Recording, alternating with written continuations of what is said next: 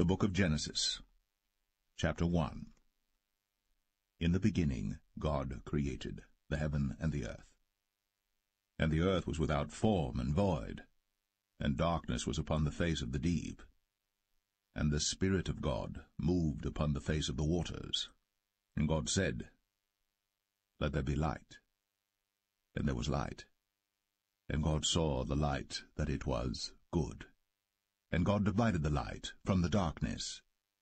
And God called the light day, and the darkness he called night. And the evening and the morning were the first day.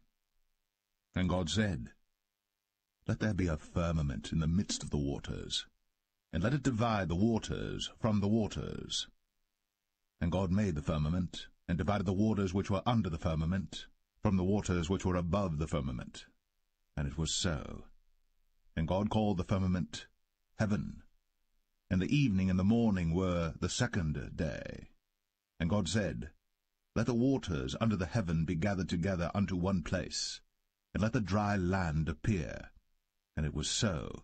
And God called the dry land earth, and the gathering together of the waters called he seas. And God saw that it was good.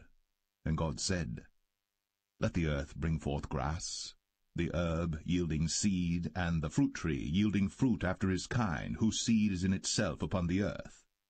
And it was so. And the earth brought forth grass, an herb yielding seed after his kind, and the tree yielding fruit, whose seed was in itself after his kind. And God saw that it was good. And the evening and the morning were the third day. And God said, Let there be lights in the firmament of the heaven to divide the day from the night. And let them be for signs, and for seasons, and for days and years. And let them be for lights in the firmament of the heaven, to give light upon the earth. And it was so. And God made two great lights, the greater light to rule the day, and the lesser light to rule the night. He made the stars also. And God set them in the firmament of the heaven to give light upon the earth, and to rule over the day and over the night, and to divide the light from the darkness. And God saw that it was good. And the evening and the morning were the fourth day. And God said, Let the waters bring forth abundantly the moving creature that hath life, and fowl that may fly above the earth in the open firmament of heaven. And God created great whales, and every living creature that moveth, which the waters brought forth abundantly after their kind, and every winged fowl after his kind. And God saw that it was good. And God blessed them, saying, Be fruitful, and multiply, and fill the waters in the seas, and let fowl multiply in the earth. And the evening and the morning were the fifth day. And God said, Let the earth bring forth the living creature after his kind, cattle and creeping thing, and beast of the earth after his kind. And it was so. And God made the beast of the earth after his kind, and cattle after their kind, and everything that creepeth upon the earth after his kind. And God saw that it was good. And God said, Let us make man in our image, after our likeness, and let them have dominion over the fish of the sea, and over the fowl of the air, and over the cattle, and over all the earth, and over every creeping thing that creepeth upon the earth. So God created man in his own image. In the image of God created he him, male and female created he them. And God blessed them, and God said unto them, Be fruitful, and multiply, and replenish the earth, and subdue it, and have dominion over the fish of the sea, and over the fowl of the air, and over every living thing that moveth upon the earth. And God said, Behold, I have given you every herb-bearing seed which is upon the face of all the earth, and every tree in the which is the fruit of a tree yielding seed. To you it shall be for meat. And to every beast of the earth, and to every fowl of the air, and to everything that creepeth upon the earth, wherein there is life, I have given every green herb for meat. And it was so. And God saw everything that he had made, and behold, it was very good. And the evening and the morning were the 6th day.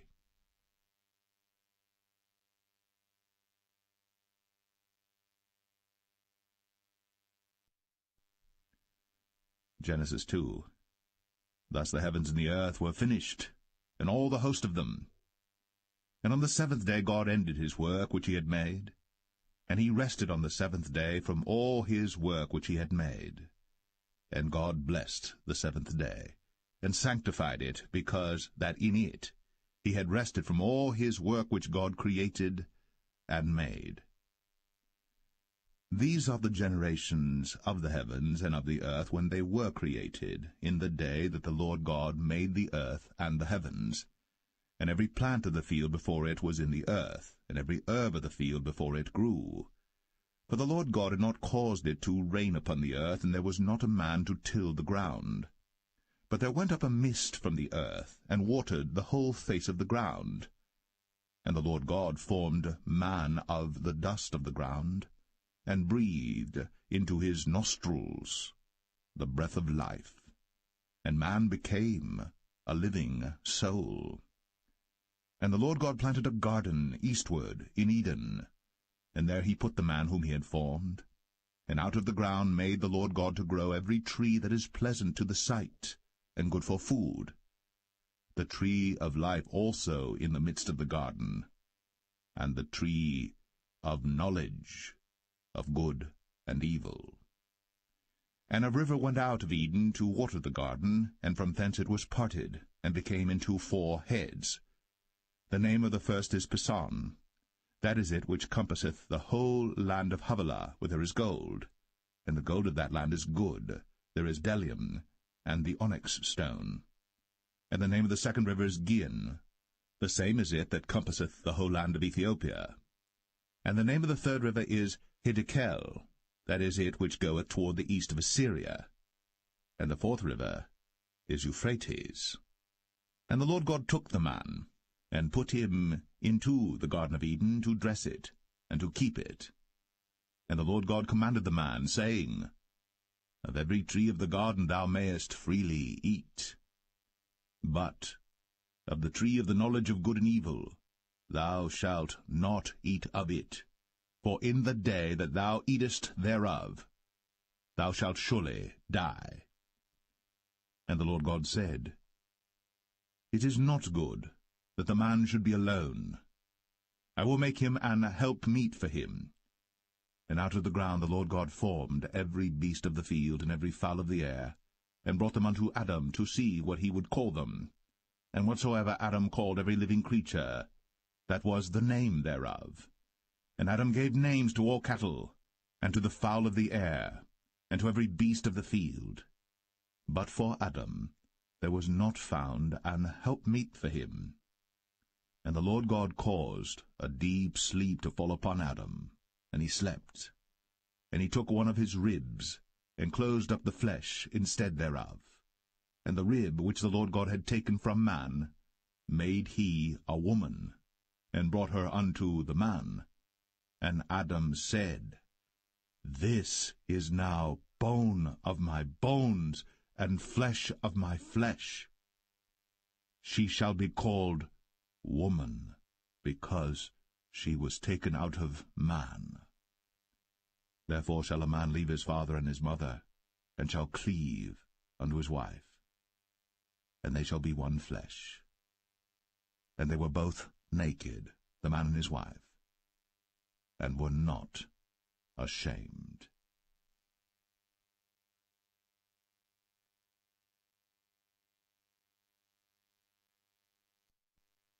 Genesis 3. Now the serpent was more subtle than any beast of the field which the Lord God had made. And he said unto the woman, Yea, hath God said, Ye shall not eat of every tree of the garden? And the woman said unto the serpent, We may eat of the fruit of the trees of the garden. But of the fruit of the tree which is in the midst of the garden, God hath said, Ye shall not eat of it, neither shall ye touch it, lest ye die. And the serpent said unto the woman, Ye shall not surely die. For God doth know that in the day ye eat thereof, then your eyes shall be opened, and ye shall be as gods, knowing good and evil. And when the woman saw that the tree was good for food, and that it was pleasant to the eyes, and a tree to be desired to make one wise, she took of the fruit thereof, and did eat, and gave also unto her husband with her, and he did eat. And the eyes of them both were opened, and they knew that they were naked. And they sewed fig leaves together, and made themselves aprons. And they heard the voice of the Lord God walking in the garden in the cool of the day. And Adam and his wife hid themselves from the presence of the Lord God amongst the trees of the garden.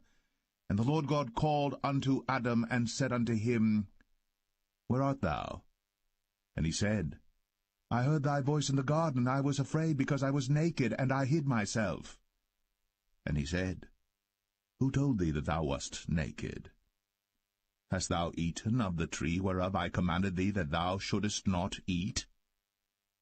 And the man said, The woman, whom thou gavest to be with me, she gave me of the tree, and I did eat. Then the Lord God said unto the woman, What is this that thou hast done? And the woman said, The serpent beguiled me, and I did eat. And the Lord God said unto the serpent, Because thou hast done this, thou art cursed above all cattle, and above every beast of the field. Upon thy belly shalt thou go, and dust shalt thou eat all the days of thy life. And I will put enmity between thee and the woman, and between thy seed and her seed. It shall bruise thy head, and thou shalt bruise his heel. Unto the woman he said, I will greatly multiply thy sorrow, and thy conception. In sorrow thou shalt bring forth children, and thy desire shall be to thy husband, and he shall rule over thee. And unto Adam he said, Because thou hast hearkened unto the voice of thy wife, and hast eaten of the tree of which I commanded thee, saying, Thou shalt not eat of it, cursed is the ground for thy sake. In sorrow shalt thou eat of it all the days of thy life. Thorns also, and thistles shall it bring forth to thee, and thou shalt eat the herb of the field. In the sweat of thy face shalt thou eat bread, till thou return unto the ground. For out of it wast thou taken, for dust thou art, and unto dust shalt thou return. And Adam called his wife's name Eve, because she was the mother of all living. Unto Adam also and to his wife did the Lord God make coats of skins, and clothed them. And the Lord God said, Behold, the man is become as one of us, to know good and evil. And now, lest he put forth his hand, and take also of the tree of life, and eat, and live forever. Therefore the Lord God sent him forth from the Garden of Eden, to till the ground from whence he was taken. So he drove out the man, and he placed at the east of the Garden of Eden cherubims, and a flaming sword which turned every way, to keep the way of the tree of life.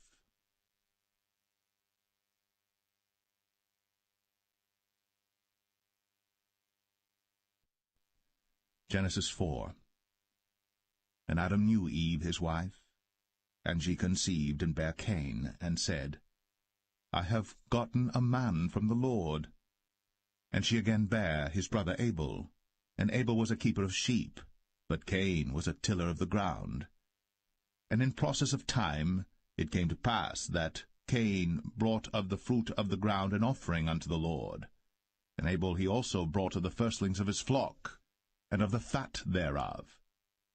And the Lord had respect unto Abel and to his offering. But unto Cain and to his offering he had not respect. And Cain was very wroth, and his countenance fell. And the Lord said unto Cain, Why art thou wroth? And why is thy countenance fallen? If thou doest well, shalt thou not be accepted? And if thou doest not well, sin lieth at the door, and unto thee shall be his desire, and thou shalt rule over him. And Cain talked with Abel his brother. And it came to pass, when they were in the field, that Cain rose up against Abel his brother, and slew him. And the Lord said unto Cain, Where is Abel thy brother? And he said, I know not. Am I my brother's keeper? And he said, What hast thou done? The voice of thy brother's blood crieth unto me from the ground. And now art thou cursed from the earth, which hath opened her mouth to receive thy brother's blood from thy hand. When thou tillest the ground, it shall not henceforth yield unto thee her strength. A fugitive and a vagabond shalt thou be in the earth. And Cain said unto the Lord, My punishment is greater than I can bear. Behold, thou hast driven me out this day from the face of the earth, and from thy face shall I be hid. And I shall be a fugitive and a vagabond in the earth. And it shall come to pass that every one that findeth me shall slay me. And the Lord said unto him, Therefore whosoever slayeth Cain, vengeance shall be taken on him sevenfold. And the Lord set a mark upon Cain, lest any finding him should kill him. And Cain went out from the presence of the Lord, and dwelt in the land of Nod, on the east of Eden. And Cain knew his wife, and she conceived, and bare Enoch. And he builded a city, and called the name of the city after the name of his son, Enoch. And unto Enoch was born Irad, and Irad begat Mahushael, and Mahushael begat Methusael, and Methusael begat Lamech. And Lamech took unto him 2 wives. The name of the one was Adah, and the name of the other Zillah. And Adah bare Jabal. He was the father of such as dwell in tents, and of such as have cattle. And his brother's name was Jubal. He was the father of all such as handle the harp and organ. And Zillah, she also bare Tubal-Cain, an instructor of every artificer in brass and iron. And the sister of Tubal-Cain was Naamah. And Lamech said unto his wives, Adah and Zillah, Hear my voice, ye wives of Lamech, hearken unto my speech. For I have slain a man to my wounding, and a young man to my hurt. If Cain shall be avenged sevenfold, truly Lamech 77-fold. And Adam knew his wife again, and she bare a son, and called his name Seth. For God, said she, hath appointed me another seed instead of Abel, whom Cain slew. And to Seth, to him also there was born a son, and he called his name Enos. Then began men to call upon the name of the Lord.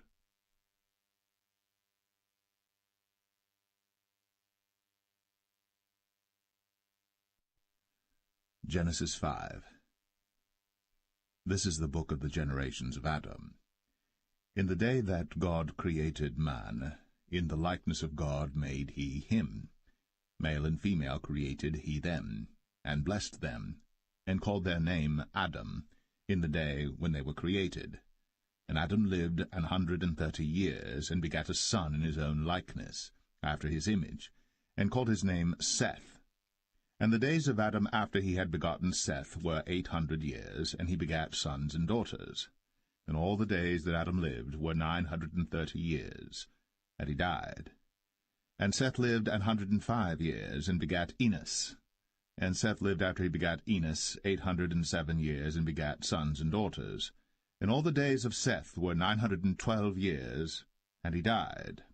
And Enos lived 90 years, and begat Canaan. And Enos lived after he begat Canaan 815 years, and begat sons and daughters. And all the days of Enos were 905 years, and he died. And Canaan lived 70 years, and begat Mahalaleel. And Canaan lived after he begat Mahalaleel 840 years, and begat sons and daughters. And all the days of Canaan were 910 years, and he died. And Mahalaleel lived 65 years, and begat Jared. And Mahalaleel lived after he begat Jared 830 years, and begat sons and daughters. And all the days of Mahalaleel were 895 years, and he died. And Jared lived 162 years, and he begat Enoch. And Jared lived after he begat Enoch 800 years, and begat sons and daughters. And all the days of Jared were 962 years, and he died. And Enoch lived 65 years, and begat Methuselah. And Enoch walked with God after he begat Methuselah 300 years, and begat sons and daughters. And all the days of Enoch were 365 years. And Enoch walked with God, and he was not, for God took him. And Methuselah lived 187 years, and begat Lamech. And Methuselah lived after he begat Lamech 782 years, and begat sons and daughters. And all the days of Methuselah were 969 years, and he died. And Lamech lived 182 years, and begat a son.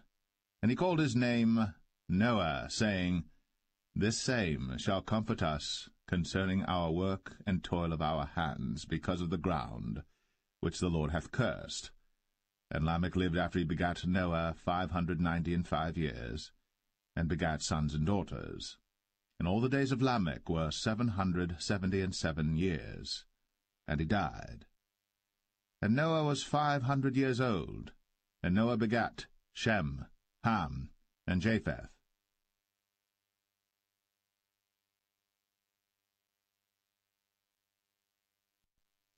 Genesis 6. And it came to pass, when men began to multiply on the face of the earth, and daughters were born unto them, that the sons of God saw the daughters of men that they were fair, and they took them wives of all which they chose.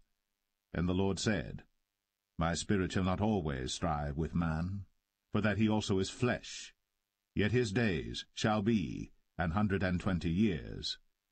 There were giants in the earth in those days, and also after that, when the sons of God came in unto the daughters of men, and they bare children to them, the same became mighty men, which were of old, men of renown.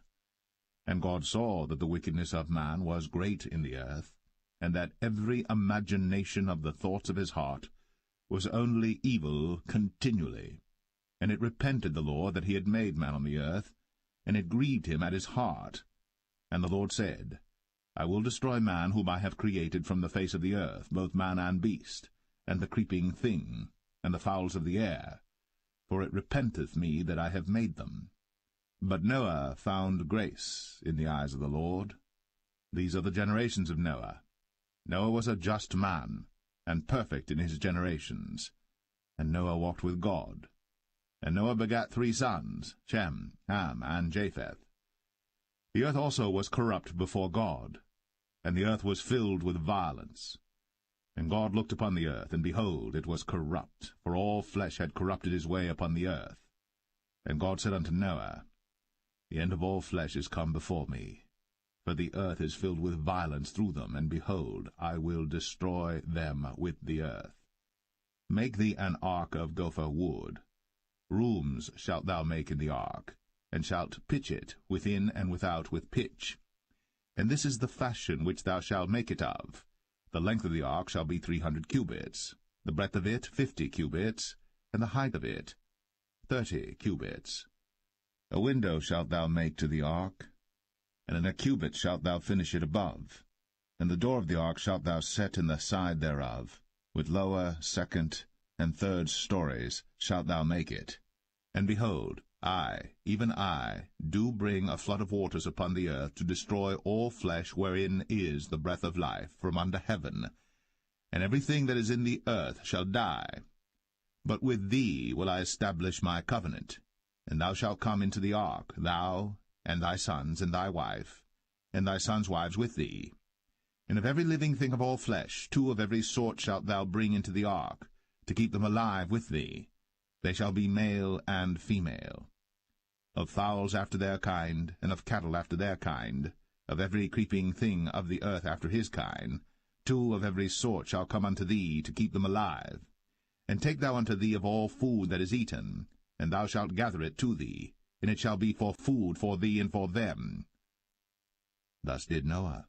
According to all that God commanded him, so did he.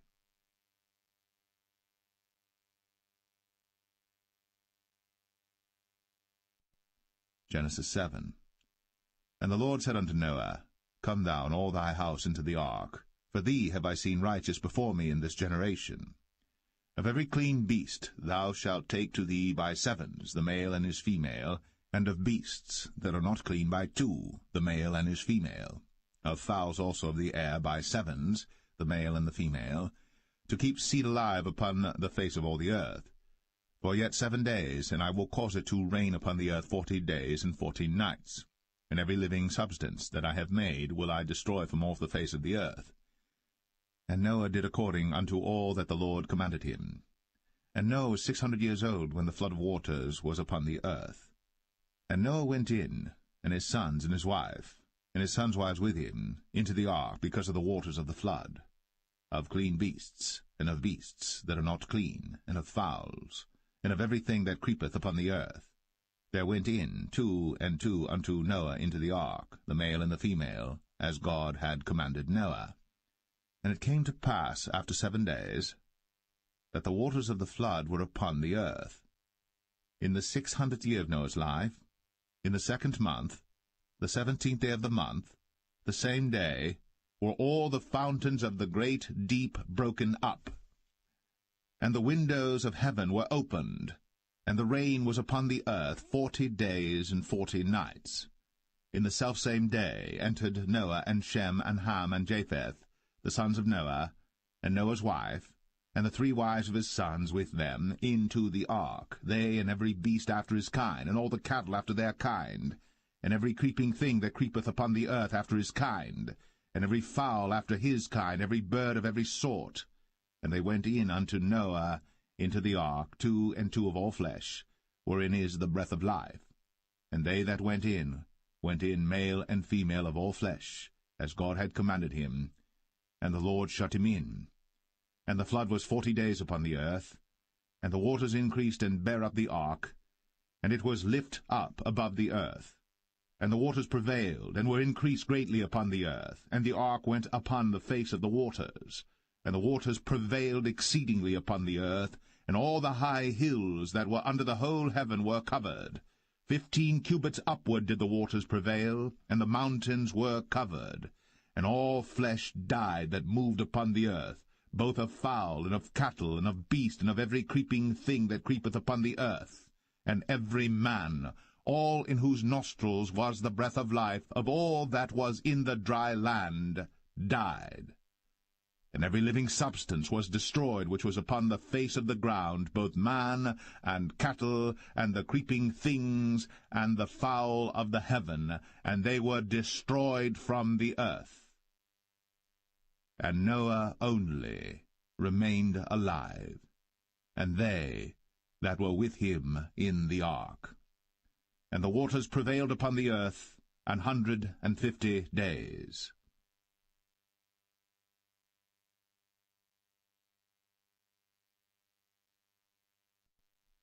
Genesis 8. And God remembered Noah, and every living thing, and all the cattle that was with him in the ark. And God made a wind to pass over the earth, and the waters assuaged. The fountains also of the deep, and the windows of heaven were stopped, and the rain from heaven was restrained. And the waters returned from off the earth continually. And after the end of the 150 days the waters were abated. And the ark rested in the 7th month, on the 17th day of the month, upon the mountains of Ararat. And the waters decreased continually until the 10th month. In the 10th month, on the 1st day of the month, were the tops of the mountains seen. And it came to pass, at the end of 40 days, that Noah opened the window of the ark which he had made. And he sent forth a raven, which went forth to and fro until the waters were dried up from off the earth. Also he sent forth a dove from him, to see if the waters were abated from off the face of the ground. But the dove found no rest for the sole of her foot. And she returned unto him into the ark, for the waters were on the face of the whole earth. Then he put forth his hand, and took her, and pulled her in unto him into the ark. And he stayed yet other 7 days, and again he sent forth the dove out of the ark. And the dove came in to him in the evening, and lo, in her mouth was an olive leaf plucked off. So Noah knew that the waters were abated from off the earth. And he stayed yet other 7 days, and sent forth the dove, which returned not again unto him any more. And it came to pass in the 601st year, in the 1st month, the 1st day of the month, the waters were dried up from off the earth. And Noah removed the covering of the ark, and looked, and behold, the face of the ground was dry. And in the 2nd month, on the 27th day of the month, was the earth dried. And God spake unto Noah, saying, Go forth of the ark, thou, and thy wife, and thy sons wives with thee.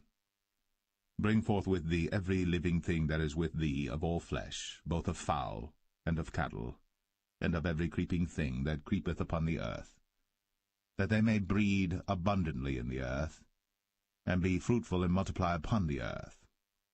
And Noah went forth, and his sons and his wife, and his sons' wives with him, every beast, every creeping thing, and every fowl, and whatsoever creepeth upon the earth, after their kinds, went forth out of the ark.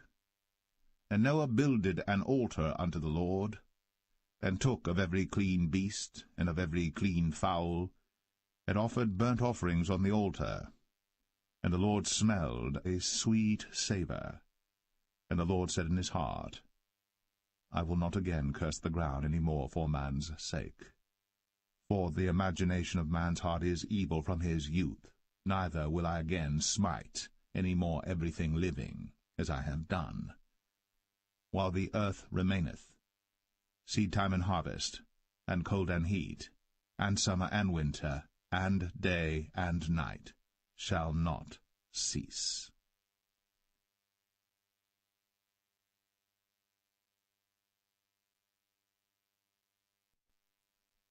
Genesis 9.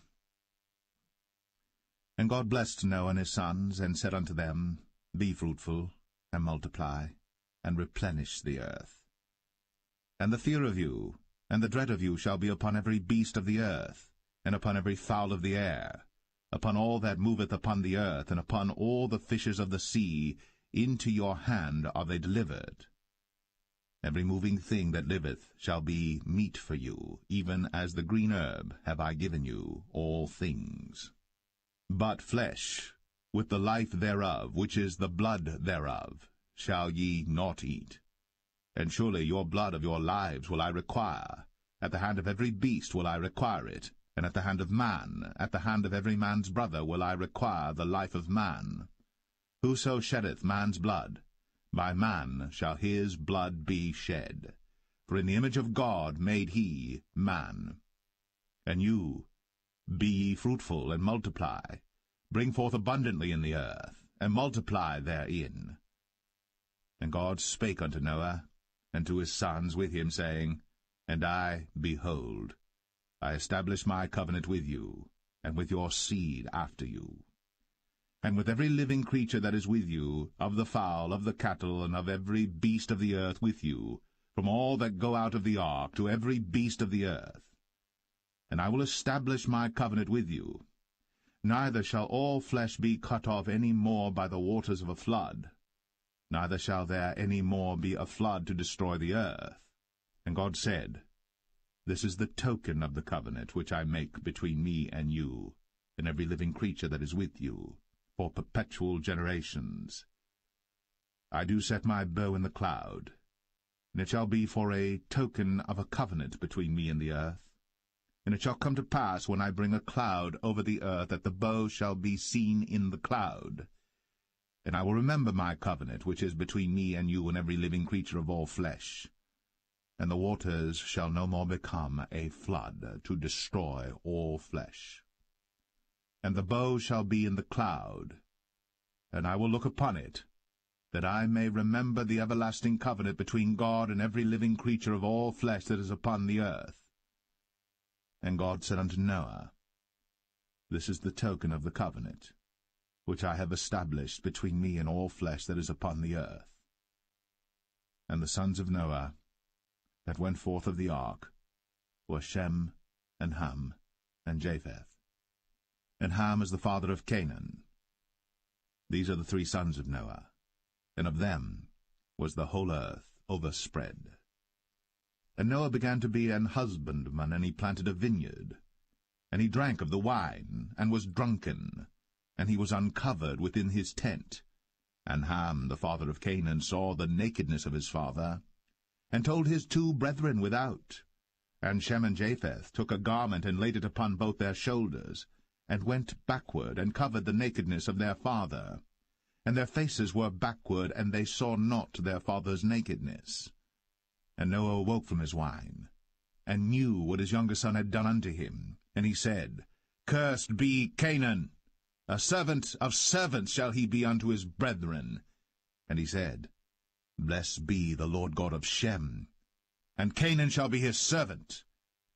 God shall enlarge Japheth, and he shall dwell in the tents of Shem, and Canaan shall be his servant. And Noah lived after the flood 350 years. And all the days of Noah were 950 years. And he died.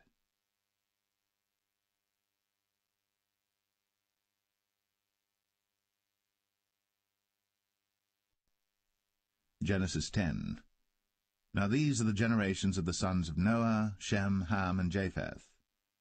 And unto them were sons born after the flood.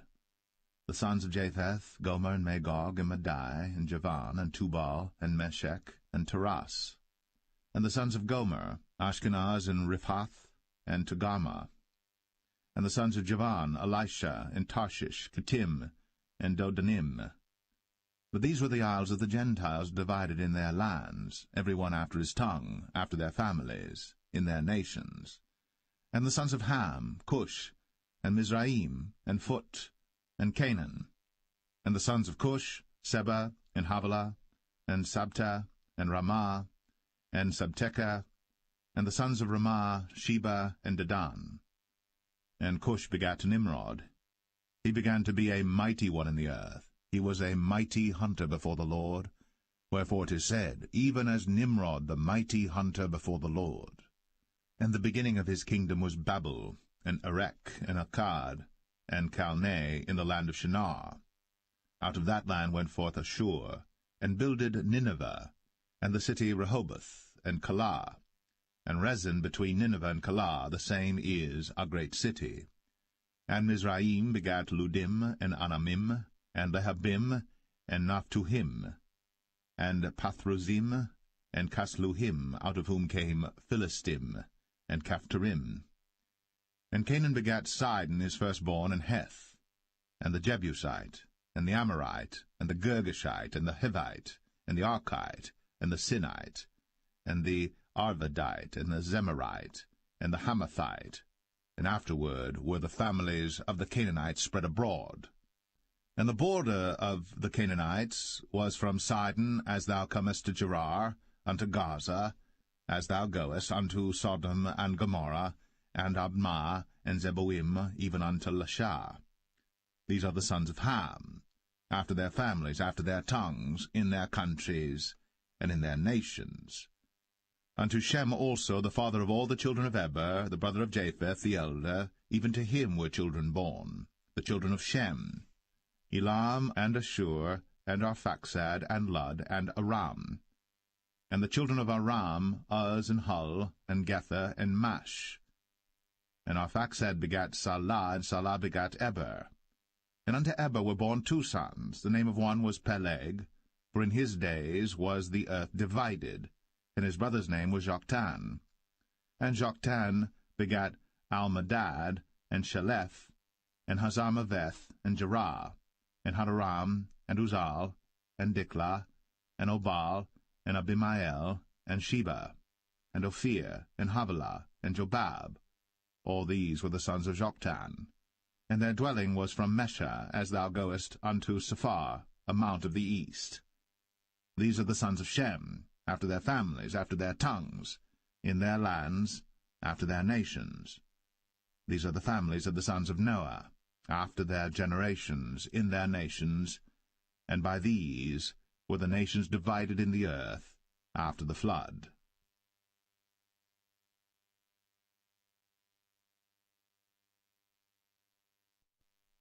Genesis 11. And the whole earth was of one language, and of one speech. And it came to pass, as they journeyed from the east, that they found a plain in the land of Shinar, and they dwelt there. And they said one to another, Go to, let us make brick, and burn them thoroughly. And they had brick for stone, and slime had they for mortar. And they said, Go to, let us build us a city and a tower, whose top may reach unto heaven. And let us make us a name, lest we be scattered abroad upon the face of the whole earth. And the Lord came down to see the city and the tower, which the children of men builded. And the Lord said, Behold, the people is one, and they have all one language, and this they begin to do? And now nothing will be restrained from them, which they have imagined to do. Go to, let us go down, and there confound their language, that they may not understand one another's speech. So the Lord scattered them abroad from thence upon the face of all the earth, and they left off to build the city. Therefore is the name of it called Babel, because the Lord did there confound the language of all the earth, and from thence did the Lord scatter them abroad upon the face of all the earth. These are the generations of Shem. Shem was 100 years old, and begat Arphaxad 2 years after the flood. And Shem lived after he begat Arphaxad 500 years, and begat sons and daughters. And Arphaxad lived 35 years, and begat Salah. And Arphaxad lived after he begat Salah 403 years, and begat sons and daughters. And Salah lived 30 years, and begat Eber. And Salah lived after he begat Eber 403 years, and begat sons and daughters. And Eber lived 34 years, and begat Peleg. And Eber lived after he begat Peleg 430 years, and begat sons and daughters. And Peleg lived 30 years, and begat Reu. And Peleg lived after he begat Reu 209 years, and begat sons and daughters. And Reu lived 32 years, and begat Serug. And Reu lived after he begat Serug 207 years, and begat sons and daughters. And Serug lived 30 years, and begat Nahor. And Serug lived after he begat Nahor 200 years, and begat sons and daughters. And Nahor lived 29 years, and begat Terah. And Nahor lived after he begat Terah 119 years, and begat sons and daughters. And Terah lived 70 years, and begat Abram, Nahor, and Haran.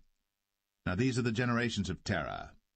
Terah begat Abram, Nahor, and Haran begat Lot. And Haran died before his father Terah in the land of his nativity, in Ur of the Chaldees. And Abram and Nahor took them wives. The name of Abram's wife was Sarai, and the name of Nahor's wife, Milcah, the daughter of Haran, the father of Milcah, and the father of Iscah. But Sarai was barren, she had no child. And Terah took Abram his son, and Lot the son of Haran his son's son, and Sarai his daughter-in-law his son Abram's wife. And they went forth with them from Ur of the Chaldees, to go into the land of Canaan. And they came unto Haran, and dwelt there. And the days of Terah were 205 years, and Terah died in Haran.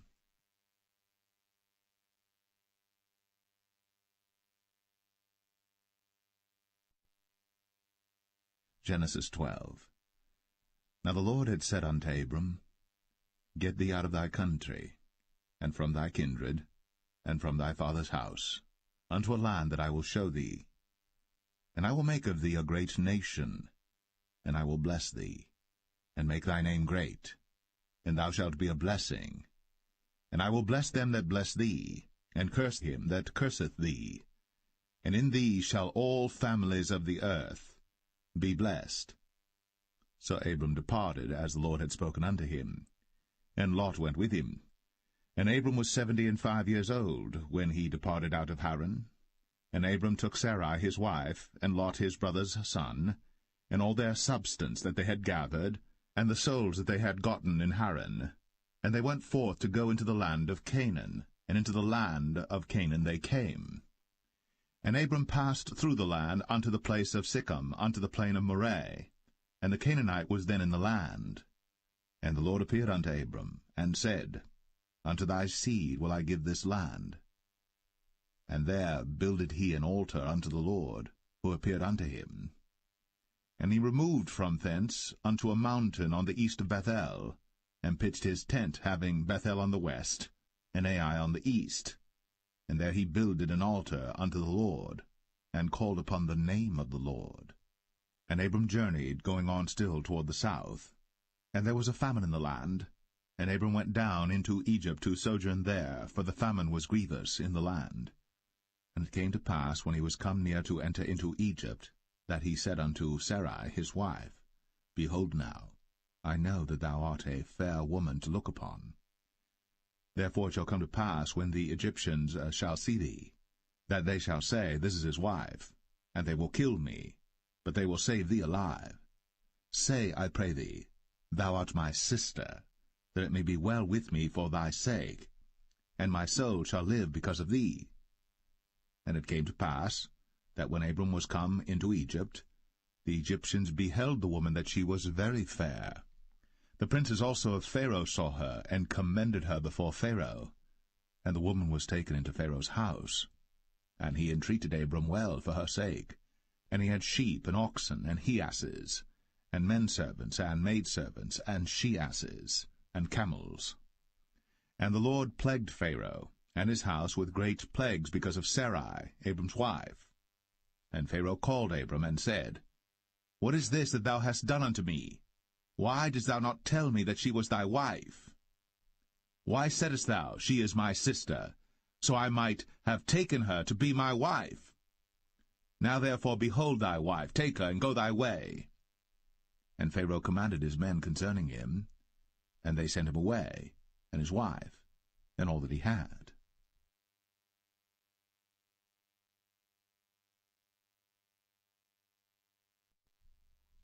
Genesis 13. And Abram went up out of Egypt, he and his wife, and all that he had, and Lot with him, into the south.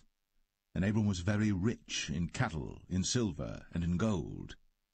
And he went on his journeys from the south even to Bethel, unto the place where his tent had been at the beginning, between Bethel and Ai, unto the place of the altar which he had made there at the first.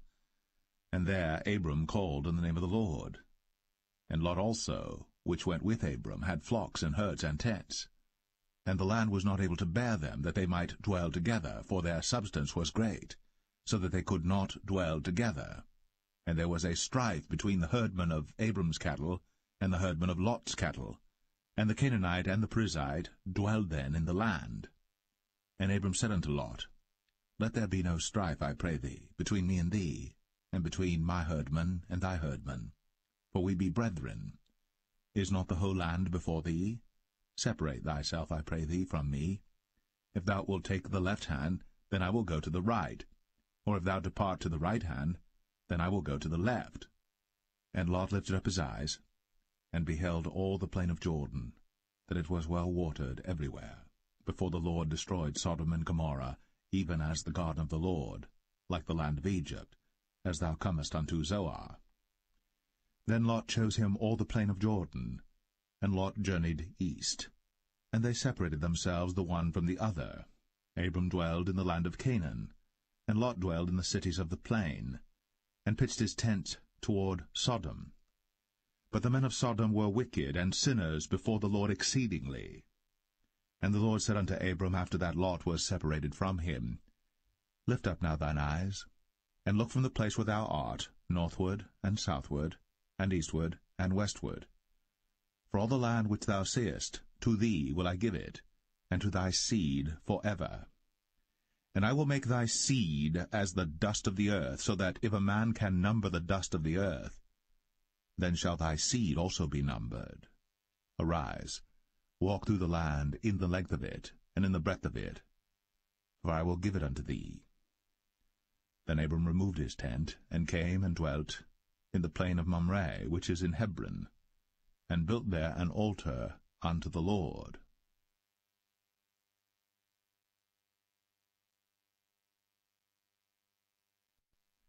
Genesis 14.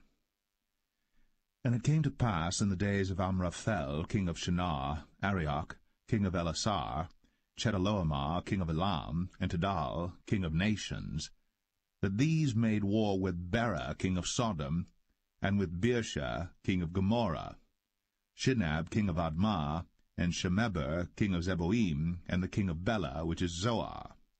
All these were joined together in the vale of Siddim, which is the salt sea. 12 years they served Chedorlaomer, and in the 13th year they rebelled. And in the 14th year came Chedorlaomer, and the kings that were with him, and smote the Rephaims in Ashtaroth, Karnaim, and the Zazims in Ham, and the Emims in Shaveh Kiriathaim, and the Horites in their Mount Seir unto El Paran, which is by the wilderness. And they returned and came to En Mishpat, which is Kadesh, and smote all the country of the Amalekites, and also the Amorites, that dwelt in Hazazon Tamar. And there went out the king of Sodom, and the king of Gomorrah, and the king of Admah, and the king of Zeboim, and the king of Bela, the same as Zoar, and they joined battle with them in the vale of Siddim, with Chedorlaomer the king of Elam, and with Tidal king of nations, and Amraphel king of Shinar, and Arioch king of Elasar, 4 kings with 5. And the vale of Siddim was full of slime pits, and the kings of Sodom and Gomorrah fled, and fell there. And they that remained fled to the mountain. And they took all the goods of Sodom and Gomorrah, and all their victuals, and went their way. And they took Lot, Abram's brother's son, who dwelt in Sodom, and his goods, and departed. And there came one that had escaped, and told Abram the Hebrew, for he dwelt in the plain of Mamre the Amorite, brother of Eshcol, and brother of Aner, and these were confederate with Abram. And when Abram heard that his brother was taken captive, he armed his trained servants, born in his own house, 318, and pursued them unto Dan. And he divided himself against them, he and his servants, by night, and smote them, and pursued them unto Hobah, which is on the left hand of Damascus.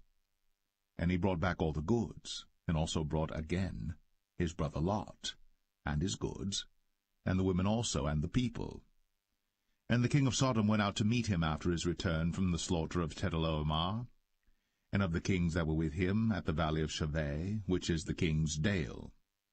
And Melchizedek king of Salem brought forth bread and wine, and he was the priest of the Most High God. And he blessed him, and said, Blessed be Abram of the Most High God, possessor of heaven and earth. And blessed be the Most High God, which hath delivered thine enemies into thy hand. And he gave him tithes of all. And the king of Sodom said unto Abram, Give me the persons, and take the goods to thyself. And Abram said to the king of Sodom, I have lifted up mine hand unto the Lord, the Most High God, the possessor of heaven and earth, that I will not take from a thread, even to a shoe latchet, and that I will not take anything that is thine, lest thou shouldst say, I have made Abram rich. Save only that which the young men have eaten, and the portion of the men which went with me, Aner, Eshcol, and Mamre, let them take their portion.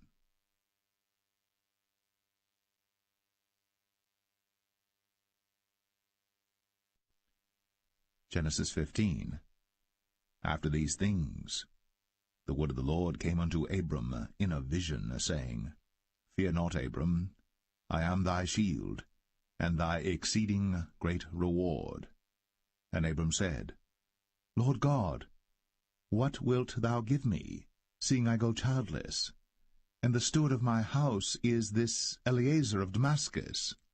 And Abram said, Behold, to me thou hast given no seed, and lo, one born in my house is mine heir. And behold, the word of the Lord came unto him, saying, This shall not be thine heir, but he that shall come forth out of thine own bowels shall be thine heir. And he brought him forth abroad, and said, Look now toward heaven, and tell the stars, if thou be able to number them. And he said unto him, So shall thy seed be. And he believed in the Lord, and he counted it to him for righteousness. And he said unto him, I am the Lord that brought thee out of Ur of the Chaldees, to give thee this land to inherit it. And he said, Lord God, whereby shall I know that I shall inherit it?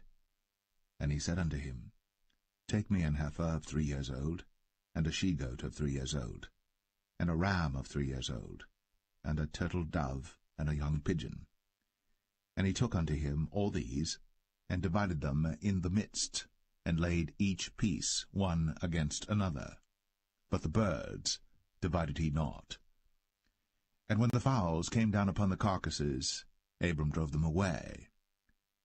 And when the sun was going down, a deep sleep fell upon Abram, and lo, an horror of great darkness fell upon him.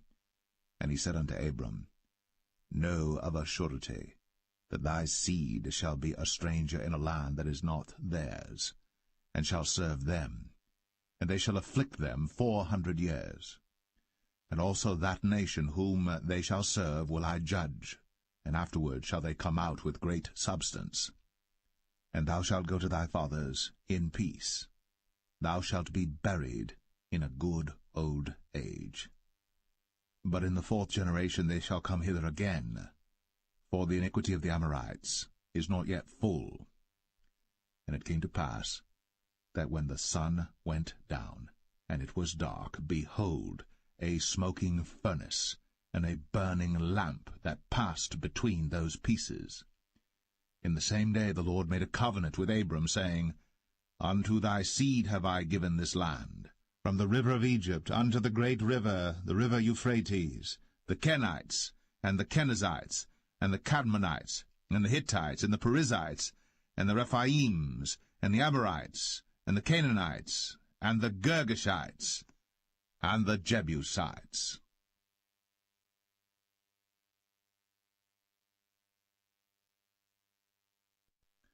Genesis 16. Now Sarai, Abram's wife, bare him no children, and she had an handmaid, an Egyptian, whose name was Hagar. And Sarai said unto Abram, Behold now, the Lord hath restrained me from bearing. I pray thee, go in unto my maid. It may be that I may obtain children by her. And Abram hearkened to the voice of Sarai. And Sarai, Abram's wife, took Hagar her maid, the Egyptian, after Abram had dwelt 10 years in the land of Canaan, and gave her to her husband Abram to be his wife. And he went in unto Hagar, and she conceived. And when she saw that she had conceived, her mistress was despised in her eyes. And Sarai said unto Abram, My wrong be upon thee. I have given my maid into thy bosom, and when she saw that she had conceived, I was despised in her eyes. The Lord judge between me and thee. But Abram said unto Sarai, Behold, thy maid is in thy hand. Do to her as it pleaseth thee. And when Sarai dealt hardly with her, she fled from her face. And the angel of the Lord found her by a fountain of water in the wilderness, by the fountain in the way to Shur.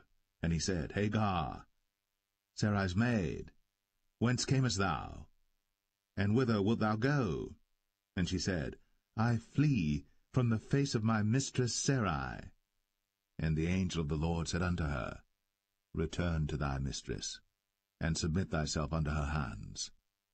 And the angel of the Lord said unto her, I will multiply thy seed exceedingly, that it shall not be numbered for multitude. And the angel of the Lord said unto her, Behold, thou art with child, and shalt bear a son, and shalt call his name Ishmael, because the Lord hath heard thy affliction. And he will be a wild man, his hand will be against every man, and every man's hand against him. And he shall dwell in the presence of all his brethren. And she called the name of the Lord that spake unto her, Thou God seest me. For she said, Have I also here looked after him that seeth me? Wherefore the well was called Beer-Lahai Roi. Behold, it is between Kadesh and Bered. And Hagar bare Abram a son, and Abram called his son's name, which Hagar bare, Ishmael. And Abram was 86 years old, when Hagar bare Ishmael to Abram.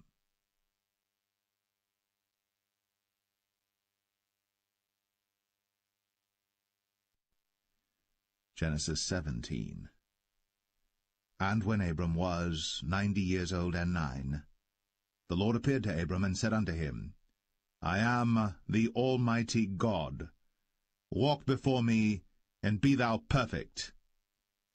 And I will make my covenant between me and thee, and will multiply thee exceedingly. And Abram fell on his face. And God talked with him, saying, As for me, behold, my covenant is with thee, and thou shalt be a father of many nations. Neither shall thy name any more be called Abram, but thy name shall be Abraham. For a father of many nations have I made thee. And I will make thee exceeding fruitful, and I will make nations of thee, and kings shall come out of thee.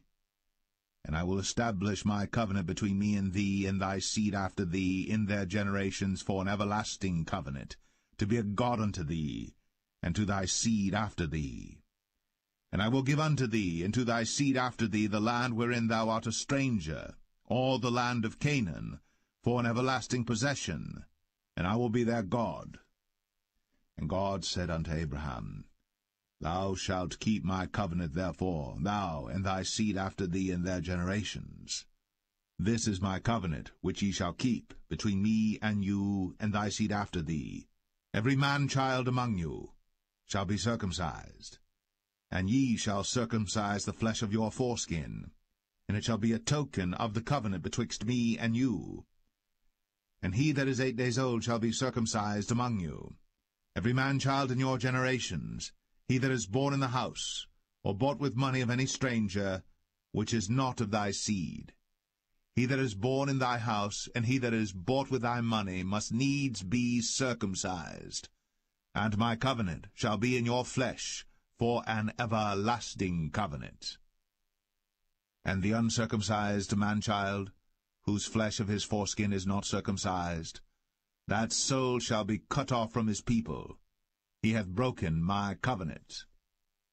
And God said unto Abraham, As for Sarai thy wife, thou shalt not call her name Sarai, but Sarah shall her name be.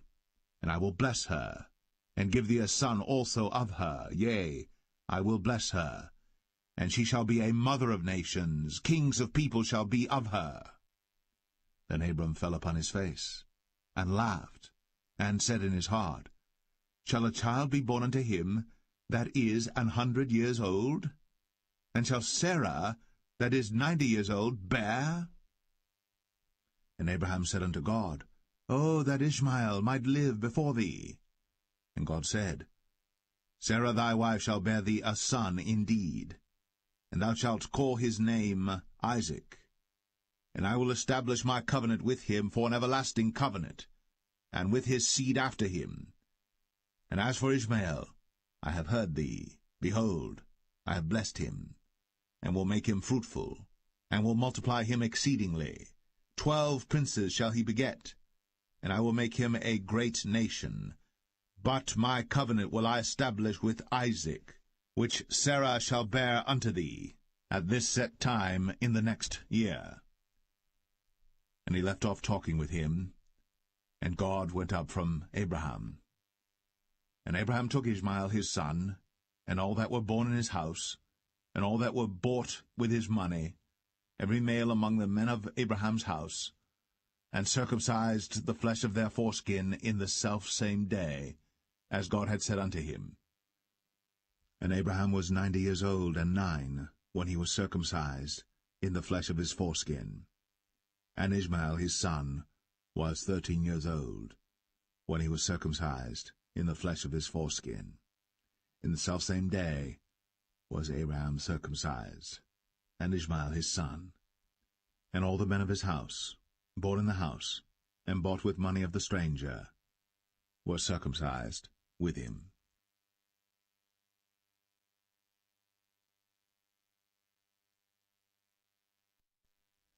Genesis 18.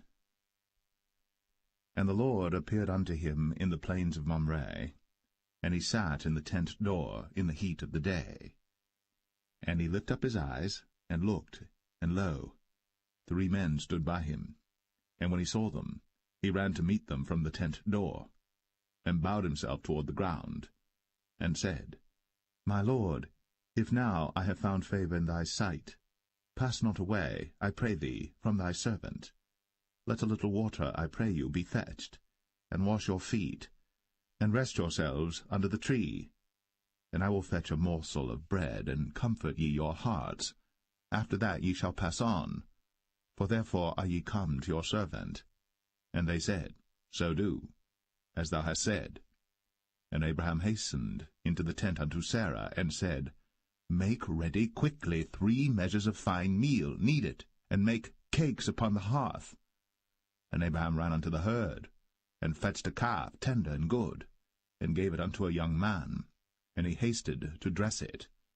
And he took butter and milk, and the calf which he had dressed, and set it before them. And he stood by them under the tree, and they did eat. And they said unto him, Where is Sarah thy wife? And he said, Behold, in the tent.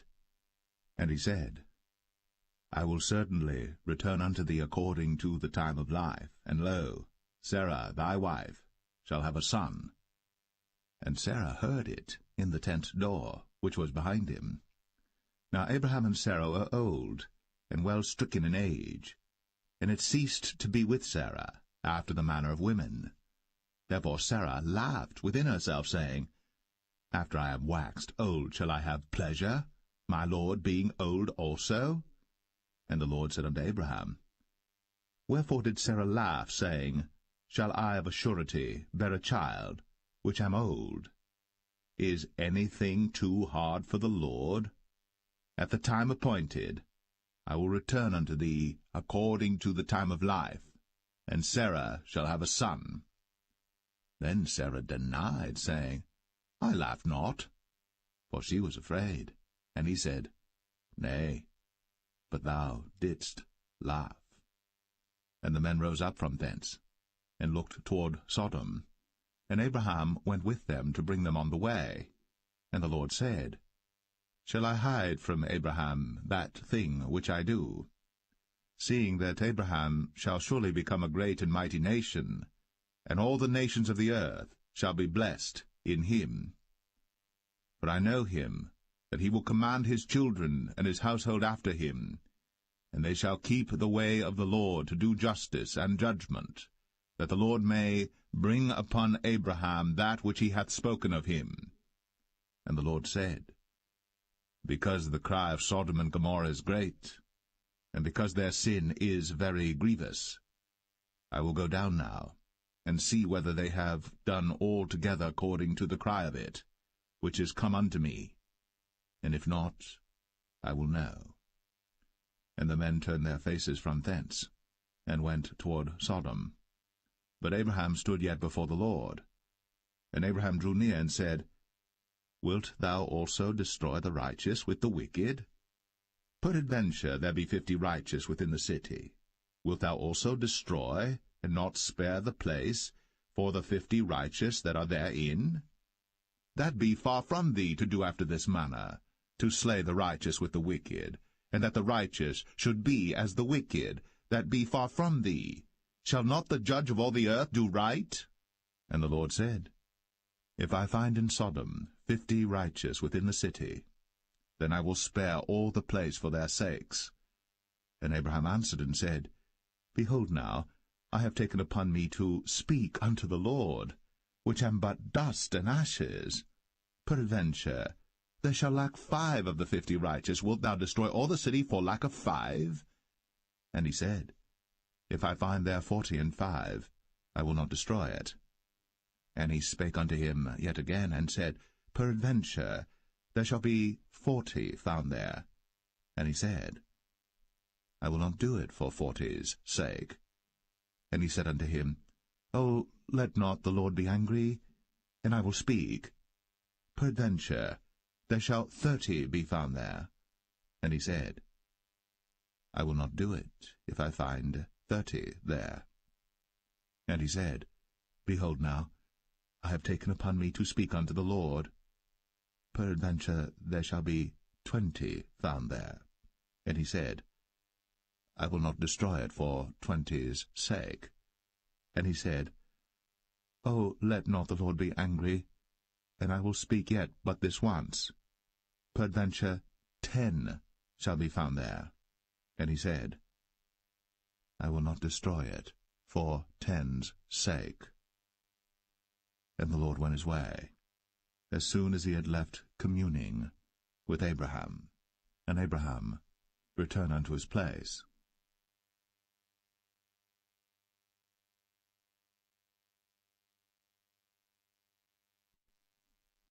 Genesis 19. And there came 2 angels to Sodom at even, and Lot sat in the gate of Sodom. And Lot, seeing them, rose up to meet them, and he bowed himself with his face toward the ground. And he said, Behold now, my lords, turn in, I pray you, into your servant's house, and tarry all night, and wash your feet, and ye shall rise up early and go on your ways. And they said, Nay, but we will abide in the street all night. And he pressed upon them greatly. And they turned in unto him, and entered into his house. And he made them a feast, and did bake unleavened bread, and they did eat. But before they lay down, the men of the city, even the men of Sodom, compassed the house round, both old and young, all the people from every quarter. And they called unto Lot, and said unto him, Where are the men which came into thee this night? Bring them out unto us, that we may know them. And Lot went out at the door unto them, and shut the door after him, and said, I pray you, brethren, do not so wickedly. Behold now, I have 2 daughters which have not known man. Let me, I pray you, bring them out unto you, and do ye to them as is good in your eyes. Only unto these men do nothing, for therefore came they under the shadow of my roof. And they said, Stand back. And they said again, This one fellow came in to sojourn, and he will needs be a judge. Now will we deal worse with thee than with them. And they pressed sore upon the man, even Lot, and came near to break the door. But the men put forth their hand, and pulled Lot into the house to them, and shut to the door. And they smote the men that were at the door of the house with blindness, both small and great, so that they wearied themselves to find the door. And the men said unto Lot, Hast thou here any besides, son-in-law, and thy sons, and thy daughters, and whatsoever thou hast in the city, bring them out of this place? For we will destroy this place, because the cry of them is waxen great before the face of the Lord, and the Lord hath sent us to destroy it. And Lot went out, and spake unto his sons-in-law, which married his daughters, and said, Up, get you out of this place, for the Lord will destroy this city. But he seemed as one that mocked unto his sons-in-law. And when the morning arose, then the angels hastened Lot, saying, Arise, take thy wife and thy 2 daughters, which are here, lest thou be consumed in the iniquity of the city. And while he lingered, the man laid hold upon his hand, and upon the hand of his wife, and upon the hand of his 2 daughters, the Lord being merciful unto him. And they brought him forth, and set him without the city. And it came to pass, when they had brought them forth abroad, that he said, Escape for thy life, look not behind thee, neither stay thou in all the plain, escape to the mountain, lest thou be consumed. And Lot said unto them, "O not so, my lord. Behold now, thy servant hath found grace in thy sight, and thou hast magnified thy mercy which thou hast shown unto me in saving my life. And I cannot escape to the mountain, lest some evil take me and I die. Behold now, this city is near to flee unto, and it is a little one. O let me escape thither. Is it not a little one? And my soul shall live." And he said unto him, "See, I have accepted thee concerning this thing also, that I will not overthrow this city, for the which thou hast spoken. Haste thee, escape thither, for I cannot do anything till thou be come thither." Therefore the name of the city was called Zoar. The sun was risen upon the earth, when Lot entered into Zoar. Then the Lord rained upon Sodom and upon Gomorrah brimstone and fire from the Lord out of heaven. And he overthrew those cities, and all the plain, and all the inhabitants of the cities, and that which grew upon the ground. But his wife looked back from behind him, and she became a pillar of salt. And Abraham gat up early in the morning to the place where he stood before the Lord. And he looked toward Sodom and Gomorrah, and toward all the land of the plain, and beheld, and lo, the smoke of the country went up as the smoke of a furnace. And it came to pass, when God destroyed the cities of the plain, that God remembered Abraham, and sent Lot out of the midst of the overthrow, when he overthrew the cities in the which Lot dwelt.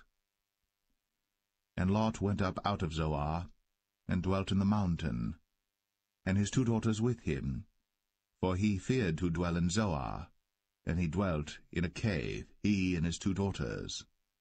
And the firstborn said unto the younger, Our father is old, and there is not a man in the earth to come in unto us after the manner of all the earth. Come, let us make our father drink wine, and we will lie with him, that we may preserve seed of our father. And they made their father drink wine that night. And the firstborn went in, and lay with her father. And he perceived not when she lay down, nor when she arose. And it came to pass on the morrow, that the firstborn said unto the younger, Behold, I lay yesternight with my father. Let us make him drink wine this night also, and go thou in, and lie with him, that we may preserve seed of our father. And they made their father drink wine that night also. And the younger arose, and lay with him. And he perceived not when she lay down, nor when she arose. Thus were both the daughters of Lot with child by their father. And the firstborn bare a son, and called his name Moab. The same is the father of the Moabites unto this day. And the younger, she also bare a son, and called his name Ben-Ami. The same is the father of the children of Ammon unto this day.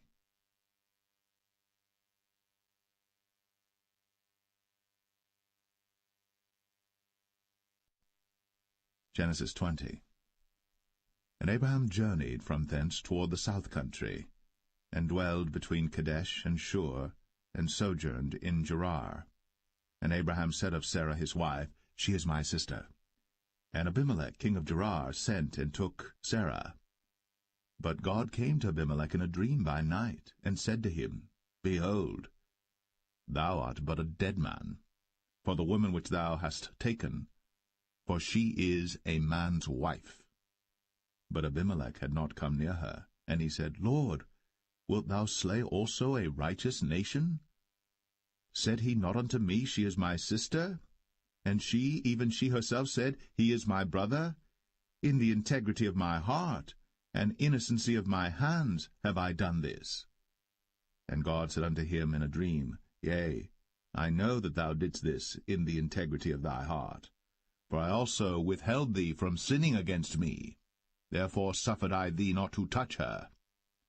Now therefore restore the man his wife, for he is a prophet, and he shall pray for thee, and thou shalt live. And if thou restore her not, know thou that thou shalt surely die, thou and all that are thine.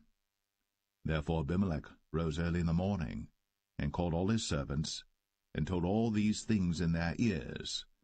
And the men were sore afraid. Then Abimelech called Abraham, and said unto him, What hast thou done unto us? And what have I offended thee, that thou hast brought on me and on my kingdom a great sin? Thou hast done deeds unto me that ought not to be done. And Abimelech said unto Abraham, What sawest thou, that thou hast done this thing? And Abraham said, Because I thought, surely the fear of God is not in this place, and they will slay me for my wife's sake.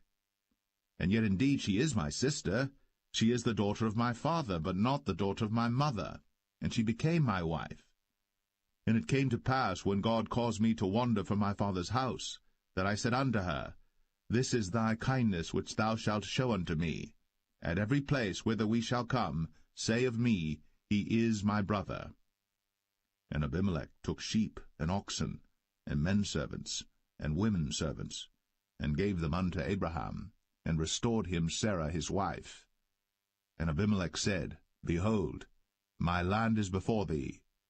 Dwell where it pleaseth thee. And unto Sarah he said, Behold, I have given thy brother 1,000 pieces of silver. Behold, he is to thee a covering of the eyes, unto all that are with thee, and with all other. Thus she was reproved. So Abraham prayed unto God, and God healed Abimelech and his wife and his maidservants, and they bare children. For the Lord had fast closed up all the wombs of the house of Abimelech, because of Sarah, Abraham's wife.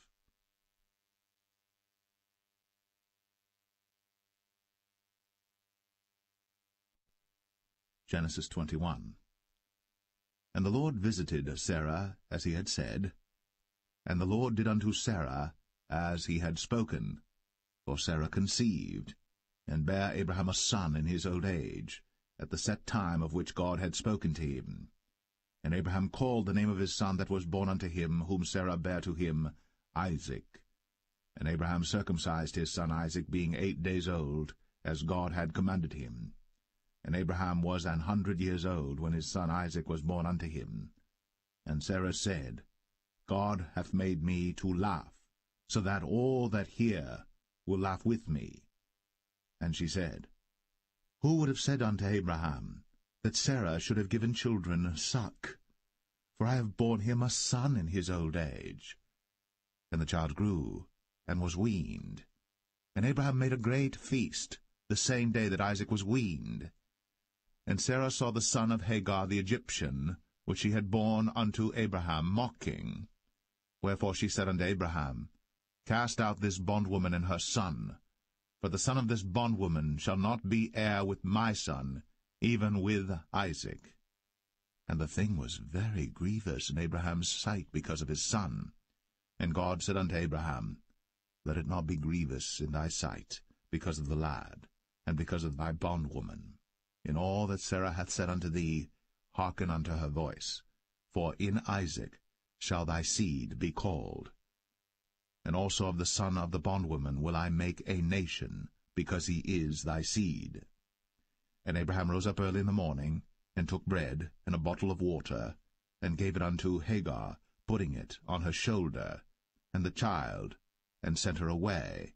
And she departed and wandered in the wilderness of Beersheba. And the water was spent in the bottle, and she cast the child under one of the shrubs. And she went and sat her down over against him a good way off, as it were a bowshot, for she said, Let me not see the death of the child. And she sat over against him, and lifted up her voice, and wept. And God heard the voice of the lad. And the angel of God called to Hagar out of heaven, and said unto her, What aileth thee, Hagar? Fear not, for God hath heard the voice of the lad where he is. Arise, lift up the lad, and hold him in thine hand, for I will make him a great nation. And God opened her eyes, and she saw a well of water, and she went and filled the bottle with water, and gave the lad drink. And God was with the lad, and he grew, and dwelt in the wilderness, and became an archer. And he dwelt in the wilderness of Paran, and his mother took him a wife out of the land of Egypt. And it came to pass at that time that Abimelech and Phicol, the chief captain of his host, spake unto Abraham, saying, God is with thee in all that thou doest. Now therefore swear unto me here by God that thou wilt not deal falsely with me, nor with my son, nor with my son's son, but according to the kindness that I have done unto thee, thou shalt do unto me, and to the land wherein thou hast sojourned. And Abraham said, I will swear. And Abraham reproved Abimelech because of a well of water, which Abimelech's servants had violently taken away. And Abimelech said, I wot not who hath done this thing, neither didst thou tell me, neither yet heard I of it, but today. And Abraham took sheep and oxen, and gave them unto Abimelech, and both of them made a covenant. And Abraham set 7 ewe lambs of the flock by themselves. And Abimelech said unto Abraham, What mean these 7 ewe lambs which thou hast set by themselves? And he said, For these 7 ewe lambs shalt thou take of my hand, that they may be a witness unto me that I have digged this well. Wherefore he called that place Beersheba, because there they sware both of them. Thus they made a covenant at Beersheba. Then Abimelech rose up, and Phicol, the chief captain of his host, and they returned into the land of the Philistines. And Abraham planted a grove in Beersheba, and called there on the name of the Lord, the everlasting God. And Abraham sojourned in the Philistines' land many days.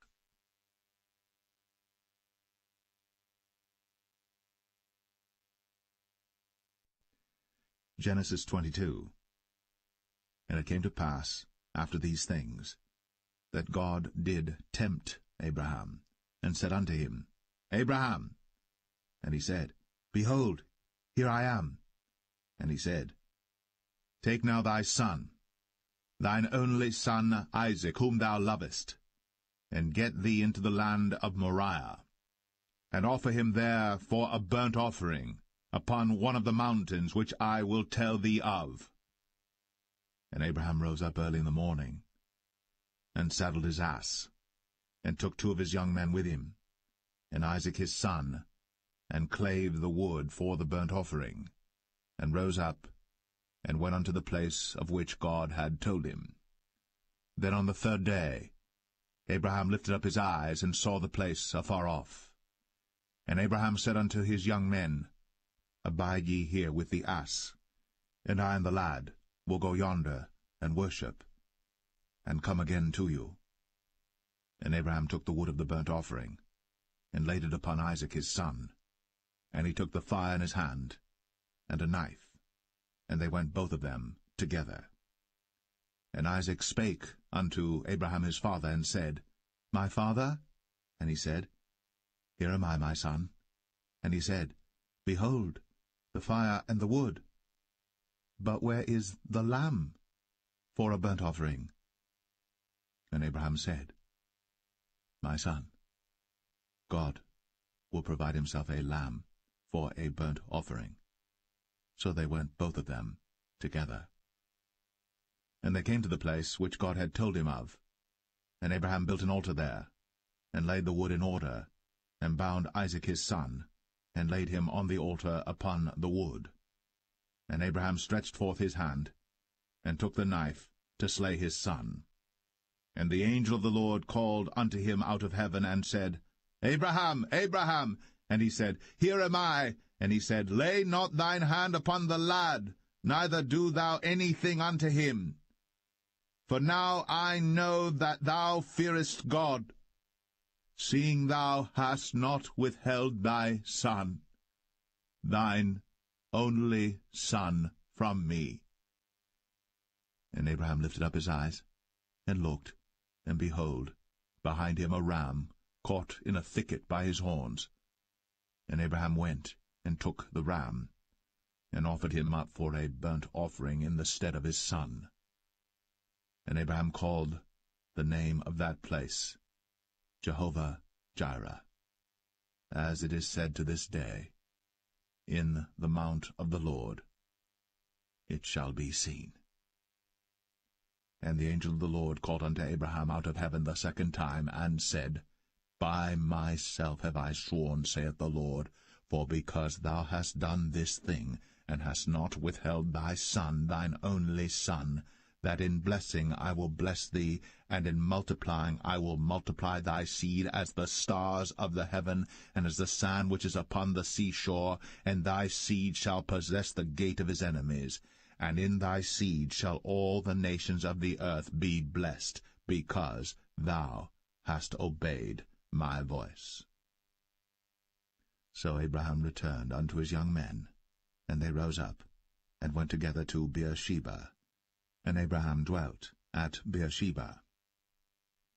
And it came to pass after these things, that it was told Abraham, saying, Behold, Milcah, she hath also borne children unto thy brother Nahor, Huz his firstborn, and Buz his brother, and Kemuel the father of Aram, and Chesed, and Hazo, and Pildash, and Jidlaph, and Bethuel.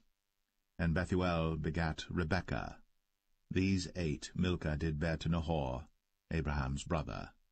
And his concubine, whose name was Rumah, she bare also Tebah, and Gaham, and Thahash, and Maacah.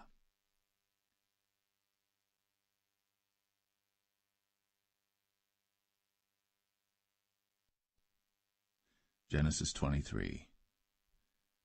And Sarah was 127 years old. These were the years of the life of Sarah. And Sarah died in Kirjath-Arba, the same as Hebron in the land of Canaan. And Abraham came to mourn for Sarah, and to weep for her. And Abraham stood up from before his dead, and spake unto the sons of Heth, saying, I am a stranger, and a sojourner with you. Give me a possession of a burying place with you, that I may bury my dead out of my sight. And the children of Heth answered Abraham, saying unto him, Hear us, my lord. Thou art a mighty prince among us. In the choice of our sepulchres bury thy dead. None of us shall withhold from thee his sepulchre, but that thou mayest bury thy dead. And Abraham stood up, and bowed himself to the people of the land, even to the children of Heth. And he communed with them, saying, If it be your mind that I should bury my dead out of my sight, hear me, and entreat for me to Ephron the son of Zoar, that he may give me the cave of Machpelah, which he hath, which is in the end of his field. For as much money as it is worth, he shall give it me, for a possession of a burying place amongst you. And Ephron dwelt among the children of Heth. And Ephron the Hittite answered Abraham in the audience of the children of Heth, even of all that went in at the gate of his city, saying, Nay, my lord, hear me. The field give I thee, and the cave that is therein I give it thee. In the presence of the sons of my people give I it thee. Bury thy dead. And Abraham bowed down himself before the people of the land. And he spake unto Ephron in the audience of the people of the land, saying, But if thou wilt give it, I pray thee, hear me. I will give thee money for the field. Take it of me, and I will bury my dead there. And Ephron answered Abraham, saying unto him, My lord, hearken unto me. The land is worth 400 shekels of silver. What is that betwixt me and thee? Bury therefore thy dead. And Abraham hearkened unto Ephron, and Abraham weighed to Ephron the silver, which he had named in the audience of the sons of Heth, 400 shekels of silver, current money, with the merchant. And the field of Ephron, which was in Machpelah, which was before Mamre, the field and the cave which was therein, and all the trees that were in the field, that were in all the borders round about, were made sure unto Abraham for a possession in the presence of the children of Heth, before all that went in at the gate of his city. And after this Abraham buried Sarah his wife in the cave of the field of Machpelah before Mamre.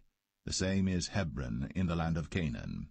And the field, and the cave that is therein, were made sure unto Abraham for a possession of a burying place by the sons of Heth.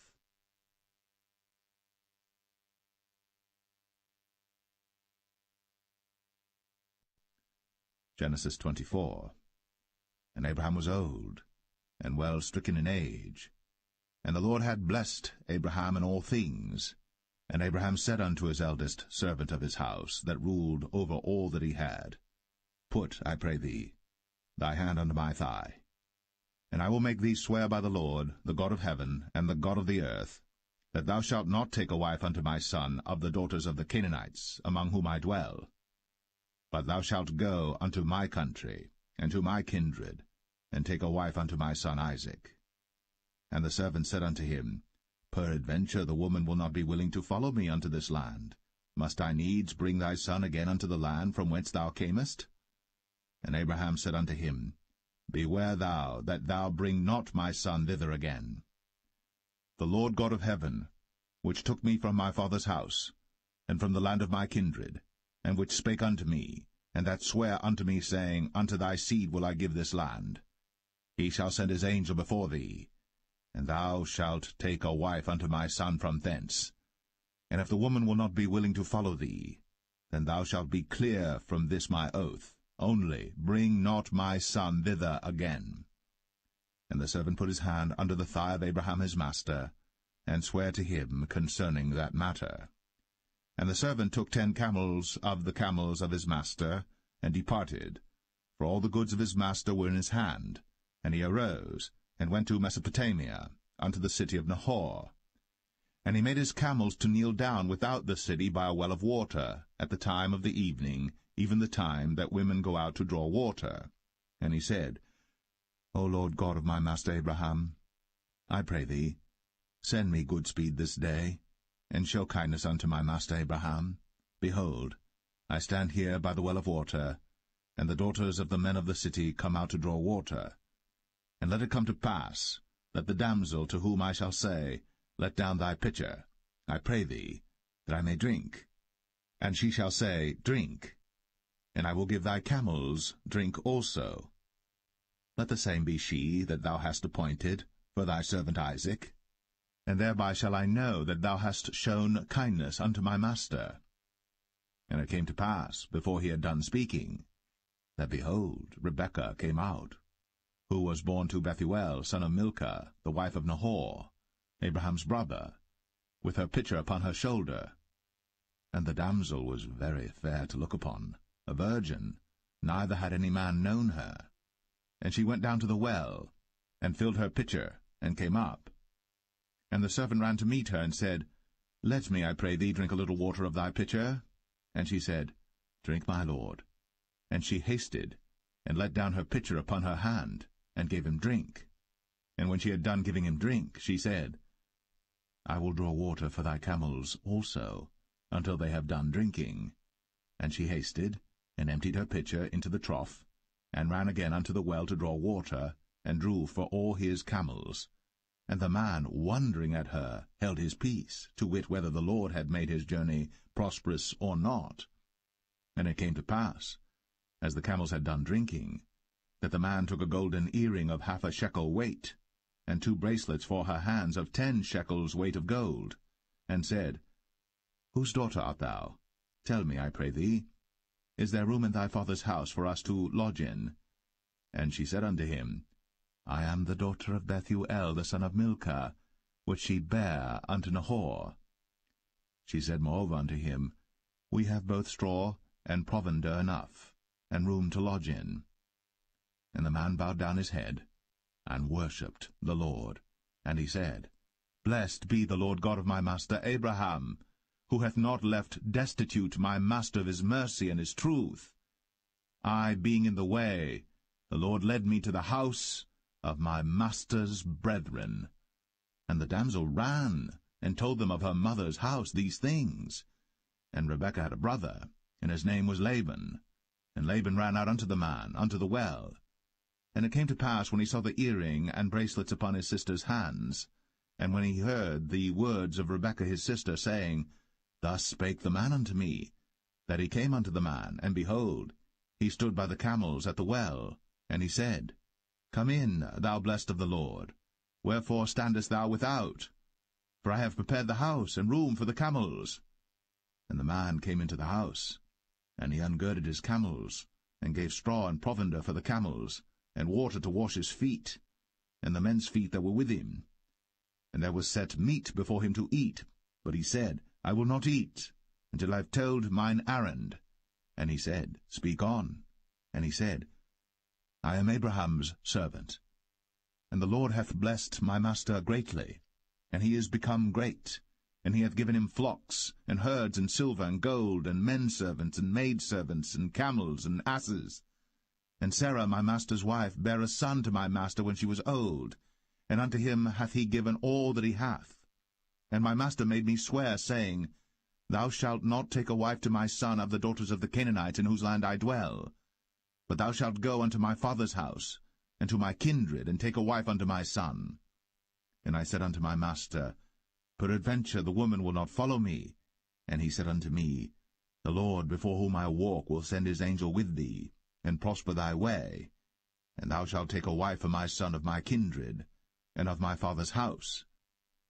Then shalt thou be clear from this my oath, when thou comest to my kindred. And if they give not thee one, thou shalt be clear from my oath. And I came this day unto the well, and said, O Lord God of my master Abraham, if now thou do prosper my way which I go, behold, I stand by the well of water. And it shall come to pass that when the virgin cometh forth to draw water, and I say to her, Give me, I pray thee, a little water of thy pitcher to drink, and she say to me, Both drink thou, and I will also draw for thy camels, let the same be the woman whom the Lord hath appointed out for my master's son. And before I had done speaking in mine heart, behold, Rebekah came forth with her pitcher on her shoulder, and she went down unto the well, and drew water. And I said unto her, Let me drink, I pray thee. And she made haste, and let down her pitcher from her shoulder, and said, Drink, and I will give thy camels drink also. So I drank, and she made the camels drink also. And I asked her, and said, Whose daughter art thou? And she said, The daughter of Bethuel, Nahor's son, whom Milcah bare unto him. And I put the earring upon her face, and the bracelets upon her hands. And I bowed down my head, and worshipped the Lord, and blessed the Lord God of my master Abraham, which had led me in the right way to take my master's brother's daughter unto his son. And now, if ye will deal kindly and truly with my master, tell me, and if not, tell me, that I may turn to the right hand or to the left.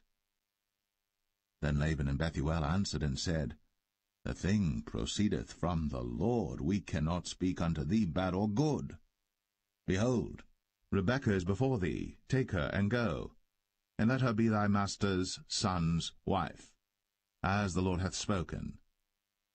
And it came to pass that when Abraham's servant heard their words, he worshipped the Lord, bowing himself to the earth. And the servant brought forth jewels of silver, and jewels of gold, and raiment, and gave them to Rebekah. He gave also to her brother and to her mother precious things. And they did eat and drink, he and the men that were with him, and tarried all night. And they rose up in the morning, and he said, Send me away unto my master. And her brother and her mother said, Let the damsel abide with us a few days, at the least 10. After that she shall go. And he said unto them, Hinder me not, seeing the Lord hath prospered my way. Send me away, that I may go to my master. And they said, We will call the damsel, and inquire at her mouth. And they called Rebekah, and said unto her, Wilt thou go with this man? And she said, I will go. And they sent away Rebekah, their sister, and her nurse, and Abraham's servant, and his men. And they blessed Rebekah, and said unto her, Thou art our sister. Be thou the mother of thousands of millions, and let thy seed possess the gate of those which hate them. And Rebekah arose, and her damsels, and they rode upon the camels, and followed the man. And the servant took Rebekah, and went his way. And Isaac came from the way of the well Lahai-roi, for he dwelt in the south country. And Isaac went out to meditate in the field at the eventide. And he lifted up his eyes, and saw, and behold, the camels were coming. And Rebekah lifted up her eyes, and when she saw Isaac, she lighted off the camel. For she had said unto the servant, What man is this that walketh in the field to meet us? And the servant had said, It is my master. Therefore she took a veil, and covered herself. And the servant told Isaac all things that he had done. And Isaac brought her into his mother Sarah's tent, and took Rebekah, and she became his wife, and he loved her. And Isaac was comforted after his mother's death.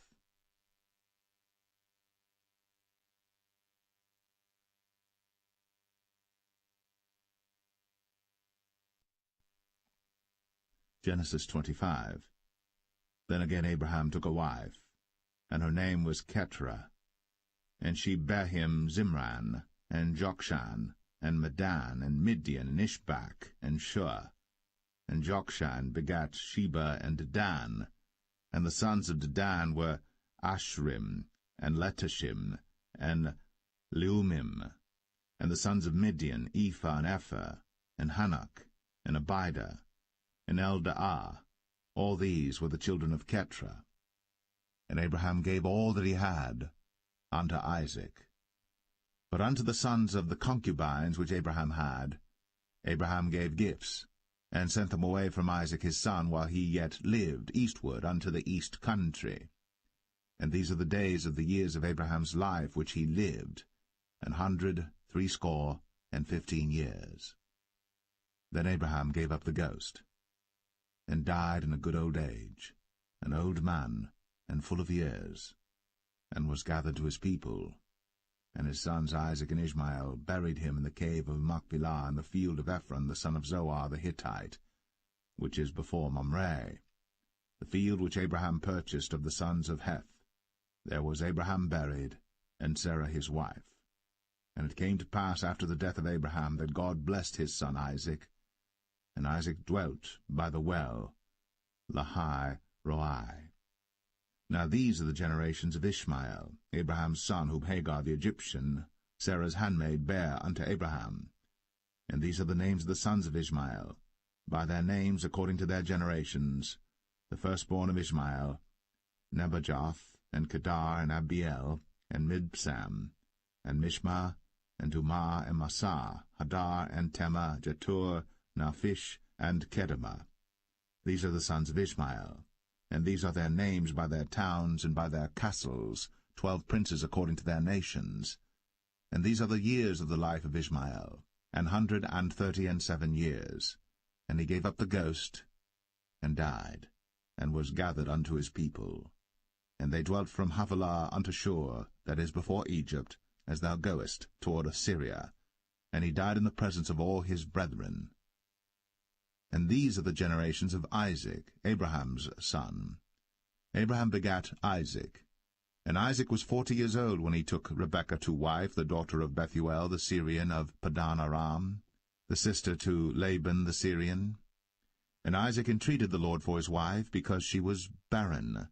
And the Lord was entreated of him, and Rebekah his wife conceived. And the children struggled together within her. And she said, If it be so, why am I thus? And she went to inquire of the Lord. And the Lord said unto her, 2 nations are in thy womb, and 2 manner of people shall be separated from thy bowels. And the one people shall be stronger than the other people, and the elder shall serve the younger. And when her days to be delivered were fulfilled, behold, there were twins in her womb. And the first came out red, all over, like an hairy garment. And they called his name Esau. And after that came his brother out, and his hand took hold on Esau's heel, and his name was called Jacob. And Isaac was 80 years old when she bare them. And the boys grew, and Esau was a cunning hunter, a man of the field, and Jacob was a plain man, dwelling in tents. And Isaac loved Esau because he did eat of his venison, but Rebekah loved Jacob. And Jacob sawed pottage, and Esau came from the field, and he was faint. And Esau said to Jacob, Feed me, I pray thee, with that same red pottage, for I am faint. Therefore was his name called Edom. And Jacob said, Sell me this day thy birthright. And Esau said, Behold, I am at the point to die, and what profit shall this birthright do to me? And Jacob said, Swear to me this day. And he sware unto him. and he sold his birthright unto Jacob. Then Jacob gave Esau bread and pottage of lentils, and he did eat and drink, and rose up, and went his way. Thus Esau despised his birthright.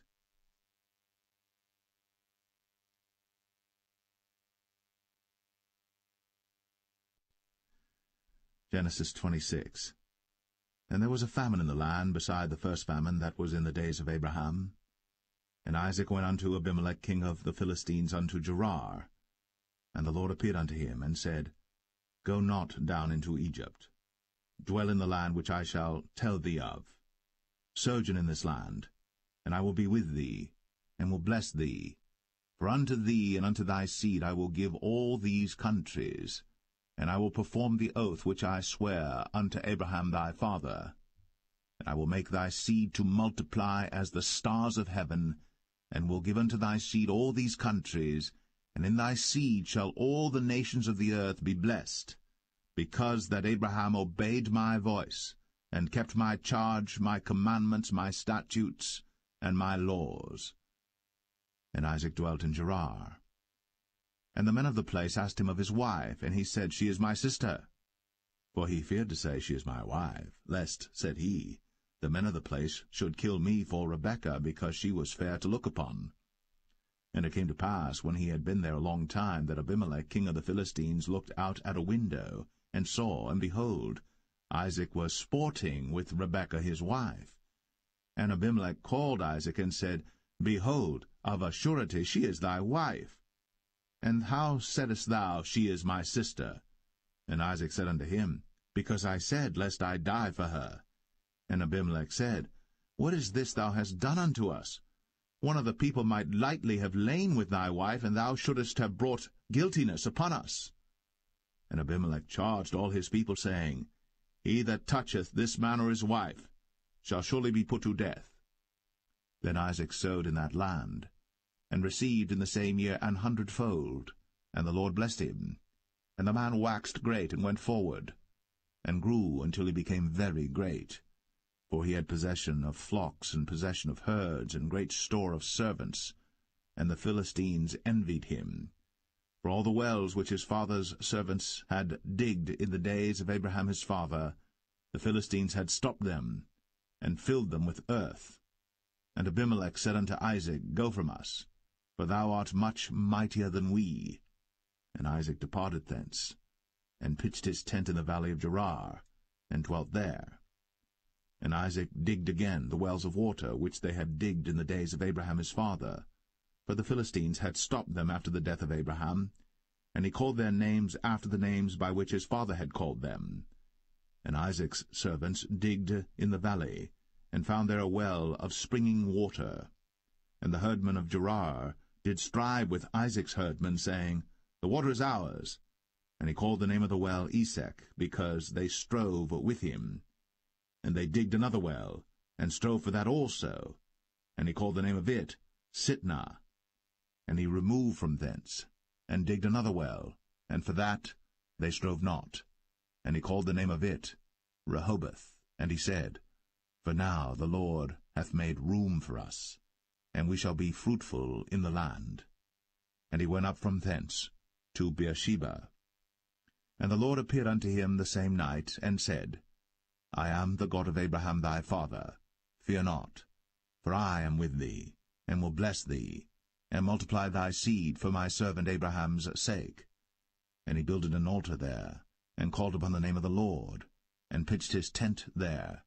And there Isaac's servants digged a well. Then Abimelech went to him from Gerar, and Ahuzzath one of his friends, and Phicol the chief captain of his army. And Isaac said unto them, Wherefore come ye to me, seeing ye hate me, and have sent me away from you? And they said, We saw certainly that the Lord was with thee. And we said, Let there be now an oath betwixt us, even betwixt us and thee, and let us make a covenant with thee, that thou wilt do us no hurt, as we have not touched thee, and as we have done unto thee nothing but good, and have sent thee away in peace. Thou art now the blessed of the Lord. And he made them a feast, and they did eat and drink. And they rose up betimes in the morning, and sware one to another. And Isaac sent them away, and they departed from him in peace. And it came to pass, the same day, that Isaac's servants came, and told him concerning the well which they had digged, and said unto him, We have found water. And he called it Sheba. Therefore the name of the city is Beersheba unto this day. And Esau was 40 years old when he took to wife Judith, the daughter of Beri the Hittite, and Bashemath, the daughter of Elon the Hittite, which were a grief of mind unto Isaac and to Rebekah.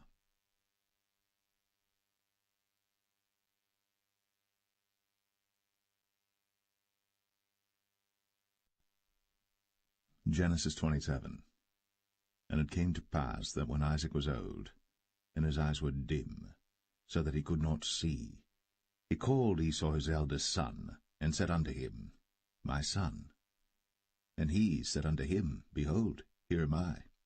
And he said, Behold now, I am old, I know not the day of my death. Now therefore, take, I pray thee, thy weapons, thy quiver and thy bow, and go out to the field, and take me some venison, and make me savory meat, such as I love, and bring it to me, that I may eat, that my soul may bless thee before I die. And Rebekah heard when Isaac spake to Esau his son. And Esau went to the field to hunt for venison, and to bring it. And Rebekah spake unto Jacob her son, saying, Behold, I heard thy father speak unto Esau thy brother, saying, Bring me venison, and make me savory meat, that I may eat, and bless thee before the Lord, before my death. Now therefore, my son, obey my voice according to that which I command thee. Go now to the flock, and fetch me from thence 2 good kids of the goats, and I will make them savory meat for thy father, such as he loveth. And thou shalt bring it to thy father, that he may eat, and that he may bless thee before his death. And Jacob said to Rebekah his mother, Behold, Esau my brother is a hairy man, and I am a smooth man. My father peradventure will feel me, and I shall seem to him as a deceiver, and I shall bring a curse upon me, and not a blessing. And his mother said unto him, Upon me be thy curse, my son, only obey my voice, and go fetch me them. And he went, and fetched, and brought them to his mother. And his mother made savory meat, such as his father loved. And Rebekah took goodly raiment of her eldest son Esau, which were with her in the house, and put them upon Jacob her younger son. And she put the skins of the kids of the goats upon his hands, and upon the smooth of his neck. And she gave the savory meat, and the bread, which she had prepared, into the hand of her son Jacob. And he came unto his father, and said, My father. And he said, Here am I. Who art thou, my son? And Jacob said unto his father, I am Esau thy firstborn. I have done according as thou badest me. Arise, I pray thee, sit and eat of my venison, that thy soul may bless me. And Isaac said unto his son, How is it that thou hast found it so quickly, my son? And he said, Because the Lord thy God brought it to me.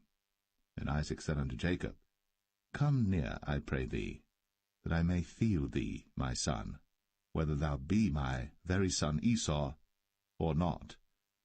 And Jacob went near unto Isaac his father, and he felt him, and said, The voice is Jacob's voice, but the hands are the hands of Esau.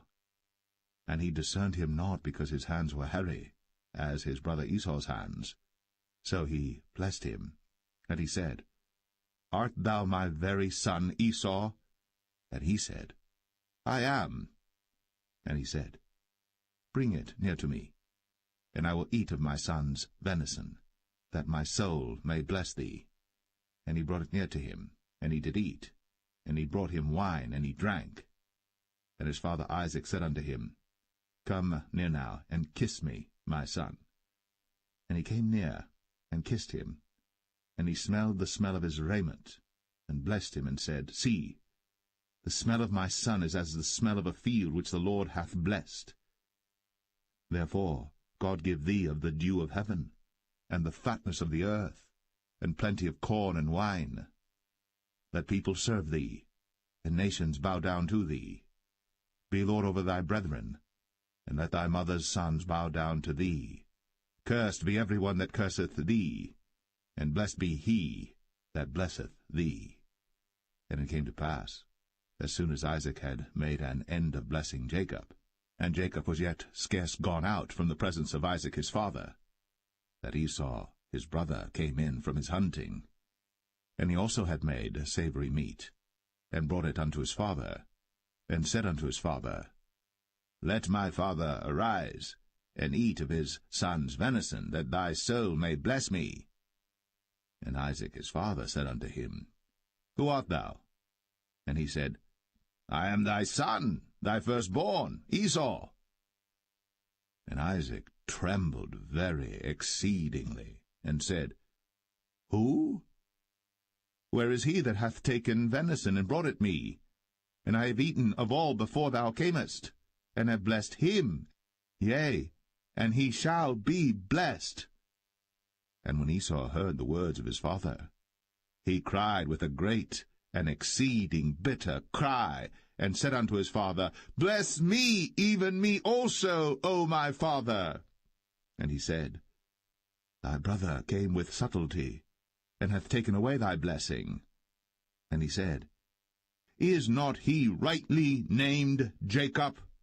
For he hath supplanted me these 2 times. He took away my birthright, and behold, now he hath taken away my blessing. And he said, Hast thou not reserved a blessing for me? And Isaac answered and said unto Esau, Behold, I have made him thy lord, and all his brethren have I given to him for servants, and with corn and wine have I sustained him. And what shall I do now unto thee, my son?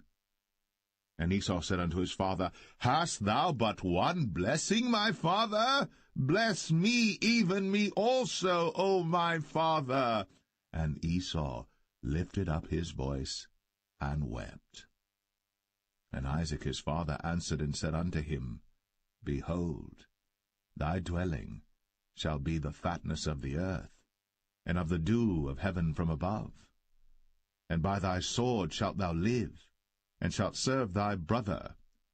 And it shall come to pass that when thou shalt have the dominion, that thou shalt break his yoke from off thy neck. And Esau hated Jacob, because of the blessing wherewith his father blessed him. And Esau said in his heart, The days of mourning for my father are at hand.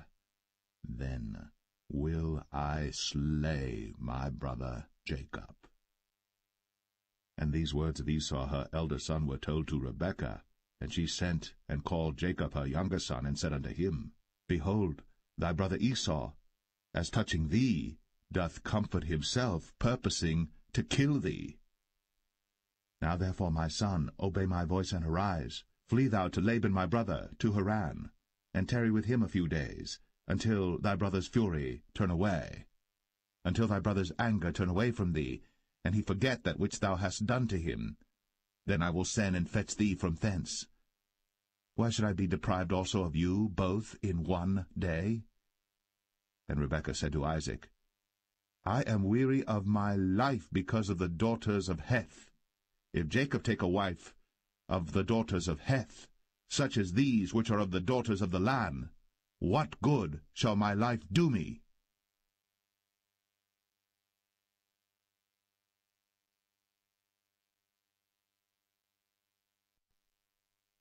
Genesis 28. And Isaac called Jacob, and blessed him, and charged him, and said unto him, Thou shalt not take a wife of the daughters of Canaan.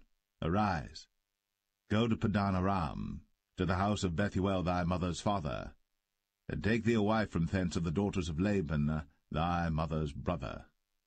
And God Almighty bless thee, and make thee fruitful, and multiply thee, that thou mayest be a multitude of people, and give thee the blessing of Abraham to thee, and to thy seed with thee, that thou mayest inherit the land wherein thou art a stranger, which God gave unto Abraham. And Isaac sent away Jacob, And he went to Padan-aram unto Laban, son of Bethuel the Syrian, the brother of Rebekah, Jacob's and Esau's mother. When Esau saw that Isaac had blessed Jacob, and sent him away to Padan-aram, to take him a wife from thence, and that as he blessed him he gave him a charge, saying, Thou shalt not take a wife of the daughters of Canaan, and that Jacob obeyed his father and his mother, and was gone to Padan-aram. And Esau, seeing that the daughters of Canaan pleased not Isaac his father, then went Esau unto Ishmael, and took unto the wives which he had Mahalath, the daughter of Ishmael, Abraham's son, the sister of Nebajoth, to be his wife. And Jacob went out from Beersheba, and went toward Haran. And he lighted upon a certain place, and tarried there all night, because the sun was set. And he took of the stones of that place, and put them for his pillows, and lay down in that place to sleep.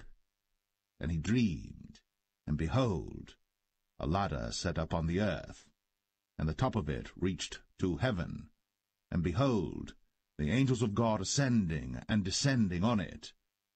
And behold, the Lord stood above it, and said, I am the Lord God of Abraham thy father, and the God of Isaac. The land whereon thou liest, to thee will I give it, and to thy seed. And thy seed shall be as the dust of the earth, and thou shalt spread abroad to the west, and to the east, and to the north, and to the south. And in thee and in thy seed shall all the families of the earth be blessed. And behold, I am with thee, and will keep thee in all places whither thou goest, and will bring thee again into this land. For I will not leave thee until I have done that which I have spoken to thee of. And Jacob awaked out of his sleep, and he said, Surely the Lord is in this place, and I knew it not. And he was afraid, and said, How dreadful is this place! This is none other but the house of God, and this is the gate of heaven. And Jacob rose up early in the morning, and took the stone that he had put for his pillows, and set it up for a pillar, and poured oil upon the top of it. And he called the name of that place Bethel, but the name of that city was called Luz at the first.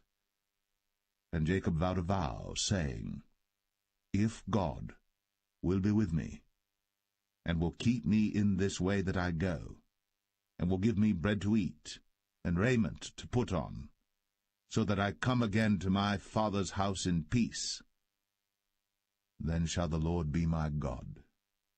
And this stone which I have set up for a pillar shall be God's house. And of all that thou shalt give me, I will surely give the 10th unto thee.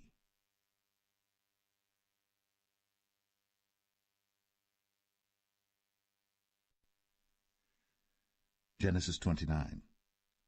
Then Jacob went on his journey, and came into the land of the people of the east. And he looked, and behold, a well in the field, and lo, there were 3 flocks of sheep lying by it. For out of that well they watered the flocks, and a great stone was upon the well's mouth. And thither were all the flocks gathered. And they rolled the stone from the well's mouth, and watered the sheep, and put the stone again upon the well's mouth in his place. And Jacob said unto them, My brethren, whence be ye? And they said, Of Haran are we. And he said unto them, Know ye Laban the son of Nahor? And they said, We know him. And he said unto them, Is he well? And they said, He is well. And behold, Rachel his daughter cometh with the sheep. And he said, Lo, it is yet high day, neither is it time that the cattle should be gathered together. Water ye the sheep, and go and feed them. And they said, We cannot until all the flocks be gathered together, until they roll the stone from the well's mouth. Then we water the sheep. And while he yet spake with them, Rachel came with her father's sheep, for she kept them. And it came to pass, when Jacob saw Rachel the daughter of Laban his mother's brother, and the sheep of Laban his mother's brother, that Jacob went near, and rolled the stone from the well's mouth, and watered the flock of Laban his mother's brother. And Jacob kissed Rachel, and lifted up his voice and wept. And Jacob told Rachel that he was her father's brother, and that he was Rebekah's son. And she ran and told her father. And it came to pass, when Laban heard the tidings of Jacob his sister's son, that he ran to meet him, and embraced him, and kissed him, and brought him to his house. And he told Laban all these things. And Laban said to him, Surely thou art my bone and my flesh. And he abode with him the space of a month. And Laban said unto Jacob, Because thou art my brother, shouldest thou therefore serve me for naught? Tell me, what shall thy wages be? And Laban had 2 daughters. The name of the elder was Leah, and the name of the younger was Rachel. Leah was tender-eyed, but Rachel was beautiful and well-favored. And Jacob loved Rachel, and said, I will serve thee 7 years for Rachel thy younger daughter. And Laban said, It is better that I give her to thee, than that I should give her to another man. Abide with me. And Jacob served 7 years for Rachel. And they seemed unto him but a few days, for the love he had to her. And Jacob said unto Laban, Give me my wife, for my days are fulfilled, that I may go in unto her. And Laban gathered together all the men of the place, and made a feast. And it came to pass in the evening that he took Leah his daughter, and brought her to him, and he went in unto her. And Laban gave unto his daughter Leah Zilpah his maid for an handmaid. And it came to pass that in the morning, behold, it was Leah. And he said to Laban, What is this thou hast done unto me? Did not I serve with thee for Rachel? Wherefore then hast thou beguiled me? And Laban said, It must not be so done in our country to give the younger before the firstborn. Fulfill her week, and we will give thee this also for the service which thou shalt serve with me yet 7 other years. And Jacob did so, and fulfilled her week, and he gave him Rachel his daughter to wife also. And Laban gave to Rachel his daughter Bilhah his handmaid to be her maid. And he went in also unto Rachel. And he loved also Rachel more than Leah, and served with him yet 7 other years. And when the Lord saw that Leah was hated, he opened her womb. But Rachel was barren, and Leah conceived, and bare a son. And she called his name Reuben, for she said, Surely the Lord hath looked upon my affliction, now therefore my husband will love me. And she conceived again, and bare a son, and said, Because the Lord hath heard that I was hated, he hath therefore given me this son also. And she called his name Simeon. And she conceived again, and bare a son, and said, Now this time will my husband be joined unto me, because I have borne him 3 sons. Therefore was his name called Levi. And she conceived again, and bare a son, and she said, Now will I praise the Lord. Therefore she called his name Judah, and left bearing.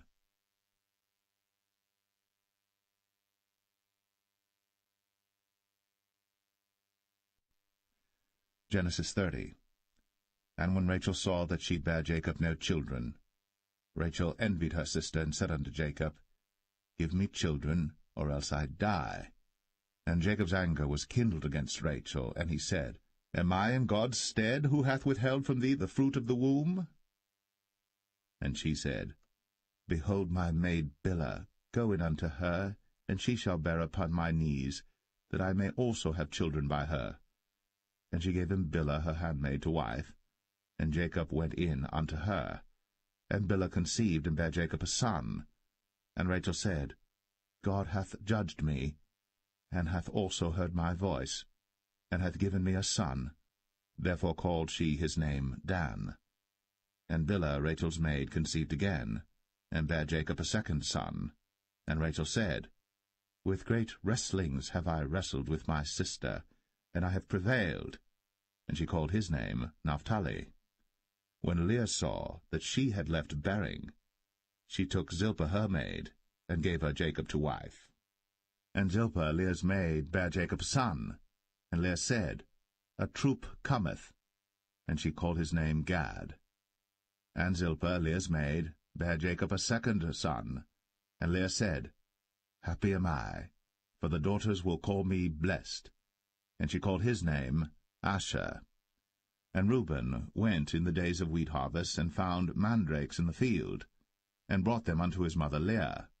Then Rachel said to Leah, Give me, I pray thee, of thy son's mandrakes. And she said unto her, Is it a small matter that thou hast taken my husband? And wouldst thou take away my son's mandrakes also? And Rachel said, Therefore he shall lie with thee tonight, for thy son's mandrakes. And Jacob came out of the field in the evening, and Leah went out to meet him, and said, Thou must come in unto me, for surely I have hired thee with my son's mandrakes. And he lay with her that night. And God hearkened unto Leah, and she conceived, and bare Jacob the fifth son.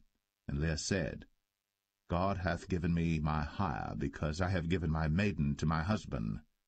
And she called his name Issachar. And Leah conceived again, and bare Jacob the sixth son. And Leah said, God hath endued me with a good dowry.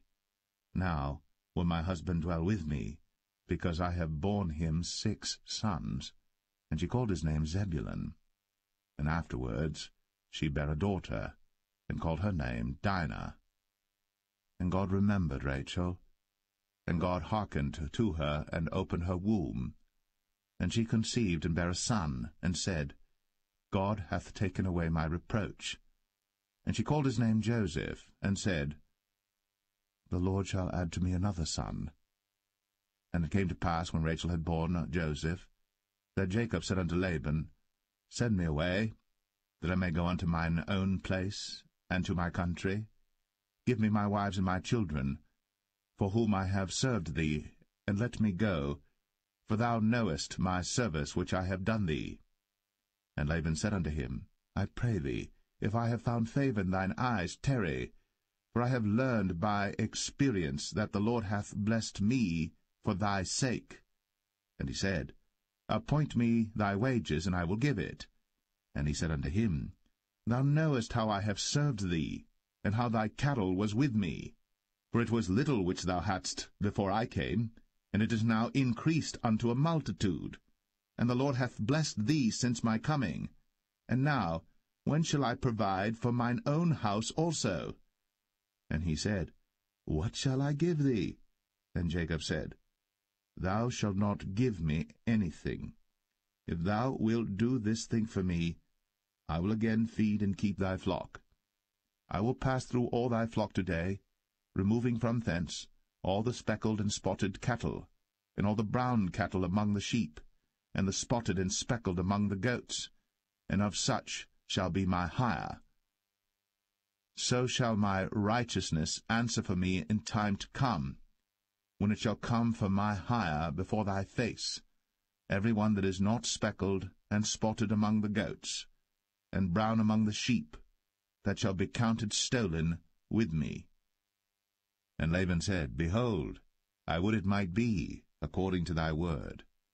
And he removed that day the he-goats that were ring-straked and spotted, and all the she-goats that were speckled and spotted, and every one that had some white in it, and all the brown among the sheep, and gave them into the hand of his sons. And he set 3 days' journey betwixt himself and Jacob fed the rest of Laban's flocks.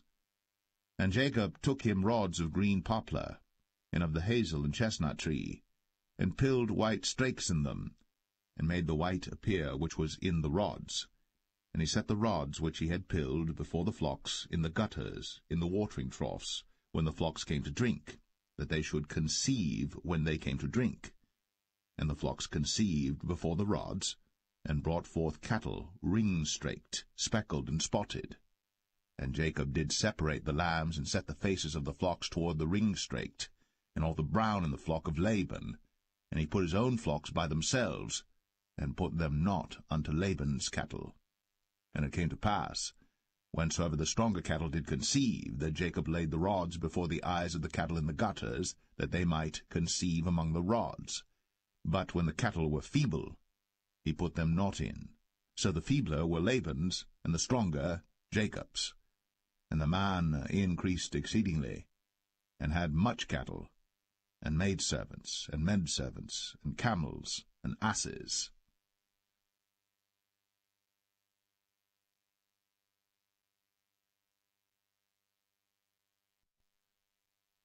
Genesis 31. And he heard the words of Laban's sons, saying, Jacob hath taken away all that was our father's, and of that which was our father's hath he gotten all this glory. And Jacob beheld the countenance of Laban, and behold, it was not toward him as before. And the Lord said unto Jacob, Return unto the land of thy fathers, and to thy kindred, and I will be with thee. And Jacob sent and called Rachel and Leah to the field unto his flock, and said unto them, I see your father's countenance, that it is not toward me as before, but the God of my father hath been with me.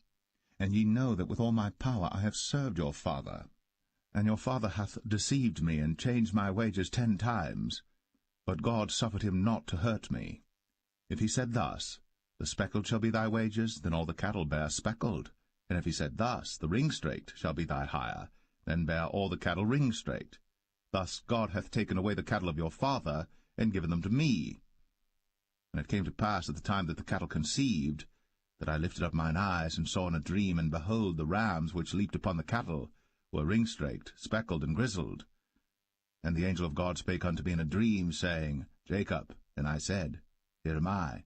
And he said, Lift up now thine eyes, and see all the rams which leap upon the cattle are ringstraked, speckled, and grizzled. For I have seen all that Laban doeth unto thee. I am the God of Bethel, where thou anointest the pillar, and where thou vowest a vow unto me. Now arise, get thee out from this land, and return unto the land of thy kindred. And Rachel and Leah answered and said unto him, Is there yet any portion or inheritance for us in our father's house? Are we not counted of him strangers?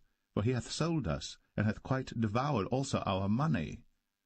For all the riches which God hath taken from our father, that is ours and our children's. Now then, whatsoever God hath said unto thee, do. Then Jacob rose up, and set his sons and his wives upon camels. And he carried away all his cattle, and all his goods which he had gotten, the cattle of his getting which he had gotten in Padan Aram, for to go to Isaac his father in the land of Canaan. And Laban went to shear his sheep. And Rachel had stolen the images that were her father's. And Jacob stole away unawares to Laban the Syrian, in that he told him not that he fled.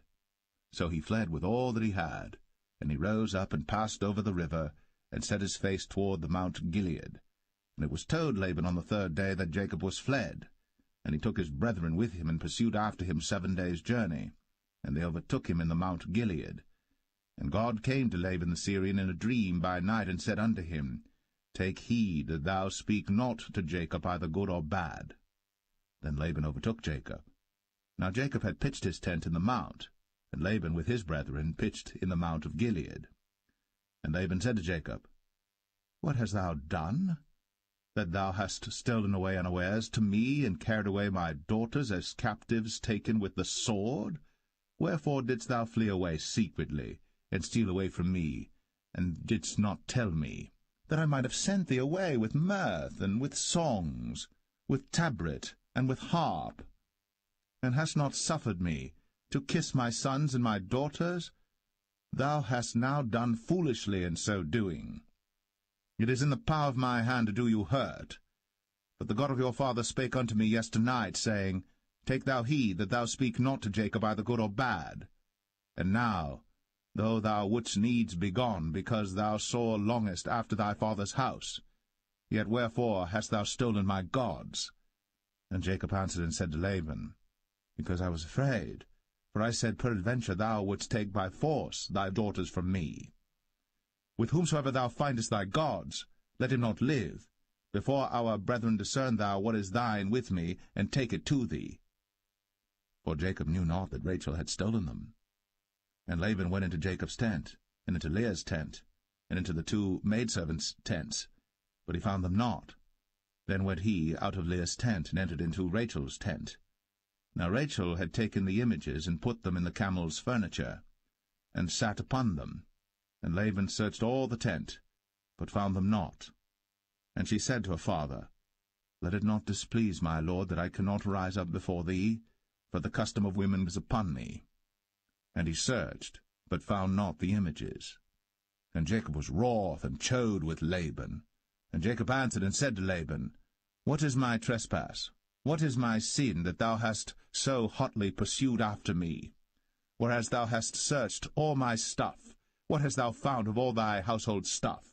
Set it here before my brethren and thy brethren, that they may judge betwixt us both. This 20 years have I been with thee. Thy ewes and thy she-goats have not cast their young, and the rams of thy flock have I not eaten. That which was torn of beasts I brought not unto thee. I bear the loss of it. Of my hand didst thou require it, whether stolen by day or stolen by night. Thus I was. In the day the drought consumed me, and the frost by night, and my sleep departed from mine eyes. Thus have I been 20 years in thy house. I served thee 14 years for thy 2 daughters, and 6 years for thy cattle, and thou hast changed my wages 10 times.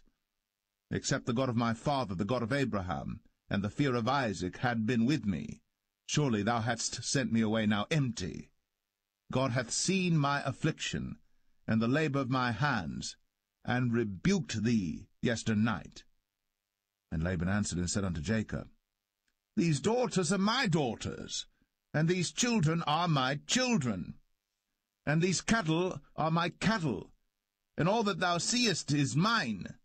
And what can I do this day unto these my daughters, or unto their children which they have borne? Now therefore come thou, let us make a covenant, I and thou, and let it be for a witness between me and thee. And Jacob took a stone, and set it up for a pillar. And Jacob said unto his brethren, Gather stones. And they took stones, and made an heap, and they did eat thereupon the heap. And Laban called it Jegar-sahadathah, but Jacob called it Galeed. And Laban said, This heap is a witness between me and thee this day. Therefore was the name of it called Galeed.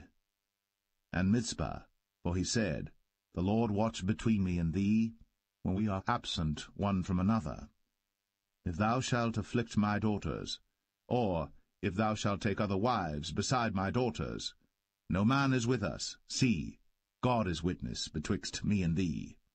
And Laban said to Jacob, Behold this heap, and behold this pillar, which I have cast betwixt me and thee. This heap be witness, and this pillar be witness, that I will not pass over this heap to thee, and that thou shalt not pass over this heap and this pillar unto me for harm. The God of Abraham and the God of Nahor, the God of their father, judge betwixt us. And Jacob sware by the fear of his father Isaac. Then Jacob offered sacrifice upon the mount, and called his brethren to eat bread. And they did eat bread, and tarried all night in the mount. And early in the morning Laban rose up, and kissed his sons and his daughters, and blessed them. And Laban departed, and returned unto his place.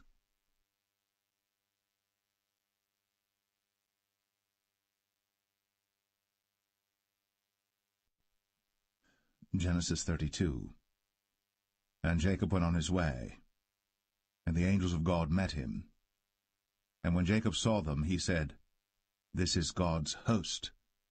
And he called the name of that place Mahanaim. And Jacob sent messengers before him to Esau his brother unto the land of Seir, the country of Edom. And he commanded them, saying, Thus shall ye speak unto my lord Esau. Thy servant Jacob saith thus, I have sojourned with Laban, and stayed there until now. And I have oxen and asses, flocks and men-servants and women-servants. And I have sent to tell my lord that I may find grace in thy sight. And the messengers returned to Jacob, saying, We came to thy brother Esau, and also he cometh to meet thee, and 400 men with him. Then Jacob was greatly afraid and distressed. And he divided the people that was with him, and the flocks and herds, and the camels, into 2 bands, and said, If Esau come to the one company and smite it, then the other company which is left shall escape. And Jacob said, O God of my father Abraham, and God of my father Isaac, the Lord which saidest unto me, Return unto thy country, and to thy kindred, and I will deal well with thee. I am not worthy of the least of all the mercies, and of all the truth which thou hast shown unto thy servant. For with my staff I passed over this Jordan, and now I am become 2 bands. Deliver me, I pray thee, from the hand of my brother, from the hand of Esau, for I fear him, lest he will come and smite me, and the mother with the children. And thou saidest, I will surely do thee good, and make thy seed as the sand of the sea, which cannot be numbered for multitude. And he lodged there that same night, and took of that which came to his hand a present for Esau his brother, 200 she-goats, and 20 he-goats, 200 ewes, and 20 rams, 30 milch camels with their coats, 40 kine, and 10 bulls, 20 she-asses, and 10 foals. And he delivered them into the hand of his servants, every drove by themselves, and said unto his servants, Pass over before me, and put a space betwixt drove and drove.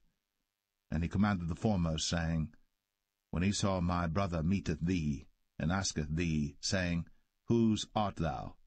And whither goest thou? And whose are these before thee?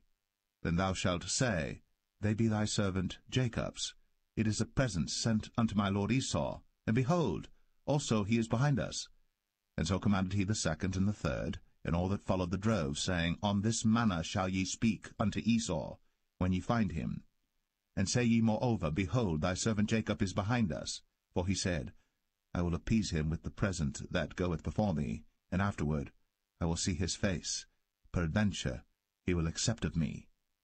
So went the present over before him, and himself lodged that night in the company. And he rose up that night, and took his 2 wives, and his 2 women servants, and his 11 sons, and passed over the ford Jabbok. And he took them, and sent them over the brook, and sent over that he had. And Jacob was left alone. And there wrestled a man with him until the breaking of the day. And when he saw that he prevailed not against him, he touched the hollow of his thigh. And the hollow of Jacob's thigh was out of joint as he wrestled with him. And he said, Let me go, for the day breaketh. And he said, I will not let thee go, except thou bless me. And he said unto him, What is thy name? And he said, Jacob. And he said, Thy name shall be called no more Jacob, but Israel.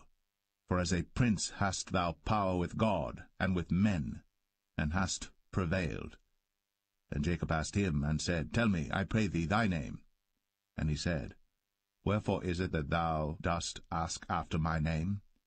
And he blessed him there. And Jacob called the name of the place Peniel, for I have seen God face to face, and my life is preserved. And as he passed over Penuel, the sun rose upon him, and he halted upon his thigh. Therefore the children of Israel eat not of the sinew which shrank, which is upon the hollow of the thigh, unto this day, because he touched the hollow of Jacob's thigh in the sinew that shrank.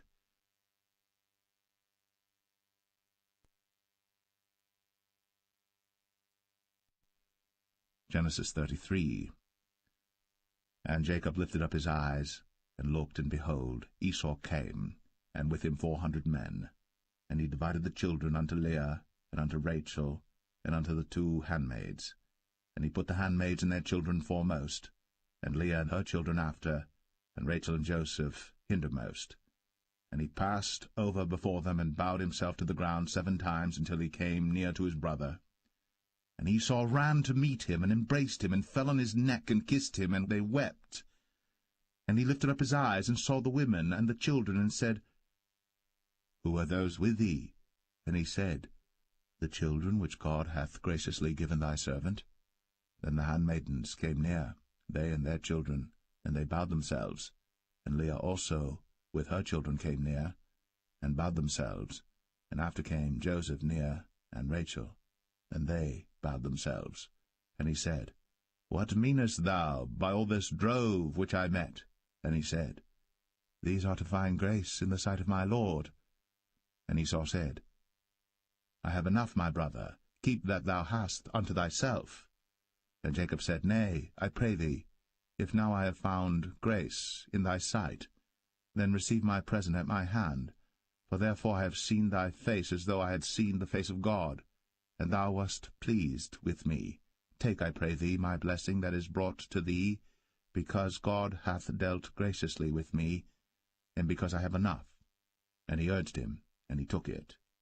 And he said, Let us take our journey, and let us go, and I will go before thee. And he said unto him, My Lord knoweth that the children are tender, and the flocks and herds with young are with me. And if men should overdrive them one day, all the flock will die. Let my Lord, I pray thee, pass over before his servant, and I will lead on softly according as the cattle that goeth before me, and the children be able to endure, until I come unto my Lord unto Seir. And Esau said, Let me now leave with thee some of the folk that are with me. And he said, What needeth it? Let me find grace in the sight of my Lord. So Esau returned that day on his way unto Seir. And Jacob journeyed to Succoth, and built him an house, and made booths for his cattle. Therefore the name of the place is called Succoth. And Jacob came to Shalem, a city of Shechem, which is in the land of Canaan, when he came from Padan Aram, and pitched his tent before the city. And he bought a parcel of a field, where he had spread his tent, at the hand of the children of Hamor, Shechem's father, for 100 pieces of money. And he erected there an altar, and called it El Elohe Israel.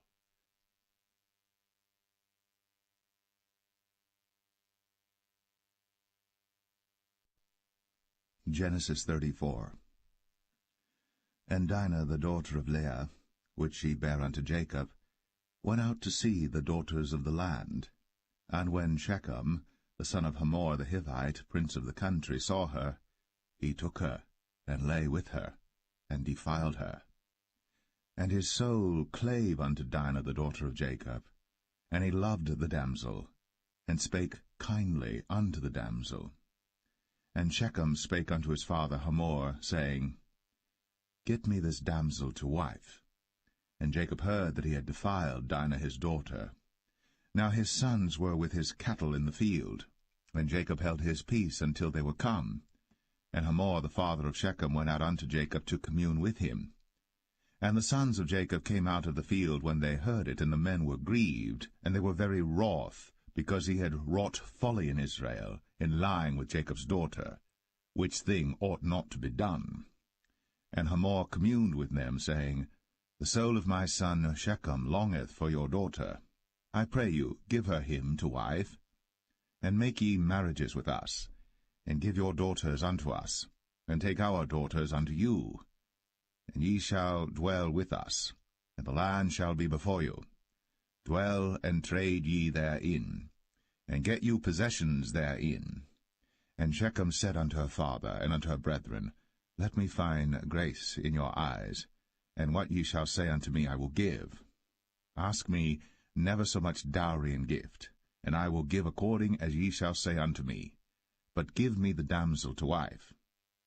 And the sons of Jacob answered Shechem and Hamor his father deceitfully, and said, because he had defiled Dinah their sister, and they said unto them, We cannot do this thing, to give our sister to one that is uncircumcised, for that were a reproach unto us. But in this will we consent unto you. If ye will be as we be, that every male of you be circumcised, then will we give our daughters unto you, and we will take your daughters to us, and we will dwell with you, and we will become one people. But if ye will not hearken unto us to be circumcised, then we will take our daughter, and we will be gone. And their words pleased Hamor and Shechem, Hamor's son. And the young man deferred not to do the thing, because he had delight in Jacob's daughter, and he was more honorable than all the house of his father. And Hamor and Shechem his son came unto the gate of their city, and communed with the men of their city, saying, These men are peaceable with us. Therefore let them dwell in the land, and trade therein. For the land, behold, it is large enough for them. Let us take their daughters to us for wives, and let us give them our daughters. Only herein will the men consent unto us, for to dwell with us, to be one people, if every male among us be circumcised, as they are circumcised. Shall not their cattle and their substance and every beast of theirs be ours? Only let us consent unto them, and they will dwell with us. And unto Hamor and unto Shechem his son hearkened all that went out of the gate of his city, and every male was circumcised, all that went out of the gate of his city. And it came to pass on the 3rd day, when they were sore, that 2 of the sons of Jacob, Simeon and Levi, Dinah's brethren, took each man his sword, and came upon the city boldly, and slew all the males. And they slew Hamor and Shechem his son with the edge of the sword, and took Dinah out of Shechem's house, and went out. The sons of Jacob came upon the slain, and spoiled the city, because they had defiled their sister. They took their sheep and their oxen, and their asses, and that which was in the city, and that which was in the field, and all their wealth, and all their little ones, and their wives took they captive, and spoiled even all that was in the house. And Jacob said to Simeon and Levi, Ye have troubled me to make me to stink among the inhabitants of the land, among the Canaanites and the Perizzites. And I, being few in number, they shall gather themselves together against me, and slay me, and I shall be destroyed, I and my house.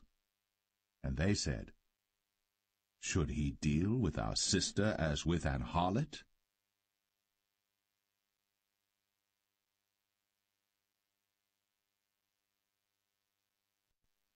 Genesis 35. And God said unto Jacob, Arise, go up to Bethel, and dwell there, and make there an altar unto God, that appeared unto thee when thou fleddest from the face of Esau thy brother. Then Jacob said unto his household, and to all that were with him, Put away the strange gods that are among you, and be clean, and change your garments, and let us arise, and go up to Bethel. And I will make there an altar unto God, who answered me in the day of my distress, and was with me in the way which I went. And they gave unto Jacob all the strange gods which were in their hand, and all their earrings which were in their ears. And Jacob hid them under the oak which was by Shechem. And they journeyed, and the terror of God was upon the cities that were round about them, and they did not pursue after the sons of Jacob. So Jacob came to Luz, which is in the land of Canaan, that is Bethel, he and all the people that were with him. And he built there an altar, and called the place El Bethel, because there God appeared unto him, when he fled from the face of his brother. But Deborah, Rebekah's nurse, died, and she was buried beneath Bethel, under an oak. And the name of it was called Elon Barkoth. And God appeared unto Jacob again when he came out of Padan Aram, and blessed him. And God said unto him, Thy name is Jacob. Thy name shall not be called any more Jacob, but Israel shall be thy name. And he called his name Israel. And God said unto him, I am God Almighty. Be fruitful and multiply. A nation and a company of nations shall be of thee, and kings shall come out of thy loins. And the land which I gave Abraham and Isaac, to thee I will give it, and to thy seed after thee will I give the land. And God went up from him in the place where he talked with him. And Jacob set up a pillar in the place where he talked with him, even a pillar of stone. And he poured a drink offering thereon, and he poured oil thereon. And Jacob called the name of the place where God spake with him, Bethel. And they journeyed from Bethel. And there was but a little way to come to Ephrath. And Rachel travailed, and she had hard labor. And it came to pass, when she was in hard labor, that the midwife said unto her, Fear not, thou shalt have this son also. And it came to pass, as her soul was in departing, for she died, that she called his name Ben-Oni, but his father called him Benjamin. And Rachel died, and was buried, in the way to Ephrath, which is Bethlehem. And Jacob set a pillar upon her grave, that is, the pillar of Rachel's grave, unto this day. And Israel journeyed, and spread his tent beyond the tower of Adar.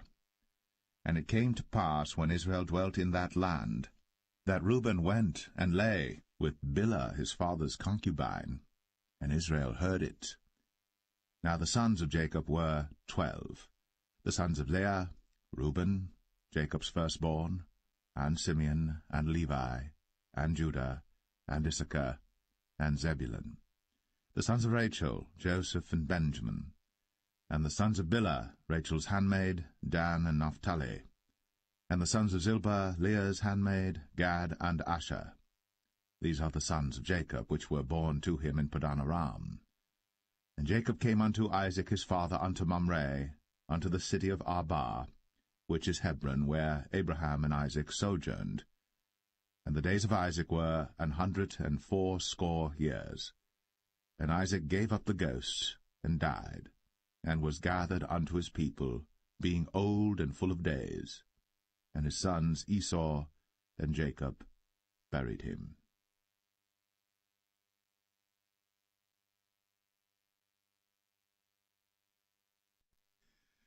Genesis 36. Now these are the generations of Esau, who is Edom. Esau took his wives of the daughters of Canaan, Adah the daughter of Elon the Hittite, and Aholibamah the daughter of Anah the daughter of Zibeon the Hivite, and Bashemath, Ishmael's daughter, sister of Nebajoth.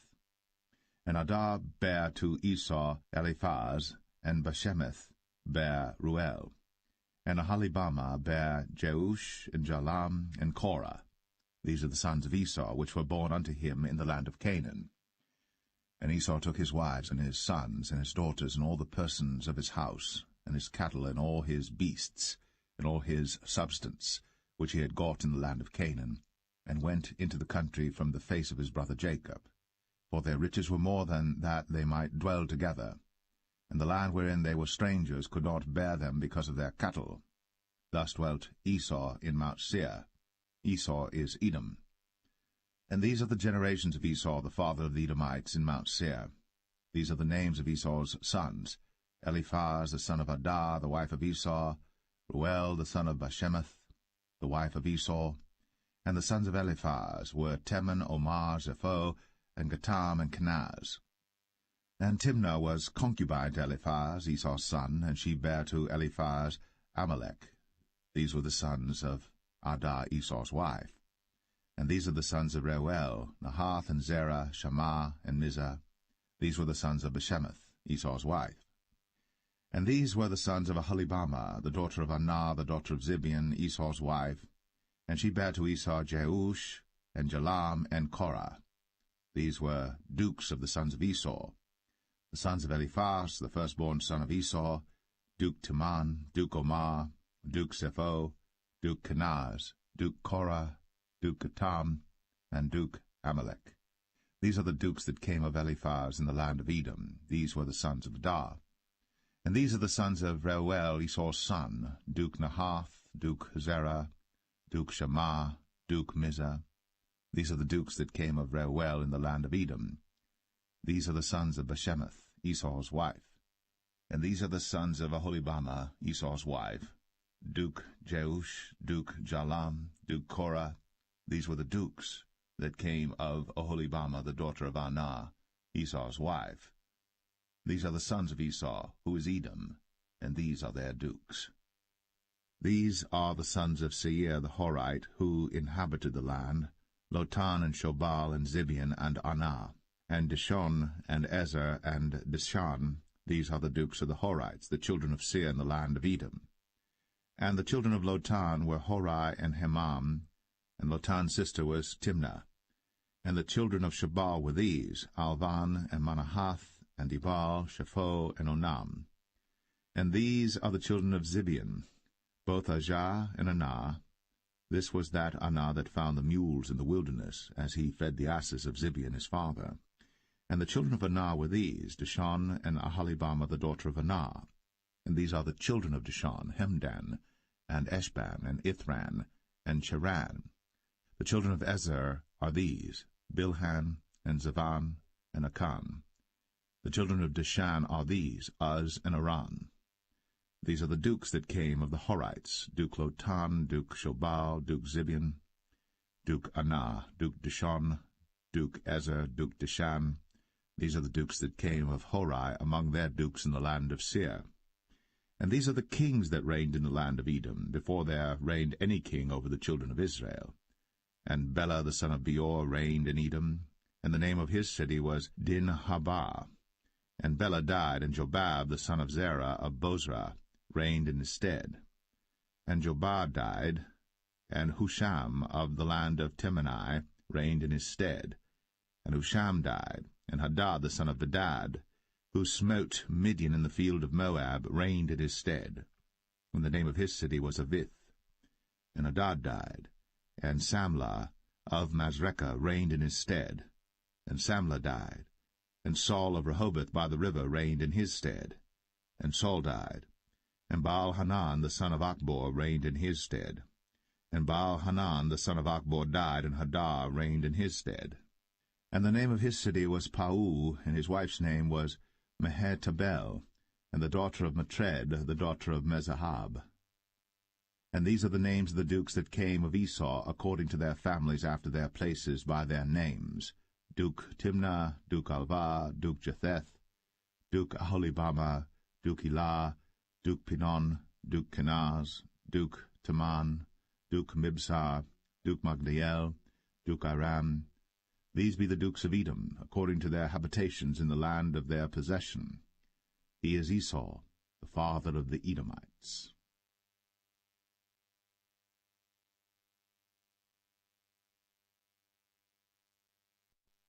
Genesis 37. And Jacob dwelt in the land wherein his father was a stranger, in the land of Canaan. These are the generations of Jacob. Joseph, being 17 years old, was feeding the flock with his brethren, and the lad was with the sons of Bilhah, and with the sons of Zilpah, his father's wives.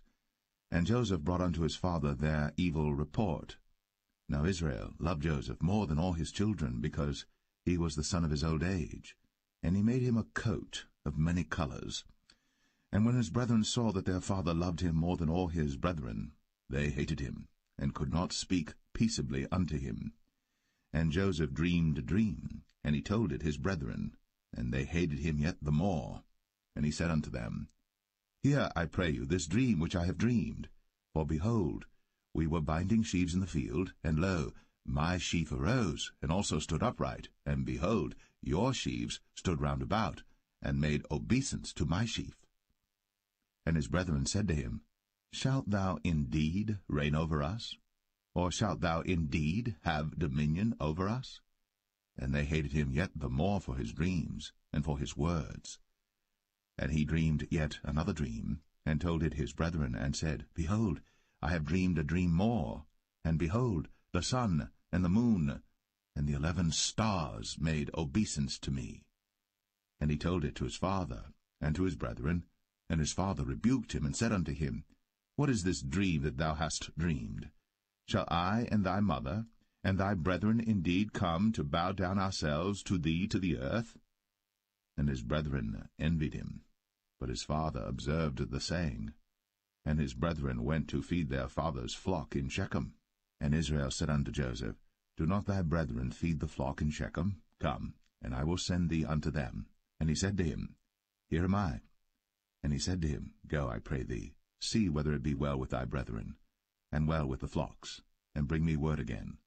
So he sent him out of the vale of Hebron, and he came to Shechem. And a certain man found him, and behold, he was wandering in the field. And the man asked him, saying, What seekest thou? And he said, I seek my brethren. Tell me, I pray thee, where they feed their flocks. And the man said, They are departed hence, for I heard them say, Let us go to Dothan. And Joseph went after his brethren, and found them in Dothan. And when they saw him afar off, even before he came near unto them, they conspired against him to slay him. And they said one to another, Behold, this dreamer cometh. Come now, therefore, and let us slay him, and cast him into some pit. And we will say, Some evil beast hath devoured him, and we shall see what will become of his dreams. And Reuben heard it, and he delivered him out of their hands, and said, Let us not kill him. And Reuben said unto them, Shed no blood, but cast him into this pit that is in the wilderness, and lay no hand upon him, that he might rid him out of their hands, to deliver him to his father again. And it came to pass, when Joseph was come unto his brethren, that they stripped Joseph out of his coat of many colors that was on him. And they took him, and cast him into a pit. And the pit was empty, there was no water in it. And they sat down to eat bread. And they lifted up their eyes and looked, and behold, a company of Ishmaelites came from Gilead with their camels bearing spicery and balm and myrrh, going to carry it down to Egypt. And Judah said unto his brethren, What profit is it if we slay our brother, and conceal his blood? Come, and let us sell him to the Ishmaelites, and let not our hand be upon him, for he is our brother, and our flesh. And his brethren were content. Then there passed by Midianites, merchantmen, and they drew and lifted up Joseph out of the pit, and sold Joseph to the Ishmaelites for 20 pieces of silver, and they brought Joseph into Egypt. And Reuben returned unto the pit, and behold, Joseph was not in the pit. And he rent his clothes. And he returned unto his brethren, and said, The child is not, and I, whither shall I go? And they took Joseph's coat, and killed a kid of the goats, and dipped the coat in the blood. And they sent the coat of many colors, and they brought it to their father, and said, This have we found. Know now whether it be thy son's coat or no. And he knew it, and said, It is my son's coat. An evil beast hath devoured him. Joseph is without doubt rent in pieces. And Jacob rent his clothes, and put sackcloth upon his loins, and mourned for his son many days. And all his sons and all his daughters rose up to comfort him. But he refused to be comforted, and he said, For I will go down into the grave unto my son mourning. Thus his father wept for him. And the Midianites sold him into Egypt unto Potiphar, an officer of Pharaoh's, and captain of the guard.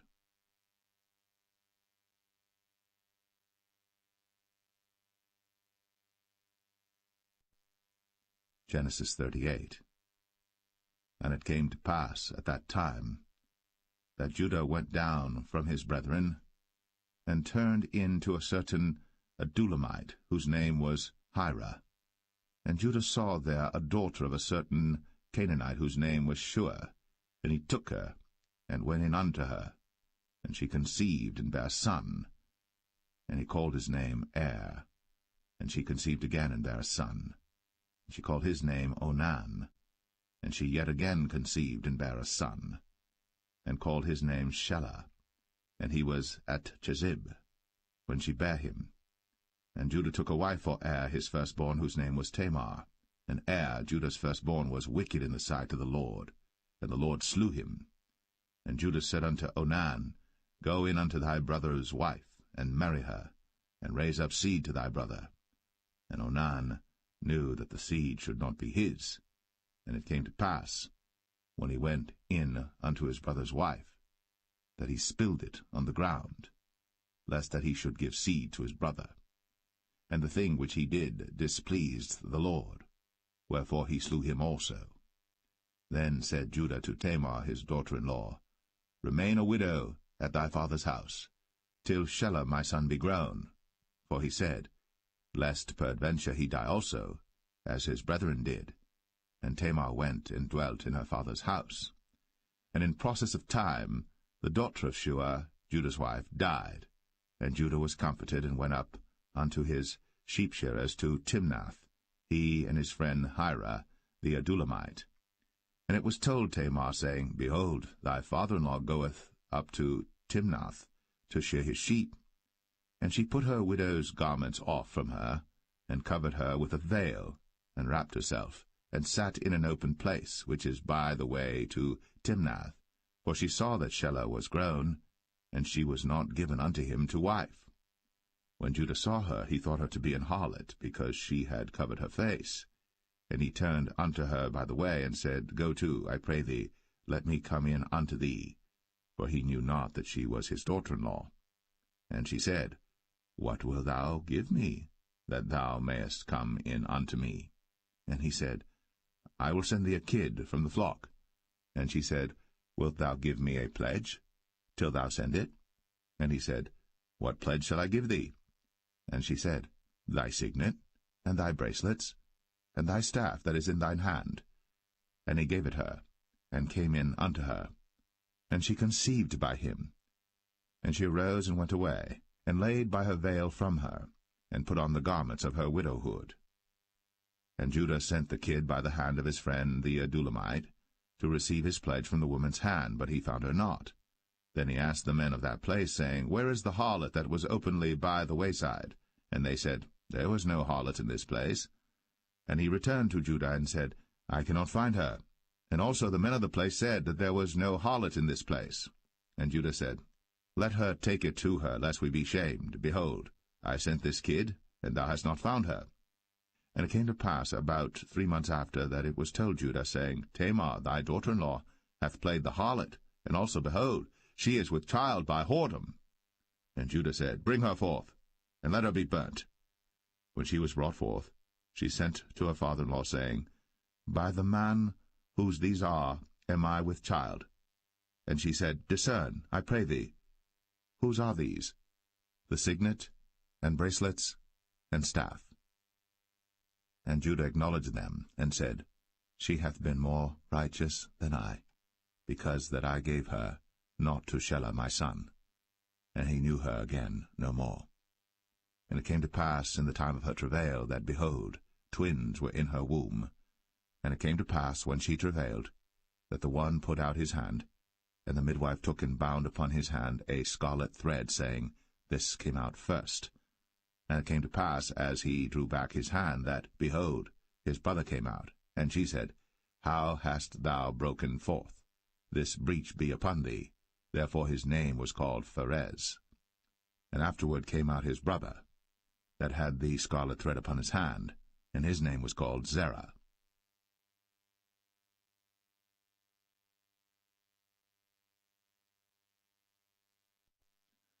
Genesis 39.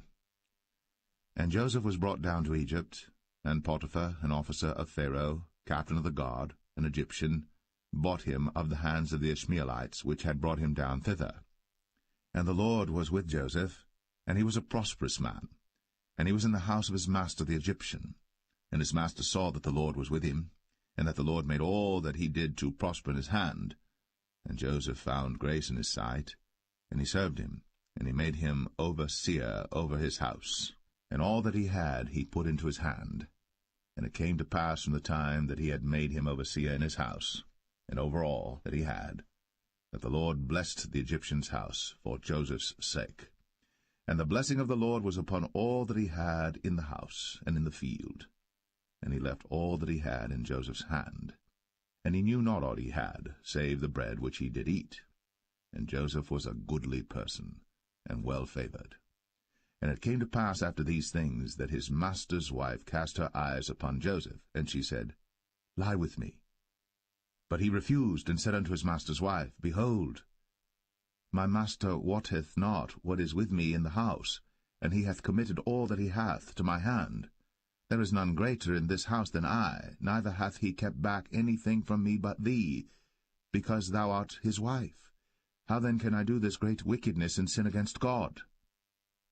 And it came to pass, as she spake to Joseph day by day, that he hearkened not unto her, to lie by her, or to be with her. And it came to pass about this time, that Joseph went into the house to do his business, and there was none of the men of the house there within.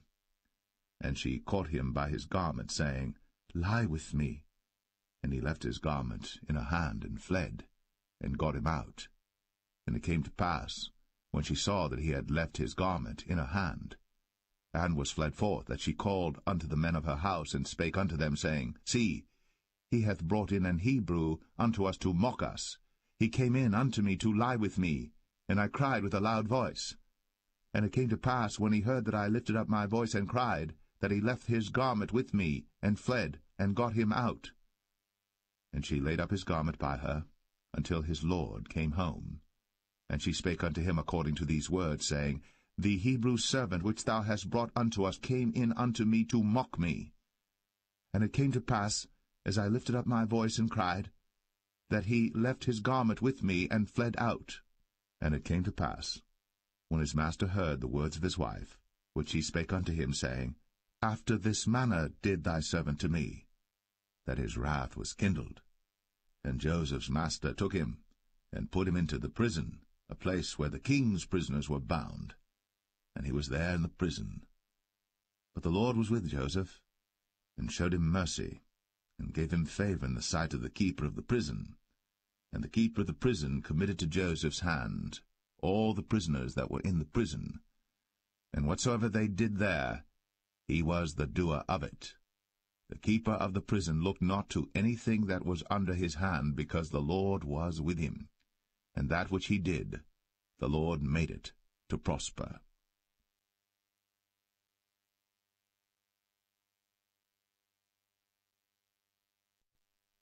Genesis 40. And it came to pass, after these things, that the butler of the king of Egypt and his baker had offended their lord the king of Egypt.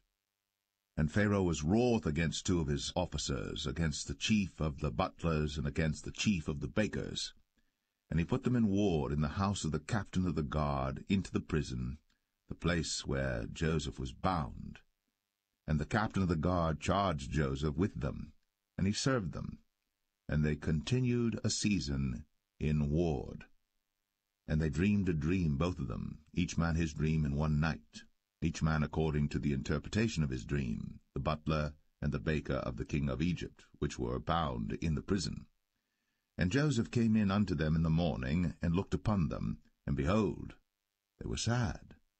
And he asked Pharaoh's officers that were with him in the ward of his lord's house, saying, Wherefore look ye so sadly today? And they said unto him, We have dreamed a dream, and there is no interpreter of it. And Joseph said unto them, Do not interpretations belong to God? Tell me them, I pray you.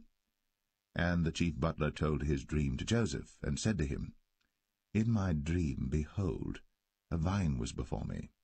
And in the vine were 3 branches, and it was as though it budded, and her blossoms shot forth, and the clusters thereof brought forth ripe grapes. And Pharaoh's cup was in my hand, and I took the grapes, and pressed them into Pharaoh's cup, and I gave the cup into Pharaoh's hand. And Joseph said unto him, This is the interpretation of it. The 3 branches are 3 days. Yet within 3 days shall Pharaoh lift up thine head, and restore thee unto thy place, and thou shalt deliver Pharaoh's cup into his hand, after the former manner when thou wast his butler. But think on me when it shall be well with thee, and show kindness, I pray thee, unto me, and make mention of me unto Pharaoh, and bring me out of this house. For indeed I was stolen away out of the land of the Hebrews, and here also have I done nothing that they should put me into the dungeon. When the chief baker saw that the interpretation was good, he said unto Joseph, I also was in my dream, and behold, I had 3 white baskets on my head, and in the uppermost basket there was of all manner of baked meats for Pharaoh, and the birds did eat them out of the basket upon my head. And Joseph answered and said, This is the interpretation thereof. The 3 baskets are 3 days, yet within 3 days shall Pharaoh lift up thy head from off thee, and shall hang thee on a tree, and the birds shall eat thy flesh from off thee. And it came to pass, the 3rd day, which was Pharaoh's birthday, that he made a feast unto all his servants, and he lifted up the head of the chief butler and of the chief baker among his servants. And he restored the chief butler unto his butlership again, and he gave the cup into Pharaoh's hand. But he hanged the chief baker, as Joseph had interpreted to them. Yet did not the chief butler remember Joseph, but forgat him.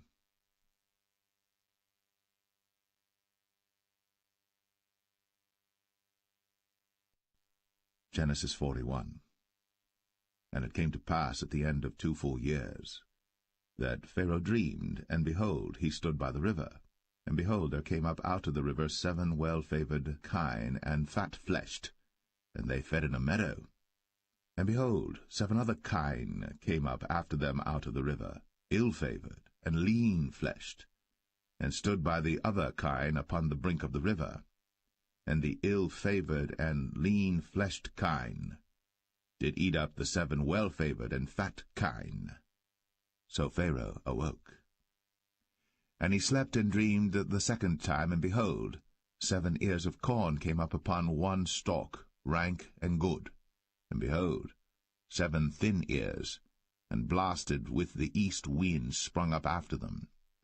And the 7 thin ears devoured the 7 rank and full ears. And Pharaoh awoke, and behold, it was a dream.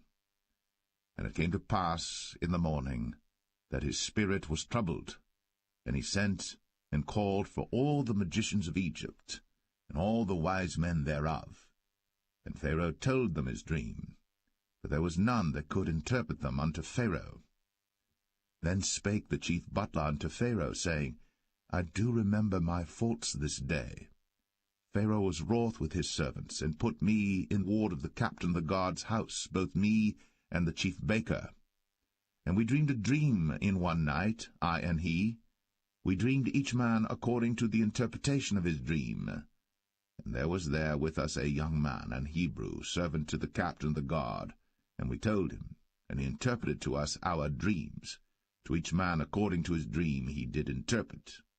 And it came to pass, as he interpreted to us, so it was.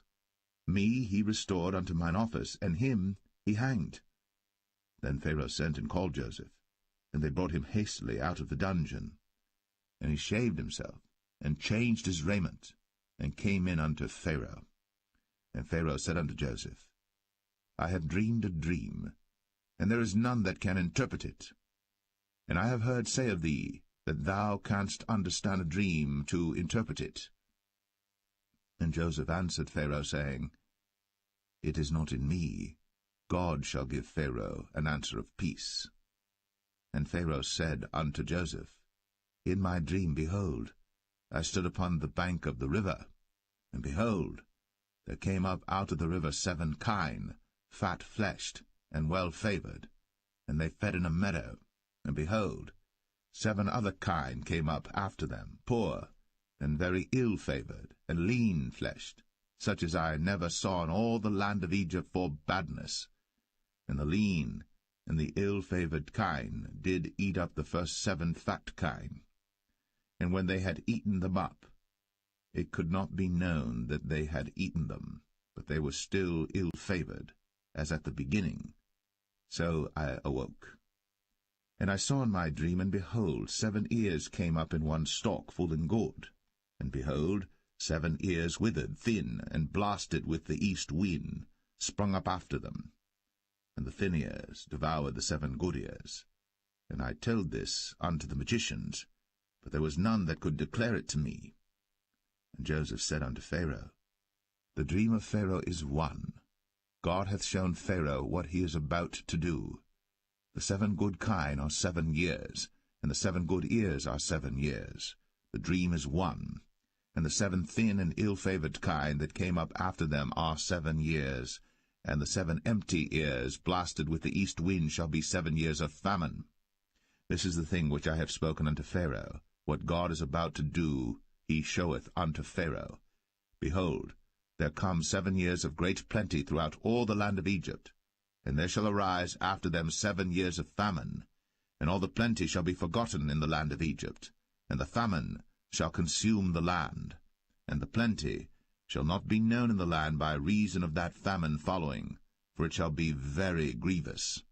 And for that the dream was doubled unto Pharaoh twice. It is because the thing is established by God, and God will shortly bring it to pass. Now therefore let Pharaoh look out a man discreet and wise, and set him over the land of Egypt. Let Pharaoh do this, and let him appoint officers over the land, and take up the 5th part of the land of Egypt in the 7 plenteous years, and let them gather all the food of those good years that come, and lay up corn under the hand of Pharaoh, and let them keep food in the cities. And that food shall be for store to the land against the 7 years of famine, which shall be in the land of Egypt, that the land perish not through the famine. And the thing was good in the eyes of Pharaoh, and in the eyes of all his servants. And Pharaoh said unto his servants, Can we find such a one as this is, a man in whom the Spirit of God is? And Pharaoh said unto Joseph, Forasmuch as God hath shown thee all this, there is none so discreet and wise as thou art. Thou shalt be over my house, and according unto thy word shall all my people be ruled. Only in the throne will I be greater than thou. And Pharaoh said unto Joseph, See, I have set thee over all the land of Egypt. And Pharaoh took off his ring from his hand, and put it upon Joseph's hand, and arrayed him in vestures of fine linen, and put a gold chain about his neck. And he made him to ride in the second chariot which he had. And they cried before him, Bow the knee. And he made him ruler over all the land of Egypt.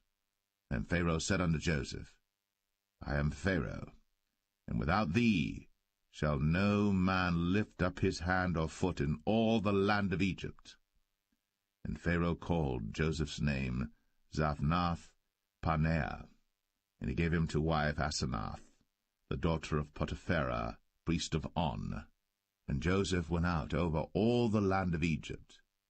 And Joseph was 30 years old when he stood before Pharaoh king of Egypt. And Joseph went out from the presence of Pharaoh, and went throughout all the land of Egypt. And in the 7 plenteous years the earth brought forth by handfuls.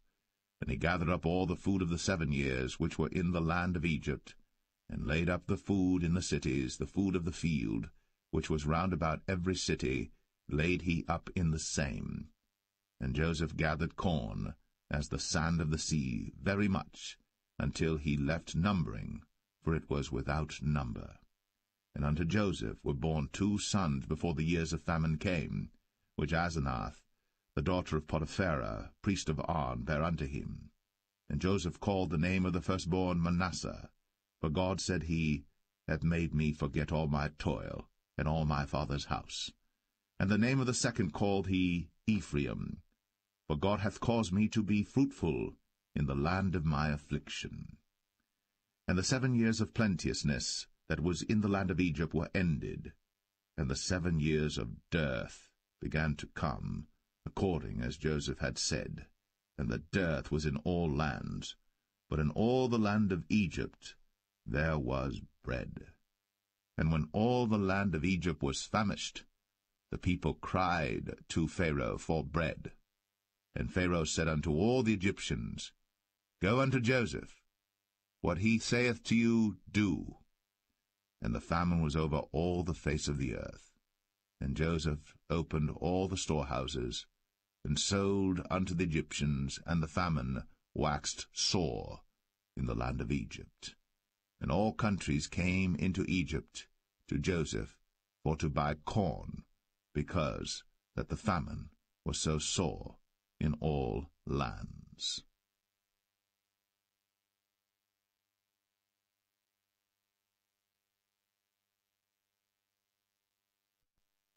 Genesis 42. Now when Jacob saw that there was corn in Egypt, Jacob said unto his sons, Why do you look one upon another? And he said, Behold, I have heard that there is corn in Egypt. Get you down thither, and buy for us from thence, that we may live and not die. And Joseph's 10 brethren went down to buy corn in Egypt. But Benjamin, Joseph's brother, Jacob sent not with his brethren, for he said, Lest peradventure mischief befall him. And the sons of Israel came to buy corn among those that came, for the famine was in the land of Canaan. And Joseph was the governor over the land, and he it was that sold to all the people of the land. And Joseph's brethren came, and bowed down themselves before him with their faces to the earth. And Joseph saw his brethren, and he knew them, but made himself strange unto them, and spake roughly unto them. And he said unto them, Whence come ye? And they said, From the land of Canaan, to buy food. And Joseph knew his brethren, but they knew not him. And Joseph remembered the dreams which he dreamed of them, and said unto them, Ye are spies, to see the nakedness of the land ye are come. And they said unto him, Nay, my lord, but to buy food are thy servants come. We are all one man's sons, we are true men, thy servants are no spies. And he said unto them, Nay, but to see the nakedness of the land ye are come. And they said, Thy servants are 12 brethren, the sons of one man in the land of Canaan. And behold, The youngest is this day with our father, and one is not. And Joseph said unto them, That is it that I spake unto you, saying, Ye are spies. Hereby ye shall be proved. By the life of Pharaoh ye shall not go forth hence, except your youngest brother come hither. Send one of you, and let him fetch your brother, and ye shall be kept in prison, that your words may be proved, whether there be any truth in you, or else by the life of Pharaoh surely ye are spies. And he put them all together into ward 3 days. And Joseph said unto them the 3rd day, This do and live, for I fear God. If ye be true men, let one of your brethren be bound in the house of your prison. Go ye, carry corn for the famine of your houses. But bring your youngest brother unto me. So shall your words be verified, and ye shall not die. And they did so. And they said one to another, We are verily guilty concerning our brother, in that we saw the anguish of his soul when he besought us, and we would not hear. Therefore is this distress come upon us. And Reuben answered them, saying, Spake I not unto you, saying, Do not sin against the child? And ye would not hear. Therefore, behold, also his blood is required. And they knew not that Joseph understood them, for he spake unto them by an interpreter.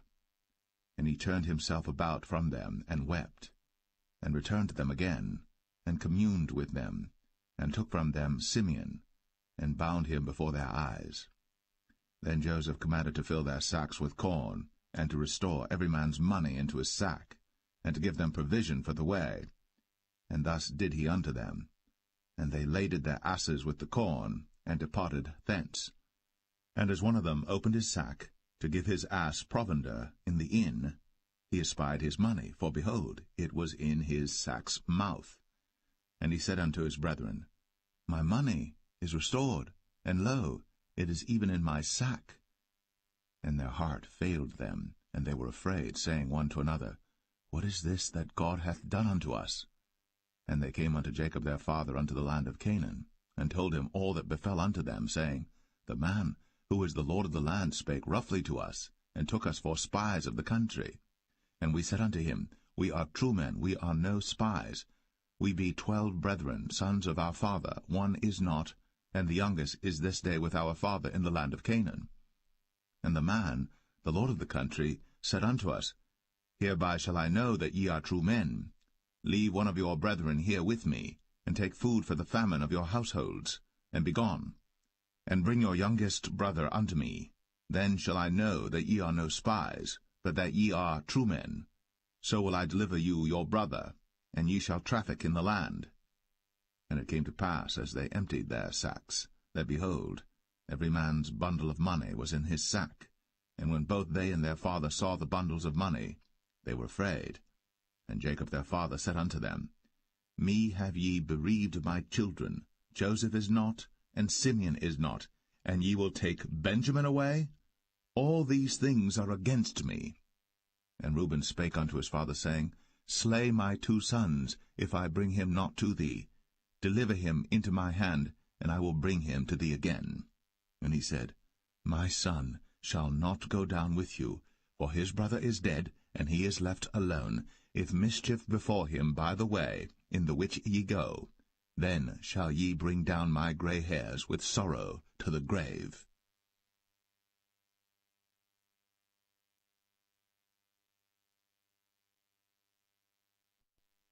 Genesis 43.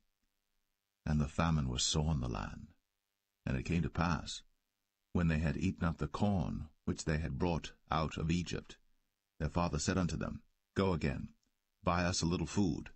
And Judah spake unto him, saying, The man did solemnly protest unto us, saying, Ye shall not see my face, except your brother be with you.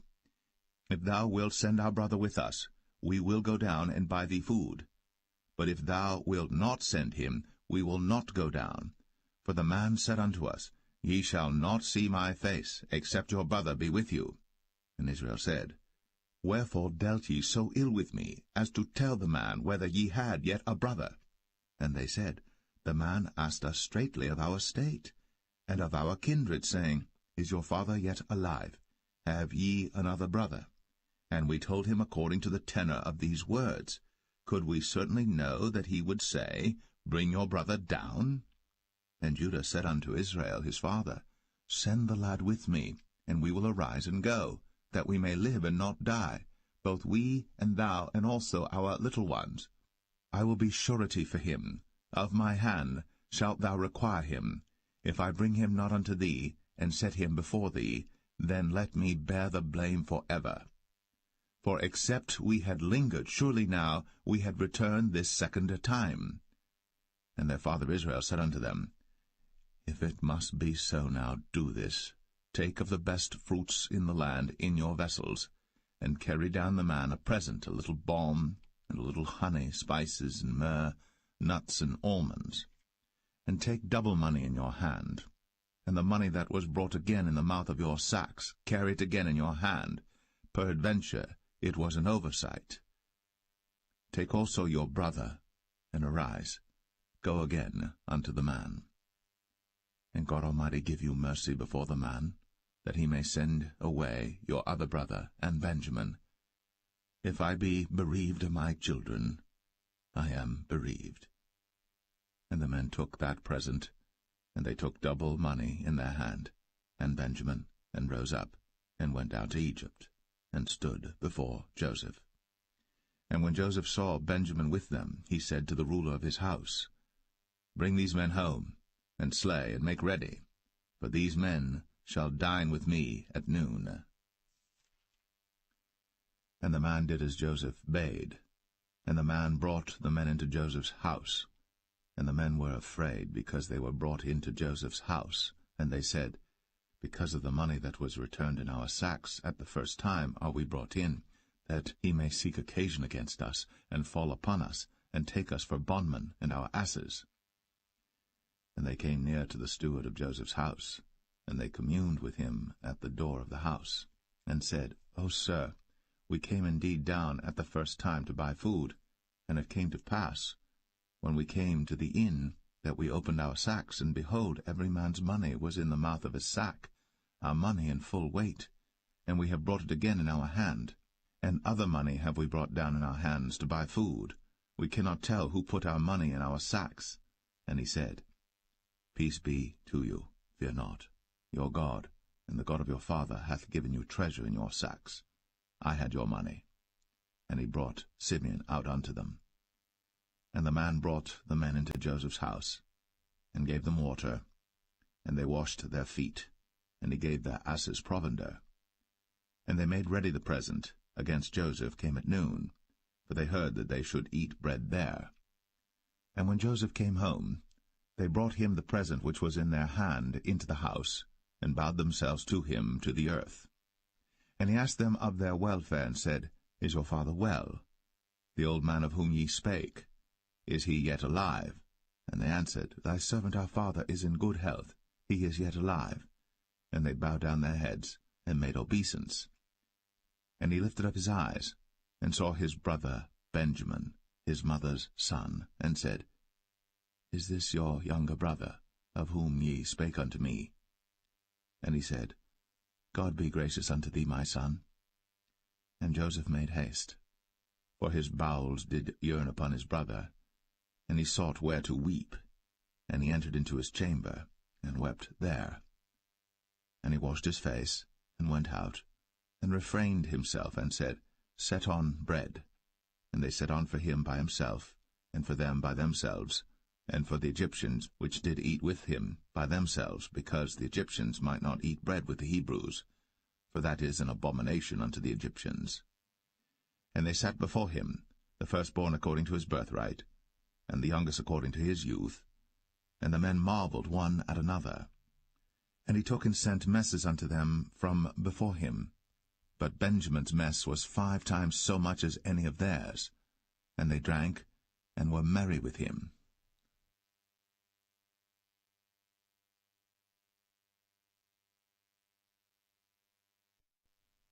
Genesis 44.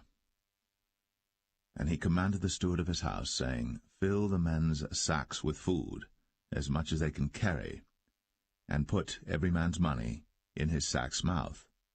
And put my cup, the silver cup, in the sack's mouth of the youngest, and his corn money. And he did according to the word that Joseph had spoken.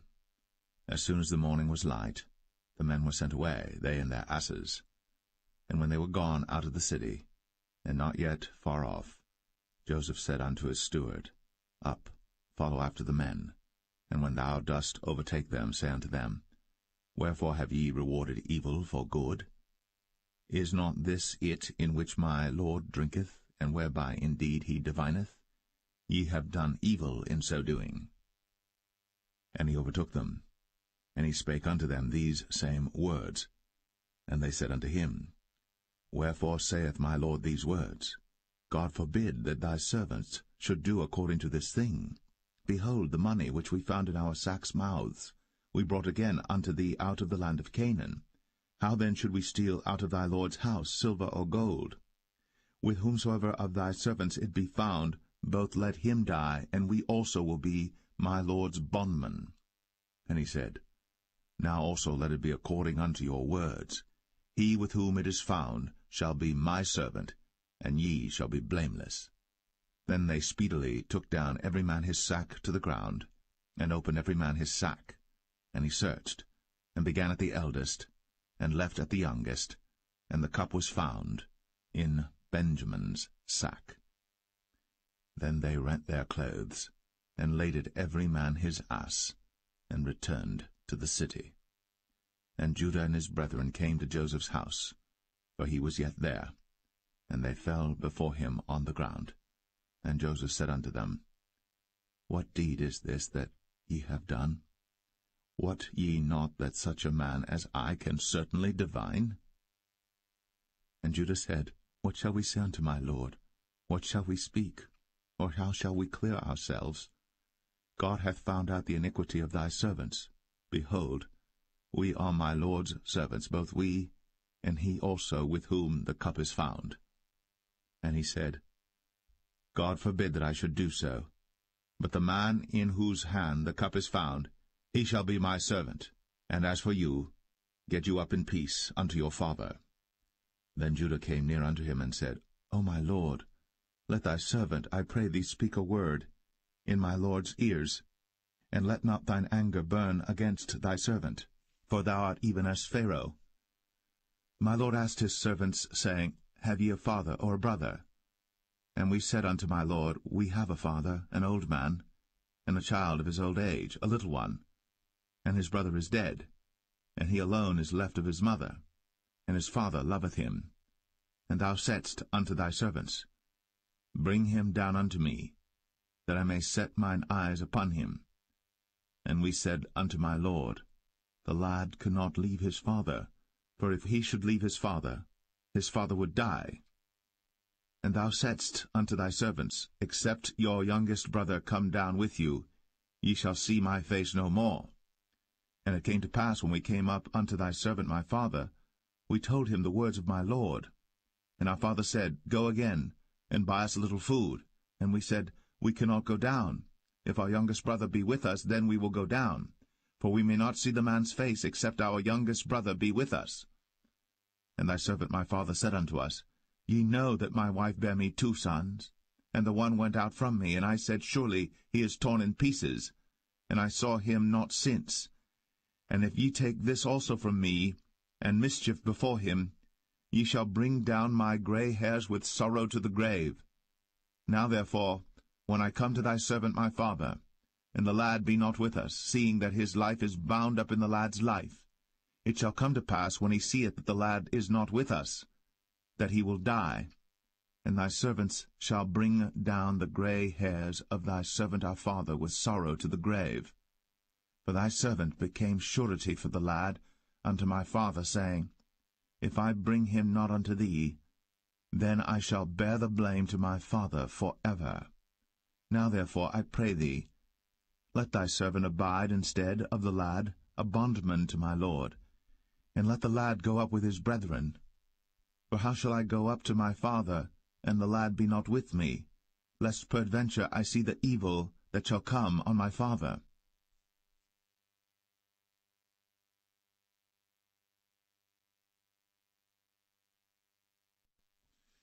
Genesis 45. Then Joseph could not refrain himself before all them that stood by him. And he cried, Cause every man to go out from me. And there stood no man with him, while Joseph made himself known unto his brethren. And he wept aloud. And the Egyptians in the house of Pharaoh heard. And Joseph said unto his brethren, I am Joseph. Doth my father yet live? And his brethren could not answer him, for they were troubled at his presence. And Joseph said unto his brethren, Come near to me, I pray you. And they came near, and he said, I am Joseph your brother, whom ye sold into Egypt. Now therefore be not grieved, nor angry with yourselves, that ye sold me hither, for God did send me before you to preserve life. For these 2 years hath the famine been in the land, and yet there are 5 years, in the which there shall neither be earing nor harvest. And God sent me before you to preserve you a posterity in the earth, and to save your lives by a great deliverance. So now it was not you that sent me hither, but God. And he hath made me a father to Pharaoh, and lord of all his house, and a ruler throughout all the land of Egypt. Haste ye, and go up to my father, and say unto him, Thus saith thy son Joseph, God hath made me lord of all Egypt. Come down unto me, tarry not. And thou shalt dwell in the land of Goshen, and thou shalt be near unto me, thou and thy children, and thy children's children, and thy flocks and thy herds, and all that thou hast, and there will I nourish thee. For yet there are 5 years of famine, lest thou and thy household, and all that thou hast, come to poverty. And behold, your eyes see, and the eyes of my brother Benjamin, that it is my mouth that speaketh unto you. And ye shall tell my father of all my glory in Egypt, and of all that ye have seen. And ye shall haste, and bring down my father hither. And he fell upon his brother Benjamin's neck, and wept. And Benjamin wept upon his neck. Moreover he kissed all his brethren, and wept upon them, and after that his brethren talked with him. And the fame thereof was heard in Pharaoh's house, saying, Joseph's brethren are come. And it pleased Pharaoh well, and his servants. And Pharaoh said unto Joseph, Say unto thy brethren, This do ye, lade your beasts, and go, get you unto the land of Canaan. And take your father and your households, and come unto me, and I will give you the good of the land of Egypt, and ye shall eat the fat of the land. Now thou art commanded, this do ye, take you wagons out of the land of Egypt, for your little ones, and for your wives, and bring your father, and come. Also regard not your stuff, for the good of all the land of Egypt is yours. And the children of Israel did so. And Joseph gave them wagons according to the commandment of Pharaoh, and gave them provision for the way. To all of them he gave each man changes of raiment, but to Benjamin he gave 300 pieces of silver, and 5 changes of raiment. And to his father he sent after this manner, 10 asses laden with the good things of Egypt, and 10 she-asses laden with corn and bread and meat for his father by the way. So he sent his brethren away, and they departed. And he said unto them, See that ye fall not out by the way. And they went up out of Egypt, and came into the land of Canaan unto Jacob their father, and told him, saying, Joseph is yet alive, and he is governor over all the land of Egypt. And Jacob's heart fainted, for he believed them not. And they told him all the words of Joseph, which he had said unto them. And when he saw the wagons which Joseph had sent to carry him, the spirit of Jacob their father revived. And Israel said, It is enough. Joseph my son is yet alive. I will go and see him before I die.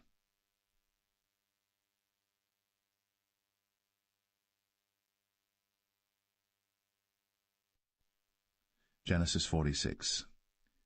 And Israel took his journey with all that he had, and came to Beersheba, and offered sacrifices unto the God of his father Isaac. And God spake unto Israel in the visions of the night, and said, Jacob, Jacob. And he said, Here am I. And he said, I am God, the God of thy father. Fear not to go down into Egypt, for I will there make of thee a great nation. I will go down with thee into Egypt, and I will also surely bring thee up again, and Joseph shall put his hand upon thine eyes. And Jacob rose up from Beersheba, and the sons of Israel carried Jacob their father, and their little ones, and their wives, in the wagons which Pharaoh had sent to carry him. And they took their cattle and their goods which they had gotten in the land of Canaan, and came into Egypt, Jacob and all his seed with him, his sons, and his sons' sons with him, his daughters, and his sons' daughters, and all his seed brought he with him into Egypt. And these are the names of the children of Israel, which came into Egypt, Jacob and his sons, Reuben, Jacob's firstborn, and the sons of Reuben, Hanok and Phalu, and Hezron and Carmi, and the sons of Simeon, Jemuel, and Jamin, and Ohad, and Jachin, and Zohar, and Shaul the son of a Canaanitish woman, and the sons of Levi, Gershon, Kohath, and Merari, and the sons of Judah, Er, and Onan, and Shelah, and Pharez, and Zerah. But Er and Onan died in the land of Canaan. And the sons of Pharez were Hezron and Hamul. And the sons of Issachar, Tola, and Phuvah, and Job, and Shimron. And the sons of Zebulun, Sered, and Elon, and Jaleel. These be the sons of Leah, which he bare unto Jacob in Paddan Aram, with his daughter Dinah. All the souls of his sons and his daughters were 33. And the sons of Gad, Ziphion, and Haggai, Shunai, and Esbon, Eri, and Aradai, and Arali. And the sons of Asher, Jimnah, and Ishua, and Isui, and Beriah, and Sarah their sister. And the sons of Beriah, Heber, and Malchiel. These are the sons of Zilpah, whom Laban gave to Leah his daughter, and these she bare unto Jacob, even 16 souls. The sons of Rachel, Jacob's wife, Joseph and Benjamin. And unto Joseph in the land of Egypt were born Manasseh and Ephraim, which Asenath, the daughter of Potipherah, priest of On, bare unto him. And the sons of Benjamin were Bela, and Becher, and Ashbel, Gera, and Naaman, Ehi, and Rosh, Muppim, and Huppim, and Ard. These are the sons of Rachel, which were born to Jacob. All the souls were 14. And the sons of Dan, Hushim. And the sons of Naphtali, Jaziel, and Gunai, and Jezer, and Shillem. These are the sons of Bilhah, which Laban gave unto Rachel his daughter, and she bare these unto Jacob. All the souls were 7. All the souls that came with Jacob into Egypt, which came out of his loins, besides Jacob's sons' wives, all the souls were 66. And the sons of Joseph, which were born him in Egypt, were 2 souls. All the souls of the house of Jacob, which came into Egypt, were 10. And he sent Judah before him unto Joseph, to direct his face unto Goshen. And they came into the land of Goshen. And Joseph made ready his chariot, and went up to meet Israel his father to Goshen, and presented himself unto him. And he fell on his neck, and wept on his neck a good while. And Israel said unto Joseph, Now let me die, since I have seen thy face, because thou art yet alive. And Joseph said unto his brethren, and unto his father's house, I will go up and show Pharaoh, and say unto him, My brethren, and my father's house, which were in the land of Canaan, are come unto me. And the men are shepherds, for their trade hath been to feed cattle, and they have brought their flocks, and their herds, and all that they have. And it shall come to pass, when Pharaoh shall call you, and shall say, What is your occupation? That ye shall say, Thy servant's trade hath been about cattle from our youth, even until now, both we and also our fathers, that ye may dwell in the land of Goshen. For every shepherd is an abomination unto the Egyptians.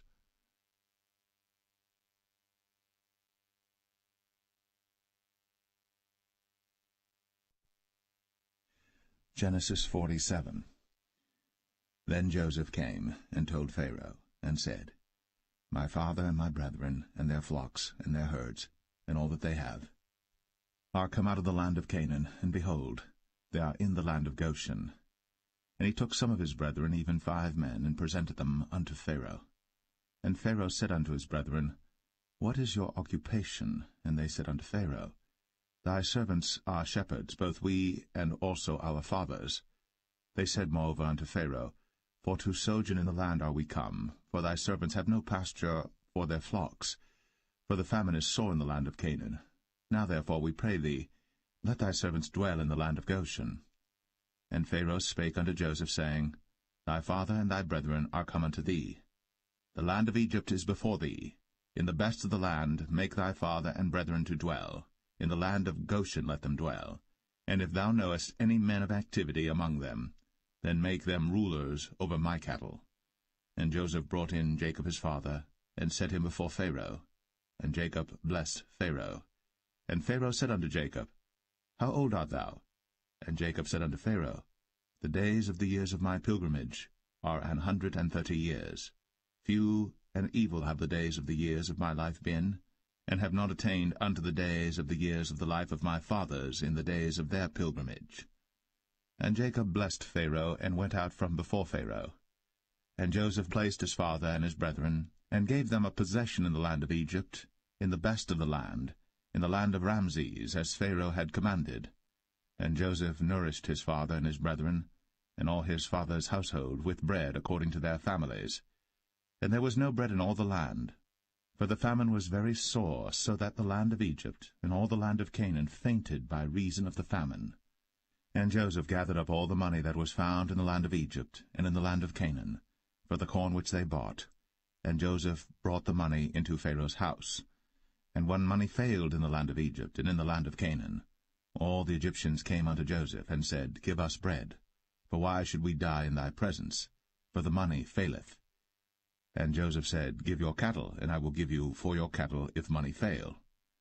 And they brought their cattle unto Joseph, and Joseph gave them bread in exchange for horses, and for the flocks, and for the cattle of the herds, and for the asses, and he fed them with bread for all their cattle for that year. When that year was ended, they came unto him the 2nd year, and said unto him, We will not hide it from my lord, how that our money is spent. My lord also hath our herds of cattle. There is not aught left in the sight of my lord, but our bodies and our lands.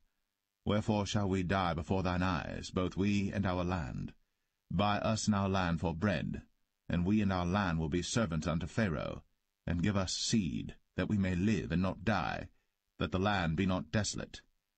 And Joseph bought all the land of Egypt for Pharaoh. For the Egyptians sold every man his field, because the famine prevailed over them. So the land became Pharaoh's. And as for the people, he removed them to cities from one end of the borders of Egypt even to the other end thereof. Only the land of the priests bought he not, for the priests had a portion assigned them of Pharaoh, and did eat their portion which Pharaoh gave them, wherefore they sold not their lands. Then Joseph said unto the people, Behold, I have bought you this day, and your land for Pharaoh. Lo, here is seed for you, and ye shall sow the land. And it shall come to pass in the increase, that ye shall give the 5th part unto Pharaoh, and 4 parts shall be your own, for seed of the field, and for your food, and for them of your households, and for food for your little ones. And they said, Thou hast saved our lives. Let us find grace in the sight of my lord, and we will be Pharaoh's servants. And Joseph made it a law over the land of Egypt unto this day, that Pharaoh should have the 5th part, except the land of the priests only, which became not Pharaoh's. And Israel dwelt in the land of Egypt, in the country of Goshen. And they had possessions therein, and grew and multiplied exceedingly. And Jacob lived in the land of Egypt 17 years. So the whole age of Jacob was 147 years. And the time drew nigh that Israel must die. And he called his son Joseph, and said unto him, If now I have found grace in thy sight, put, I pray thee, thy hand under my thigh, and deal kindly and truly with me. Bury me not, I pray thee, in Egypt, but I will lie with my fathers, and thou shalt carry me out of Egypt, and bury me in their burying place. And he said, I will do as thou hast said. And he said, Swear unto me. And he sware unto him. And Israel bowed himself upon the bed's head.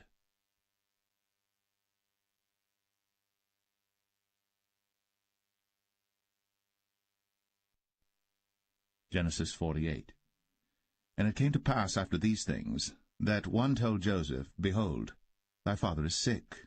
And he took with him his 2 sons, Manasseh and Ephraim. And one told Jacob, and said, Behold, thy son Joseph cometh unto thee. And Israel strengthened himself, and sat upon the bed. And Jacob said unto Joseph, God Almighty appeared unto me at Luz in the land of Canaan, and blessed me, and said unto me, Behold, I will make thee fruitful, and multiply thee, and I will make of thee a multitude of people, and will give this land to thy seed after thee for an everlasting possession.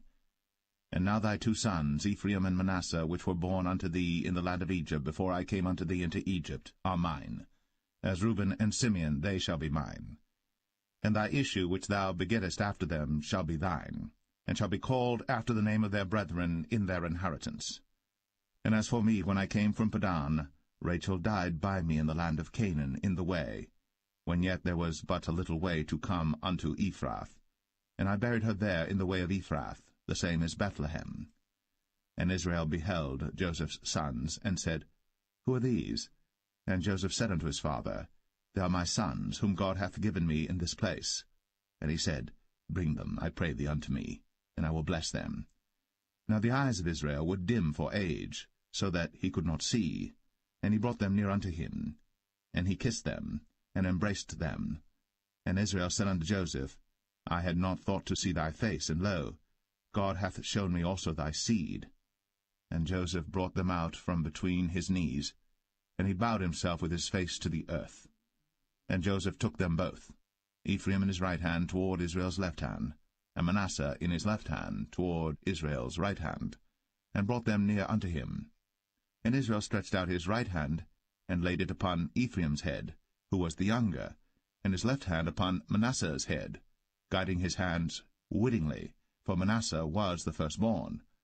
And he blessed Joseph, and said, God, before whom my fathers Abraham and Isaac did walk, the God which fed me all my life long unto this day, the angel which redeemed me from all evil, bless the lads, and let my name be named on them, and the name of my fathers Abraham and Isaac, and let them grow into a multitude in the midst of the earth. And when Joseph saw that his father laid his right hand upon the head of Ephraim, it displeased him, and he held up his father's hand to remove it from Ephraim's head unto Manasseh's head. And Joseph said unto his father, Not so, my father, for this is the firstborn. Put thy right hand upon his head. And his father refused, and said, I know it, my son, I know it.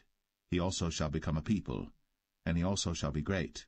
But truly his younger brother shall be greater than he, and his seed shall become a multitude of nations. And he blessed them that day, saying, In thee shall Israel bless, saying, God make thee as Ephraim and as Manasseh. And he set Ephraim before Manasseh. And Israel said unto Joseph, Behold, I die, but God shall be with you, and bring you again unto the land of your fathers. Moreover, I have given to thee one portion above thy brethren, which I took out of the hand of the Amorite with my sword and with my bow.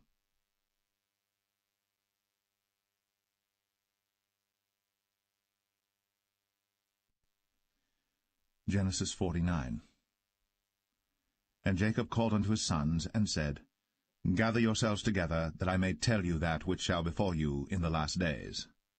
Gather yourselves together, and hear, ye sons of Jacob, and hearken unto Israel your father.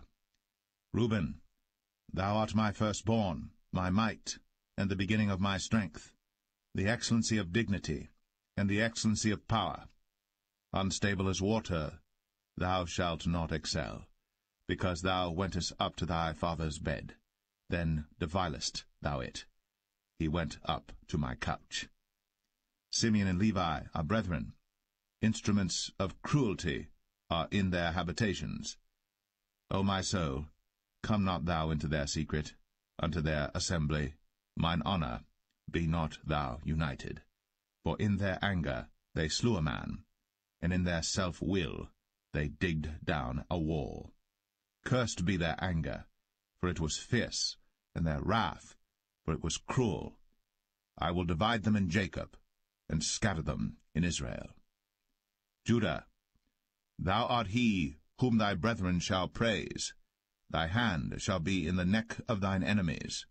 Thy father's children shall bow down before thee. Judah is a lion's whelp. From the prey, my son, thou art gone up. He stooped down. He couched as a lion, and as an old lion, who shall rouse him up? The scepter shall not depart from Judah, nor a lawgiver from between his feet, until Shiloh come, and unto him shall the gathering of the people be. Binding his foal unto the vine, and his ass's colt unto the choice vine, he washed his garments in wine, and his clothes in the blood of grapes. His eyes shall be red with wine, and his teeth white with milk. Zebulun shall dwell at the haven of the sea, and he shall be for an haven of ships, and his border shall be unto Zidon. Issachar is a strong ass couching down between two burdens. And he saw that rest was good, and the land that it was pleasant, and bowed his shoulder to bear, and became a servant unto tribute. Dan shall judge his people, as one of the tribes of Israel. Dan shall be a serpent by the way, an adder in the path, that biteth the horse heels, so that his rider shall fall backward. I have waited for thy salvation, O Lord. Gad, a troop shall overcome him, but he shall overcome at the last. Out of Asher his bread shall be fat, and he shall yield royal dainties. Naphtali is a hind let loose, he giveth goodly words. Joseph is a fruitful bough, even a fruitful bough by a well, whose branches run over the wall. The archers have sorely grieved him, and shot at him, and hated him. But his bow abode in strength, and the arms of his hands were made strong by the hands of the mighty God of Jacob. From thence is the shepherd, the stone of Israel.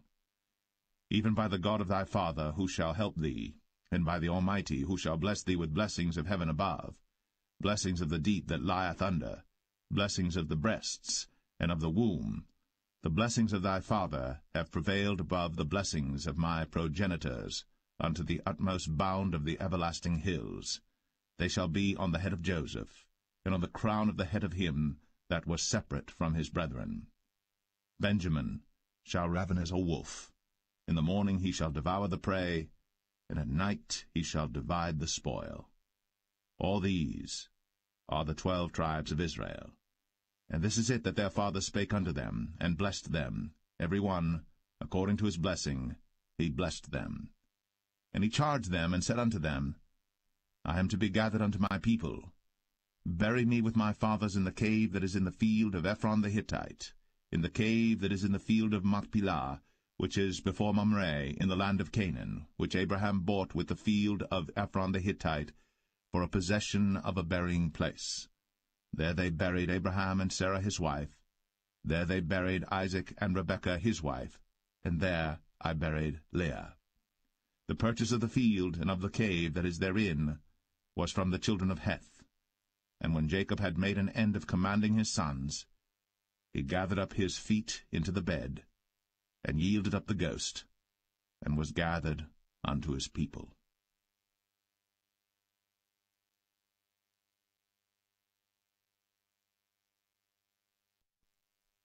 Genesis 50. And Joseph fell upon his father's face, and wept upon him, and kissed him. And Joseph commanded his servants, the physicians, to embalm his father, and the physicians embalmed Israel.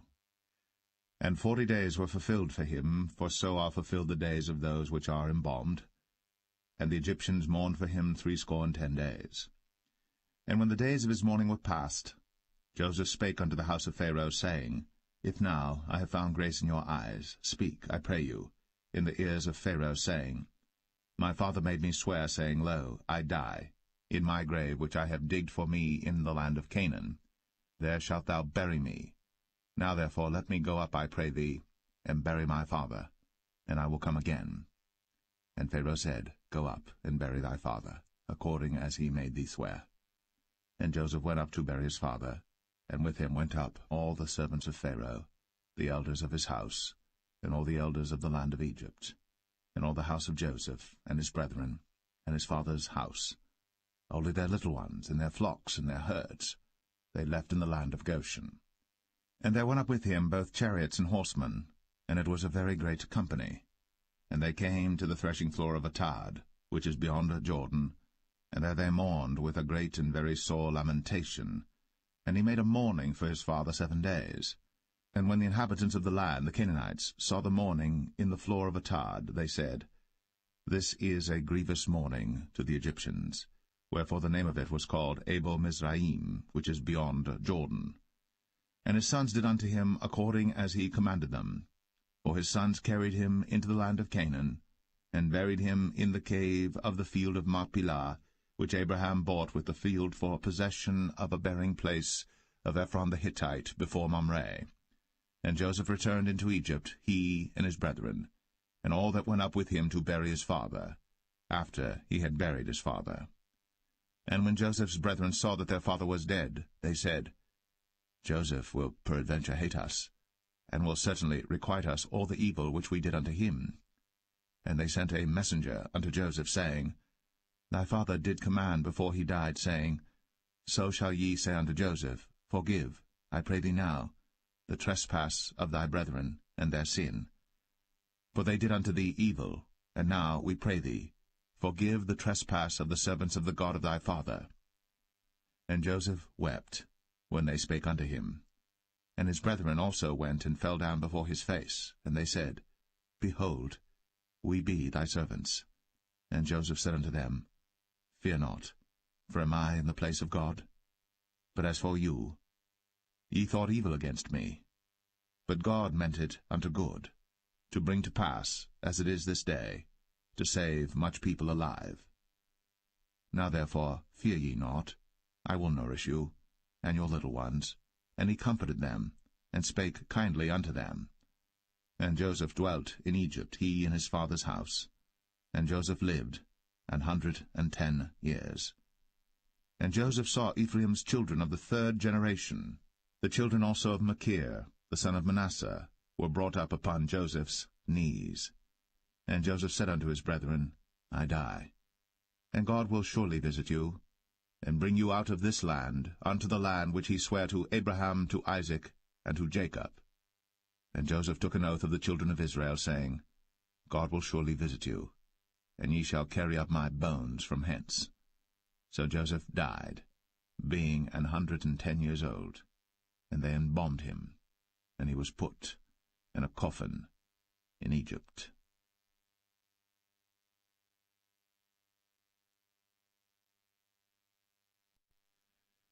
The Book of Exodus, Chapter 1. Now these are the names of the children of Israel, which came into Egypt. Every man in his household came with Jacob: Reuben, Simeon, Levi, and Judah, Issachar, Zebulun, and Benjamin, Dan and Naphtali, Gad and Asher. And all the souls that came out of the loins of Jacob were 70 souls, for Joseph was in Egypt already. And Joseph died, and all his brethren, and all that generation. And the children of Israel were fruitful, and increased abundantly, and multiplied, and waxed exceeding mighty, and the land was filled with them. Now there arose up a new king over Egypt, which knew not Joseph. And he said unto his people, Behold, the people of the children of Israel are more and mightier than we. Come on, let us deal wisely with them, lest they multiply. And it come to pass, that when there falleth out any war, they join also unto our enemies, and fight against us, and so get them up out of the land. Therefore they did set over them taskmasters, to afflict them with their burdens, and they built for Pharaoh treasure cities, Pithom and Ramses. But the more they afflicted them, the more they multiplied and grew, and they were grieved because of the children of Israel. And the Egyptians made the children of Israel to serve with rigor, and they made their lives bitter with hard bondage, in mortar, and in brick, and in all manner of service in the field. All their service wherein they made them serve was with rigor. And the king of Egypt spake to the Hebrew midwives, of which the name of the one was Shiphrah, and the name of the other Puah. And he said, When ye do the office of a midwife to the Hebrew women, and see them upon the stools, if it be a son, then ye shall kill him, but if it be a daughter, then she shall live. But the midwives feared God, and did not as the king of Egypt commanded them, but saved the men-children alive. And the king of Egypt called for the midwives, and said unto them, Why have ye done this thing, and have saved the men-children alive? And the midwives said unto Pharaoh, Because the Hebrew women are not as the Egyptian women, for they are lively, and are delivered ere the midwives come in unto them.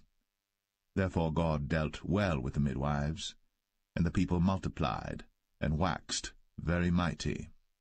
And it came to pass, because the midwives feared God, that he made them houses.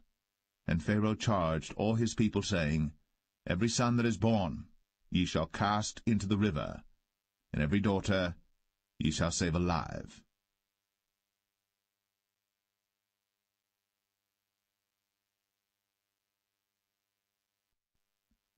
Exodus 2. And there went a man of the house of Levi, and took to wife a daughter of Levi. And the woman conceived, and bare a son. And when she saw him that he was a goodly child, she hid him 3 months. And when she could not longer hide him, she took for him an ark of bulrushes, and daubed it with slime, and with pitch, and put the child therein, and she laid it in the flags by the river's brink. And his sister stood afar off, to wit what would be done to him. And the daughter of Pharaoh came down to wash herself at the river, and her maidens walked along by the river's side. And when she saw the ark among the flags, she sent her maid to fetch it. And when she had opened it, she saw the child, and behold, the babe wept. And she had compassion on him, and said, This is one of the Hebrews' children. Then said his sister to Pharaoh's daughter, Shall I go and call to thee a nurse of the Hebrew women, that she may nurse the child for thee? And Pharaoh's daughter said to her, Go. And the maid went, and called the child's mother. And Pharaoh's daughter said unto her, Take this child away, and nurse it for me, and I will give thee thy wages. And the woman took the child, and nursed it. And the child grew, and she brought him unto Pharaoh's daughter, and he became her son. And she called his name Moses. And she said, Because I drew him out of the water. And it came to pass in those days, when Moses was grown, that he went out unto his brethren, and looked on their burdens. And he spied an Egyptian smiting an Hebrew, one of his brethren. And he looked this way and that way. And when he saw that there was no man, he slew the Egyptian, and hid him in the sand. And when he went out the second day, behold, 2 men of the Hebrews strove together. And he said to him that did the wrong, Wherefore smitest thou thy fellow? And he said, Who made thee a prince and a judge over us? Intendest thou to kill me, as thou killedst the Egyptian? And Moses feared, and said, Surely this thing is known. Now when Pharaoh heard this thing, he sought to slay Moses.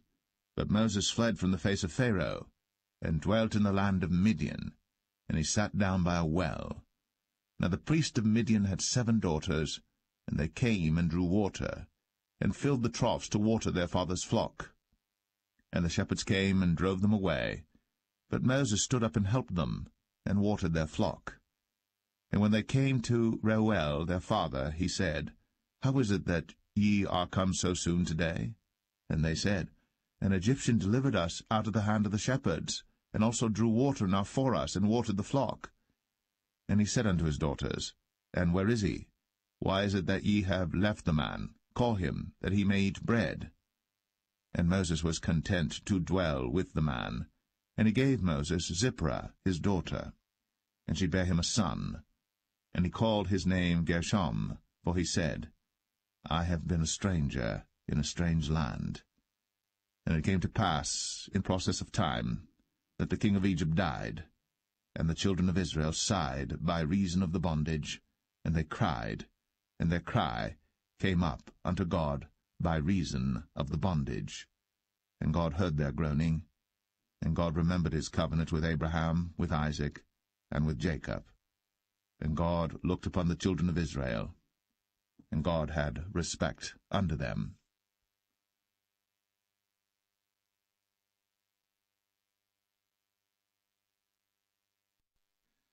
Exodus 3. Now Moses kept the flock of Jethro his father-in-law, the priest of Midian. And he led the flock to the backside of the desert, and came to the mountain of God, even to Horeb.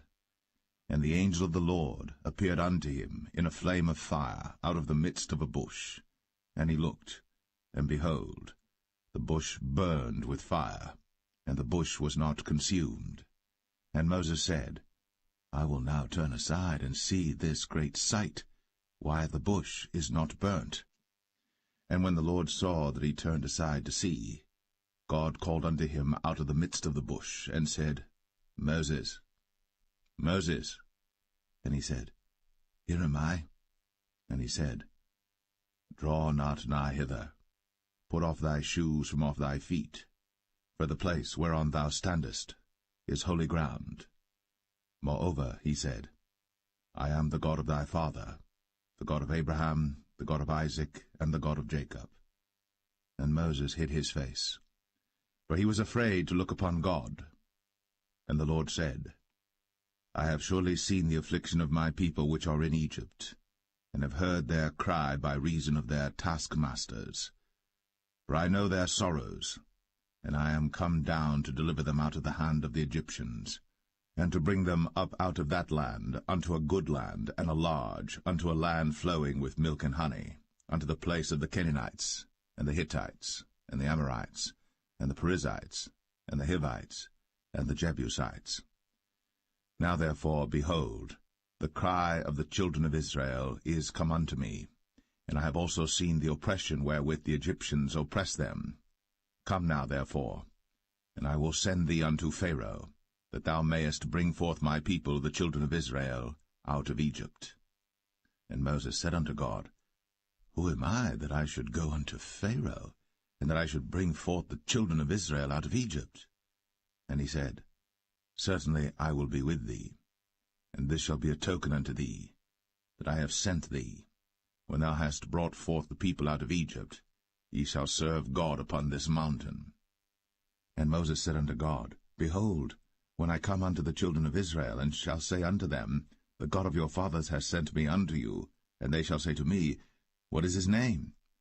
What shall I say unto them? And God said unto Moses, I am that I am. And he said, Thus shalt thou say unto the children of Israel, I am hath sent me unto you. And God said moreover unto Moses, Thus shalt thou say unto the children of Israel, The Lord God of your fathers, the God of Abraham, the God of Isaac, and the God of Jacob, hath sent me unto you. This is my name for ever, and this is my memorial unto all generations. Go and gather the elders of Israel together, and say unto them, The Lord God of your fathers, the God of Abraham, of Isaac, and of Jacob, appeared unto me, saying, I have surely visited you, and seen that which is done to you in Egypt. And I have said, I will bring you up out of the affliction of Egypt, unto the land of the Canaanites, and the Hittites, and the Amorites, and the Perizzites, and the Hivites, and the Jebusites, unto a land flowing with milk and honey. And they shall hearken to thy voice, and thou shalt come, thou and the elders of Israel, unto the king of Egypt, and ye shall say unto him, The Lord God of the Hebrews hath met with us. And now let us go, we beseech thee, 3 days' journey into the wilderness, that we may sacrifice to the Lord our God. And I am sure that the king of Egypt will not let you go, no, not by a mighty hand. And I will stretch out my hand, and smite Egypt with all my wonders which I will do in the midst thereof. And after that he will let you go. And I will give this people favor in the sight of the Egyptians. And it shall come to pass that, when ye go, ye shall not go empty. But every woman shall borrow of her neighbor, and of her that sojourneth in her house, jewels of silver, and jewels of gold, and raiment. And ye shall put them upon your sons, and upon your daughters, and ye shall spoil the Egyptians.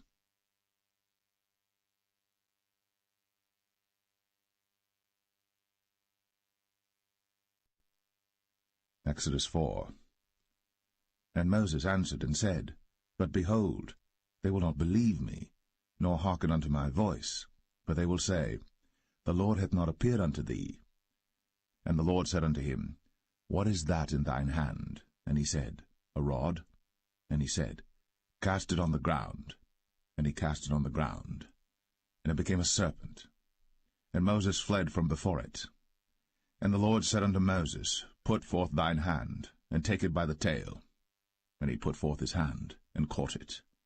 And it became a rod in his hand, that they may believe that the Lord God of their fathers, the God of Abraham, the God of Isaac, and the God of Jacob, hath appeared unto thee. And the Lord said furthermore unto him, Put now thine hand into thy bosom. And he put his hand into his bosom, and when he took it out, behold, his hand was leprous as snow. And he said, Put thine hand into thy bosom again. And he put his hand into his bosom again, and plucked it out of his bosom, and behold, it was turned again as his other flesh. And it shall come to pass, if they will not believe thee, neither hearken to the voice of the first sign, that they will believe the voice of the latter sign. And it shall come to pass, if they will not believe also these two signs, neither hearken unto thy voice, that thou shalt take of the water of the river, and pour it upon the dry land, and the water which thou takest out of the river shall become blood upon the dry land. And Moses said unto the Lord, O my Lord, I am not eloquent, neither heretofore nor since thou hast spoken unto thy servant, but I am slow of speech and of a slow tongue. And the Lord said unto him, Who hath made man's mouth? Or who maketh the dumb, or deaf, or the seeing, or the blind? Have not I the Lord? Now therefore go, and I will be with thy mouth, and teach thee what thou shalt say. And he said, O my Lord, send, I pray thee, by the hand of him whom thou wilt send. And the anger of the Lord was kindled against Moses, and he said, Is not Aaron the Levite thy brother? I know that he can speak well, and also, behold, he cometh forth to meet thee. And when he seeth thee, he will be glad in his heart. And thou shalt speak unto him, and put words in his mouth. And I will be with thy mouth, and with his mouth, and will teach you what ye shall do. And he shall be thy spokesman unto the people, and he shall be, even he, shall be to thee instead of a mouth, and thou shalt be to him instead of God. And thou shalt take this rod in thine hand, wherewith thou shalt do signs. And Moses went, and returned to Jethro his father-in-law, and said unto him, Let me go, I pray thee, and return unto my brethren which are in Egypt, and see whether they be yet alive. And Jethro said to Moses, Go in peace. And the Lord said unto Moses in Midian, Go, return into Egypt, for all the men are dead which sought thy life. And Moses took his wife and his sons, and set them upon an ass, and he returned to the land of Egypt. And Moses took the rod of God in his hand. And the Lord said unto Moses, When thou goest to return into Egypt, see that thou do all those wonders before Pharaoh, which I have put in thine hand. But I will harden his heart, that he shall not let the people go. And thou shalt say unto Pharaoh, Thus saith the Lord, Israel is my son, even my firstborn. And I say unto thee, Let my son go, that he may serve me. And if thou refuse to let him go, behold, I will slay thy son, even thy firstborn. And it came to pass by the way in the inn, that the Lord met him, and sought to kill him. Then Zipporah took a sharp stone, and cut off the foreskin of her son, and cast it at his feet, and said, Surely a bloody husband art thou to me. So he let him go. Then she said, A bloody husband thou art, because of the circumcision. And the Lord said to Aaron, Go into the wilderness to meet Moses. And he went, and met him in the mount of God, and kissed him. And Moses told Aaron all the words of the Lord who had sent him, and all the signs which he had commanded him. And Moses and Aaron went and gathered together all the elders of the children of Israel. And Aaron spake all the words which the Lord had spoken unto Moses, and did the signs in the sight of the people. And the people believed.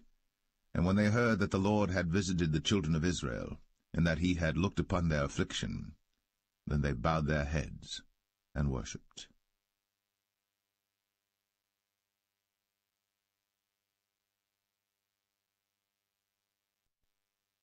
Exodus 5.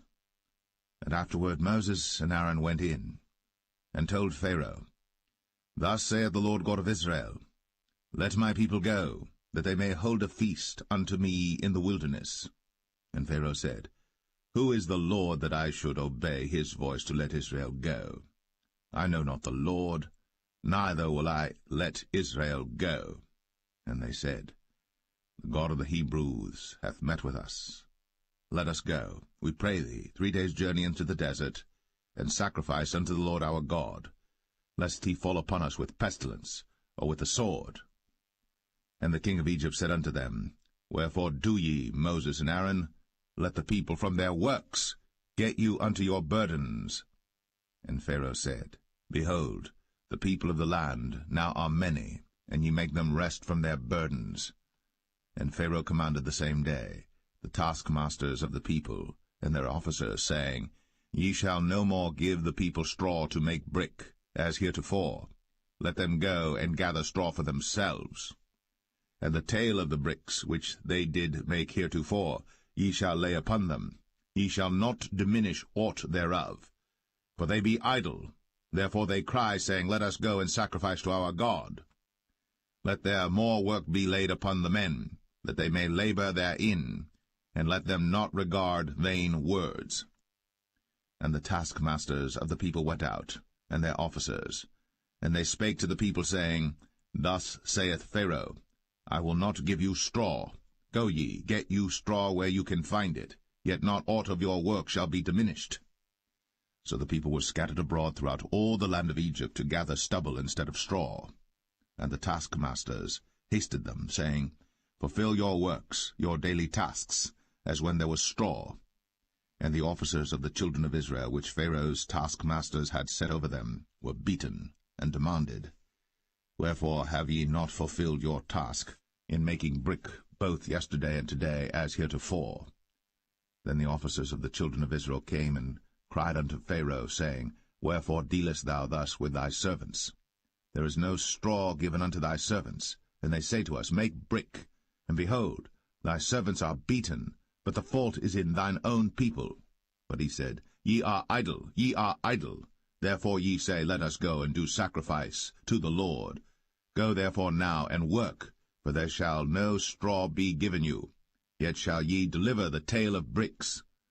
And the officers of the children of Israel did see that they were in evil case, after it was said, Ye shall not minish aught from your bricks of your daily task. And they met Moses and Aaron, who stood in the way, as they came forth from Pharaoh. And they said unto them, The Lord look upon you and judge, because ye have made our savour to be abhorred in the eyes of Pharaoh, and in the eyes of his servants, to put a sword in their hand to slay us. And Moses returned unto the Lord, and said, Lord, wherefore hast thou so evil entreated this people? Why is it that thou hast sent me? For since I came to Pharaoh to speak in thy name, he hath done evil to this people, neither hast thou delivered thy people at all.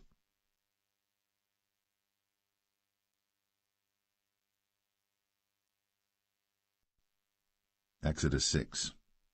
Then the Lord said unto Moses, Now shalt thou see what I will do to Pharaoh.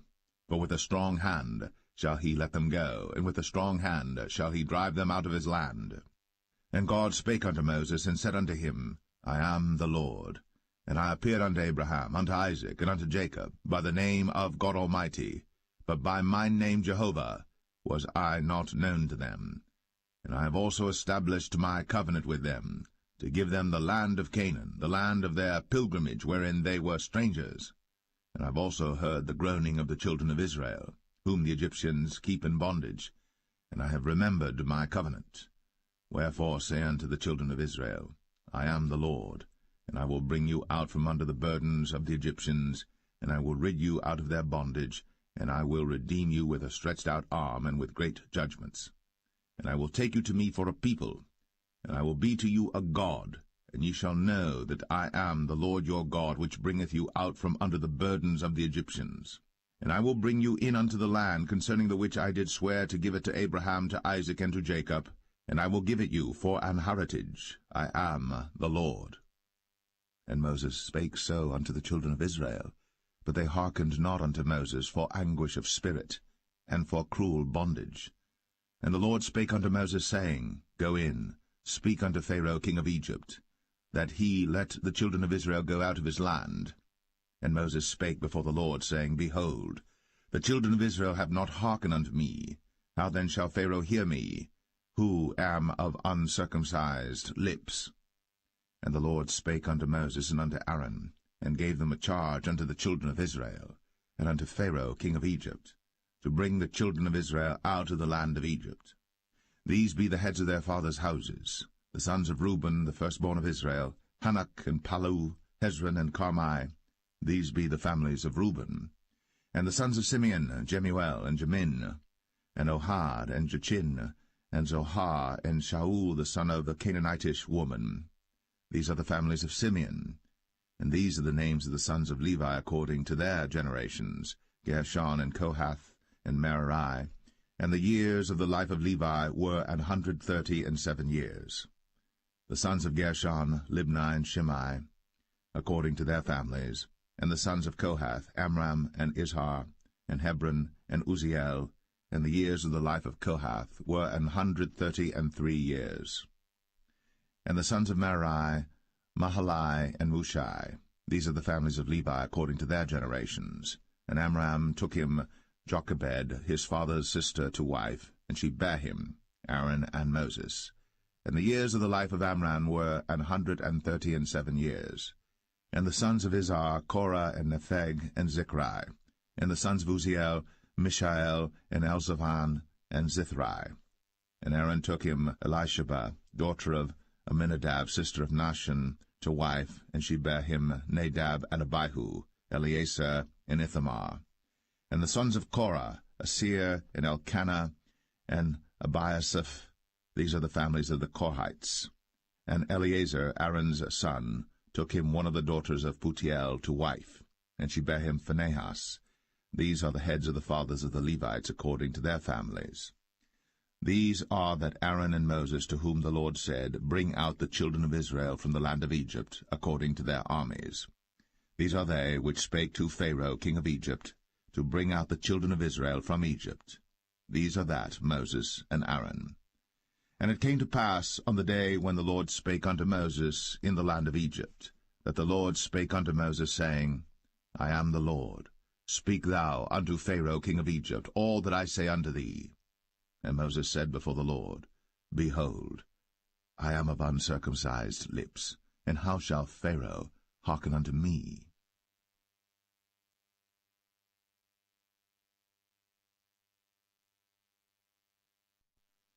Exodus 7. And the Lord said unto Moses, See, I have made thee a god to Pharaoh, and Aaron thy brother shall be thy prophet. Thou shalt speak all that I command thee, and Aaron thy brother shall speak unto Pharaoh, that he send the children of Israel out of his land. And I will harden Pharaoh's heart, and multiply my signs and my wonders in the land of Egypt. But Pharaoh shall not hearken unto you, that I may lay my hand upon Egypt, and bring forth mine armies and my people the children of Israel out of the land of Egypt by great judgments. And the Egyptians shall know that I am the Lord, when I stretch forth mine hand upon Egypt, and bring out the children of Israel from among them. And Moses and Aaron did as the Lord commanded them, so did they. And Moses was 80 years old, and Aaron 83 years old, when they spake unto Pharaoh. And the Lord spake unto Moses and unto Aaron, saying, When Pharaoh shall speak unto you, saying, Show a miracle for you, then thou shalt say unto Aaron, Take thy rod, and cast it before Pharaoh, and it shall become a serpent. And Moses and Aaron went in unto Pharaoh, and they did so as the Lord had commanded. And Aaron cast down his rod before Pharaoh, and before his servants, and it became a serpent. Then Pharaoh also called the wise men and the sorcerers. Now the magicians of Egypt they also did in like manner with their enchantments. For they cast down every man his rod, and they became serpents. But Aaron's rod swallowed up their rods. And he hardened Pharaoh's heart, that he hearkened not unto them, as the Lord had said. And the Lord said unto Moses, Pharaoh's heart is hardened, he refuseth to let the people go. Get thee unto Pharaoh in the morning. Lo, he goeth out unto the water, and thou shalt stand by the river's brink against he come. And the rod which was turned to a serpent shalt thou take in thine hand. And thou shalt say unto him, The Lord God of the Hebrews hath sent me unto thee, saying, Let my people go, that they may serve me in the wilderness. And behold, hitherto thou wouldest not hear. Thus saith the Lord, In this thou shalt know that I am the Lord. Behold, I will smite with the rod that is in mine hand upon the waters which are in the river, and they shall be turned to blood. And the fish that is in the river shall die, and the river shall stink, and the Egyptians shall loathe to drink of the water of the river. And the Lord spake unto Moses, Say unto Aaron, Take thy rod, and stretch out thine hand upon the waters of Egypt, upon their streams, upon their rivers, and upon their ponds, and upon all their pools of water, that they may become blood, and that there may be blood throughout all the land of Egypt, both in vessels of wood and in vessels of stone. And Moses and Aaron did so, as the Lord commanded. And he lifted up the rod, and smote the waters that were in the river, in the sight of Pharaoh, and in the sight of his servants, and all the waters that were in the river were turned to blood. And the fish that was in the river died, and the river stank, and the Egyptians could not drink of the water of the river, and there was blood throughout all the land of Egypt. And the magicians of Egypt did so with their enchantments, and Pharaoh's heart was hardened, neither did he hearken unto them, as the Lord had said. And Pharaoh turned and went into his house, neither did he set his heart to this also. And all the Egyptians digged round about the river for water to drink, for they could not drink of the water of the river. And 7 days were fulfilled. After that the Lord had smitten the river.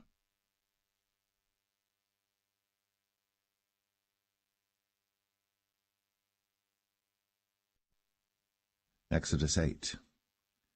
And the Lord spake unto Moses, Go unto Pharaoh, and say unto him, Thus saith the Lord, Let my people go, that they may serve me.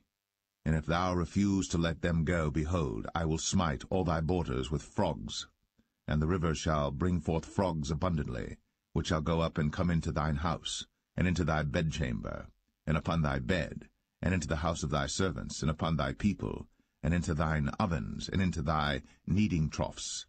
And the frogs shall come up both on thee, and upon thy people, and upon all thy servants.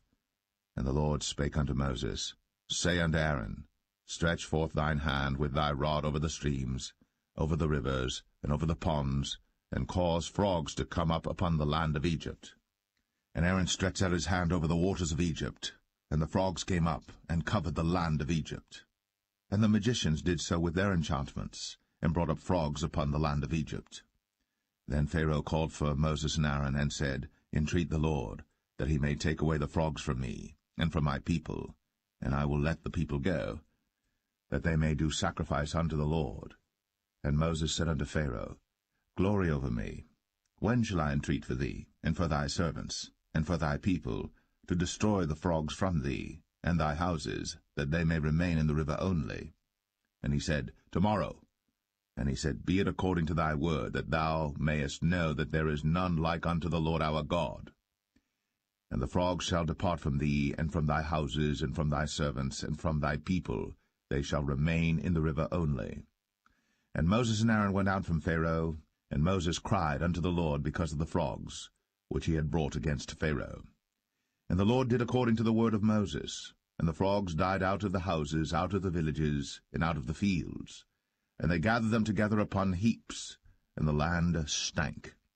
But when Pharaoh saw that there was respite, he hardened his heart, and hearkened not unto them, as the Lord had said. And the Lord said unto Moses, Say unto Aaron, Stretch out thy rod, and smite the dust of the land, that it may become lice throughout all the land of Egypt. And they did so. For Aaron stretched out his hand with his rod, and smote the dust of the earth, and it became lice in man and in beast. All the dust of the land became lice throughout all the land of Egypt. And the magicians did so with their enchantments to bring forth lice, but they could not, so there were lice upon man and upon beast. Then the magicians said unto Pharaoh, This is the finger of God. And Pharaoh's heart was hardened, and he hearkened not unto them, as the Lord had said. And the Lord said unto Moses, Rise up early in the morning, and stand before Pharaoh. Lo, he cometh forth to the water. And say unto him, Thus saith the Lord, let my people go, that they may serve me. Else, if thou wilt not let my people go, behold, I will send swarms of flies upon thee, and upon thy servants, and upon thy people, and into thy houses, and the houses of the Egyptians shall be full of swarms of flies, and also the ground whereon they are. And I will sever in that day the land of Goshen, in which my people dwell, that no swarms of flies shall be there, to the end thou mayest know that I am the Lord in the midst of the earth. And I will put a division between my people and thy people. Tomorrow shall this sign be. And the Lord did so. And there came a grievous swarm of flies into the house of Pharaoh, and into his servants' houses, and into all the land of Egypt. The land was corrupted by reason of the swarm of flies. And Pharaoh called for Moses and for Aaron, and said, Go ye, sacrifice to your God in the land. And Moses said, It is not meet so to do, for we shall sacrifice the abomination of the Egyptians to the Lord our God. Lo, shall we sacrifice the abomination of the Egyptians before their eyes? And will they not stone us? We will go 3 days' journey into the wilderness, and sacrifice to the Lord our God, as he shall command us. And Pharaoh said, I will let you go, that ye may sacrifice to the Lord your God in the wilderness. Only ye shall not go very far away. Entreat for me. And Moses said, Behold, I go out from thee, and I will entreat the Lord that the swarms of flies may depart from Pharaoh, from his servants, and from his people tomorrow. But let not Pharaoh deal deceitfully any more, not letting the people go to sacrifice to the Lord. And Moses went out from Pharaoh, and entreated the Lord. And the Lord did according to the word of Moses, and he removed the swarms of flies from Pharaoh, from his servants, and from his people. There remained not one. And Pharaoh hardened his heart at this time also, neither would he let the people go.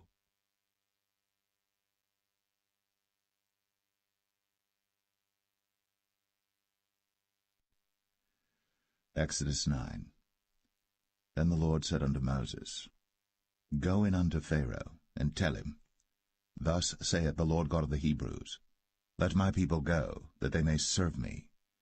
For if thou refuse to let them go, and wilt hold them still, behold, the hand of the Lord is upon thy cattle which is in the field, upon the horses, upon the asses, upon the camels, upon the oxen, and upon the sheep. There shall be a very grievous murrain. And the Lord shall sever between the cattle of Israel and the cattle of Egypt, and there shall nothing die of all that is the children's of Israel. And the Lord appointed a set time, saying, Tomorrow the Lord shall do this thing in the land. And the Lord did that thing on the morrow, and all the cattle of Egypt died, but of the cattle of the children of Israel died not one. And Pharaoh sent, and behold, there was not one of the cattle of the Israelites dead, and the heart of Pharaoh was hardened, and he did not let the people go. And the Lord said unto Moses and unto Aaron, Take to you handfuls of ashes of the furnace, and let Moses sprinkle it toward the heaven in the sight of Pharaoh. And it shall become small dust in all the land of Egypt, and shall be a boil breaking forth with blains upon man and upon beast throughout all the land of Egypt. Then they took ashes of the furnace, and stood before Pharaoh. Then Moses sprinkled it up toward heaven, and it became a boil, breaking forth with blains upon man and upon beast. And the magicians could not stand before Moses because of the boils, for the boil was upon the magicians and upon all the Egyptians. And the Lord hardened the heart of Pharaoh, and he hearkened not unto them, as the Lord had spoken unto Moses. And the Lord said unto Moses, Rise up early in the morning, and stand before Pharaoh, and say unto him, Thus saith the Lord God of the Hebrews, Let my people go, that they may serve me. For I will at this time send all my plagues upon thine heart, and upon thy servants, and upon thy people, that thou mayest know that there is none like me in all the earth. For now I will stretch out my hand, that I may smite thee and thy people with pestilence, and thou shalt be cut off from the earth.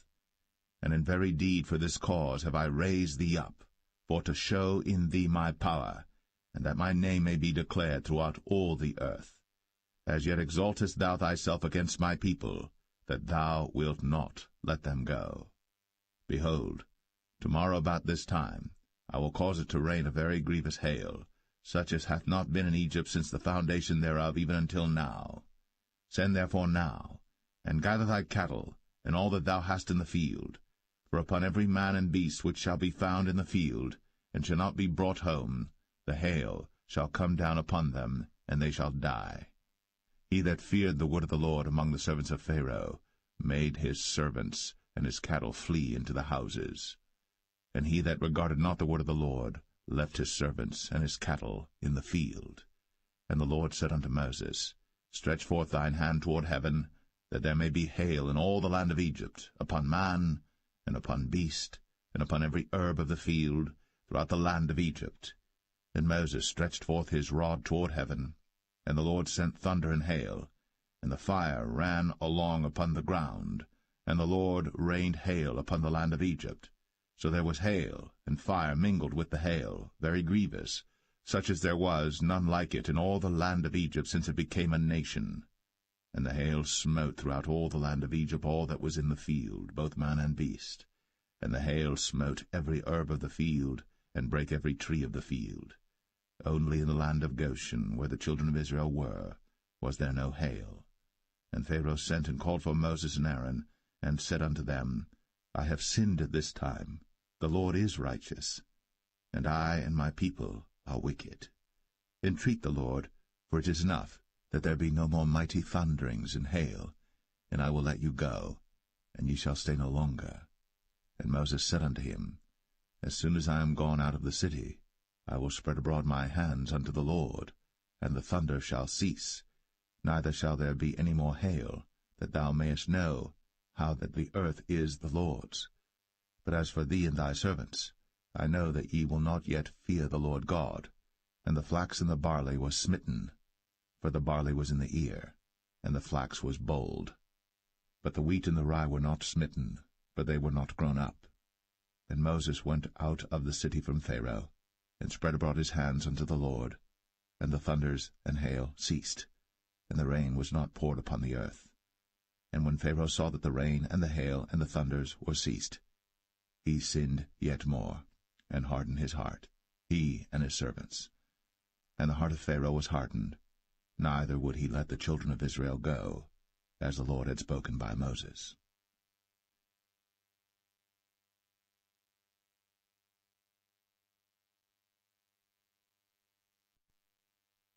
Exodus 10.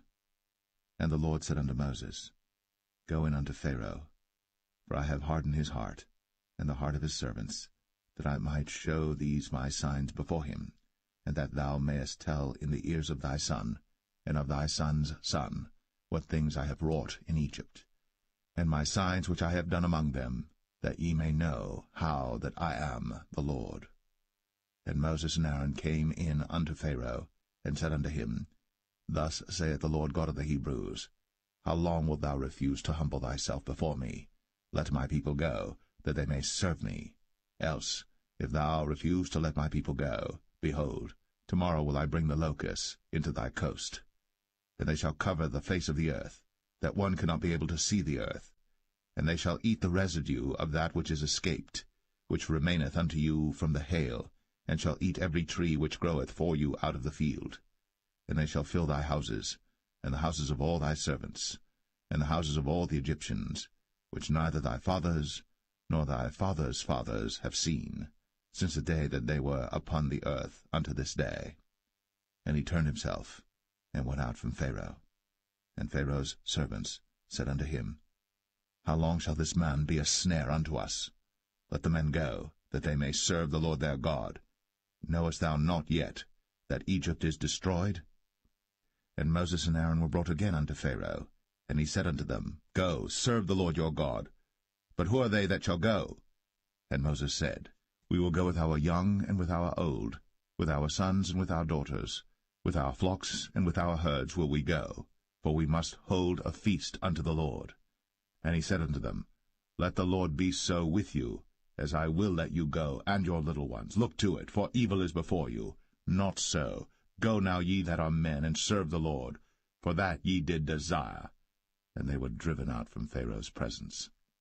And the Lord said unto Moses, Stretch out thine hand over the land of Egypt for the locusts, that they may come up upon the land of Egypt, and eat every herb of the land, even all that the hail hath left. And Moses stretched forth his rod over the land of Egypt. And the Lord brought an east wind upon the land all that day, and all that night. And when it was morning, the east wind brought the locusts. And the locusts went up over all the land of Egypt, and rested in all the coasts of Egypt. Very grievous were they. Before them there were no such locusts as they, neither after them shall be such. For they covered the face of the whole earth, so that the land was darkened. And they did eat every herb of the land, and all the fruit of the trees which the hail had left. And there remained not any green thing in the trees, or in the herbs of the field, through all the land of Egypt. Then Pharaoh called for Moses and Aaron in haste, and he said, I have sinned against the Lord your God and against you. Now therefore forgive, I pray thee, my sin only this once, and entreat the Lord your God, that he may take away from me this death only. And he went out from Pharaoh, and entreated the Lord.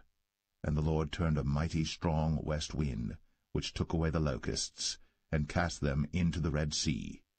There remained not one locust in all the coasts of Egypt. But the Lord hardened Pharaoh's heart, so that he would not let the children of Israel go.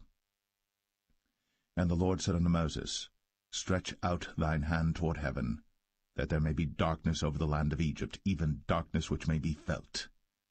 And Moses stretched forth his hand toward heaven, and there was a thick darkness in all the land of Egypt 3 days. They saw not one another, neither rose any from his place for 3 days. But all the children of Israel had light in their dwellings. And Pharaoh called unto Moses, and said, Go ye, serve the Lord. Only let your flocks and your herds be stayed. Let your little ones also go with you. And Moses said, Thou must give us also sacrifices and burnt offerings, that we may sacrifice unto the Lord our God. Our cattle also shall go with us. There shall not an hoof be left behind, for thereof must we take to serve the Lord our God, and we know not with what we must serve the Lord until we come thither. But the Lord hardened Pharaoh's heart, and he would not let them go. And Pharaoh said unto him, Get thee from me, take heed to thyself, see my face no more, for in that day thou seest my face, thou shalt die.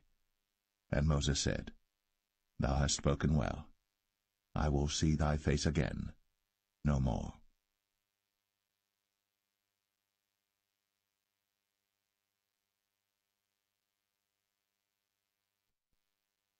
Exodus 11. And the Lord said unto Moses, Yet will I bring one plague more upon Pharaoh and upon Egypt. Afterwards he will let you go hence. When he shall let you go, he shall surely thrust you out hence altogether. Speak now in the ears of the people, and let every man borrow of his neighbor, and every woman of her neighbor, jewels of silver and jewels of gold. And the Lord gave the people favor in the sight of the Egyptians. Moreover, the man Moses was very great in the land of Egypt, in the sight of Pharaoh's servants, and in the sight of the people. And Moses said, Thus saith the Lord, About midnight will I go out into the midst of Egypt, and all the firstborn in the land of Egypt shall die, from the firstborn of Pharaoh that sitteth upon his throne, even unto the firstborn of the maidservant that is behind the mill, and all the firstborn of beasts. And there shall be a great cry throughout all the land of Egypt, such as there was none like it, nor shall be like it any more. But against any of the children of Israel shall not a dog move his tongue, against man or beast, that ye may know how that the Lord doth put a difference between the Egyptians and Israel. And all these thy servants shall come down unto me, and bow down themselves unto me, saying, Get thee out, and all the people that follow thee, and after that I will go out. And he went out from Pharaoh in a great anger. And the Lord said unto Moses, Pharaoh shall not hearken unto you, that my wonders may be multiplied in the land of Egypt. And Moses and Aaron did all these wonders before Pharaoh. And the Lord hardened Pharaoh's heart, so that he would not let the children of Israel go out of his land.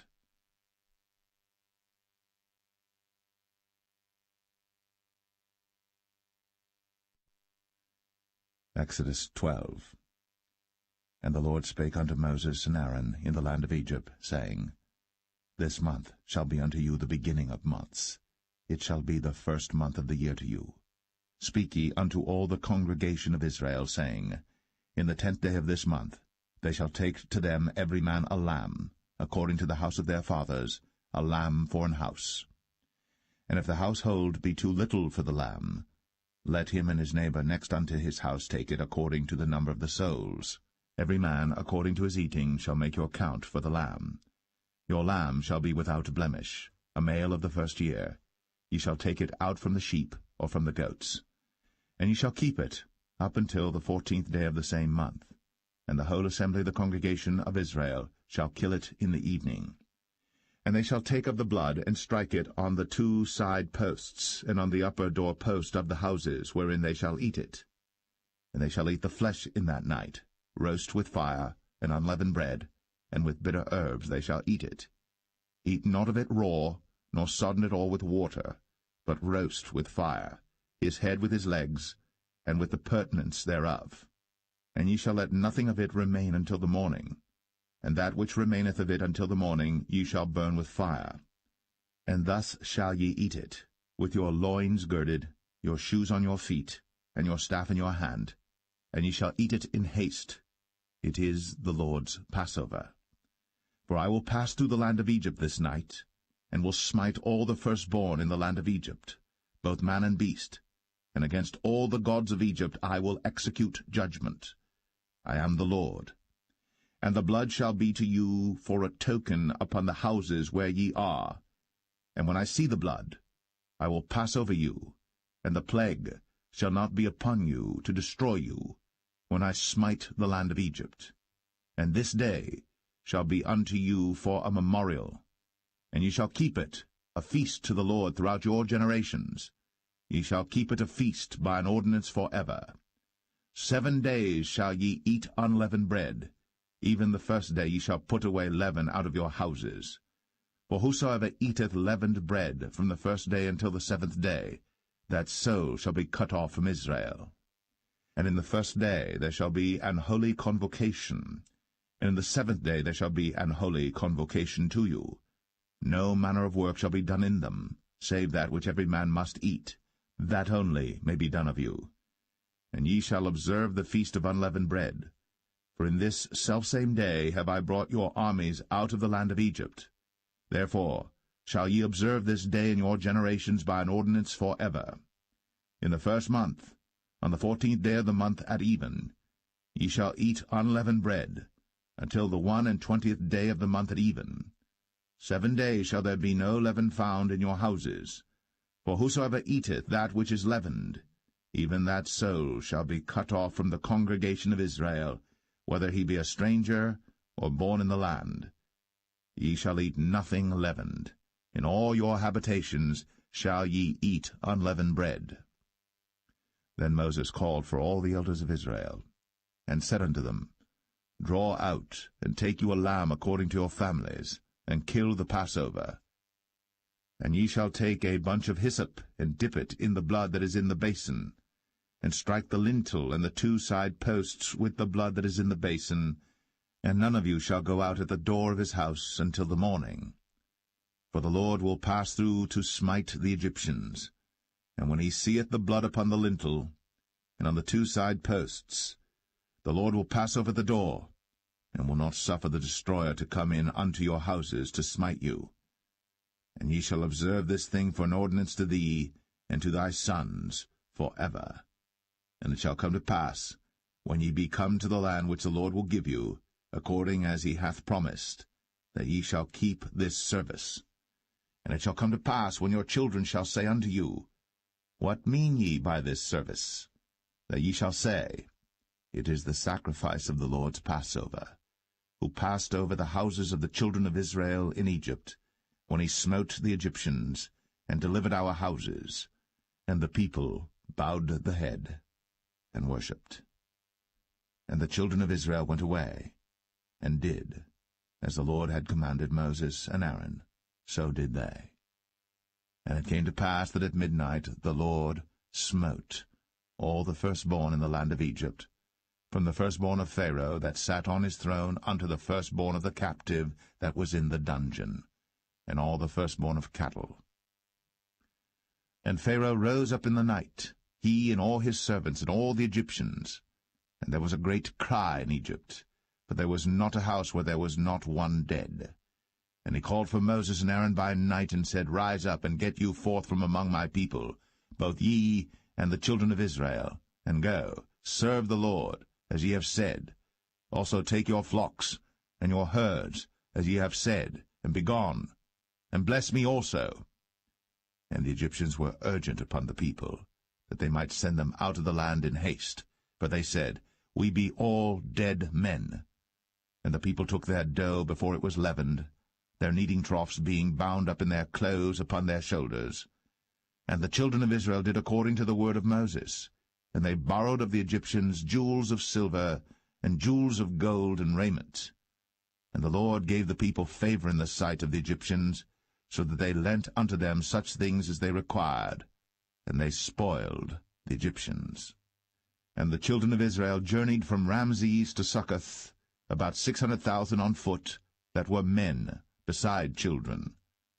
And a mixed multitude went up also with them, and flocks and herds, even very much cattle. And they baked unleavened cakes of the dough which they brought forth out of Egypt, for it was not leavened, because they were thrust out of Egypt, and could not tarry, neither had they prepared for themselves any victual. Now the sojourning of the children of Israel, who dwelt in Egypt, was 430 years. And it came to pass, at the end of the 430 years, even the selfsame day it came to pass, that all the hosts of the Lord went out from the land of Egypt. It is a night to be much observed unto the Lord for bringing them out from the land of Egypt. This is that night of the Lord to be observed of all the children of Israel in their generations. And the Lord said unto Moses and Aaron, This is the ordinance of the Passover. There shall no stranger eat thereof. But every man's servant that is bought for money, when thou hast circumcised him, then shall he eat thereof. A foreigner and an hired servant shall not eat thereof. In one house shall it be eaten. Thou shalt not carry forth aught of the flesh abroad out of the house, neither shall ye break a bone thereof. All the congregation of Israel shall keep it. And when a stranger shall sojourn with thee, and will keep the Passover to the Lord, let all his males be circumcised, and then let him come near and keep it. And he shall be as one that is born in the land. For no uncircumcised person shall eat thereof. One law shall be to him that is homeborn, and unto the stranger that sojourneth among you. Thus did all the children of Israel. As the Lord commanded Moses and Aaron, so did they. And it came to pass the selfsame day, that the Lord did bring the children of Israel out of the land of Egypt by their armies.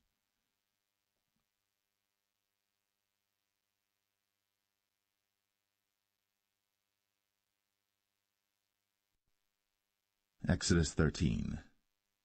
And the Lord spake unto Moses, saying, Sanctify unto me all the firstborn, whatsoever openeth the womb among the children of Israel, both of man and of beast, it is mine.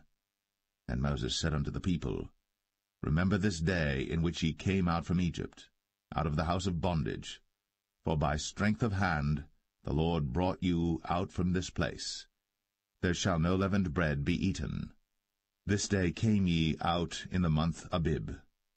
And it shall be, when the Lord shall bring thee into the land of the Canaanites, and the Hittites, and the Amorites, and the Hivites, and the Jebusites, which he sware unto thy fathers to give thee, a land flowing with milk and honey, that thou shalt keep this service in this month. 7 days thou shalt eat unleavened bread, and in the 7th day shall be a feast to the Lord. Unleavened bread shall be eaten 7 days, and there shall no leavened bread be seen with thee, neither shall there be leaven seen with thee in all thy quarters. And thou shalt show thy son in that day, saying, This is done, because of that which the Lord did unto me, when I came forth out of Egypt. And it shall be for a sign unto thee upon thine hand, and for a memorial between thine eyes, that the Lord's law may be in thy mouth. For with a strong hand hath the Lord brought thee out of Egypt. Thou shalt therefore keep this ordinance in his season from year to year. And it shall be, when the Lord shall bring thee into the land of the Canaanites, as he sware unto thee and to thy fathers, and shall give it thee, that thou shalt set apart unto the Lord all that openeth the matrix, and every firstling that cometh of a beast which thou hast, the males shall be the Lord's. And every firstling of an ass thou shalt redeem with a lamb, and if thou wilt not redeem it, then thou shalt break his neck. And all the firstborn of man among thy children shalt thou redeem. And it shall be, when thy son asketh thee in time to come, saying, What is this? That thou shalt say unto him, By strength of hand the Lord brought us out from Egypt, from the house of bondage. And it came to pass, when Pharaoh would hardly let us go, that the Lord slew all the firstborn in the land of Egypt, both the firstborn of man and the firstborn of beast. Therefore I sacrifice to the Lord all that openeth the matrix, being males, but all the firstborn of my children I redeem. And it shall be for a token upon thine hand, and for frontlets between thine eyes, for by strength of hand the Lord brought us forth out of Egypt. And it came to pass, when Pharaoh had let the people go, that God led them not through the way of the land of the Philistines, although that was near, for God said, Lest peradventure the people repent when they see war, and they return to Egypt. But God led the people about through the way of the wilderness of the Red Sea. And the children of Israel went up harnessed out of the land of Egypt. And Moses took the bones of Joseph with him, for he had straitly sworn the children of Israel, saying, God will surely visit you, and ye shall carry up my bones away hence with you. And they took their journey from Succoth, and encamped in Etham, in the edge of the wilderness. And the Lord went before them by day in a pillar of a cloud, to lead them the way, and by night in a pillar of fire, to give them light, to go by day and night. He took not away the pillar of the cloud by day, nor the pillar of fire by night, from before the people.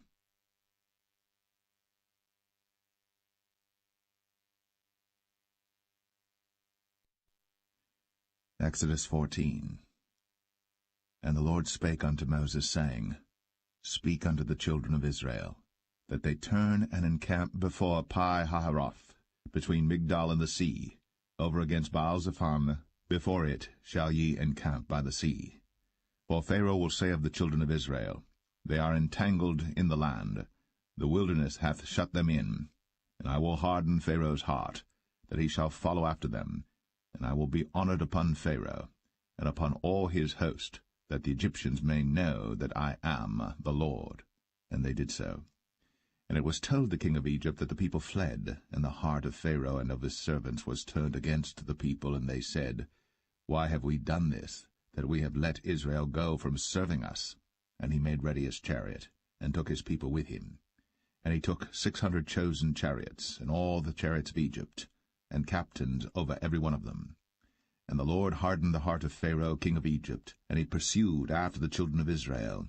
And the children of Israel went out with an high hand.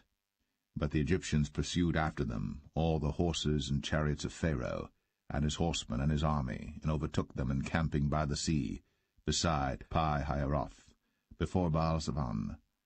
And when Pharaoh drew nigh, the children of Israel lifted up their eyes, and behold, the Egyptians marched after them, and they were sore afraid. And the children of Israel cried out unto the Lord, and they said unto Moses, Because there were no graves in Egypt, hast thou taken us away to die in the wilderness? Wherefore hast thou dealt thus with us, to carry us forth out of Egypt? Is not this the word that we did tell thee in Egypt, saying, Let us alone, that we may serve the Egyptians? For it had been better for us to serve the Egyptians, than that we should die in the wilderness.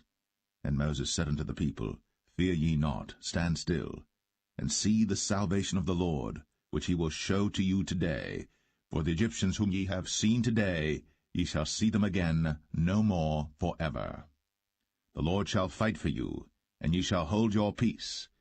And the Lord said unto Moses, Wherefore criest thou unto me? Speak unto the children of Israel, that they go forward.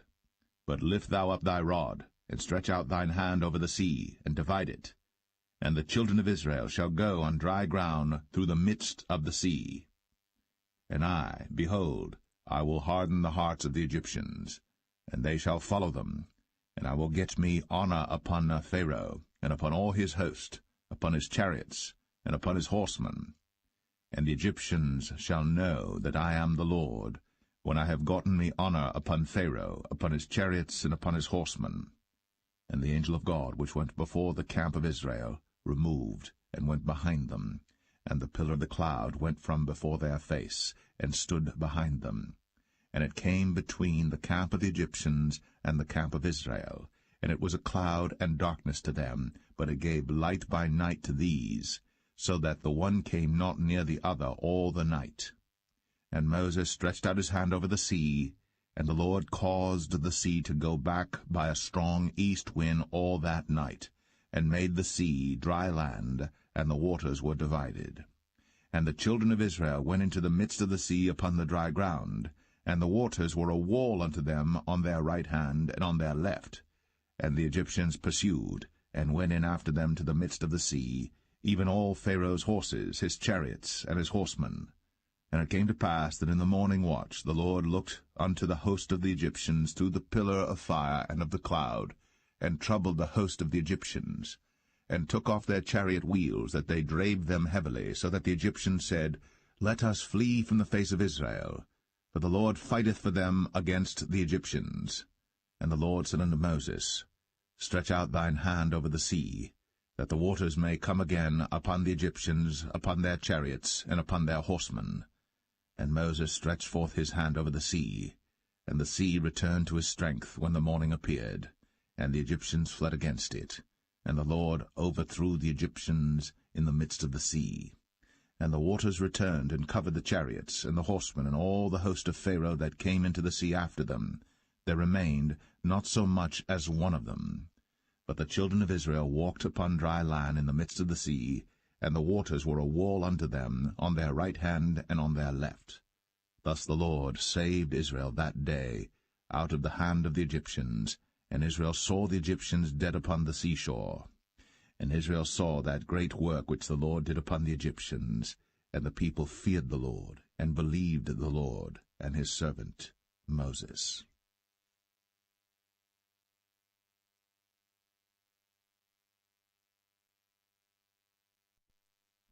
Exodus 15. Then sang Moses and the children of Israel this song unto the Lord, and spake, saying, I will sing unto the Lord, for he hath triumphed gloriously. The horse and his rider hath he thrown into the sea. The Lord is my strength and song, and he is become my salvation. He is my God, and I will prepare him an habitation, my father's God, and I will exalt him.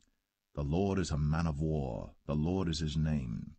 Pharaoh's chariots and his host hath he cast into the sea. His chosen captains also are drowned in the Red Sea. The depths have covered them, they sank into the bottom as a stone. Thy right hand, O Lord, is become glorious in power. Thy right hand, O Lord, hath dashed in pieces the enemy. And in the greatness of thine excellency thou hast overthrown them that rose up against thee. Thou sentest forth thy wrath, which consumed them as stubble. And with the blast of thy nostrils the waters were gathered together. The floods stood upright as an heap, and the depths were congealed in the heart of the sea. The enemy said, I will pursue, I will overtake, I will divide the spoil. My lust shall be satisfied upon them. I will draw my sword, my hand shall destroy them. Thou didst blow with thy wind, the sea covered them. They sank as lead in the mighty waters. Who is like unto thee, O Lord, among the gods? Who is like thee, glorious in holiness, fearful in praises, doing wonders? Thou stretchest out thy right hand, the earth swallowed them. Thou in thy mercy hast led forth the people which thou hast redeemed. Thou hast guided them in thy strength unto thy holy habitation. The people shall hear and be afraid. Sorrow shall take hold on the inhabitants of Palestina. Then the dukes of Edom shall be amazed. The mighty men of Moab, trembling, shall take hold upon them. All the inhabitants of Canaan shall melt away. Fear and dread shall fall upon them. By the greatness of thine arm they shall be as still as a stone. till thy people pass over, O Lord, till the people pass over, which thou hast purchased. Thou shalt bring them in, and plant them in the mountain of thine inheritance, in the place, O Lord, which thou hast made for thee to dwell in the sanctuary, O Lord, which thy hands have established. The Lord shall reign for ever and ever. For the horse of Pharaoh went in with his chariots and with his horsemen into the sea, and the Lord brought again the waters of the sea upon them.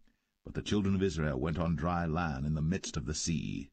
And Miriam the prophetess, the sister of Aaron, took a timbrel in her hand, and all the women went out after her with timbrels and with dances. And Miriam answered them, Sing ye to the Lord, for he hath triumphed gloriously. The horse and his rider hath he thrown into the sea. So Moses brought Israel from the Red Sea, and they went out into the wilderness of Shur. And they went 3 days in the wilderness, and found no water. And when they came to Marah, they could not drink of the waters of Marah, for they were bitter. Therefore the name of it was called Marah. And the people murmured against Moses, saying, What shall we drink? And he cried unto the Lord, and the Lord showed him a tree, which when he had cast into the waters were made sweet. There he made for them a statute and an ordinance, and there he proved them, and said, If thou wilt diligently hearken to the voice of the Lord thy God, and wilt do that which is right in his sight, and wilt give ear to his commandments, and keep all his statutes, I will put none of these diseases upon thee, which I have brought upon the Egyptians, for I am the Lord that healeth thee. And they came to Elim, where were 12 wells of water, and 70 palm trees, and they encamped there by the waters.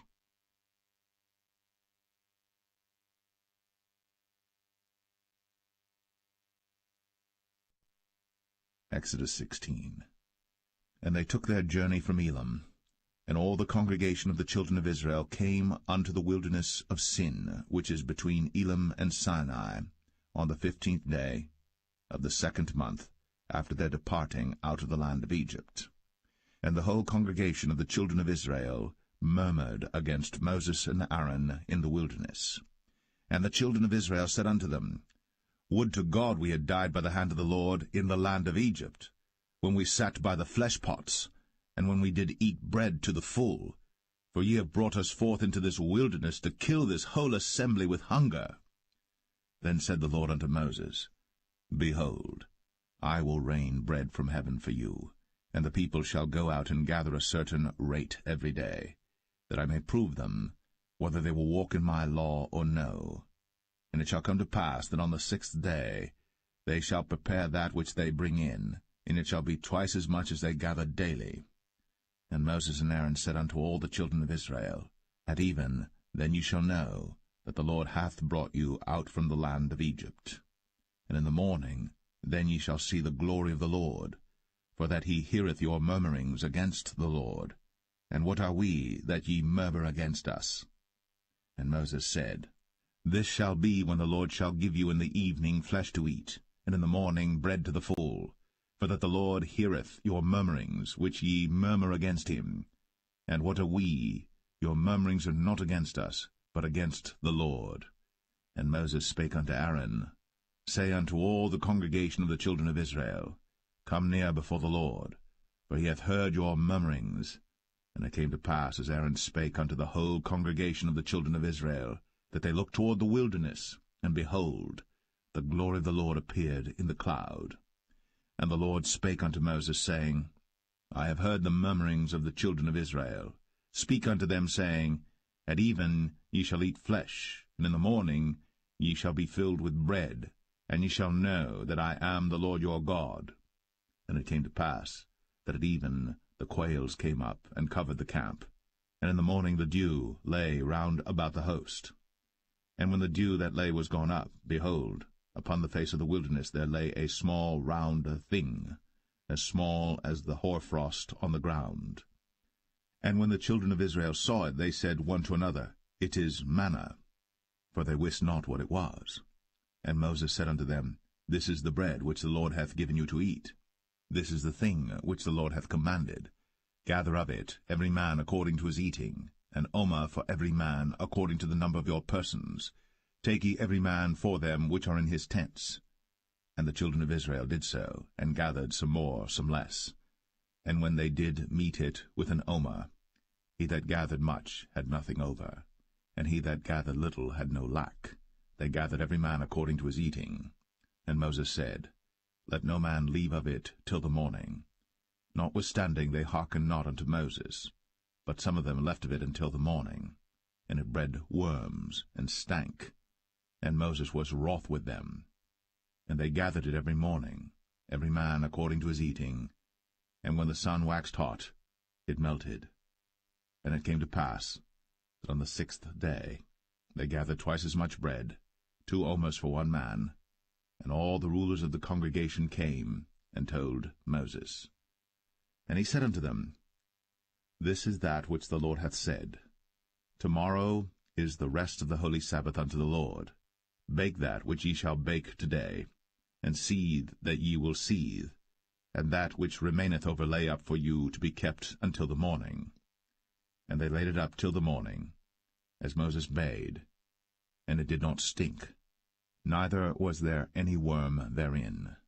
And Moses said, Eat that today, for today is a Sabbath unto the Lord. Today ye shall not find it in the field. 6 days ye shall gather it, but on the 7th day, which is the Sabbath, in it there shall be none. And it came to pass that there went out some of the people on the 7th day for to gather, and they found none. And the Lord said unto Moses, How long refuse ye to keep my commandments and my laws? See, for that the Lord hath given you the Sabbath. Therefore he giveth you on the 6th day the bread of 2 days. Abide ye every man in his place. Let no man go out of his place on the 7th day. So the people rested on the 7th day. And the house of Israel called the name thereof manna. And it was like coriander seed, white, and the taste of it was like wafers made with honey. And Moses said, This is the thing which the Lord commandeth. Fill an omer of it to be kept for your generations, that they may see the bread wherewith I have fed you in the wilderness, when I brought you forth from the land of Egypt. And Moses said unto Aaron, Take a pot, and put an omer full of manna therein, and lay it up before the Lord, to be kept for your generations. As the Lord commanded Moses, so Aaron laid it up before the testimony to be kept. And the children of Israel did eat manna 40 years, until they came to a land inhabited. They did eat manna until they came unto the borders of the land of Canaan. Now an omer is the 10th part of an ephah.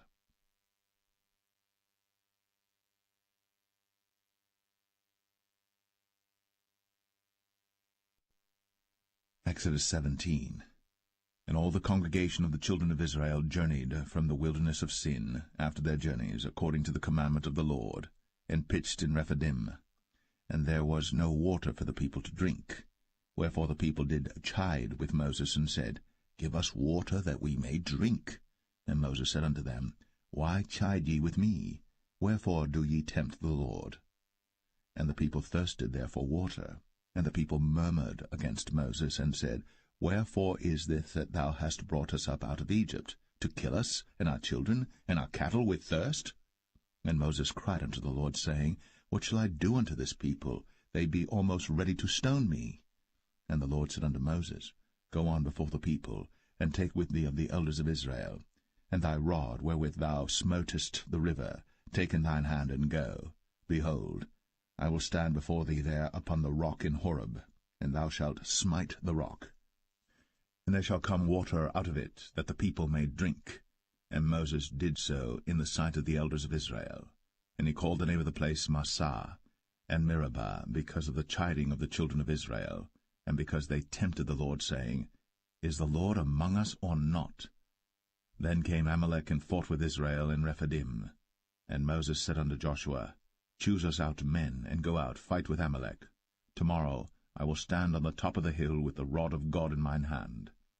So Joshua did as Moses had said to him, and fought with Amalek. And Moses, Aaron, and Hur went up to the top of the hill. And it came to pass, when Moses held up his hand, that Israel prevailed. And when he let down his hand, Amalek prevailed.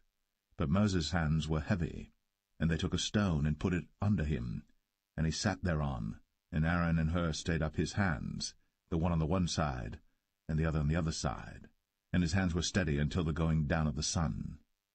And Joshua discomfited Amalek and his people with the edge of the sword. And the Lord said unto Moses, Write this for a memorial in a book, and rehearse it in the ears of Joshua. For I will utterly put out the remembrance of Amalek from under heaven. And Moses built an altar, and called the name of it Jehovah Nissi. For he said, Because the Lord has sworn that the Lord will have war with Amalek from generation to generation.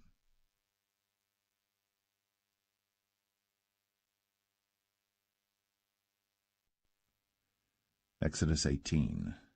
When Jethro, the priest of Midian, Moses' father-in-law, heard of all that God had done for Moses, and for Israel his people, and that the Lord had brought Israel out of Egypt, then Jethro, Moses' father-in-law, took Zipporah, Moses' wife, after he had sent her back, and her 2 sons, of which the name of the one was Gershom, for he said, I have been an alien in a strange land. And the name of the other was Eleazar, for the God of my father, said he, was mine help, and delivered me from the sword of Pharaoh. And Jethro, Moses' father-in-law, came with his sons and his wife unto Moses into the wilderness, where he encamped at the mount of God. And he said unto Moses, I thy father-in-law Jethro am come unto thee, and thy wife and her 2 sons with her. And Moses went out to meet his father-in-law, and did obeisance, and kissed him. And they asked each other of their welfare, and they came into the tent. And Moses told his father-in-law all that the Lord had done unto Pharaoh and to the Egyptians for Israel's sake, and all the travail that had come upon them by the way, and how the Lord delivered them. And Jethro rejoiced for all the goodness which the Lord had done to Israel, whom he had delivered out of the hand of the Egyptians. And Jethro said, Blessed be the Lord, who hath delivered you out of the hand of the Egyptians, and out of the hand of Pharaoh, who hath delivered the people from under the hand of the Egyptians. Now I know that the Lord is greater than all gods, for in the thing wherein they dealt proudly he was above them. And Jethro, Moses' father-in-law, took a burnt offering and sacrifices for God. And Aaron came, and all the elders of Israel, to eat bread with Moses' father-in-law before God. And it came to pass on the morrow that Moses sat to judge the people, and the people stood by Moses from the morning unto the evening. And when Moses' father-in-law saw all that he did to the people, he said, What is this thing that thou doest to the people? Why sittest thou thyself alone, and all the people stand by thee from morning unto even? And Moses said unto his father-in-law, Because the people come unto me to inquire of God. When they have a matter they come unto me, and I judge between one and another, and I do make them know the statutes of God and his laws. And Moses' father-in-law said unto him, The thing that thou doest is not good. Thou wilt surely wear away both thou and this people that is with thee. For this thing is too heavy for thee. Thou art not able to perform it thyself alone. Hearken now unto my voice. I will give thee counsel, and God shall be with thee. Be thou for the people to Godward, that thou mayest bring the causes unto God. And thou shalt teach them ordinances and laws, and shalt show them the way wherein they must walk, and the work that they must do. Moreover, thou shalt provide out of all the people able men, such as fear God, men of truth, hating covetousness, and place such over them to be rulers of thousands, and rulers of hundreds, rulers of 50s, and rulers of 10s. And let them judge the people at all seasons. And it shall be, that every great matter they shall bring unto thee, but every small matter they shall judge. So shall it be easier for thyself, and they shall bear the burden with thee. If thou shalt do this thing, and God command thee so, then thou shalt be able to endure, and all this people shall also go to their place in peace. So Moses hearkened to the voice of his father-in-law, and did all that he had said. And Moses chose able men out of all Israel, and made them heads over the people, rulers of thousands, rulers of hundreds, rulers of 50s, and rulers of 10s. And they judged the people at all seasons. The hard causes they brought unto Moses, but every small matter they judged themselves. And Moses let his father-in-law depart, and he went his way. into his own land.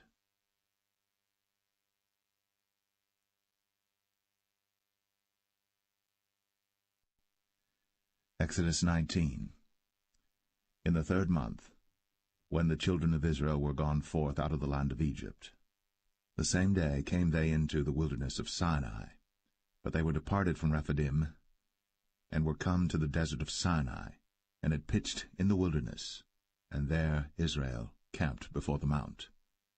And Moses went up unto God, and the Lord called unto him out of the mountain, saying, Thus shalt thou say to the house of Jacob, and tell the children of Israel, Ye have seen what I did unto the Egyptians, and how I bare you on eagle's wings, and brought you unto myself. Now therefore, if ye will obey my voice indeed, and keep my covenant, then ye shall be a peculiar treasure unto me above all people. For all the earth is mine, and ye shall be unto me a kingdom of priests, and an holy nation. These are the words which thou shalt speak unto the children of Israel. And Moses came and called for the elders of the people, and laid before their faces all these words which the Lord commanded him. And all the people answered together, and said, All that the Lord hath spoken we will do. And Moses returned the words of the people unto the Lord. And the Lord said unto Moses, Lo, I come unto thee in a thick cloud, that the people may hear when I speak with thee, and believe thee for ever. And Moses told the words of the people unto the Lord. And the Lord said unto Moses, Go unto the people, and sanctify them today and tomorrow, and let them wash their clothes, and be ready against the 3rd day. For the 3rd day the Lord will come down in the sight of all the people upon Mount Sinai. And thou shalt set bounds unto the people round about, saying, Take heed to yourselves, that ye go not up into the mount, or touch the border of it. Whosoever toucheth the mount shall be surely put to death. There shall not an hand touch it, but he shall surely be stoned, or shot through, whether it be beast or man. It shall not live. When the trumpet soundeth long, they shall come up to the mount. And Moses went down from the mount unto the people, and sanctified the people, and they washed their clothes. And he said unto the people, Be ready against the 3rd day. Come not at your wives. And it came to pass on the 3rd day in the morning, that there were thunders and lightnings, and a thick cloud upon the mount, and the voice of the trumpet exceeding loud, so that all the people that was in the camp trembled. And Moses brought forth the people out of the camp to meet with God. And they stood at the nether part of the mount. And Mount Sinai was altogether on a smoke, because the Lord descended upon it in fire, and the smoke thereof ascended as the smoke of a furnace, and the whole mount quaked greatly. And when the voice of the trumpet sounded long, and waxed louder and louder, Moses spake, and God answered him by a voice. And the Lord came down upon Mount Sinai, on the top of the mount, and the Lord called Moses up to the top of the mount, and Moses went up. And the Lord said unto Moses, Go down, charge the people, lest they break through unto the Lord to gaze, and many of them perish. And let the priests also which come near to the Lord sanctify themselves, lest the Lord break forth upon them. And Moses said unto the Lord, The people cannot come up to Mount Sinai, for thou chargest us, saying, Set bounds about the mount, and sanctify it. And the Lord said unto him, Away, get thee down, and thou shalt come up, thou and Aaron with thee. But let not the priests and the people break through to come up unto the Lord, lest he break forth upon them. So Moses went down unto the people, and spake unto them.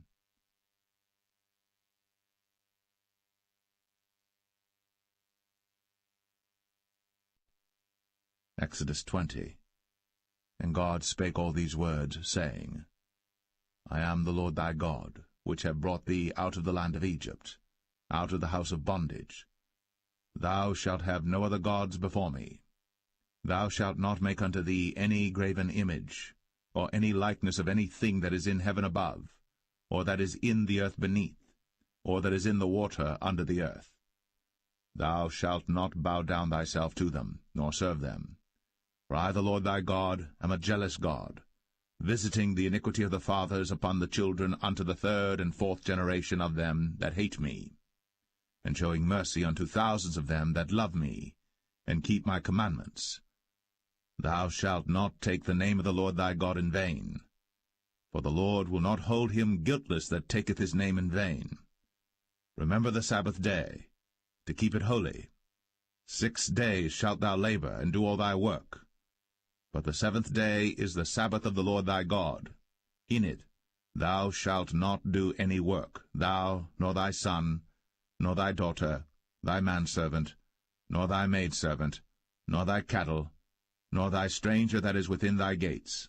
For in 6 days the Lord made heaven and earth, the sea, and all that in them is, and rested the seventh day. Wherefore the Lord blessed the Sabbath day, and hallowed it. Honor thy father and thy mother, that thy days may be long upon the land which the Lord thy God giveth thee.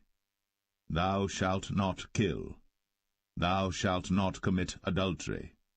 Thou shalt not steal. Thou shalt not bear false witness against thy neighbor. Thou shalt not covet thy neighbor's house. Thou shalt not covet thy neighbor's wife, nor his manservant, nor his maidservant, nor his ox, nor his ass, nor anything that is thy neighbor's. And all the people saw the thunderings, and the lightnings, and the noise of the trumpet, and the mountain smoking. And when the people saw it, they removed, and stood afar off. And they said unto Moses, Speak thou with us, and we will hear. But let not God speak with us, lest we die. And Moses said unto the people, Fear not, for God is come to prove you, and that his fear may be before your faces, that ye sin not. And the people stood afar off. And Moses drew near unto the thick darkness where God was. And the Lord said unto Moses, Thus thou shalt say unto the children of Israel, Ye have seen that I have talked with you from heaven. Ye shall not make with me gods of silver, neither shall ye make unto you gods of gold. An altar of earth thou shalt make unto me, and shalt sacrifice thereon thy burnt offerings, and thy peace offerings, thy sheep and thine oxen. In all places where I record my name I will come unto thee, and I will bless thee. And if thou wilt make me an altar of stone, thou shalt not build it of hewn stone, for if thou lift up thy tool upon it, thou hast polluted it. Neither shalt thou go up by steps unto mine altar, that thy nakedness be not discovered thereon.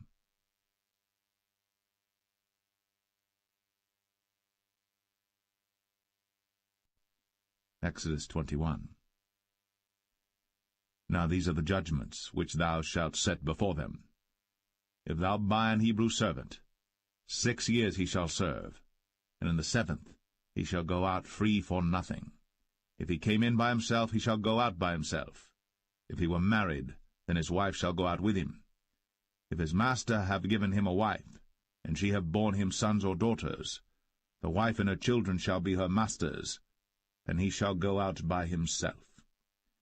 And if the servant shall plainly say, I love my master, my wife, and my children, I will not go out free, then his master shall bring him unto the judges. He shall also bring him to the door, or unto the doorpost, and his master shall bore his ear through with an awl, and he shall serve him forever. And if a man sell his daughter to be a maidservant, she shall not go out as the men servants do.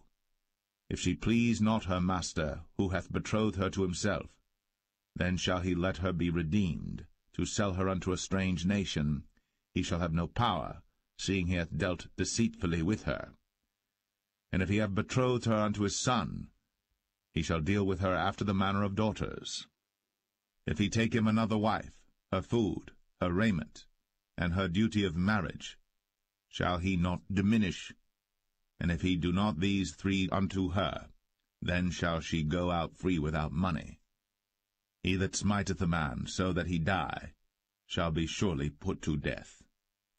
And if a man lie not in wait, but God deliver him into his hand, then I will appoint thee a place whither he shall flee. But if a man come presumptuously upon his neighbor, to slay him with guile, thou shalt take him from mine altar, that he may die. And he that smiteth his father or his mother shall be surely put to death. And he that stealeth a man, and selleth him, or if he be found in his hand, he shall surely be put to death. And he that curseth his father or his mother shall surely be put to death. And if men strive together, and one smite another with a stone, or with his fist, and he die not, but keepeth his bed, if he rise again and walk abroad upon his staff, then shall he that smote him be quit, only he shall pay for the loss of his time, and shall cause him to be thoroughly healed. And if a man smite his servant or his maid with a rod, and he die under his hand, he shall be surely punished. Notwithstanding, if he continue a day or two, he shall not be punished, for he is his money. If men strive and hurt a woman with child, so that her fruit depart from her, and yet no mischief follow, he shall be surely punished, according as the woman's husband will lay upon him, and he shall pay as the judges determine.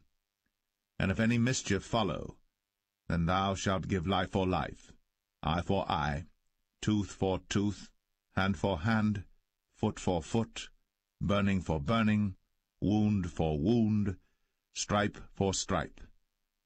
And if a man smite the eye of his servant, or the eye of his maid, that it perish, he shall let him go free for his eye's sake. And if he smite out his manservant's tooth, or his maidservant's tooth, he shall let him go free for his tooth's sake. If an ox gore a man or a woman, that they die, then the ox shall be surely stoned, and his flesh shall not be eaten, but the owner of the ox shall be quit. But if the ox were wont to push with his horn in time past, and hath been testified to his owner, and he hath not kept him in, but that he hath killed a man or a woman, the ox shall be stoned, and his owner also shall be put to death. If there be laid on him a sum of money, then he shall give for the ransom of his life whatsoever is laid upon him. Whether he have gored a son, or have gored a daughter, according to this judgment shall it be done unto him.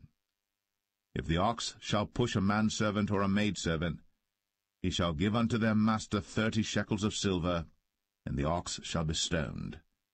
And if a man shall open a pit, if a man shall dig a pit, and not cover it, and an ox or an ass fall therein, the owner of the pit shall make it good, and give money unto the owner of them, and the dead beast shall be his.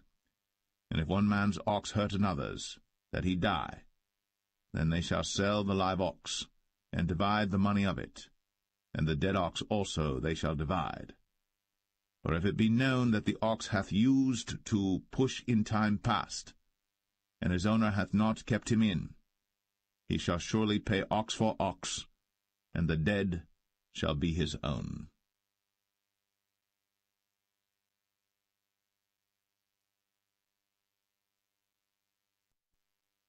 Exodus 22.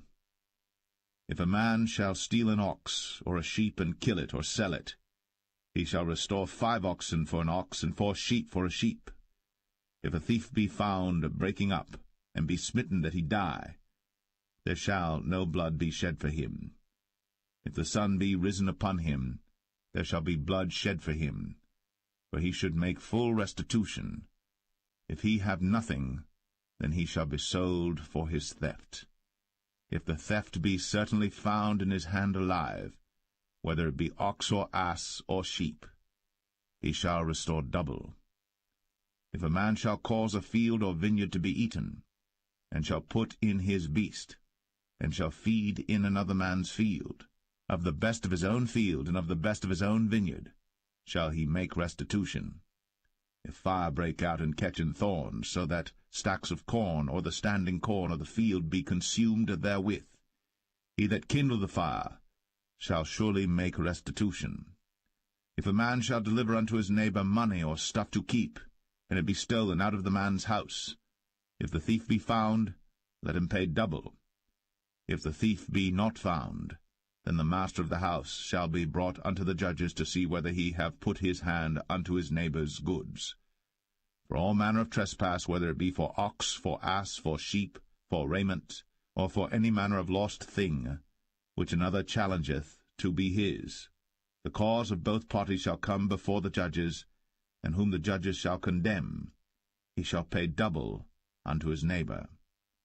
If a man deliver unto his neighbor an ass, or an ox, or a sheep, or any beast to keep, and it die, or be hurt, or driven away, no man seeing it, then shall an oath of the Lord be between them both, that he hath not put his hand unto his neighbor's goods, and the owner of it shall accept thereof, and he shall not make it good. And if it be stolen from him, he shall make restitution unto the owner thereof. If it be torn in pieces, then let him bring it for witness, and he shall not make good that which was torn. And if a man borrow aught of his neighbor, and it be hurt or die, the owner thereof being not with it, he shall surely make it good. But if the owner thereof be with it, he shall not make it good. If it be an hired thing, it came for his hire. And if a man entice a maid that is not betrothed, and lie with her, he shall surely endow her to be his wife. If her father utterly refuse to give her unto him, he shall pay money according to the dowry of virgins. Thou shalt not suffer a witch to live. Whosoever lieth with a beast shall surely be put to death. He that sacrificeth unto any god, save unto the Lord only, he shall be utterly destroyed. Thou shalt neither vex a stranger nor oppress him, for ye were strangers in the land of Egypt. Ye shall not afflict any widow or fatherless child. If thou afflict them in any wise, and they cry at all unto me, I will surely hear their cry, and my wrath shall wax hot, and I will kill you with the sword, and your wives shall be widows, and your children fatherless. If thou lend money to any of my people that is poor by thee, thou shalt not be to him as an usurer, neither shalt thou lay upon him usury. If thou at all take thy neighbor's raiment to pledge, thou shalt deliver it unto him by that the sun goeth down. For that is his covering only, it is his raiment for his skin, wherein shall he sleep.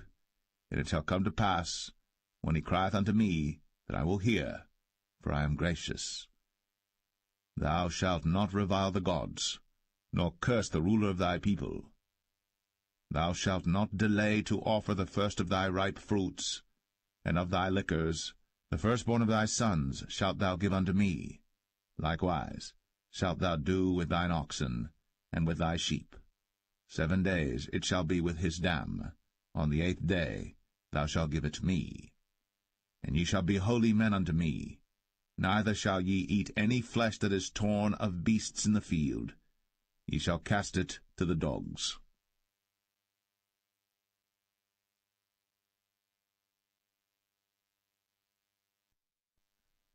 Exodus 23. Thou shalt not raise a false report. Put not thine hand with the wicked to be an unrighteous witness. Thou shalt not follow a multitude to do evil. Neither shalt thou speak in a cause to decline after many to wrest judgment. Neither shalt thou countenance a poor man in his cause. If thou meet thine enemy's ox or his ass going astray, thou shalt surely bring it back to him again. If thou see the ass of him that hateth thee lying under his burden, and wouldest forbear to help him, thou shalt surely help with him. Thou shalt not wrest the judgment of thy poor in his cause. Keep thee far from a false matter, and the innocent and righteous slay thou not, for I will not justify the wicked. And thou shalt take no gift, for the gift blindeth the wise, and perverteth the words of the righteous. Also, thou shalt not oppress a stranger. For ye know the heart of a stranger, seeing ye were strangers in the land of Egypt. And 6 years thou shalt sow thy land, and shalt gather in the fruits thereof. But the 7th year thou shalt let it rest and lie still, that the poor of thy people may eat, and what they leave the beasts of the field shall eat. In like manner thou shalt deal with thy vineyard, and with thy oliveyard. 6 days thou shalt do thy work, and on the 7th day thou shalt rest, that thine ox and thine ass may rest, and the son of thy handmaid, and the stranger may be refreshed. And in all things that I have said unto you be circumspect, and make no mention of the name of other gods, neither let it be heard out of thy mouth. 3 times thou shalt keep a feast unto me in the year. Thou shalt keep the feast of unleavened bread. Thou shalt eat unleavened bread 7 days, as I commanded thee, in the time appointed of the month Abib. For in it thou camest out from Egypt, and none shall appear before me empty. And the feast of harvest, the firstfruits of thy labours, which thou hast sown in the field, and the feast of ingathering, which is in the end of the year, when thou hast gathered in thy labours out of the field. 3 times in the year all thy males shall appear before the Lord God. Thou shalt not offer the blood of my sacrifice with leavened bread, neither shall the fat of my sacrifice remain until the morning. The first of the firstfruits of thy land thou shalt bring into the house of the Lord thy God. Thou shalt not see the kid in his mother's milk. Behold, I send an angel before thee, to keep thee in the way, and to bring thee into the place which I have prepared. Beware of him, and obey his voice. Provoke him not, for he will not pardon your transgressions, for my name is in him. But if thou shalt indeed obey his voice, and do all that I speak, then I will be an enemy unto thine enemies, and an adversary unto thine adversaries. For mine angel shall go before thee, and bring thee in unto the Amorites, and the Hittites, and the Perizzites, and the Canaanites, the Hivites, and the Jebusites, and I will cut them off. Thou shalt not bow down to their gods, nor serve them, nor do after their works, but thou shalt utterly overthrow them, and quite break down their images. And ye shall serve the Lord your God, and he shall bless thy bread and thy water, and I will take sickness away from the midst of thee. There shall nothing cast their young, nor be barren in thy land. The number of thy days I will fulfill. I will send my fear before thee, and will destroy all the people to whom thou shalt come, and I will make all thine enemies turn their backs unto thee. And I will send hornets before thee, which shall drive out the Hivite, the Canaanite, and the Hittite from before thee. I will not drive them out from before thee in 1 year, lest the land become desolate, and the beasts of the field multiply against thee. By little and little I will drive them out from before thee, until thou be increased and inherit the land. And I will set thy bounds from the Red Sea even unto the sea of the Philistines, and from the desert unto the river. For I will deliver the inhabitants of the land into your hand, and thou shalt drive them out before thee. Thou shalt make no covenant with them, nor with their gods. They shall not dwell in thy land, lest they make thee sin against me. For if thou serve their gods, it will surely be a snare unto thee.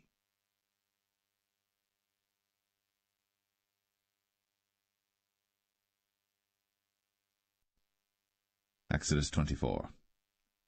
And he said unto Moses, Come up unto the Lord, thou, and Aaron, Nadab, and Abihu, and 70 of the elders of Israel, and worship ye afar off. And Moses alone shall come near the Lord, but they shall not come nigh, neither shall the people go up with him.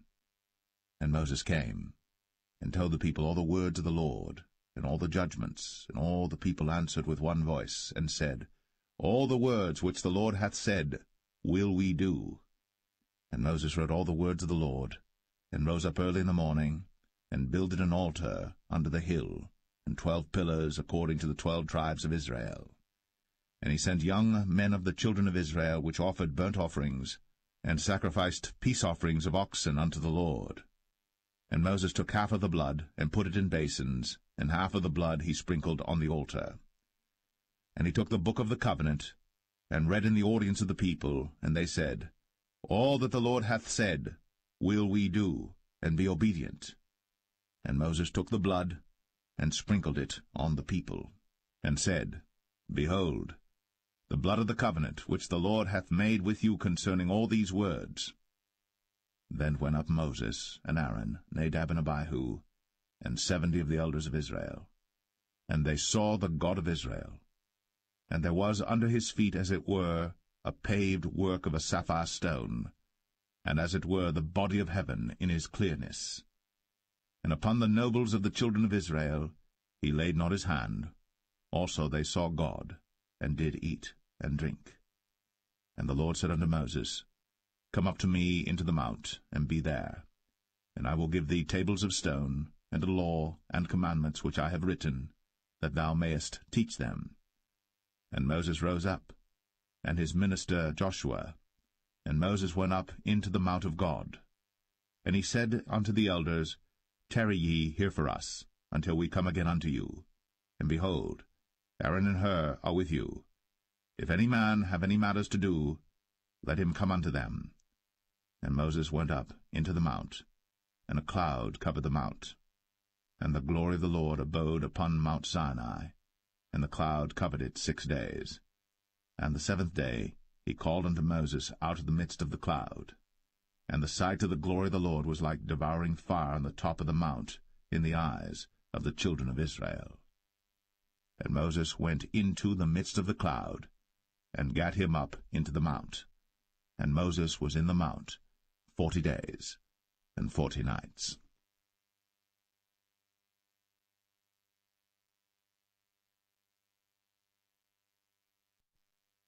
Exodus 25. And the Lord spake unto Moses, saying, Speak unto the children of Israel, that they bring me an offering of every man that giveth it willingly with his heart.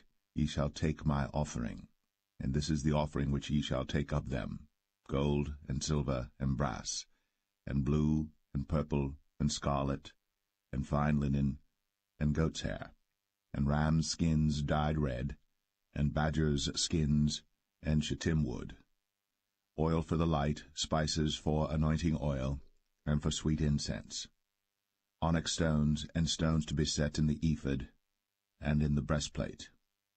And let them make me a sanctuary, that I may dwell among them, according to all that I show thee, after the pattern of the tabernacle, and the pattern of all the instruments thereof, even so shall ye make it. And they shall make an ark of shittim wood. 2 cubits and a half shall be the length thereof, and 1 cubit and a half the breadth thereof, and 1 cubit and a half the height thereof. And thou shalt overlay it with pure gold, within and without shalt thou overlay it, and shall make upon it a crown of gold round about. And thou shalt cast 4 rings of gold for it, and put them in the 4 corners thereof, and 2 rings shall be in the one side of it, and 2 rings in the other side of it. And thou shalt make staves of shittim wood, and overlay them with gold. And thou shalt put the staves into the rings by the sides of the ark, that the ark may be borne with them. The staves shall be in the rings of the ark, they shall not be taken from it. And thou shalt put into the ark the testimony which I shall give thee. And thou shalt make a mercy seat of pure gold.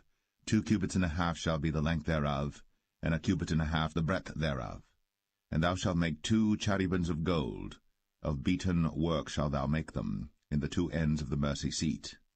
And make 1 cherub on the one end, and the other cherub on the other end. Even of the mercy seat shall ye make the cherubims on the 2 ends thereof. And the cherubims shall stretch forth their wings on high, covering the mercy seat with their wings, and their faces shall look one to another. Toward the mercy seat shall the faces of the cherubims be. And thou shalt put the mercy seat above upon the ark, and in the ark thou shalt put the testimony that I shall give thee. And there I will meet with thee, and I will commune with thee from above the mercy seat, from between the 2 cherubims which are upon the ark of the testimony, of all things which I will give thee in commandment unto the children of Israel. Thou shalt also make a table of shittim wood. 2 cubits shall be the length thereof, and 1 cubit the breadth thereof, and 1 cubit and a half the height thereof. And thou shalt overlay it with pure gold, and make thereto a crown of gold round about. And thou shalt make unto it a border of an handbreadth round about, and thou shalt make a golden crown to the border thereof round about. And thou shalt make for it 4 rings of gold, and put the rings in the 4 corners that are on the 4 feet thereof. Over against the border shall the rings be for places of the staves to bear the table. And thou shalt make the staves of shittim wood, and overlay them with gold, that the table may be borne with them. And thou shalt make the dishes thereof, and spoons thereof, and covers thereof, and bowls thereof, to cover withal, of pure gold shalt thou make them. And thou shalt set upon the table showbread before me always. And thou shalt make a candlestick of pure gold. Of beaten work shall the candlestick be made. His shaft and his branches, his bowls, his knobs and his flowers shall be of the same. And 6 branches shall come out of the sides of it, 3 branches of the candlestick out of the one side, and 3 branches of the candlestick out of the other side. 3 bowls made like unto almonds, with a knob and a flower in one branch, and 3 bowls made like almonds in the other branch, with a knob and a flower. So in the 6 branches that come out of the candlestick. And in the candlestick shall be 4 bowls made like unto almonds, with their knobs and their flowers. And there shall be a knob under 2 branches of the same, and a knob under 2 branches of the same, and a knob under 2 branches of the same, according to the 6 branches that proceed out of the candlestick. Their knobs and their branches shall be of the same. All it shall be one beaten work of pure gold. And thou shalt make the 7 lamps thereof, and they shall light the lamps thereof, that they may give light over against it. And the tongs thereof, and the snuff dishes thereof, shall be of pure gold. Of a talent of pure gold shall he make it with all these vessels. And look that thou make them after their pattern, which was shown thee in the mount.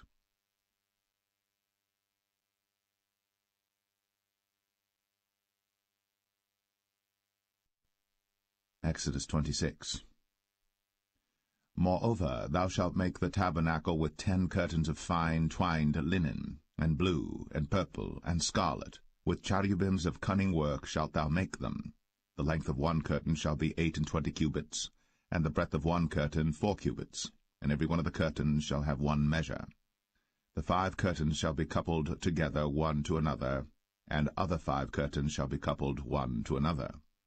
And thou shalt make loops of blue upon the edge of the one curtain, from the selvage in the coupling. And likewise shalt thou make in the uttermost edge of another curtain, in the coupling of the second. 50 loops shalt thou make in the one curtain, and 50 loops shalt thou make in the edge of the curtain that is in the coupling of the second, that the loops may take hold one of another. And thou shalt make 50 taches of gold, and couple the curtains together with the taches, and it shall be one tabernacle. And thou shalt make curtains of goat's hair to be a covering upon the tabernacle. 11 curtains shalt thou make. The length of one curtain shall be 30 cubits, and the breadth of one curtain 4 cubits, and the 11 curtains shall be all of one measure. And thou shalt couple 5 curtains by themselves, and 6 curtains by themselves, and shalt double the 6 curtains in the forefront of the tabernacle. And thou shalt make 50 loops on the edge of the one curtain that is outmost in the coupling, and 50 loops in the edge of the curtain which coupleth the second.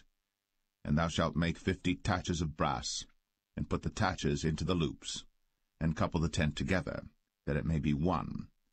And the remnant that remaineth of the curtains of the tent, the half curtain that remaineth, shall hang over the backside of the tabernacle, and a cubit on the one side, and a cubit on the other side of that which remaineth in the length of the curtains of the tent. It shall hang over the sides of the tabernacle on this side, and on that side to cover it. And thou shalt make a covering for the tent of ram's skins dyed red, and a covering above of badger's skins. And thou shalt make boards for the tabernacle of shittim wood standing up. 10 cubits shall be the length of a board, and a cubit and a half shall be the breadth of one board. 2 tenons shall there be in one board, set in order, one against another. Thus shalt thou make for all the boards of the tabernacle. And thou shalt make the boards for the tabernacle 20 boards on the south side southward. And thou shalt make 40 sockets of silver under the 20 boards, 2 sockets under one board for his 2 tenons, and 2 sockets under another board for his 2 tenons. And for the second side of the tabernacle on the north side there shall be 20 boards, and there 40 sockets of silver, 2 sockets under one board, and 2 sockets under another board. And for the sides of the tabernacle westward thou shalt make 6 boards. And 2 boards shalt thou make for the corners of the tabernacle in the 2 sides. And they shall be coupled together beneath, and they shall be coupled together above the head of it unto one ring. Thus shall it be for them both. They shall be for the 2 corners. And they shall be 8 boards, and their sockets of silver 16 sockets, 2 sockets under one board, and 2 sockets under another board. And thou shalt make bars of shittim wood, 5 for the boards of the one side of the tabernacle, and 5 bars for the boards of the other side of the tabernacle, and 5 bars for the boards of the side of the tabernacle for the 2 sides westward. And the middle bar in the midst of the boards shall reach from end to end. And thou shalt overlay the boards with gold, and make their rings of gold, for places for the bars, and thou shalt overlay the bars with gold. And thou shalt rear up the tabernacle according to the fashion thereof which was shown thee in the mount. And thou shalt make a veil of blue and purple and scarlet and fine twined linen of cunning work. With cherubims shall it be made. And thou shalt hang it upon 4 pillars of shittim wood overlaid with gold. Their hooks shall be of gold, upon the 4 sockets of silver. And thou shalt hang up the veil under the taches, that thou mayest bring in thither within the veil the ark of the testimony. And the veil shall divide unto you between the holy place and the most holy. And thou shalt put the mercy seat upon the ark of the testimony in the most holy place. And thou shalt set the table without the veil, and the candlestick over against the table on the side of the tabernacle toward the south. And thou shalt put the table on the north side.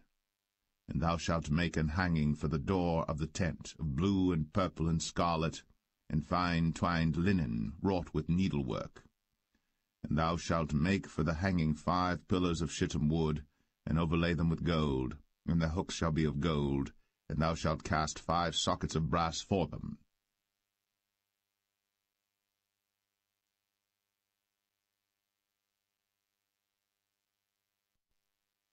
Exodus 27. And thou shalt make an altar of shittim wood, 5 cubits long and 5 cubits broad. The altar shall be 4 square, and the height thereof shall be 3 cubits.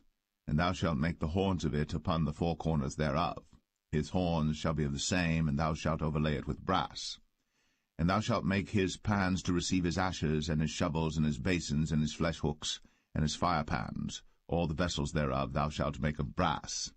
And thou shalt make for it a grate of network of brass, and upon the net shalt thou make 4 brazen rings in the 4 corners thereof.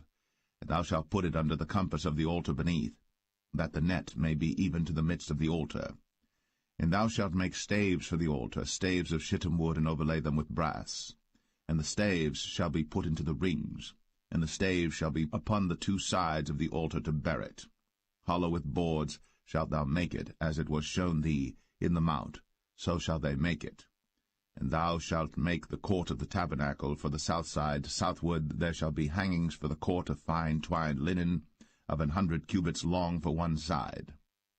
And the 20 pillars thereof, and their 20 sockets shall be of brass. The hooks of the pillars, and their fillets, shall be of silver.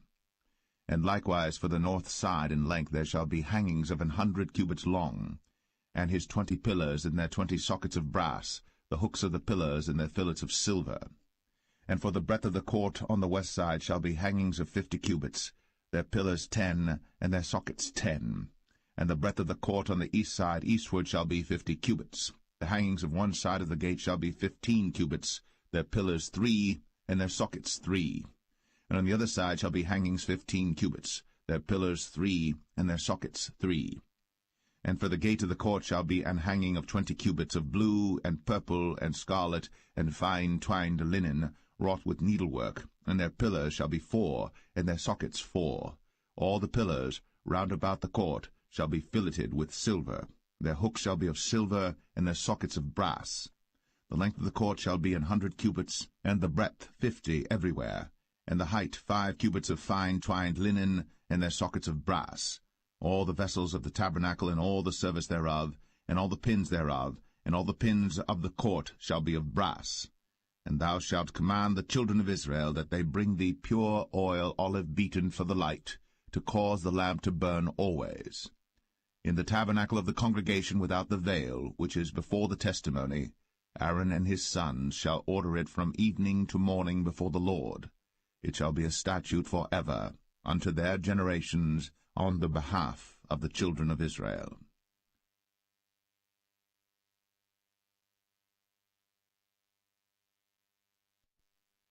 Exodus 28. And take thou unto thee Aaron thy brother, and his sons with him, from among the children of Israel, that he may minister unto me in the priest's office, even Aaron, Nadab, and Abihu, Eleazar, and Ithamar, Aaron's sons. And thou shalt make holy garments for Aaron thy brother, for glory and for beauty. And thou shalt speak unto all that are wise-hearted, whom I have filled with the spirit of wisdom, that they may make Aaron's garments to consecrate him, that he may minister unto me in the priest's office. And these are the garments which they shall make, a breastplate, and an ephod, and a robe, and a broidered coat, a mitre, and a girdle. And they shall make holy garments for Aaron thy brother, and his sons, that he may minister unto me in the priest's office. And they shall take gold, and blue, and purple, and scarlet, and fine linen. And they shall make the ephod of gold, of blue, and of purple, of scarlet, and fine twined linen with cunning work. It shall have the 2 shoulder pieces thereof joined at the 2 edges thereof, and so it shall be joined together. And the curious girdle of the ephod which is upon it shall be of the same, according to the work thereof, even of gold, of blue, and purple, and scarlet, and fine twined linen. And thou shalt take 2 onyx stones, and grave on them the names of the children of Israel, 6 of their names on one stone, and the other 6 names of the rest on the other stone, according to their birth. With the work of an engraver in stone, like the engravings of a signet, shalt thou engrave the 2 stones with the names of the children of Israel. Thou shalt make them to be set in ouches of gold. And thou shalt put the 2 stones upon the shoulders of the ephod for stones of memorial unto the children of Israel. And Aaron shall bear their names before the Lord upon his 2 shoulders for a memorial. And thou shalt make ouches of gold, and 2 chains of pure gold at the ends. Of wreathen work shalt thou make them, and fasten the wreathen chains to the ouches. And thou shalt make the breastplate of judgment with cunning work. After the work of the ephod thou shalt make it, of gold, of blue, and of purple, and of scarlet, and of fine twined linen shalt thou make it. 4 square it shall be, being doubled. A span shall be the length thereof, and a span shall be the breadth thereof. And thou shalt set in it settings of stones, even 4 rows of stones. The first row shall be a sardius, a topaz, and a carbuncle. This shall be the first row. And the second row shall be an emerald, a sapphire, and a diamond. And the third row a ligure, an agate, and an amethyst. And the 4th row a beryl, and an onyx, and a jasper. They shall be set in gold in their enclosings. And the stone shall be with the names of the children of Israel, 12 according to their names, like the engravings of a signet. Every one with his name shall they be according to the 12 tribes. And thou shalt make upon the breastplate chains at the ends of wreathen work of pure gold. And thou shalt make upon the breastplate 2 rings of gold, and shalt put the 2 rings on the 2 ends of the breastplate. And thou shalt put the 2 wreathen chains of gold in the 2 rings which are on the ends of the breastplate. And the other 2 ends of the 2 wreathen chains thou shalt fasten in the 2 ouches, and put them on the shoulder pieces of the ephod before it. And thou shalt make 2 rings of gold, and thou shalt put them upon the 2 ends of the breastplate, in the border thereof, which is in the side of the ephod inward. And 2 other rings of gold thou shalt make, and shalt put them on the 2 sides of the ephod underneath, toward the forepart thereof, over against the other coupling thereof, above the curious girdle of the ephod. And they shall bind the breastplate by the rings thereof unto the rings of the ephod with a lace of blue, that it may be above the curious girdle of the ephod, and that the breastplate be not loosed from the ephod. And Aaron shall bear the names of the children of Israel in the breastplate of judgment upon his heart, when he goeth in unto the holy place for a memorial before the Lord continually. And thou shalt put in the breastplate of judgment the Urim and the Thummim, and they shall be upon Aaron's heart, when he goeth in before the Lord. And Aaron shall bear the judgment of the children of Israel upon his heart before the Lord continually. And thou shalt make the robe of the ephod all of blue. And there shall be an hole in the top of it, in the midst thereof. It shall have a binding of woven work round about the whole of it, as it were the whole of an habergeon, that it be not rent. And beneath upon the hem of it thou shalt make pomegranates of blue, and of purple, and of scarlet round about the hem thereof, and bells of gold between them round about, a golden bell and a pomegranate, a golden bell and a pomegranate, upon the hem of the robe round about. and it shall be upon Aaron to minister. And his sound shall be heard when he goeth in unto the holy place before the Lord, and when he cometh out, that he die not. And thou shalt make a plate of pure gold, and grave upon it, like the engravings of a signet, holiness to the Lord. And thou shalt put it on a blue lace, that it may be upon the mitre, upon the forefront of the mitre it shall be. And it shall be upon Aaron's forehead, that Aaron may bear the iniquity of the holy things, which the children of Israel shall hallow in all their holy gifts. And it shall be always upon his forehead, that they may be accepted before the Lord. And thou shalt embroider the coat of fine linen, and thou shalt make the mitre of fine linen, and thou shalt make the girdle of needlework. And for Aaron's sons thou shalt make coats, and thou shalt make for them girdles, and bonnets shalt thou make for them for glory and for beauty. And thou shalt put them upon Aaron thy brother, and his sons with him, and shalt anoint them, and consecrate them, and sanctify them, that they may minister unto me in the priest's office. And thou shalt make them linen breeches to cover their nakedness, from the loins even unto the thighs they shall reach. And they shall be upon Aaron and upon his sons when they come in unto the tabernacle of the congregation, or when they come near unto the altar to minister in the holy place, that they bear not iniquity, and die. It shall be a statute for ever unto him and his seed after him.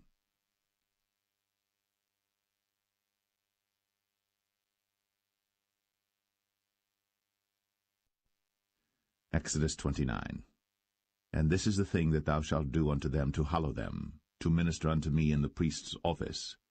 Take 1 young bullock, and 2 rams without blemish, and unleavened bread, and cakes unleavened tempered with oil, and wafers unleavened anointed with oil, of wheaten flour shalt thou make them. And thou shalt put them into 1 basket, and bring them in the basket, with the bullock and the 2 rams. And Aaron and his sons thou shalt bring unto the door of the tabernacle of the congregation, and shalt wash them with water. And thou shalt take the garments, and put upon Aaron the coat, and the robe of the ephod, and the ephod, and the breastplate, and gird him with the curious girdle of the ephod. And thou shalt put the mitre upon his head, and put the holy crown upon the mitre. Then shalt thou take the anointing oil, and pour it upon his head, and anoint him. And thou shalt bring his sons, and put coats upon them. And thou shalt gird them with girdles, Aaron and his sons, and put the bonnets on them, and the priest's office shall be theirs for a perpetual statute. And thou shalt consecrate Aaron and his sons. And thou shalt cause a bullock to be brought before the tabernacle of the congregation, and Aaron and his sons shall put their hands upon the head of the bullock. And thou shalt kill the bullock before the Lord, by the door of the tabernacle of the congregation. And thou shalt take of the blood of the bullock, and put it upon the horns of the altar with thy finger, and pour all the blood beside the bottom of the altar. And thou shalt take all the fat that covereth the inwards, and the caul that is above the liver, and the 2 kidneys, and the fat that is upon them, and burn them upon the altar. But the flesh of the bullock, and his skin, and his dung, shalt thou burn with fire without the camp. It is a sin offering. Thou shalt also take 1 ram, and Aaron and his sons shall put their hands upon the head of the ram. And thou shalt slay the ram, and thou shalt take his blood, and sprinkle it round about upon the altar. And thou shalt cut the ram in pieces, and wash the inwards of him and his legs, and put them unto his pieces and unto his head. And thou shalt burn the whole ram upon the altar. It is a burnt offering unto the Lord. It is a sweet savour, an offering made by fire unto the Lord.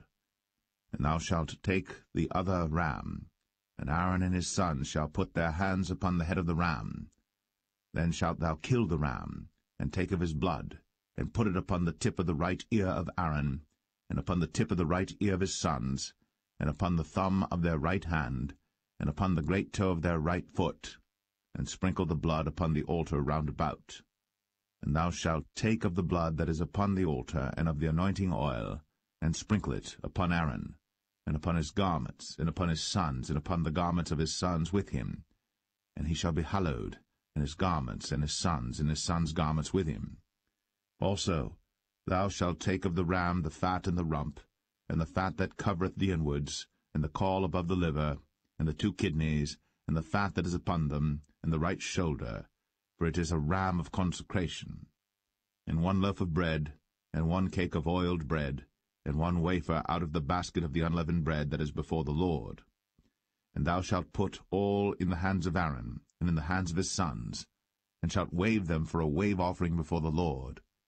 And thou shalt receive them of their hands, and burn them upon the altar for a burnt offering, for a sweet savour before the Lord. It is an offering made by fire unto the Lord. And thou shalt take the breast of the ram of Aaron's consecration, and wave it for a wave offering before the Lord, and it shall be thy part. And thou shalt sanctify the breast of the wave offering, and the shoulder of the heave offering which is waved, and which is heaved up, of the ram of the consecration, even of that which is for Aaron, and of that which is for his sons. And it shall be Aaron's and his sons by a statute for ever from the children of Israel. For it is an heave offering, and it shall be an heave offering from the children of Israel of the sacrifice of their peace offerings, even their heave offering unto the Lord. And the holy garments of Aaron shall be his sons after him, to be anointed therein, and to be consecrated in them. And that son that is priest in his stead shall put them on 7 days, when he cometh into the tabernacle of the congregation to minister in the holy place.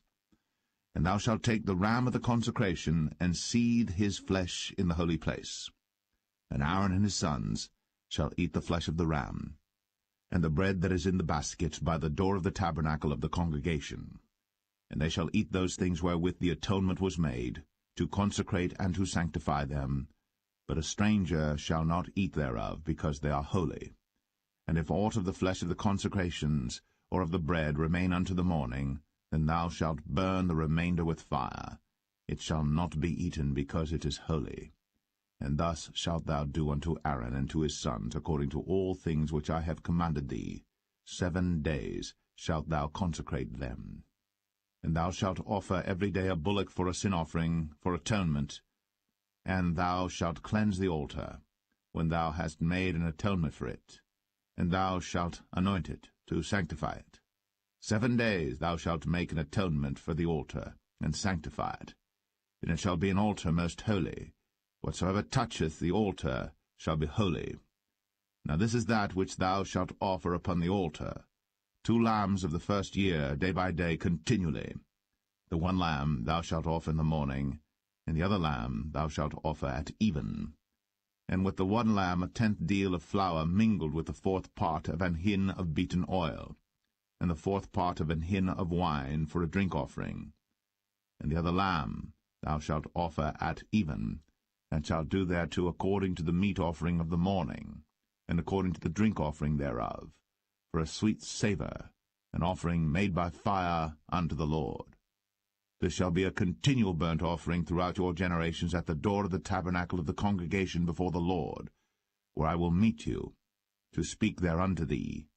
And there I will meet with the children of Israel, and the tabernacle shall be sanctified by my glory. And I will sanctify the tabernacle of the congregation and the altar. I will sanctify also both Aaron and his sons to minister to me in the priest's office. And I will dwell among the children of Israel, and will be their God.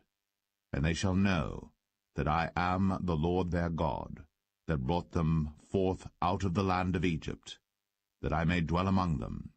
I am the Lord their God.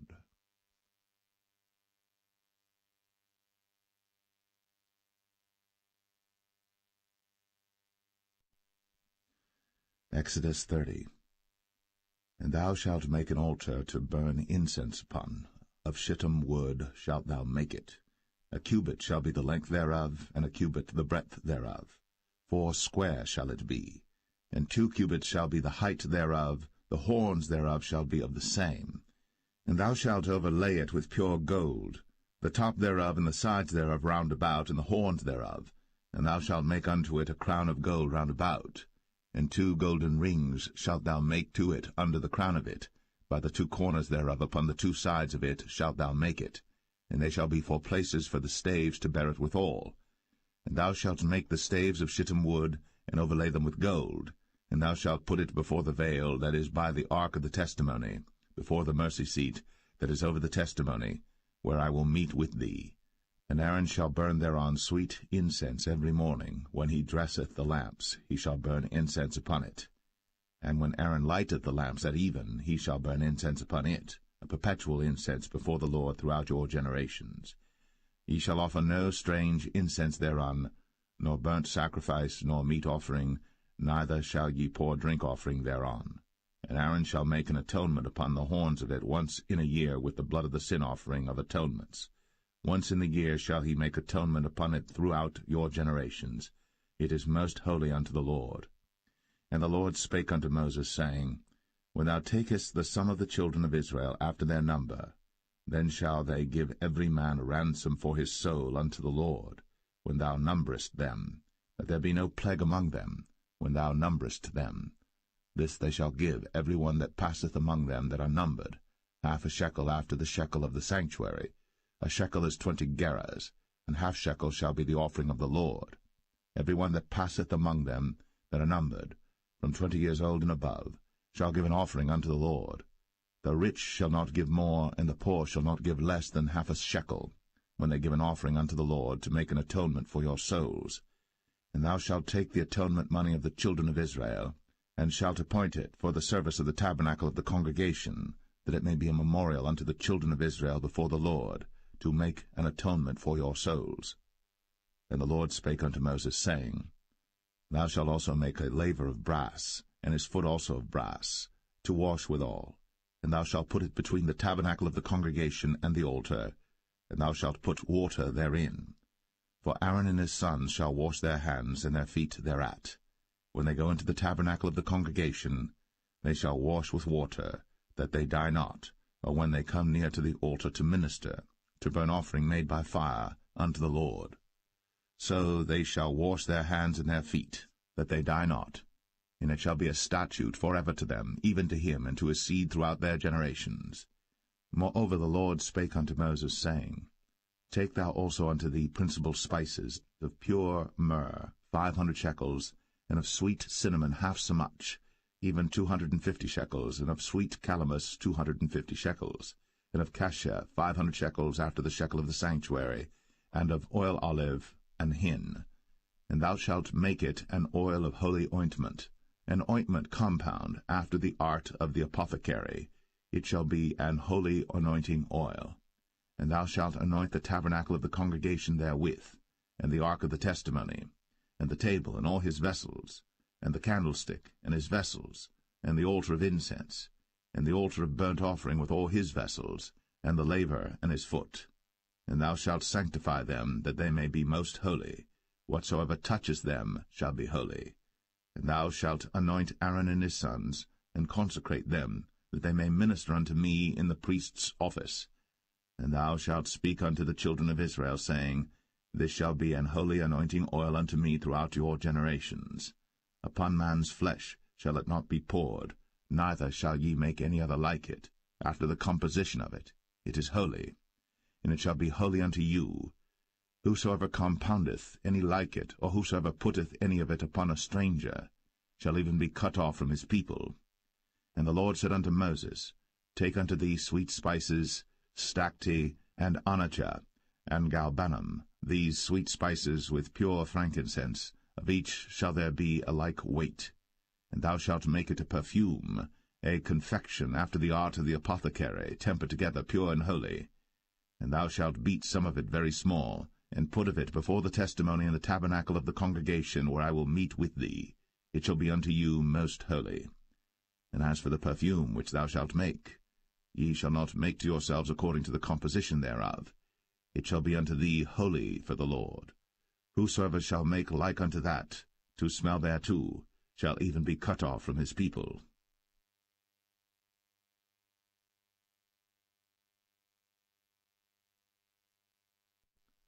Exodus 31. And the Lord spake unto Moses, saying, See, I have called by name Bezalel the son of Uri, the son of Hur, of the tribe of Judah, and I have filled him with the Spirit of God, in wisdom, and in understanding, and in knowledge, and in all manner of workmanship, to devise cunning works, to work in gold, and in silver, and in brass, and in cutting of stones, to set them, and in carving of timber, to work in all manner of workmanship. And I, behold, I have given with him Aholiab, the son of Ahisamach, of the tribe of Dan.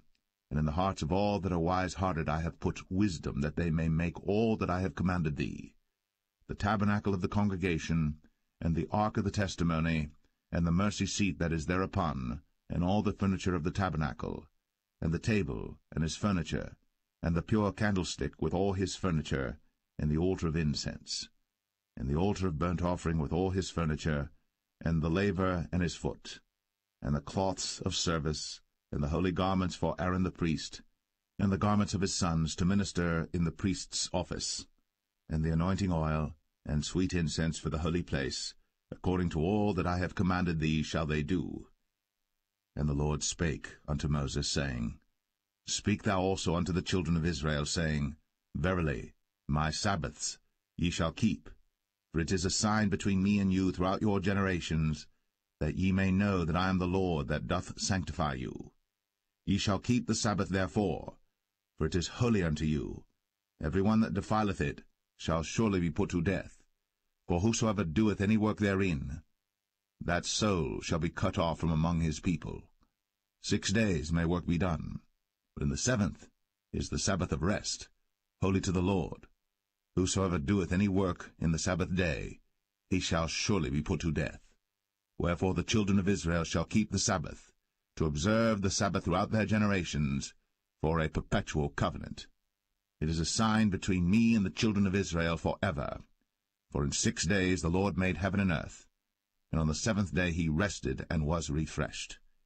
And he gave unto Moses, when he had made an end of communing with him upon Mount Sinai, 2 tables of testimony, tables of stone, written with the finger of God.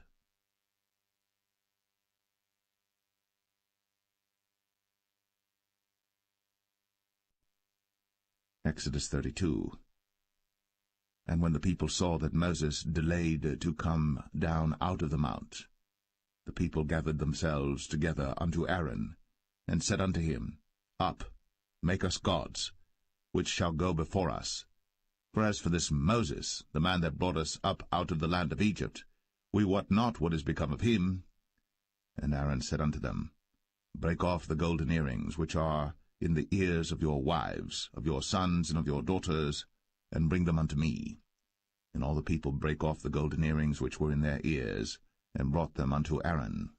And he received them at their hand, and fashioned it with a graving tool, after he had made it a molten calf. And they said, These be thy gods, O Israel, which brought thee up out of the land of Egypt. And when Aaron saw it, he built an altar before it. And Aaron made proclamation and said, Tomorrow is a feast to the Lord. And they rose up early on the morrow, and offered burnt offerings, and brought peace offerings. And the people sat down to eat and to drink, and rose up to play. And the Lord said unto Moses, Go, get thee down, for thy people, which thou broughtest out of the land of Egypt, have corrupted themselves. They have turned aside quickly out of the way which I commanded them. They have made them a molten calf, and have worshipped it, and have sacrificed thereunto, and said, These be thy gods, O Israel, which have brought thee up out of the land of Egypt. And the Lord said unto Moses, I have seen this people, and behold, it is a stiff-necked people. Now therefore let me alone, that my wrath may wax hot against them, and that I may consume them, and I will make of thee a great nation. And Moses besought the Lord his God, and said, Lord, why doth thy wrath wax hot against thy people, which thou hast brought forth out of the land of Egypt with great power, and with a mighty hand? Wherefore should the Egyptians speak and say, For mischief did he bring them out, to slay them in the mountains, and to consume them from the face of the earth? Turn from thy fierce wrath, and repent of this evil against thy people. Remember Abraham, Isaac, and Israel, thy servants, to whom thou swarest by thine own self, and saidst unto them, I will multiply your seed as the stars of heaven. And all this land that I have spoken of will I give unto your seed, and they shall inherit it forever. And the Lord repented of the evil which he thought to do unto his people. And Moses turned, and went down from the mount, and the 2 tables of the testimony were in his hand. The tables were written on both their sides. On the one side and on the other were they written. And the tables were the work of God, and the writing was the writing of God, graven upon the tables. And when Joshua heard the noise of the people as they shouted, he said unto Moses, There is a noise of war in the camp. And he said, It is not the voice of them that shout for mastery, neither is it the voice of them that cry for being overcome, but the noise of them that sing do I hear. And it came to pass, as soon as he came nigh unto the camp, that he saw the calf and the dancing. And Moses' anger waxed hot, and he cast the tables out of his hands, and brake them beneath the mount. And he took the calf which they had made, and burnt it in the fire, and ground it to powder, and strawed it upon the water, and made the children of Israel drink of it. And Moses said unto Aaron, What did this people unto thee, that thou hast brought so great a sin upon them? And Aaron said, Let not the anger of my Lord wax hot. Thou knowest the people, that they are set on mischief. For they said unto me, Make us gods, which shall go before us. For as for this Moses, the man that brought us up out of the land of Egypt, we wot not what is become of him. And I said unto them, Whosoever hath any gold, let them break it off. So they gave it to me. Then I cast it into the fire, and there came out this calf. And when Moses saw that the people were naked, for Aaron had made them naked unto their shame among their enemies, then Moses stood in the gate of the camp, and said, Who is on the Lord's side? Let him come unto me. And all the sons of Levi gathered themselves together unto him. And he said unto them, Thus saith the Lord God of Israel, Put every man his sword by his side, and go in and out from gate to gate throughout the camp, and slay every man his brother, and every man his companion, and every man his neighbor. And the children of Levi did according to the word of Moses. And there fell of the people that day about 3,000 men. For Moses had said, Consecrate yourselves today to the Lord, even every man upon his son, and upon his brother, that he may bestow upon you a blessing this day. And it came to pass on the morrow, that Moses said unto the people, Ye have sinned a great sin, and now I will go up unto the Lord. Peradventure I shall make an atonement for your sin. And Moses returned unto the Lord, and said, O this people have sinned a great sin, and have made them gods of gold. Yet now, if thou wilt forgive their sin, and if not, blot me, I pray thee, out of thy book, which thou hast written. And the Lord said unto Moses, Whosoever hath sinned against me, him will I blot out of my book. Therefore now go, lead the people unto the place of which I have spoken unto thee. Behold, mine angel shall go before thee. Nevertheless, in the day when I visit, I will visit their sin upon them. And the Lord plagued the people, because they made the calf which Aaron made.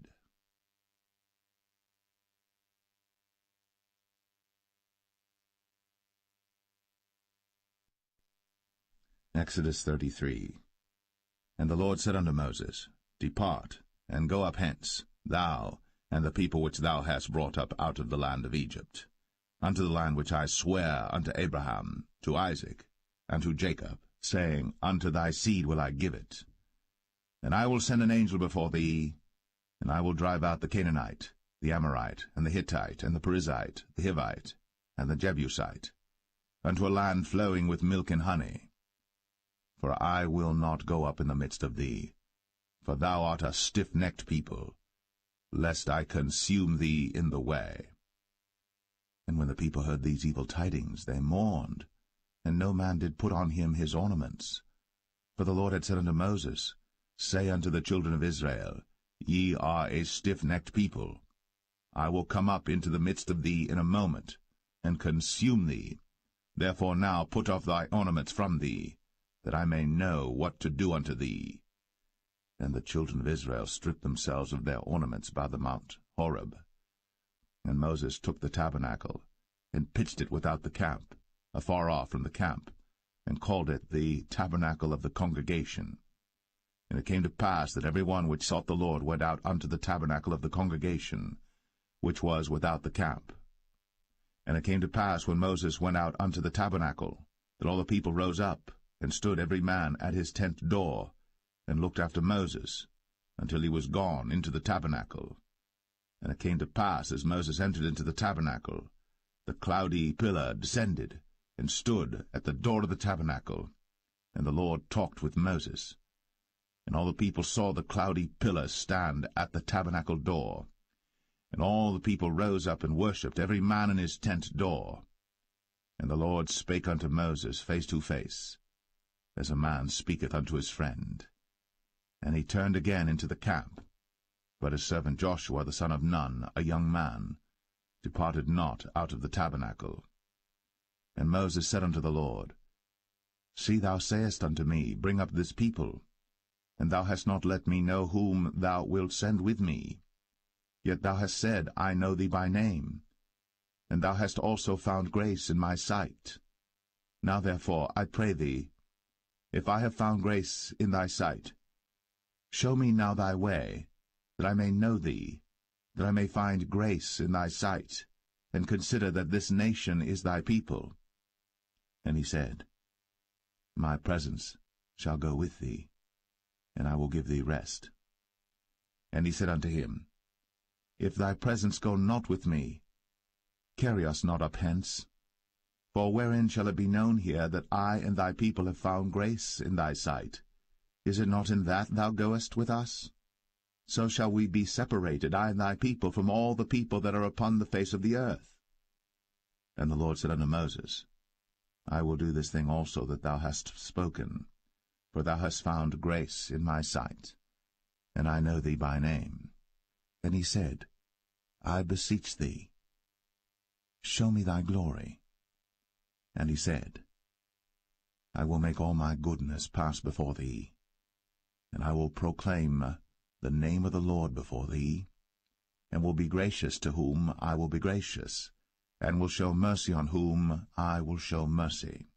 And he said, Thou canst not see my face, for there shall no man see me and live. And the Lord said, Behold, there is a place by me, and thou shalt stand upon a rock. And it shall come to pass, while my glory passeth by, that I will put thee in a cleft of the rock, and will cover thee with my hand while I pass by. And I will take away mine hand, and thou shalt see my back parts, but my face shall not be seen.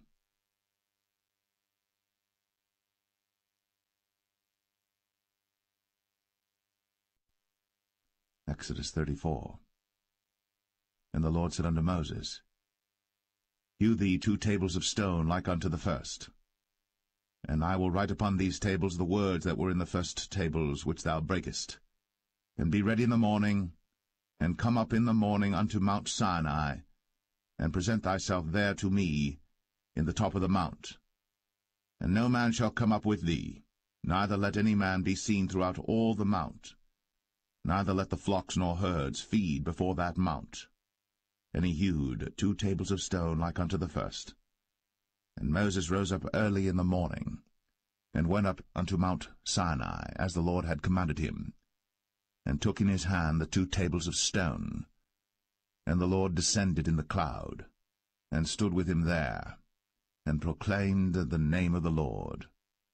And the Lord passed by before him, and proclaimed, the Lord God, merciful and gracious, long-suffering, and abundant in goodness and truth, keeping mercy for thousands, forgiving iniquity, and transgression and sin, and that will by no means clear the guilty, visiting the iniquity of the fathers upon the children, and upon the children's children, unto the 3rd and to the 4th generation.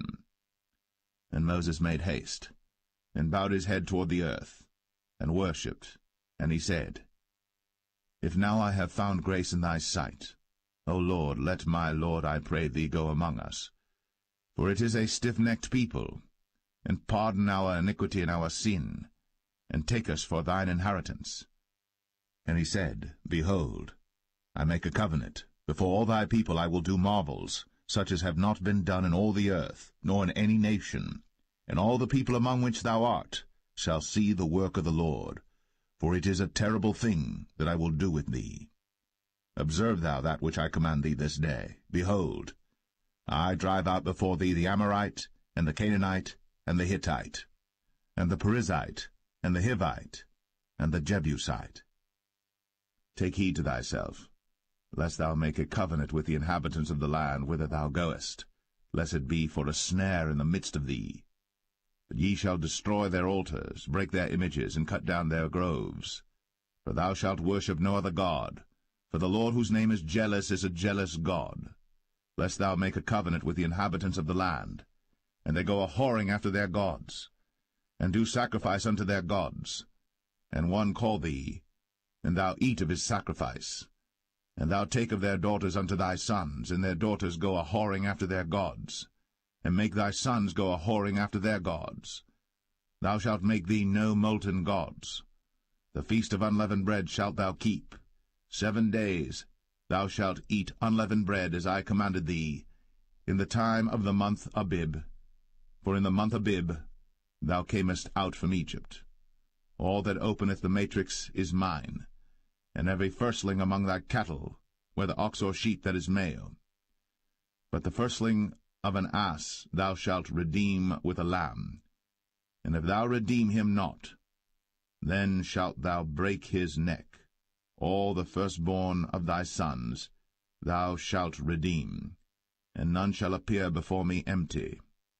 6 days thou shalt work, but on the 7th day thou shalt rest. In earing time and in harvest thou shalt rest. And thou shalt observe the feast of weeks, of the firstfruits of wheat harvest, and the feast of ingathering at the year's end. Thrice in the year shall all your men-children appear before the Lord God, the God of Israel. For I will cast out the nations before thee, and enlarge thy borders. Neither shall any man desire thy land, when thou shalt go up to appear before the Lord thy God thrice in the year.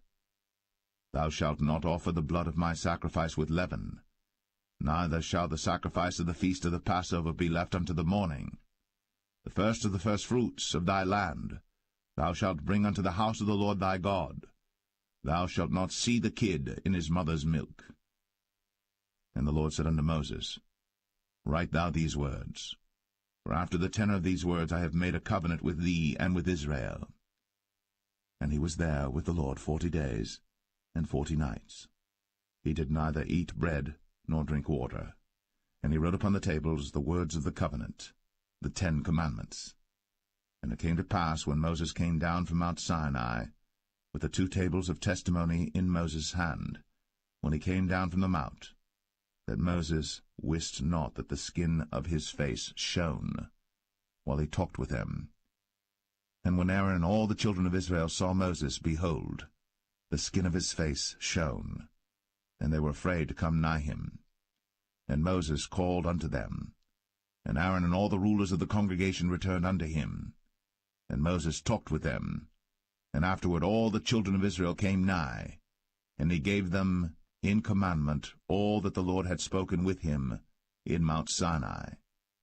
And till Moses had done speaking with them, he put a veil on his face. But when Moses went in before the Lord to speak with him, he took the veil off until he came out. And he came out, and spake unto the children of Israel that which he was commanded. And the children of Israel saw the face of Moses, that the skin of Moses' face shone. And Moses put the veil upon his face again, until he went in to speak with him.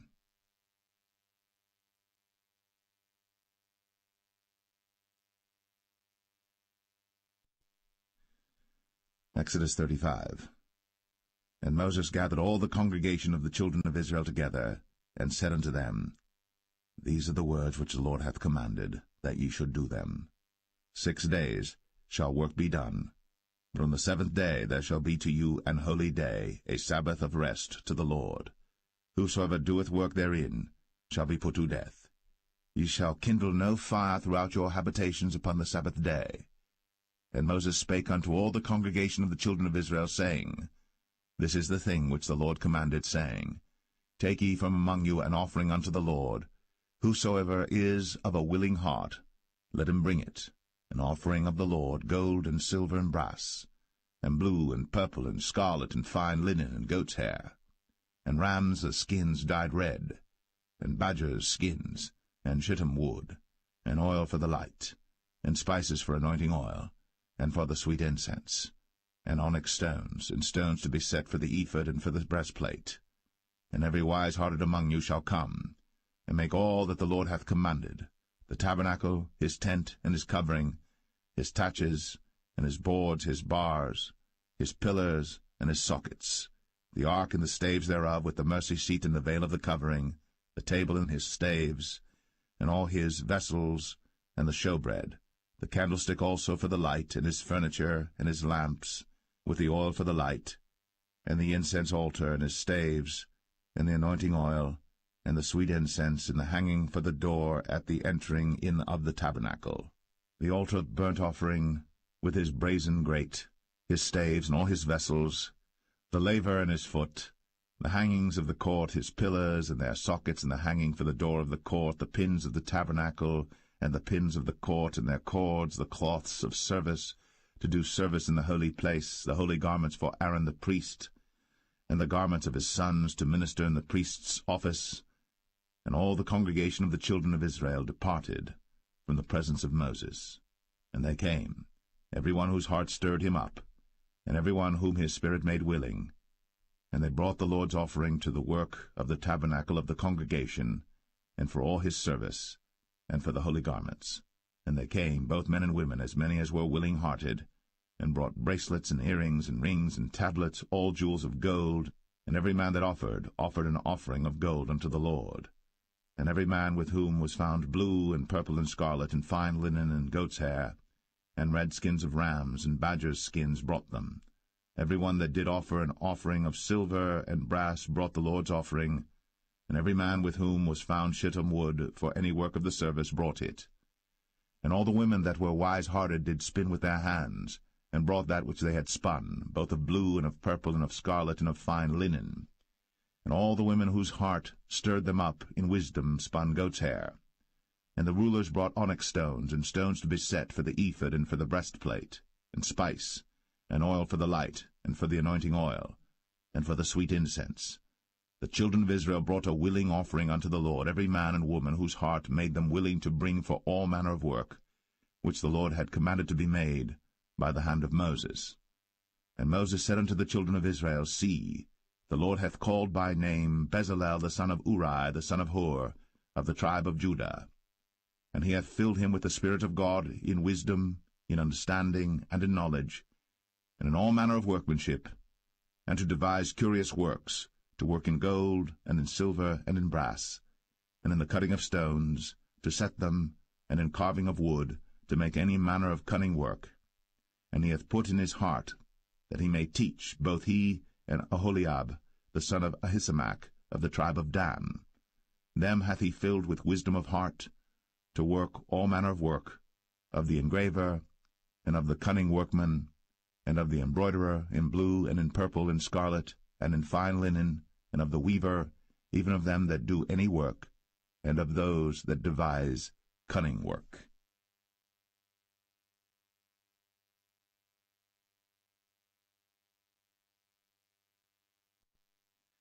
Exodus 36. Then wrought Bezalel and Aholiab, and every wise-hearted man, in whom the Lord put wisdom and understanding to know how to work all manner of work for the service of the sanctuary, according to all that the Lord had commanded. And Moses called Bezalel and Aholiab, and every wise-hearted man, in whose heart the Lord had put wisdom, even every one whose heart stirred him up to come unto the work to do it. And they received of Moses all the offering, which the children of Israel had brought for the work of the service of the sanctuary, to make it withal. And they brought yet unto him free offerings every morning. And all the wise men that wrought all the work of the sanctuary came every man from his work which they made. And they spake unto Moses, saying, The people bring much more than enough for the service of the work, which the Lord commanded to make. And Moses gave commandment, and they caused it to be proclaimed throughout the camp, saying, Let neither man nor woman make any more work for the offering of the sanctuary. So the people were restrained from bringing, for the stuff they had was sufficient for all the work to make it, and too much. And every wise-hearted man among them that wrought the work of the tabernacle made 10 curtains of fine twined linen and blue and purple and scarlet. With cherubims of cunning work made he them. The length of one curtain was 28 cubits, and the breadth of one curtain 4 cubits. The curtains were all of one size. And he coupled the 5 curtains one unto another, and the other 5 curtains he coupled one unto another. And he made loops of blue on the edge of one curtain from the selvage in the coupling. Likewise he made in the uttermost side of another curtain in the coupling of the second. 50 loops made he in one curtain, and 50 loops made he in the edge of the curtain which was in the coupling of the second. The loops held one curtain to another. And he made 50 taches of gold, and coupled the curtains one unto another with the taches. So it became one tabernacle. And he made curtains of goat's hair for the tent over the tabernacle. 11 curtains he made them. The length of one curtain was 30 cubits, and 4 cubits was the breadth of one curtain. The 11 curtains were of one size. And he coupled 5 curtains by themselves, and 6 curtains by themselves. And he made 50 loops upon the uttermost edge of the curtain in the coupling, and 50 loops made he upon the edge of the curtain which coupleth the second. And he made 50 taches of brass to couple the tent together, that it might be one. And he made a covering for the tent of ram skins dyed red, and a covering of badger skins above that. And he made boards for the tabernacle of shittim wood standing up. The length of a board was 10 cubits, and the breadth of a board 1 cubit and a half. One board had 2 tenons, equally distant one from another. Thus did he make for all the boards of the tabernacle. And he made boards for the tabernacle, 20 boards for the south side southward. And 40 sockets of silver he made under the 20 boards, 2 sockets under one board for his 2 tenons, and 2 sockets under another board for his 2 tenons. And for the other side of the tabernacle, which is toward the north corner, he made 20 boards, and there 40 sockets of silver, 2 sockets under one board, and 2 sockets under another board. And for the sides of the tabernacle westward he made 6 boards, and 2 boards made he for the corners of the tabernacle in the 2 sides, and they were coupled beneath and coupled together at the head thereof to one ring.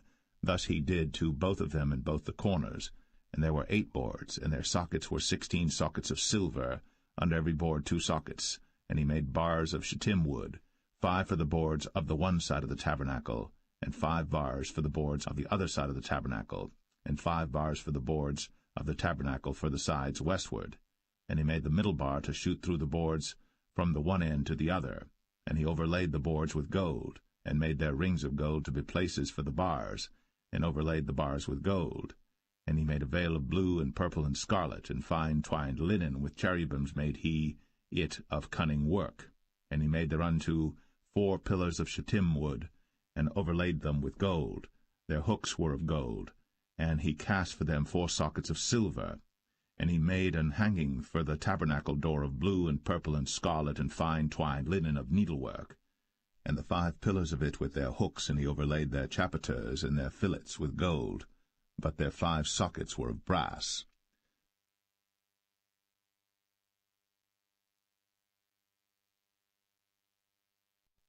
Exodus 37. And Bezalel made the ark of shittim wood. 2 cubits and a half was the length of it, and 1 cubit and a half the breadth of it, and 1 cubit and a half the height of it. And he overlaid it with pure gold within and without, and made a crown of gold to it round about. And he cast for it 4 rings of gold, to be set by the 4 corners of it, even 2 rings upon the one side of it, and 2 rings upon the other side of it. And he made staves of shittim wood, and overlaid them with gold. And he put the staves into the rings by the sides of the ark to bear the ark. And he made the mercy seat of pure gold. 2 cubits and a half was the length thereof, and 1 cubit and a half the breadth thereof. And he made 2 cherubims of gold, beaten out of one piece made he them, on the 2 ends of the mercy seat, 1 cherub on the end on this side, and another cherub on the other end on that side. Out of the mercy seat made he the cherubims on the 2 ends thereof. And the cherubims spread out their wings on high, and covered with their wings over the mercy seat, with their faces one to another. Even to the mercy seatward were the faces of the cherubims. And he made the table of shittim wood. 2 cubits was the length thereof, and 1 cubit the breadth thereof, and 1 cubit and a half the height thereof. And he overlaid it with pure gold, and made thereunto a crown of gold round about. Also he made thereunto a border of an handbreadth round about, and made a crown of gold for the border thereof round about. And he cast for it 4 rings of gold. and put the rings upon the 4 corners that were in the 4 feet thereof. Over against the border were the rings, the places for the staves to bear the table. And he made the staves of shittim wood, and overlaid them with gold to bear the table. And he made the vessels which were upon the table, his dishes, and his spoons, and his bowls, and his covers, to cover withal of pure gold. And he made the candlestick of pure gold. Of beaten work made he the candlestick. His shaft and his branch, his bowls, his knobs, and his flowers were of the same. And 6 branches going out of the sides thereof, 3 branches of the candlestick out of the one side thereof, and 3 branches of the candlestick out of the other side thereof. 3 bowls made after the fashion of almonds in one branch, a knob and a flower, and 3 bowls made like almonds in another branch, a knob and a flower. So throughout the 6 branches, going out of the candlestick. And in the candlestick were 4 bowls made like almonds, his knobs and his flowers, and a knob under 2 branches of the same, and a knob under 2 branches of the same, and a knob under 2 branches of the same, according to the 6 branches going out of it.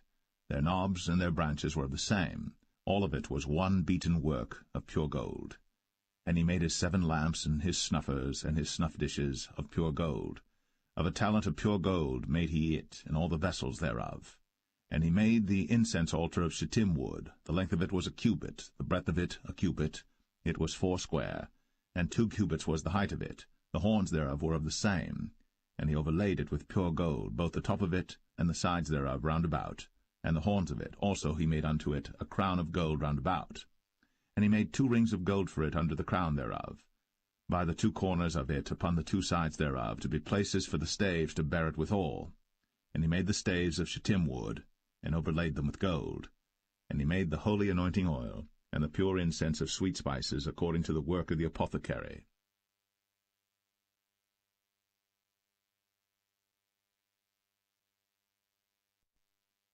Exodus 38. And he made the altar of burnt offering of shittim wood. 5 cubits was the length thereof, and 5 cubits the breadth thereof. It was 4 square, and 3 cubits the height thereof. And he made the horns thereof on the 4 corners of it. The horns thereof were of the same, and he overlaid it with brass. And he made all the vessels of the altar, the pots and the shovels and the basins and the flesh hooks and the firepans, all the vessels thereof made he of brass. And he made for the altar a brazen grate of network under the compass thereof, beneath unto the midst of it. And he cast 4 rings for the 4 ends of the grate of brass, to be places for the staves. And he made the staves of shittim wood, and overlaid them with brass. And he put the staves into the rings on the sides of the altar, to bear it withal. He made the altar hollow with boards. And he made the laver of brass, and the foot of it of brass, of the looking-glasses of the women assembling, which assembled at the door of the tabernacle of the congregation. And he made the court. On the south side southward the hangings of the court were of fine twined linen, 100 cubits. Their pillars were 20, and their brazen sockets 20. The hooks of the pillars and their fillets were of silver. And for the north side the hangings were 100 cubits, their pillars were 20, and their sockets of brass 20. The hooks of the pillars and their fillets of silver. And for the west side were hangings of 50 cubits, their pillars 10, and their sockets 10, the hooks of the pillars and their fillets of silver. And for the east side eastward 50 cubits. The hangings of the one side of the gate were 15 cubits, their pillars 3, and their sockets 3. And for the other side of the court gate, on this hand and that hand, were hangings of 15 cubits, their pillars 3, and their sockets 3. All the hangings of the court round about were of fine twined linen. And the sockets for the pillars were of brass, the hooks of the pillars and their fillets of silver, and the overlaying of their chapiters of silver. And all the pillars of the court were filleted with silver. And the hanging for the gate of the court was needlework, of blue and purple and scarlet and fine twined linen. And 20 cubits was the length, and the height and the breadth was 5 cubits, answerable to the hangings of the court. And their pillars were 4, and their sockets of brass 4, their hooks of silver, and the overlaying of their chapiters and their fillets of silver. And all the pins of the tabernacle and of the court round about were of brass. This is the sum of the tabernacle, even of the tabernacle of testimony, as it was counted, according to the commandment of Moses, for the service of the Levites, by the hand of Ithamar, son to Aaron the priest. And Bezalel, the son of Uri, the son of Hur, of the tribe of Judah, made all that the Lord commanded Moses. And with him was Aholiab, son of Ahisamach, of the tribe of Dan. an engraver, and a cunning workman, and an embroiderer in blue, and in purple, and in scarlet, and fine linen. All the gold that was occupied for the work and all the work of the holy place, even the gold of the offering, was 29 talents, and 730 shekels after the shekel of the sanctuary. And the silver of them that were numbered of the congregation was 100 talents, and 1,760 shekels after the shekel of the sanctuary. A bekah for every man, that is, half a shekel, after the shekel of the sanctuary, for every one that went to be numbered, from 20 years old and upward, for 600,000 and 3,550 men. And of the 100 talents of silver were cast the sockets of the sanctuary, and the sockets of the veil, and 100 sockets of the 100 talents, a talent for a socket. And of the 1,775 shekels he made hooks for the pillars, and overlaid their chapiters, and filleted them. And the brass of the offering was 70 talents, and 2,400 shekels. And therewith he made the sockets to the door of the tabernacle of the congregation, and the brazen altar, and the brazen grate for it, and all the vessels of the altar, and the sockets of the court round about, and the sockets of the court gate, and all the pins of the tabernacle, and all the pins of the court round about.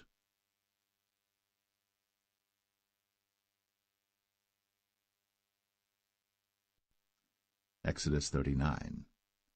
And of the blue, and purple, and scarlet they made cloths of service, to do service in the holy place, and made the holy garments for Aaron, as the Lord commanded Moses. And he made the ephod of gold, blue, and purple, and scarlet, and fine-twined linen. And they did beat the gold into thin plates, and cut it into wires, to work it in the blue, and in the purple, and in the scarlet, and in the fine linen, with cunning work. They made shoulder pieces for it, to couple it together. By the two edges was it coupled together. And the curious girdle of his ephod that was upon it was of the same, according to the work thereof, of gold, blue, and purple, and scarlet, and fine twined linen, as the Lord commanded Moses. And they wrought onyx stones enclosed in ouches of gold, graven as signets are graven, with the names of the children of Israel. And he put them on the shoulders of the ephod, that they should be stones for a memorial to the children of Israel, as the Lord commanded Moses. And he made the breastplate of cunning work, like the work of the ephod, of gold, blue, and purple, and scarlet, and fine twined linen. It was foursquare. They made the breastplate double. A span was the length thereof, and a span the breadth thereof, being doubled. And they set in it 4 rows of stones. The first row was a sardius, a topaz, and a carbuncle. This was the first row. And the second row an emerald, a sapphire, and a diamond. And the third row a ligure, an agate, and an amethyst. And the fourth row a beryl, an onyx, and a jasper. They were enclosed in ouches of gold in their enclosings. And the stones were according to the names of the children of Israel, 12 according to their names, like the engravings of a signet, every one with his name, according to the 12 tribes. And they made upon the breastplate chains at the ends of wreathen work of pure gold. And they made 2 ouches of gold and 2 gold rings, and put the 2 rings in the 2 ends of the breastplate. And they put the 2 wreathen chains of gold in the 2 rings on the ends of the breastplate. And the 2 ends of the 2 wreathen chains they fastened in the 2 ouches, and put them on the shoulder pieces of the ephod before it. And they made 2 rings of gold, and put them on the 2 ends of the breastplate, upon the border of it, which was on the side of the ephod inward. And they made 2 other golden rings, and put them on the 2 sides of the ephod underneath, toward the forepart of it, over against the other coupling thereof, above the curious girdle of the ephod. And they did bind the breastplate by his rings unto the rings of the ephod with a lace of blue, that it might be above the curious girdle of the ephod, and that the breastplate might not be loosed from the ephod, as the Lord commanded Moses. And he made the robe of the ephod of woven work, all of blue. And there was an hole in the midst of the robe, as the hole of an habergeon, with a band round about the hole, that it should not rend. And they made upon the hems of the robe pomegranates of blue and purple and scarlet and twined linen. And they made bells of pure gold, and put the bells between the pomegranates upon the hem of the robe, round about between the pomegranates, a bell and a pomegranate, a bell and a pomegranate, round about the hem of the robe to minister in, as the Lord commanded Moses.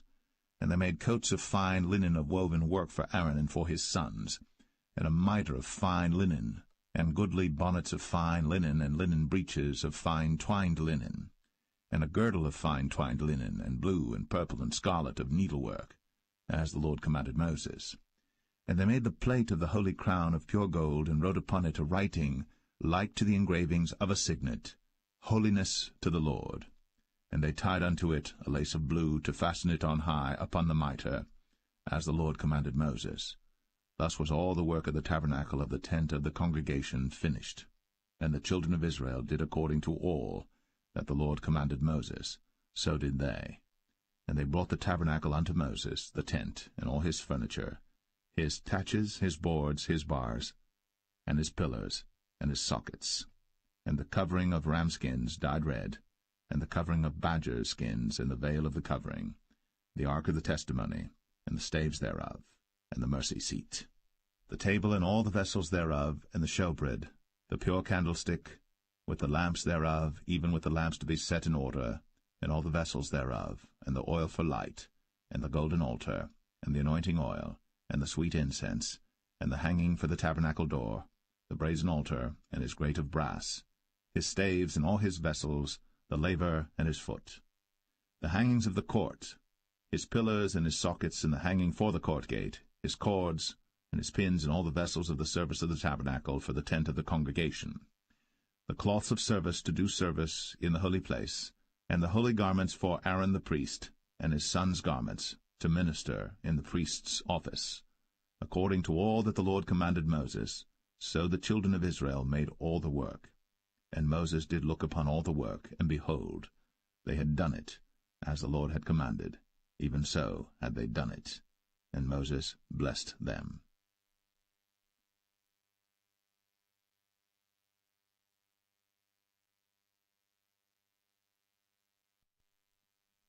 Exodus 40.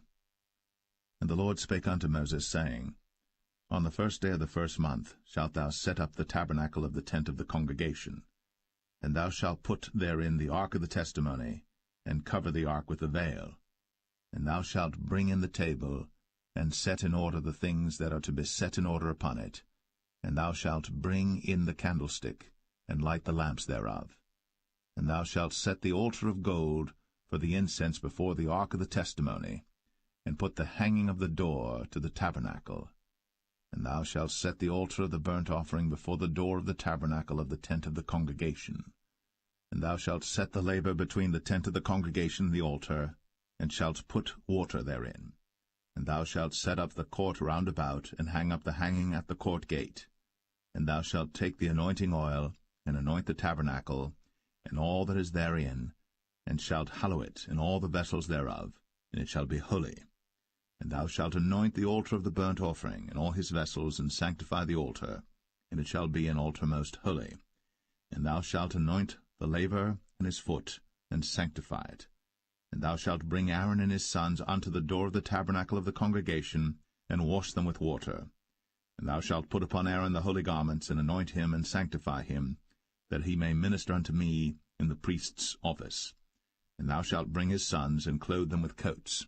And thou shalt anoint them, as thou didst anoint their father, that they may minister unto me in the priest's office, for their anointing shall surely be an everlasting priesthood throughout their generations. Thus did Moses. According to all that the Lord commanded him, so did he. And it came to pass in the first month, in the second year, on the first day of the month, that the tabernacle was reared up. And Moses reared up the tabernacle, and fastened his sockets, and set up the boards thereof, and put in the bars thereof, and reared up his pillars. And he spread abroad the tent over the tabernacle, and put the covering of the tent above upon it, as the Lord commanded Moses. And he took and put the testimony into the ark, and set the staves on the ark, and put the mercy seat above upon the ark. And he brought the ark into the tabernacle, and set up the veil of the covering, and covered the ark of the testimony, as the Lord commanded Moses. And he put the table in the tent of the congregation upon the side of the tabernacle northward without the veil. And he set the bread in order upon it before the Lord, as the Lord had commanded Moses. And he put the candlestick in the tent of the congregation over against the table on the side of the tabernacle southward. And he lighted the lamps before the Lord, as the Lord commanded Moses. And he put the golden altar in the tent of the congregation before the veil. And he burnt sweet incense thereon, as the Lord commanded Moses. And he set up the hanging at the door of the tabernacle, And he put the altar of burnt offering by the door of the tabernacle of the tent of the congregation, and offered upon it the burnt offering and the meat offering, as the Lord commanded Moses. And he set the laver between the tent of the congregation and the altar, and put water there to wash withal. And Moses and Aaron and his sons washed their hands and their feet thereat, when they went into the tent of the congregation, and when they came near unto the altar, they washed, as the Lord commanded Moses. And he reared up the court round about the tabernacle and the altar, and set up the hanging of the court gate. So Moses finished the work. Then a cloud covered the tent of the congregation, and the glory of the Lord filled the tabernacle. And Moses was not able to enter into the tent of the congregation, because the cloud abode thereon, and the glory of the Lord filled the tabernacle. And when the cloud was taken up from over the tabernacle, the children of Israel went onward in all their journeys. But if the cloud were not taken up, then they journeyed not till the day that it was taken up. For the cloud of the Lord was upon the tabernacle by day, and fire was on it by night, in the sight of all the house of Israel, throughout all their journeys.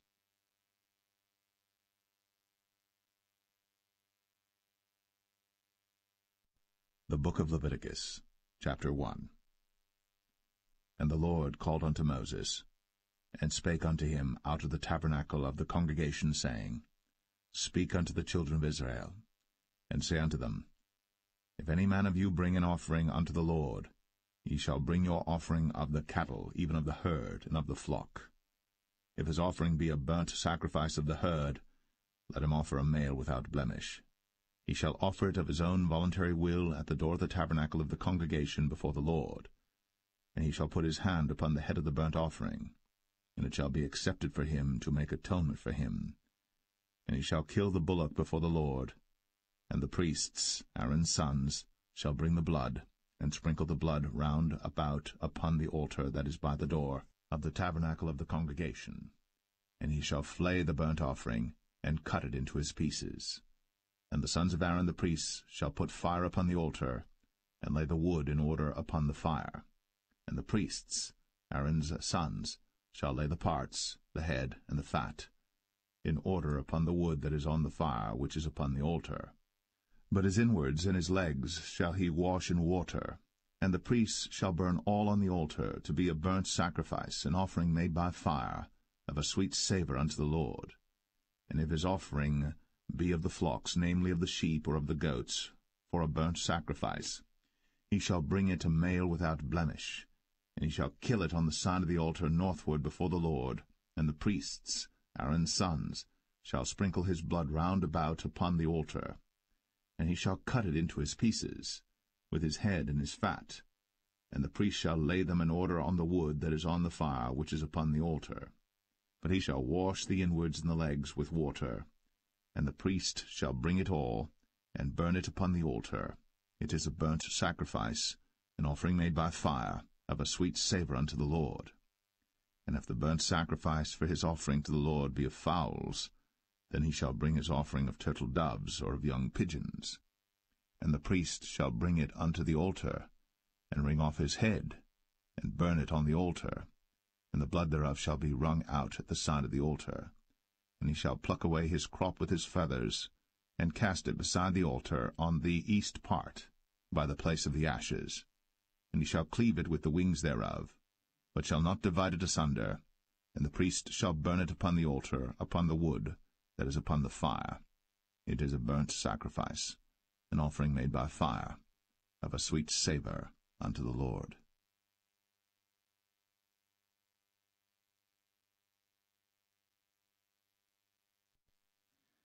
Leviticus 2. And when any will offer a meat offering unto the Lord, his offering shall be of fine flour. And he shall pour oil upon it, and put frankincense thereon. And he shall bring it to Aaron's sons the priests.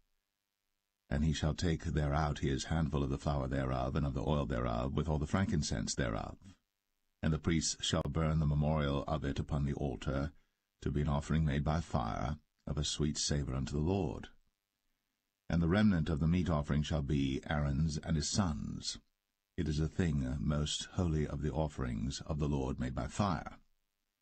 And if thou bring an oblation of a meat offering baked in the oven, it shall be unleavened cakes of fine flour mingled with oil, or unleavened wafers anointed with oil. And if thy oblation be a meat offering baked in a pan, it shall be of fine flour, unleavened, mingled with oil. Thou shalt part it in pieces, and pour oil thereon. It is a meat offering. And if thy oblation be a meat offering baked in the frying pan, it shall be made of fine flour with oil. And thou shalt bring the meat offering that is made of these things unto the Lord, and when it is presented unto the priest, he shall bring it unto the altar. And the priest shall take from the meat offering a memorial thereof, and shall burn it upon the altar. It is an offering made by fire, of a sweet savour unto the Lord. And that which is left of the meat offering shall be Aaron's and his sons'. It is a thing most holy of the offerings of the Lord made by fire. No meat offering which ye shall bring unto the Lord shall be made with leaven, for ye shall burn no leaven, nor any honey, in any offering of the Lord made by fire. As for the oblation of the firstfruits, ye shall offer them unto the Lord, but they shall not be burnt on the altar for a sweet savour. And every oblation of thy meat offering shalt thou season with salt, neither shalt thou suffer the salt of the covenant of thy God to be lacking from thy meat offering. With all thine offerings thou shalt offer salt. And if thou offer a meat offering of thy firstfruits unto the Lord, thou shalt offer for the meat offering of thy firstfruits green ears of corn dried by the fire, even corn beaten out of full ears. And thou shalt put oil upon it, and lay frankincense thereon. It is a meat offering. And the priest shall burn the memorial of it, part of the beaten corn thereof, and part of the oil thereof, with all the frankincense thereof. It is an offering made by fire unto the Lord.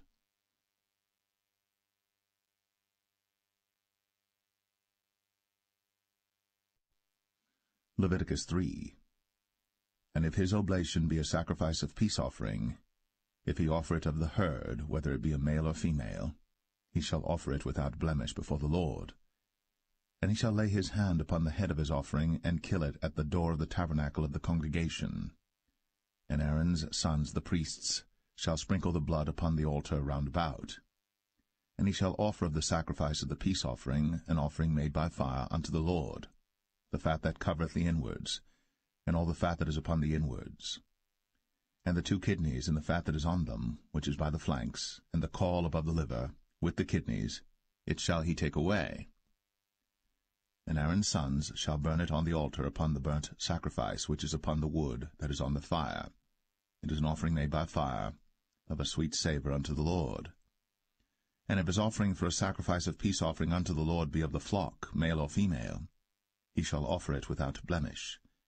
If he offer a lamb for his offering, then shall he offer it before the Lord. And he shall lay his hand upon the head of his offering, and kill it before the tabernacle of the congregation. And Aaron's sons shall sprinkle the blood thereof round about upon the altar. And he shall offer of the sacrifice of the peace offering an offering made by fire unto the Lord, the fat thereof, and the whole rump, it shall he take off hard by the backbone, and the fat that covereth the inwards, and all the fat that is upon the inwards, and the 2 kidneys, and the fat that is upon them, which is by the flanks, and the caul above the liver, with the kidneys, it shall he take away. And the priest shall burn it upon the altar. It is the food of the offering made by fire unto the Lord. And if his offering be a goat, then he shall offer it before the Lord. And he shall lay his hand upon the head of it, and kill it before the tabernacle of the congregation. And the sons of Aaron shall sprinkle the blood thereof upon the altar round about. And he shall offer thereof his offering, even an offering made by fire unto the Lord, the fat that covereth the inwards, and all the fat that is upon the inwards, and the 2 kidneys, and the fat that is upon them, which is by the flanks, and the caul above the liver, with the kidneys, it shall he take away. And the priest shall burn them upon the altar. It is the food of the offering made by fire for a sweet savour. All the fat is the Lord's. It shall be a perpetual statute for your generations throughout all your dwellings, that ye eat neither fat nor blood.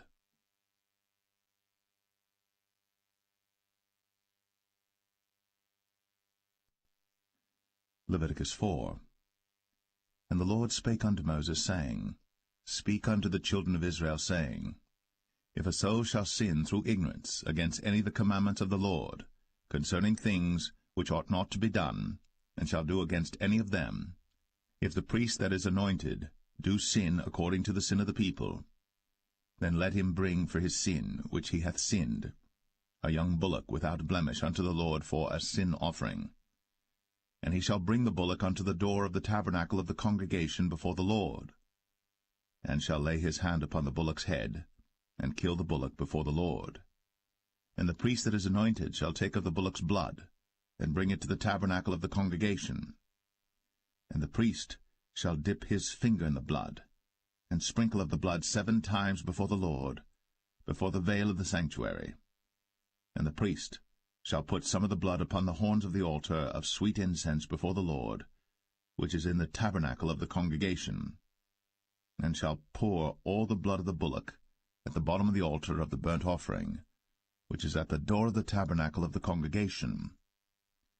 And he shall take off from it all the fat of the bullock for the sin offering, the fat that covereth the inwards, and all the fat that is upon the inwards, and the 2 kidneys, and the fat that is upon them, which is by the flanks, and the caul above the liver, with the kidneys, it shall he take away, as it was taken off from the bullock of the sacrifice of peace offerings.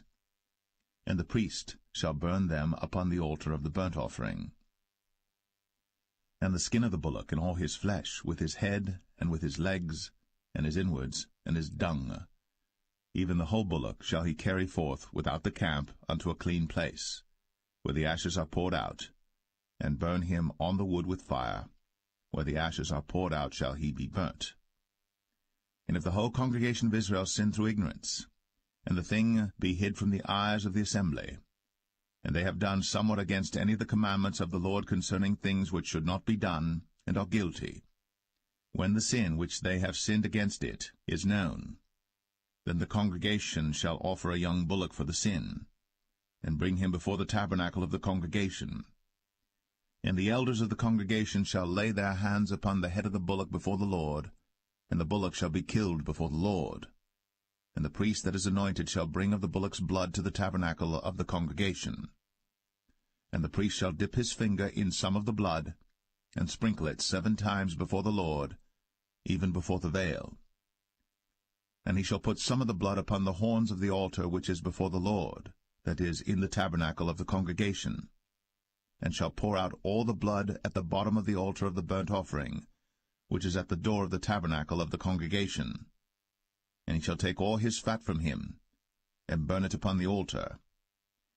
And he shall do with the bullock as he did with the bullock for a sin offering. So shall he do with this. And the priest shall make an atonement for them, and it shall be forgiven them. And he shall carry forth the bullock without the camp, and burn him as he burned the first bullock. It is a sin offering for the congregation. When a ruler hath sinned, and done somewhat through ignorance against any of the commandments of the Lord his God, concerning things which should not be done, and is guilty, or if his sin, wherein he hath sinned, come to his knowledge, he shall bring his offering, a kid of the goats, a male without blemish. And he shall lay his hand upon the head of the goat, and kill it in the place where they killed the burnt offering before the Lord. It is a sin offering. And the priest shall take of the blood of the sin offering with his finger, and put it upon the horns of the altar of burnt offering, and shall pour out his blood at the bottom of the altar of burnt offering. And he shall burn all his fat upon the altar, as the fat of the sacrifice of peace offerings. And the priest shall make an atonement for him as concerning his sin, and it shall be forgiven him. And if any one of the common people sin through ignorance, while he doeth somewhat against any of the commandments of the Lord concerning things which ought not to be done, and be guilty, or if his sin, which he hath sinned, come to his knowledge, then he shall bring his offering, a kid of the goats, a female without blemish, for his sin, which he hath sinned. And he shall lay his hand upon the head of the sin offering, and slay the sin offering in the place of the burnt offering. And the priest shall take of the blood thereof with his finger, and put it upon the horns of the altar of burnt offering, and shall pour out all the blood thereof at the bottom of the altar. And he shall take away all the fat thereof, as the fat is taken away from off the sacrifice of peace offerings. And the priest shall burn it upon the altar for a sweet savour unto the Lord. And the priest shall make an atonement for him, and it shall be forgiven him. And if he bring a lamb for a sin offering, he shall bring it a female without blemish. And he shall lay his hand upon the head of the sin offering, and slay it for a sin offering in the place where they kill the burnt offering. And the priest shall take of the blood of the sin offering with his finger, and put it upon the horns of the altar of burnt offering, and shall pour out all the blood thereof at the bottom of the altar. And he shall take away all the fat thereof, as the fat of the lamb is taken away from the sacrifice of the peace offerings. And the priest shall burn them upon the altar, according to the offerings made by fire unto the Lord. And the priest shall make an atonement for his sin that he hath committed, and it shall be forgiven him.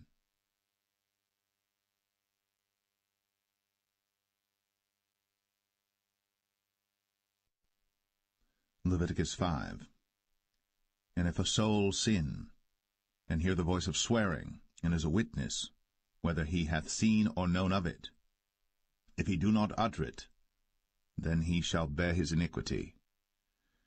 Or if a soul touch any unclean thing, whether it be a carcass of an unclean beast, or a carcass of unclean cattle, or the carcass of unclean creeping things, and if it be hidden from him, he also shall be unclean and guilty. Or if he touch the uncleanness of man, whatsoever uncleanness it be that a man shall be defiled withal, and it be hid from him, when he knoweth of it, then he shall be guilty. Or if a soul swear, pronouncing with his lips to do evil, or to do good, whatsoever it be that a man shall pronounce with an oath, and it be hid from him, when he knoweth of it, then he shall be guilty in one of these. And it shall be, when he shall be guilty in one of these things, that he shall confess that he hath sinned in that thing. And he shall bring his trespass offering unto the Lord for his sin which he hath sinned, a female from the flock, a lamb or a kid of the goats, for a sin offering, and the priest shall make an atonement for him concerning his sin. And if he be not able to bring a lamb, then he shall bring for his trespass which he hath committed 2 turtle doves, or 2 young pigeons unto the Lord, one for a sin offering, and the other for a burnt offering. And he shall bring them unto the priest, who shall offer that which is for the sin offering first, and wring off his head from his neck, but shall not divide it asunder. And he shall sprinkle of the blood of the sin offering upon the side of the altar, and the rest of the blood shall be wrung out at the bottom of the altar. It is a sin offering. And he shall offer the second for a burnt offering according to the manner, and the priest shall make an atonement for him for his sin which he hath sinned, and it shall be forgiven him. But if he be not able to bring 2 turtle doves or 2 young pigeons, then he that sinned shall bring for his offering the 10th part of an ephah of fine flour for a sin offering. He shall put no oil upon it, neither shall he put any frankincense thereon, for it is a sin offering. Then shall he bring it to the priest, and the priest shall take his handful of it, even a memorial thereof, and burn it on the altar, according to the offerings made by fire unto the Lord. It is a sin offering. And the priest shall make an atonement for him as touching his sin that he hath sinned in one of these, and it shall be forgiven him. And the remnant shall be the priest's, as a meat offering. And the Lord spake unto Moses, saying, If a soul commit a trespass, and sin through ignorance in the holy things of the Lord, then he shall bring for his trespass unto the Lord a ram without blemish out of the flocks, with thy estimation by shekels of silver, after the shekel of the sanctuary, for a trespass offering. And he shall make amends for the harm that he hath done in the holy thing, and shall add the 5th part thereto, and give it unto the priest. And the priest shall make an atonement for him with the ram of the trespass offering, and it shall be forgiven him. And if a soul sin, and commit any of these things which are forbidden to be done by the commandments of the Lord, though he wist it not, yet is he guilty, and shall bear his iniquity. And he shall bring a ram without blemish out of the flock, with thy estimation, for a trespass offering unto the priest. And the priest shall make an atonement for him concerning his ignorance, wherein he erred and wist it not, and it shall be forgiven him. It is a trespass offering. He hath certainly trespassed against the Lord.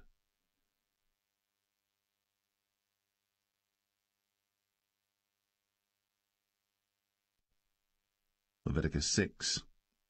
And the Lord spake unto Moses, saying, If a soul sin, and commit a trespass against the Lord, and lie unto his neighbor in that which was delivered him to keep, or in fellowship, or in a thing taken away by violence, or hath deceived his neighbor, or have found that which was lost, and lieth concerning it, and sweareth falsely, in any of all these that a man doeth, sinning therein, then it shall be, because he hath sinned, and is guilty, that he shall restore that which he took violently away, or the thing which he hath deceitfully gotten, or that which was delivered him to keep, or the lost thing which he found, or all that about which he hath sworn falsely. He shall even restore it in the principal, and shall add the 5th part more thereto, and give it unto him to whom it appertaineth in the day of his trespass offering. And he shall bring his trespass offering unto the Lord, a ram without blemish out of the flock, with thy estimation, for a trespass offering unto the priest.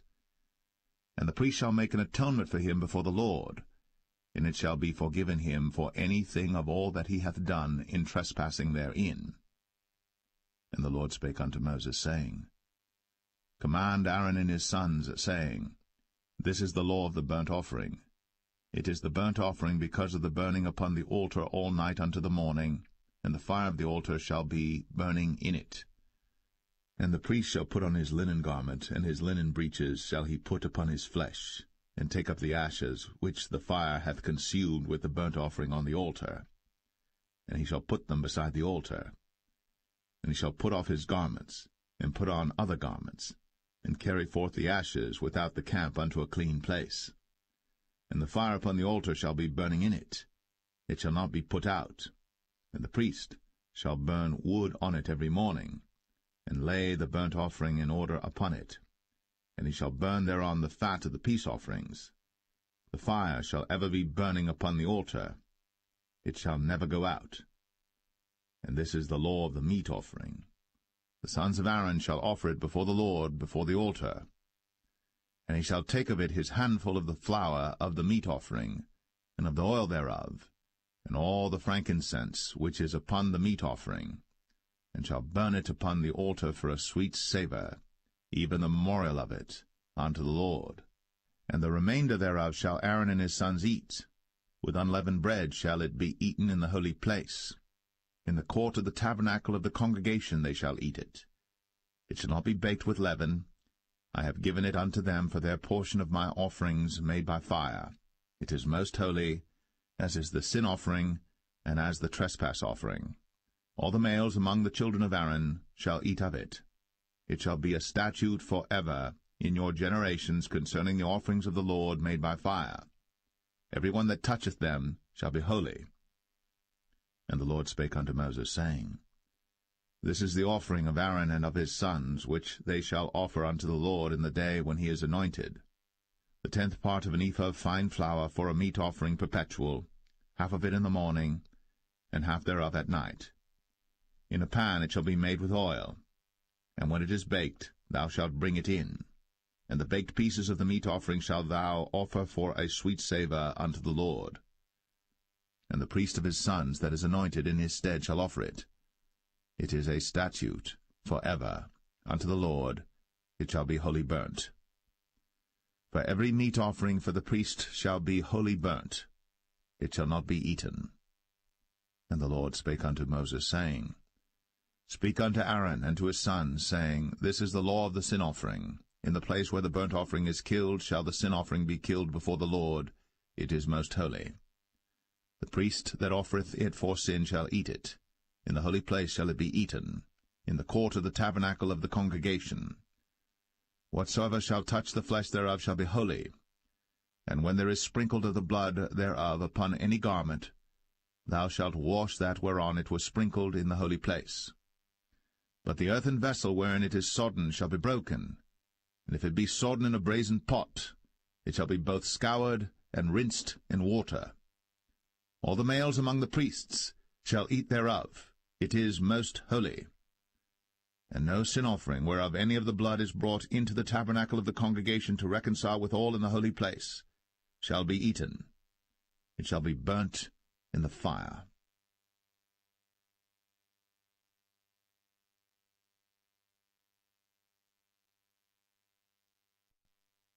Leviticus 7. Likewise, this is the law of the trespass offering. It is most holy.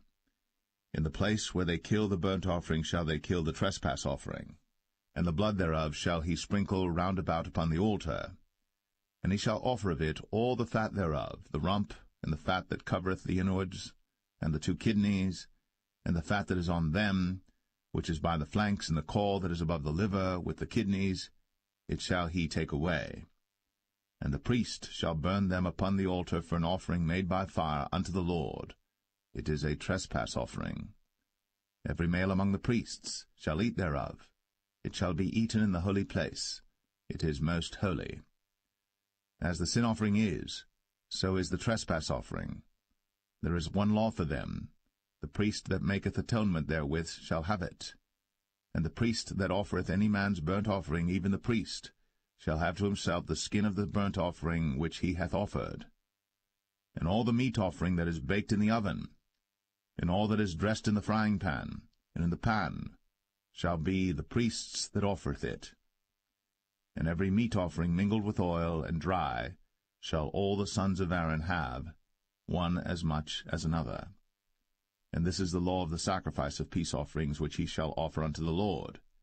If he offer it for a thanksgiving, then he shall offer with the sacrifice of thanksgiving unleavened cakes mingled with oil, and unleavened wafers anointed with oil, and cakes mingled with oil of fine flour fried. Besides the cakes, he shall offer for his offering leavened bread with the sacrifice of thanksgiving of his peace offerings, and of it he shall offer one out of the whole oblation for an heave offering unto the Lord, and it shall be the priest's that sprinkleth the blood of the peace offerings. And the flesh of the sacrifice of his peace offerings for thanksgiving shall be eaten the same day that it is offered. He shall not leave any of it until the morning. But if the sacrifice of his offering be a vow or a voluntary offering, it shall be eaten the same day that he offereth his sacrifice, and on the morrow also the remainder of it shall be eaten. But the remainder of the flesh of the sacrifice on the 3rd day shall be burnt with fire. And if any of the flesh of the sacrifice of his peace offerings be eaten at all on the 3rd day, it shall not be accepted, neither shall it be imputed unto him that offereth it. It shall be an abomination, and the soul that eateth of it shall bear his iniquity. And the flesh that toucheth any unclean thing shall not be eaten. It shall be burnt with fire. And as for the flesh, all that be clean shall eat thereof. But the soul that eateth of the flesh of the sacrifice of peace offerings that pertain unto the Lord, having his uncleanness upon him, even that soul shall be cut off from his people. Moreover, the soul that shall touch any unclean thing, as the uncleanness of man, or any unclean beast, or any abominable unclean thing, and eat of the flesh of the sacrifice of peace offerings, which pertain unto the Lord, even that soul shall be cut off from his people. And the Lord spake unto Moses, saying, Speak unto the children of Israel, saying, Ye shall eat no manner of fat, of ox, or of sheep, or of goat, and the fat of the beast that dieth of itself, and the fat of that which is torn with beasts, may be used in any other use, but ye shall in no wise eat of it. For whosoever eateth the fat of the beast, of which men offer an offering made by fire unto the Lord, even the soul that eateth it shall be cut off from his people. Moreover, ye shall eat no manner of blood, whether it be of fowl or of beast, in any of your dwellings. Whatsoever soul it be that eateth any manner of blood, even that soul shall be cut off from his people. And the Lord spake unto Moses, saying, Speak unto the children of Israel, saying, He that offereth the sacrifice of his peace offerings unto the Lord shall bring his oblation unto the Lord the sacrifice of his peace offerings. His own hands shall bring the offerings of the Lord made by fire, the fat with the breast. It shall he bring, that the breast may be waved for a wave offering before the Lord. And the priest shall burn the fat upon the altar, but the breast shall be Aaron's and his sons'.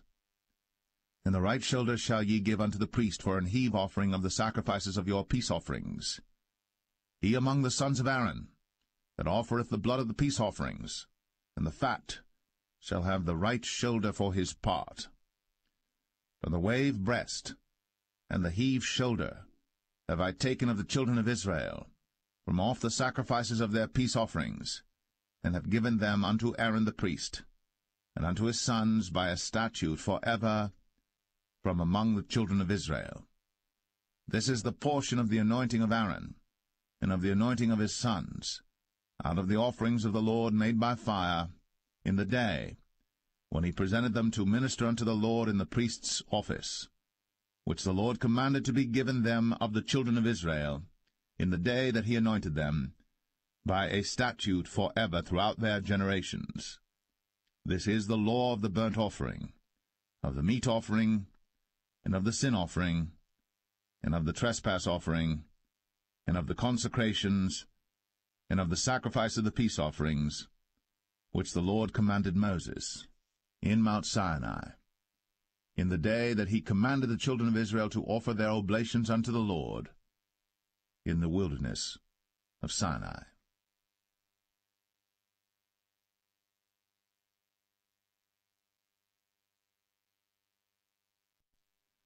Leviticus 8.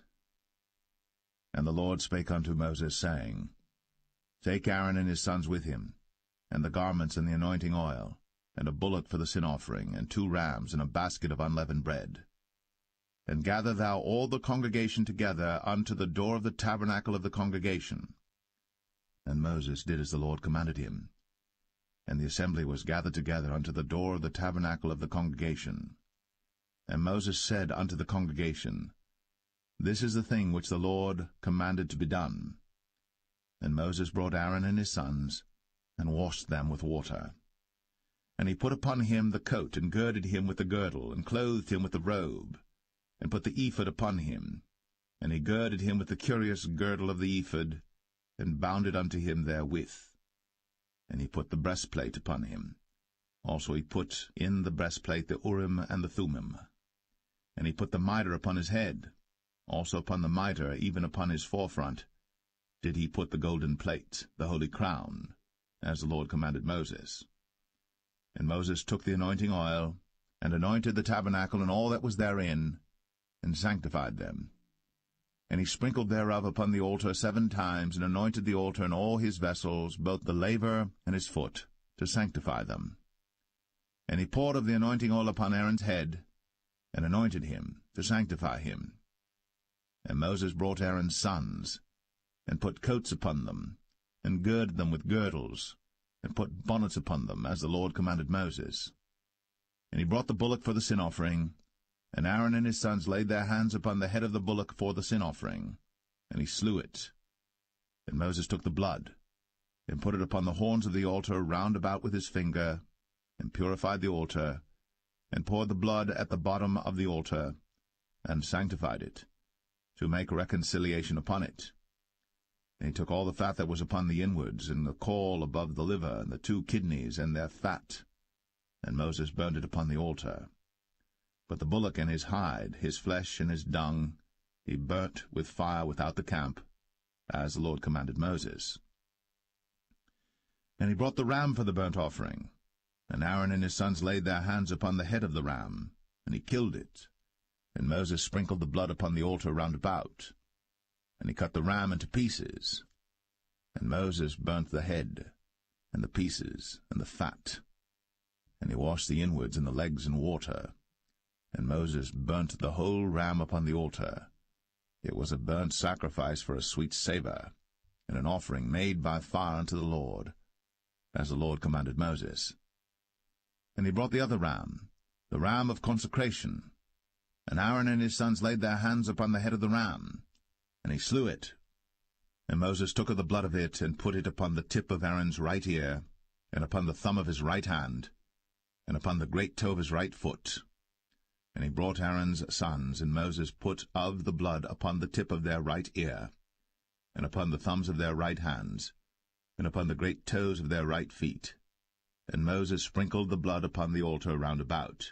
And he took the fat, and the rump, and all the fat that was upon the inwards, and the caul above the liver, and the 2 kidneys in their fat, and the right shoulder, and out of the basket of unleavened bread that was before the Lord, he took 1 unleavened cake, and a cake of oiled bread, and 1 wafer, and put them on the fat, and upon the right shoulder.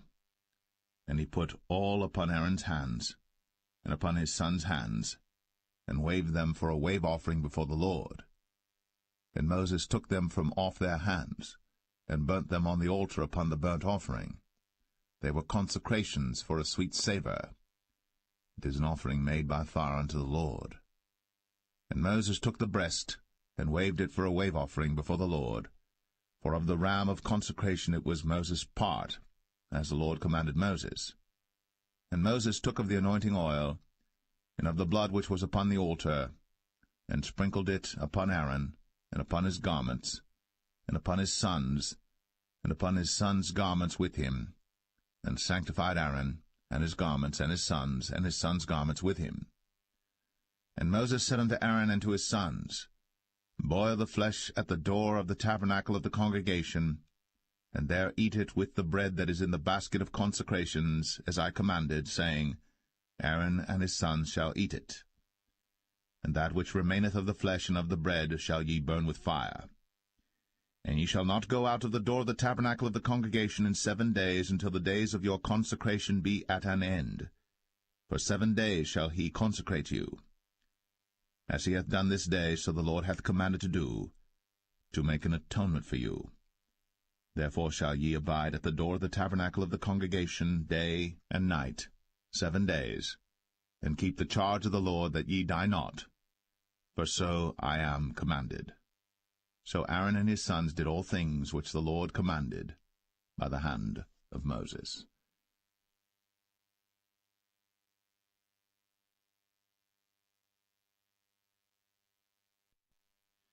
Leviticus 9. And it came to pass on the 8th day that Moses called Aaron and his sons and the elders of Israel. And he said unto Aaron, Take thee a young calf for a sin offering, and a ram for a burnt offering without blemish, and offer them before the Lord. And unto the children of Israel thou shalt speak, saying, Take ye a kid of the goats for a sin offering, and a calf and a lamb, both of the first year, without blemish, for a burnt offering. Also a bullock and a ram for peace offerings to sacrifice before the Lord, and a meat offering mingled with oil. For today the Lord will appear unto you. And they brought that which Moses commanded before the tabernacle of the congregation, and all the congregation drew near, and stood before the Lord. And Moses said, This is the thing which the Lord commanded that ye should do, and the glory of the Lord shall appear unto you.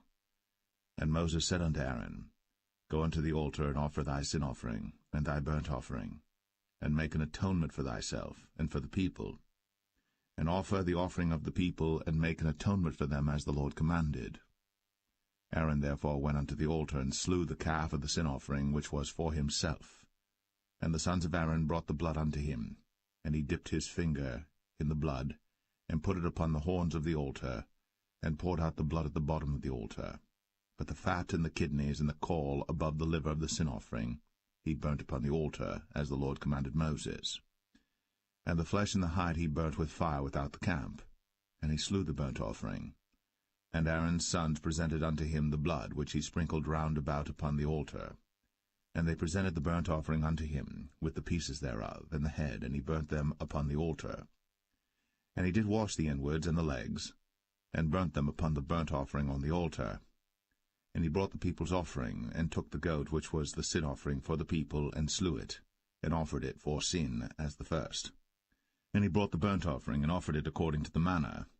And he brought the meat offering, and took an handful thereof, and burnt it upon the altar, beside the burnt sacrifice of the morning. He slew also the bullock and the ram for a sacrifice of peace offerings, which was for the people. And Aaron's sons presented unto him the blood which he sprinkled upon the altar round about. And the fat of the bullock and of the ram, the rump, and that which covereth the inwards, and the kidneys, and the caul above the liver. And they put the fat upon the breasts, and he burnt the fat upon the altar. And the breasts and the right shoulder Aaron waved for a wave offering before the Lord, as Moses commanded. And Aaron lifted up his hand toward the people, and blessed them, and came down from offering of the sin offering, and the burnt offering, and peace offerings. And Moses and Aaron went into the tabernacle of the congregation, and came out, and blessed the people. And the glory of the Lord appeared unto all the people. And there came a fire out from before the Lord, and consumed upon the altar the burnt offering and the fat, which when all the people saw, they shouted, and fell on their faces.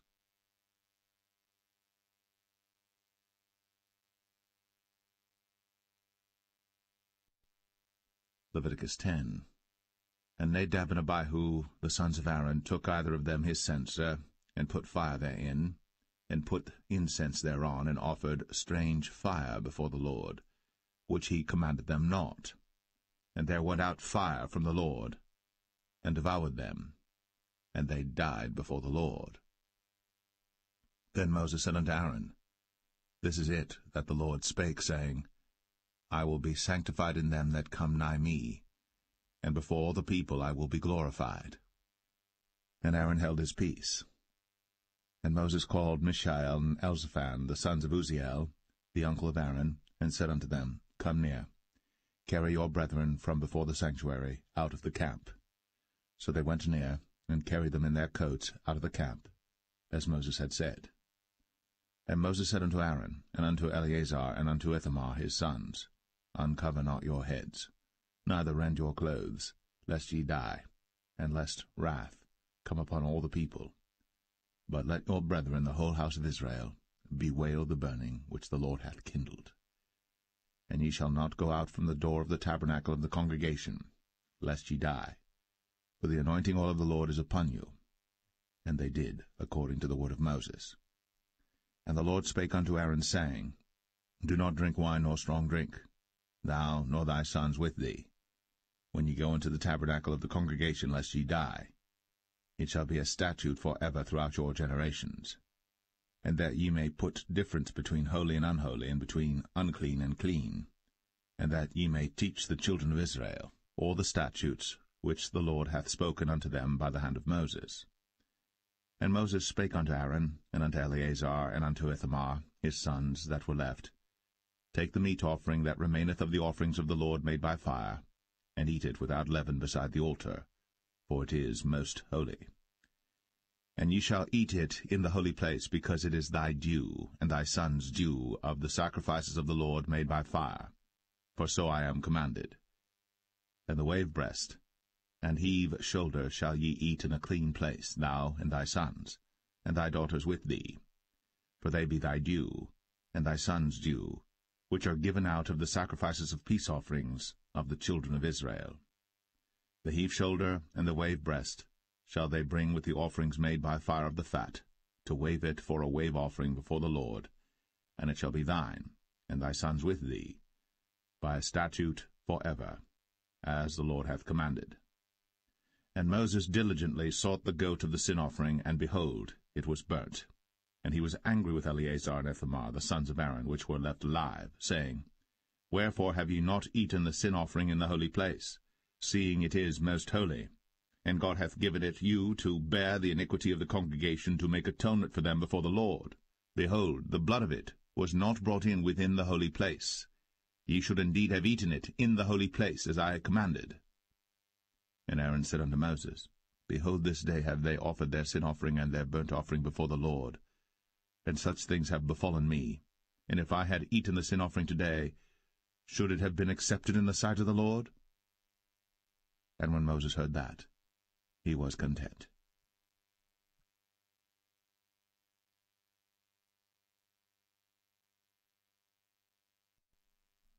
Leviticus 11. And the Lord spake unto Moses and to Aaron, saying unto them, Speak unto the children of Israel, saying, These are the beasts, which ye shall eat among all the beasts that are on the earth. Whatsoever parteth the hoof, and is cloven-footed, and cheweth the cud, among the beasts, that shall ye eat. Nevertheless these shall ye not eat of them that chew the cud, or of them that divide the hoof. As the camel, because he cheweth the cud, but divideth not the hoof, he is unclean unto you. And the coney, because he cheweth the cud, but divideth not the hoof, he is unclean unto you. And the hare, because he cheweth the cud, but divideth not the hoof, he is unclean unto you. And the swine, though he divide the hoof, and be cloven-footed, yet he cheweth not the cud, he is unclean to you. Of their flesh shall ye not eat, and their carcass shall ye not touch, they are unclean to you. These shall ye eat of all that are in the waters. Whatsoever hath fins and scales in the waters, in the seas, and in the rivers, them shall ye eat. And all that have not fins and scales in the seas, and in the rivers, of all that move in the waters, and of any living thing which is in the waters, they shall be an abomination unto you. They shall be even an abomination unto you. Ye shall not eat of their flesh, but ye shall have their carcasses in abomination. Whatsoever hath no fins nor scales in the waters, that shall be an abomination unto you. And these are they which ye shall have in abomination among the fowls. They shall not be eaten.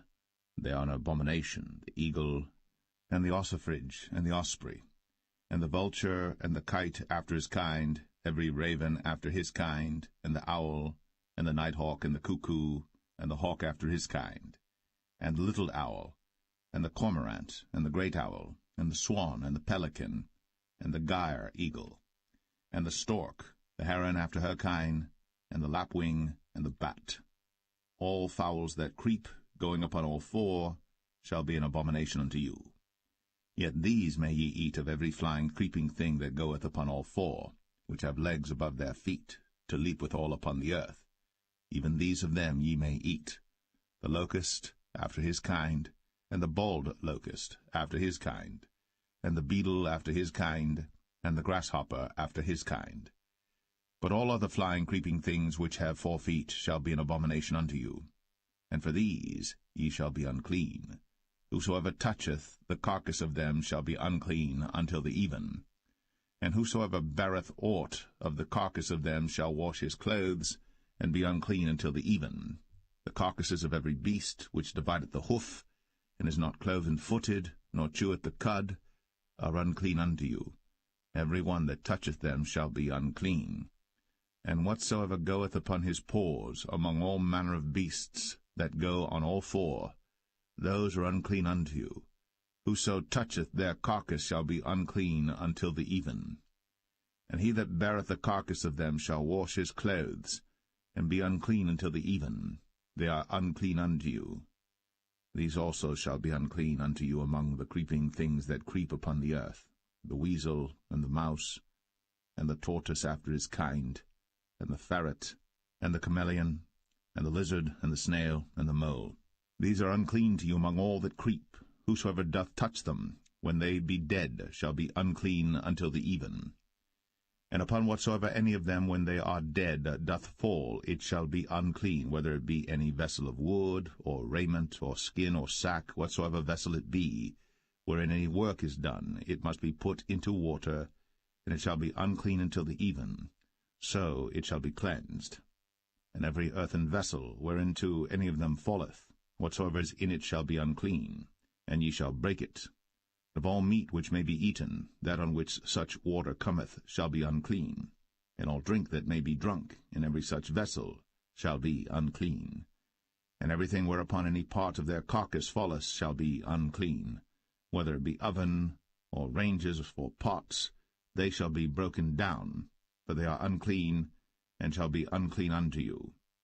Nevertheless a fountain or pit wherein there is plenty of water shall be clean, but that which toucheth their carcass shall be unclean. And if any part of their carcass fall upon any sowing seed which is to be sown, it shall be clean.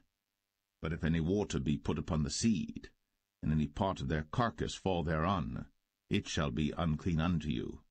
And if any beast of which ye may eat die, he that toucheth the carcass thereof shall be unclean until the even. And he that eateth of the carcass of it shall wash his clothes, and be unclean until the even. He also that beareth the carcass of it shall wash his clothes, and be unclean until the even. And every creeping thing that creepeth upon the earth shall be an abomination. It shall not be eaten. Whatsoever goeth upon the belly, and whatsoever goeth upon all four, or whatsoever hath more feet among all creeping things that creep upon the earth, them ye shall not eat, for they are an abomination. Ye shall not make yourselves abominable with any creeping thing that creepeth, neither shall ye make yourselves unclean with them, that ye should be defiled thereby. For I am the Lord your God. Ye shall therefore sanctify yourselves, and ye shall be holy, for I am holy. Neither shall ye defile yourselves with any manner of creeping thing that creepeth upon the earth. For I am the Lord that bringeth you up out of the land of Egypt, to be your God. Ye shall therefore be holy, for I am holy. This is the law of the beasts, and of the fowl, and of every living creature that moveth in the waters, and of every creature that creepeth upon the earth, to make a difference between the unclean and the clean, and between the beast that may be eaten and the beast that may not be eaten.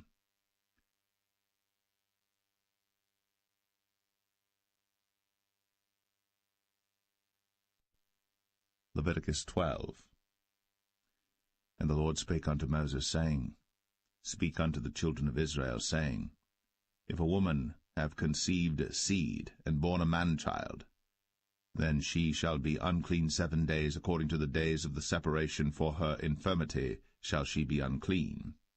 And in the 8th day the flesh of his foreskin shall be circumcised, and she shall then continue in the blood of her purifying 33 days. She shall touch no hallowed thing, nor come into the sanctuary until the days of her purifying be fulfilled. And if she bear a maid-child, then she shall be unclean 2 weeks, as in her separation, and she shall continue in the blood of her purifying 66 days. And when the days of her purifying are fulfilled, for a son or for a daughter, she shall bring a lamb of the first year for a burnt offering, and a young pigeon, or a turtle dove, for a sin offering, unto the door of the tabernacle of the congregation, unto the priest, who shall offer it before the Lord, and make an atonement for her, and she shall be cleansed from the issue of her blood. This is the law for her that hath borne a male or a female.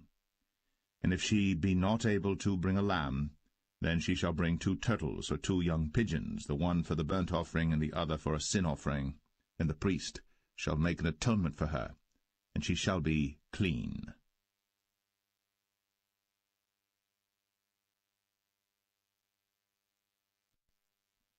Leviticus 13.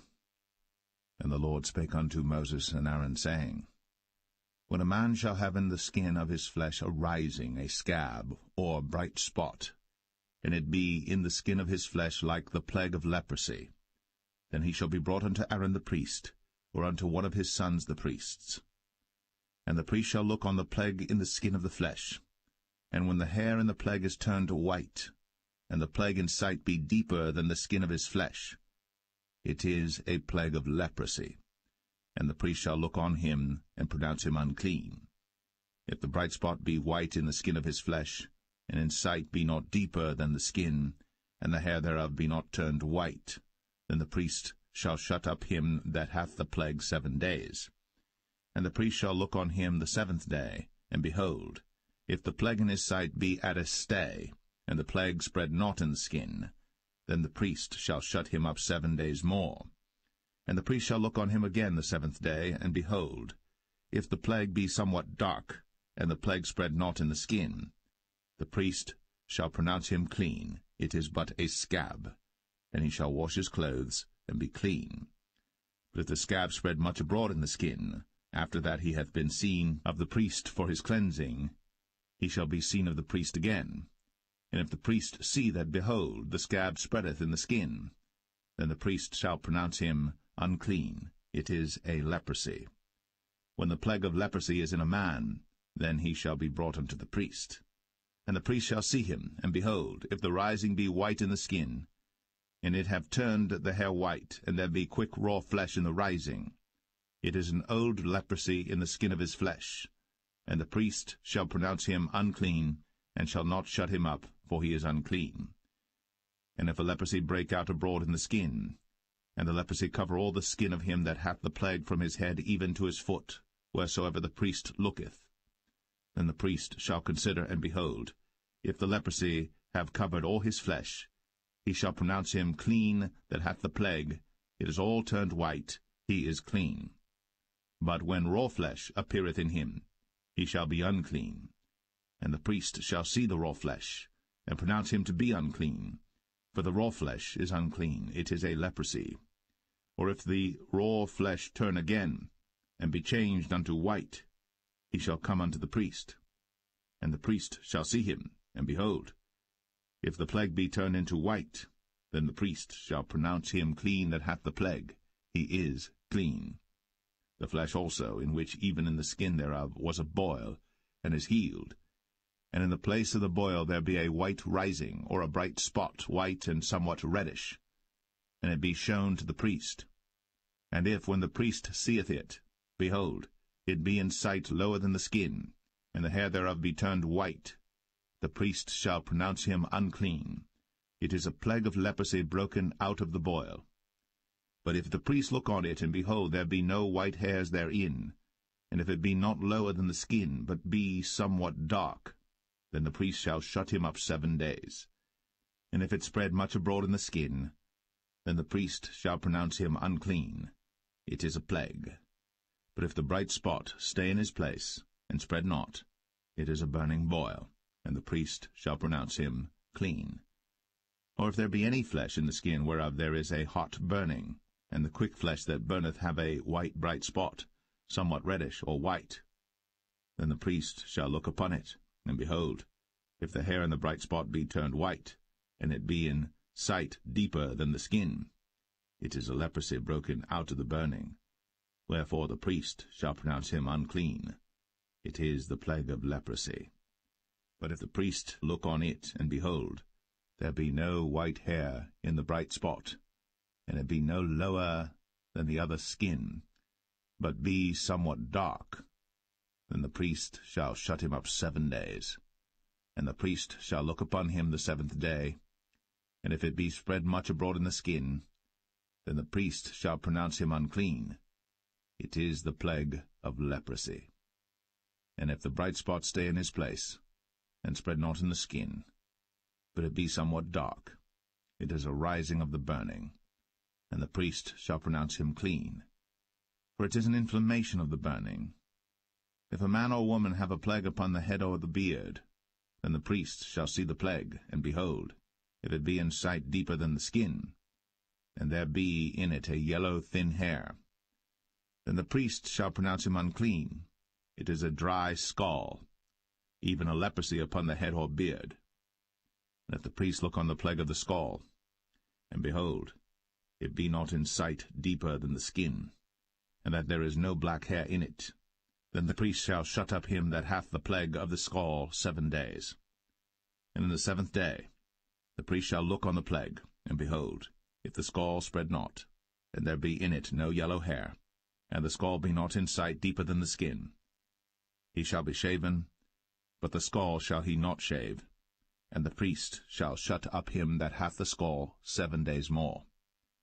And in the 7th day the priest shall look on the scall, and behold, if the scall be not spread in the skin, nor be in sight deeper than the skin, then the priest shall pronounce him clean, and he shall wash his clothes, and be clean.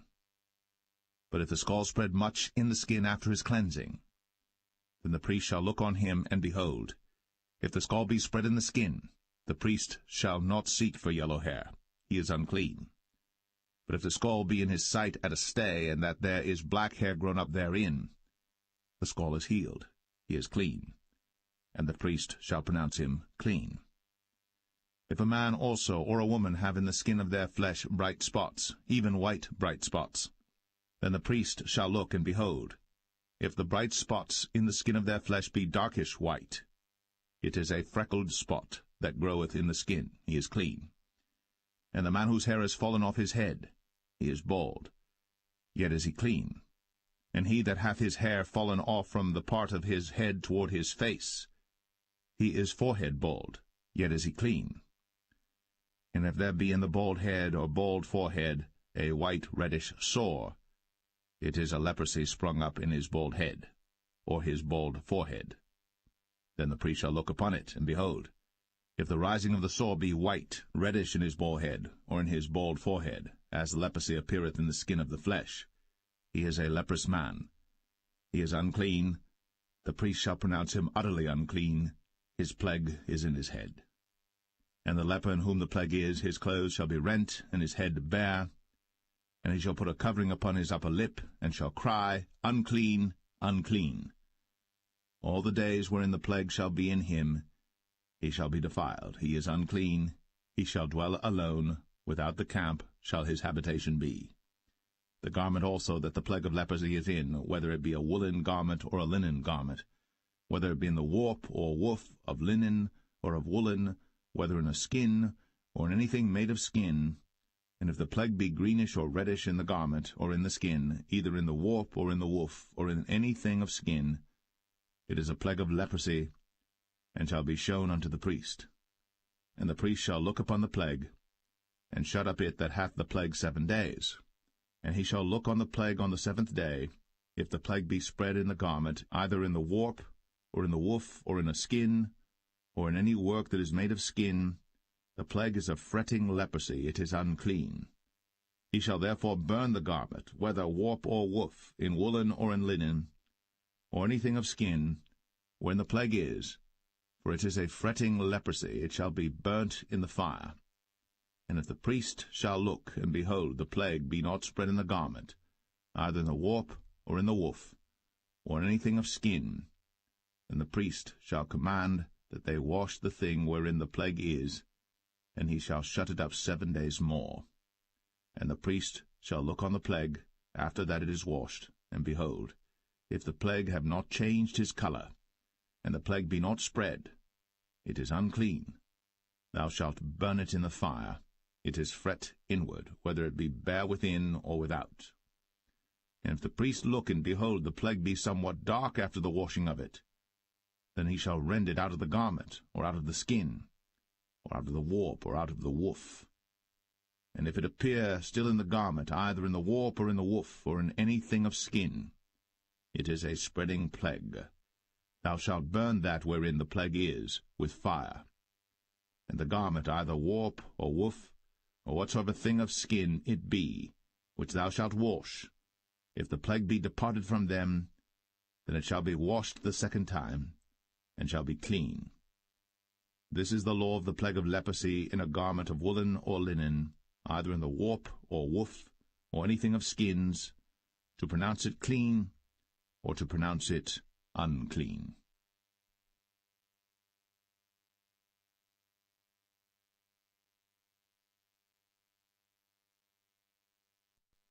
Leviticus 14. And the Lord spake unto Moses, saying, This shall be the law of the leper in the day of his cleansing. He shall be brought unto the priest. And the priest shall go forth out of the camp, and the priest shall look, and behold, if the plague of leprosy be healed in the leper, then shall the priest command to take for him that is to be cleansed 2 birds alive and clean, and cedar wood, and scarlet and hyssop. And the priest shall command that one of the birds be killed in an earthen vessel over running water. As for the living bird, he shall take it, and the cedar wood, and the scarlet, and the hyssop, and shall dip them and the living bird in the blood of the bird that was killed over the running water.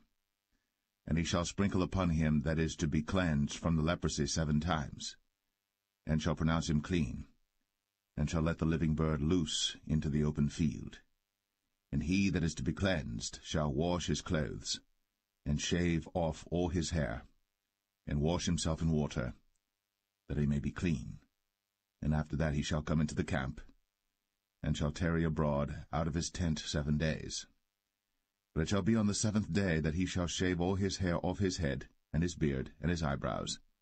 Even all his hair he shall shave off. And he shall wash his clothes. Also he shall wash his flesh in water, and he shall be clean. And on the 8th day he shall take 2 he-lambs without blemish, and 1 ewe-lamb of the 1st year without blemish, and 3/10 deals of fine flour for a meat offering, mingled with oil, and 1 log of oil. And the priest that maketh him clean shall present the man that is to be made clean, and those things before the Lord, at the door of the tabernacle of the congregation. And the priest shall take 1 he-lamb, and offer him for a trespass offering, and the log of oil, and wave them for a wave offering before the Lord.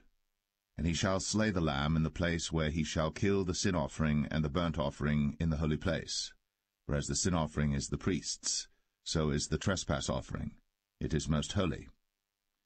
And the priest shall take some of the blood of the trespass offering, and the priest shall put it upon the tip of the right ear of him that is to be cleansed, and upon the thumb of his right hand, and upon the great toe of his right foot.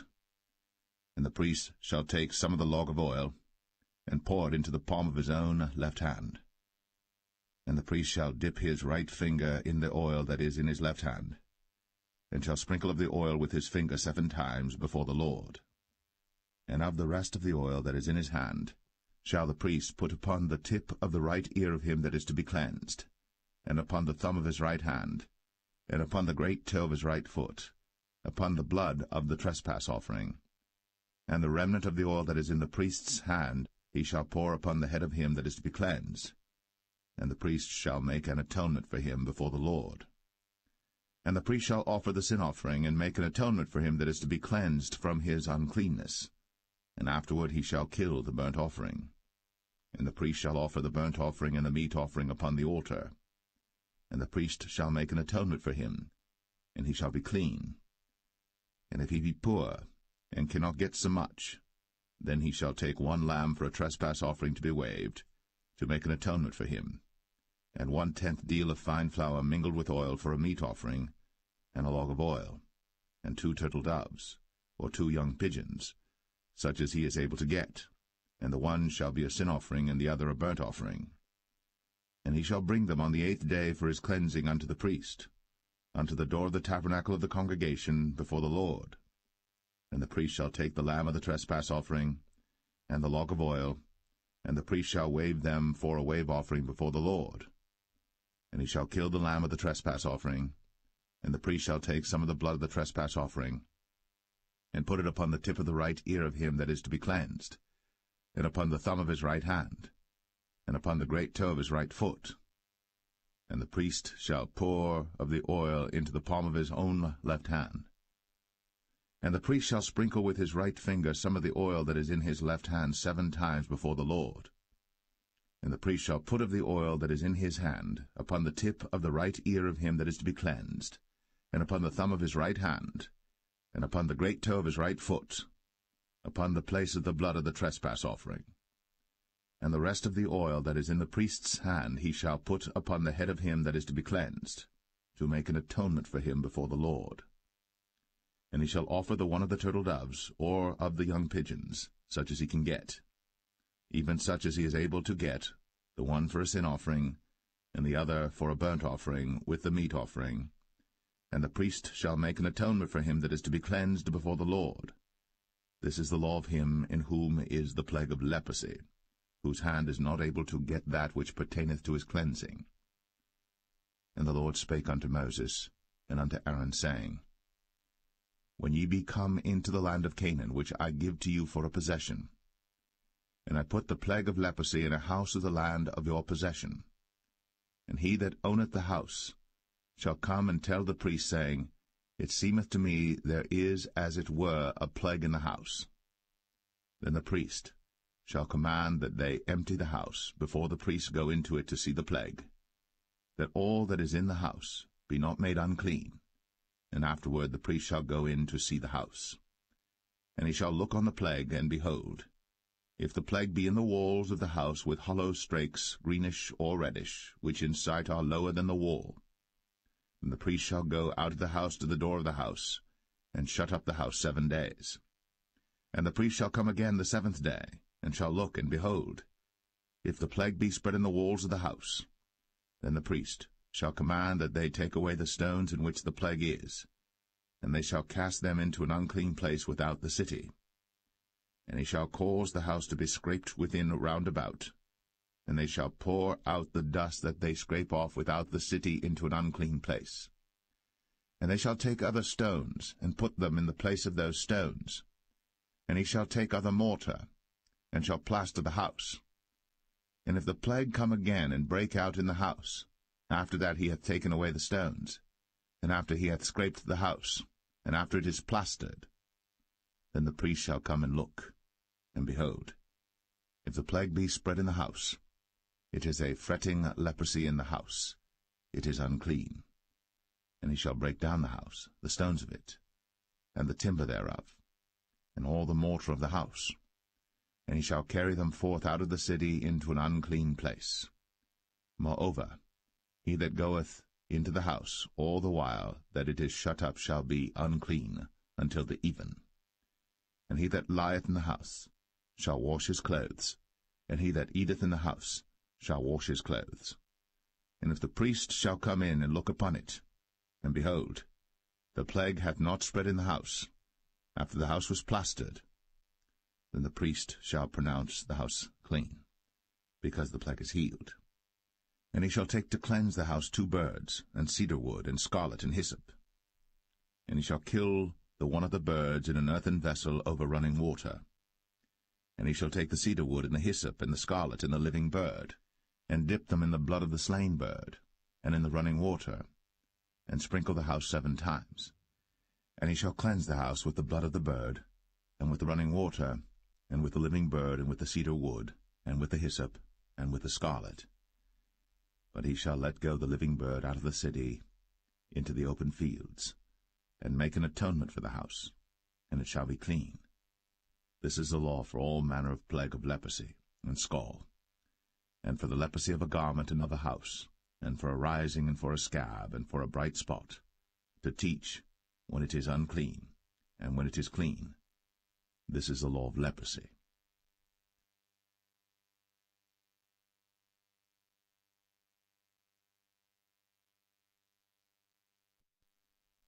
Leviticus 15. And the Lord spake unto Moses and to Aaron, saying, Speak unto the children of Israel, and say unto them, When any man hath a running issue out of his flesh, because of his issue he is unclean. And this shall be his uncleanness in his issue, whether his flesh run with his issue, or his flesh be stopped from his issue, it is his uncleanness. Every bed whereon he lieth that hath the issue is unclean, and everything whereon he sitteth shall be unclean. And whosoever toucheth his bed shall wash his clothes, and bathe himself in water, and be unclean until the even.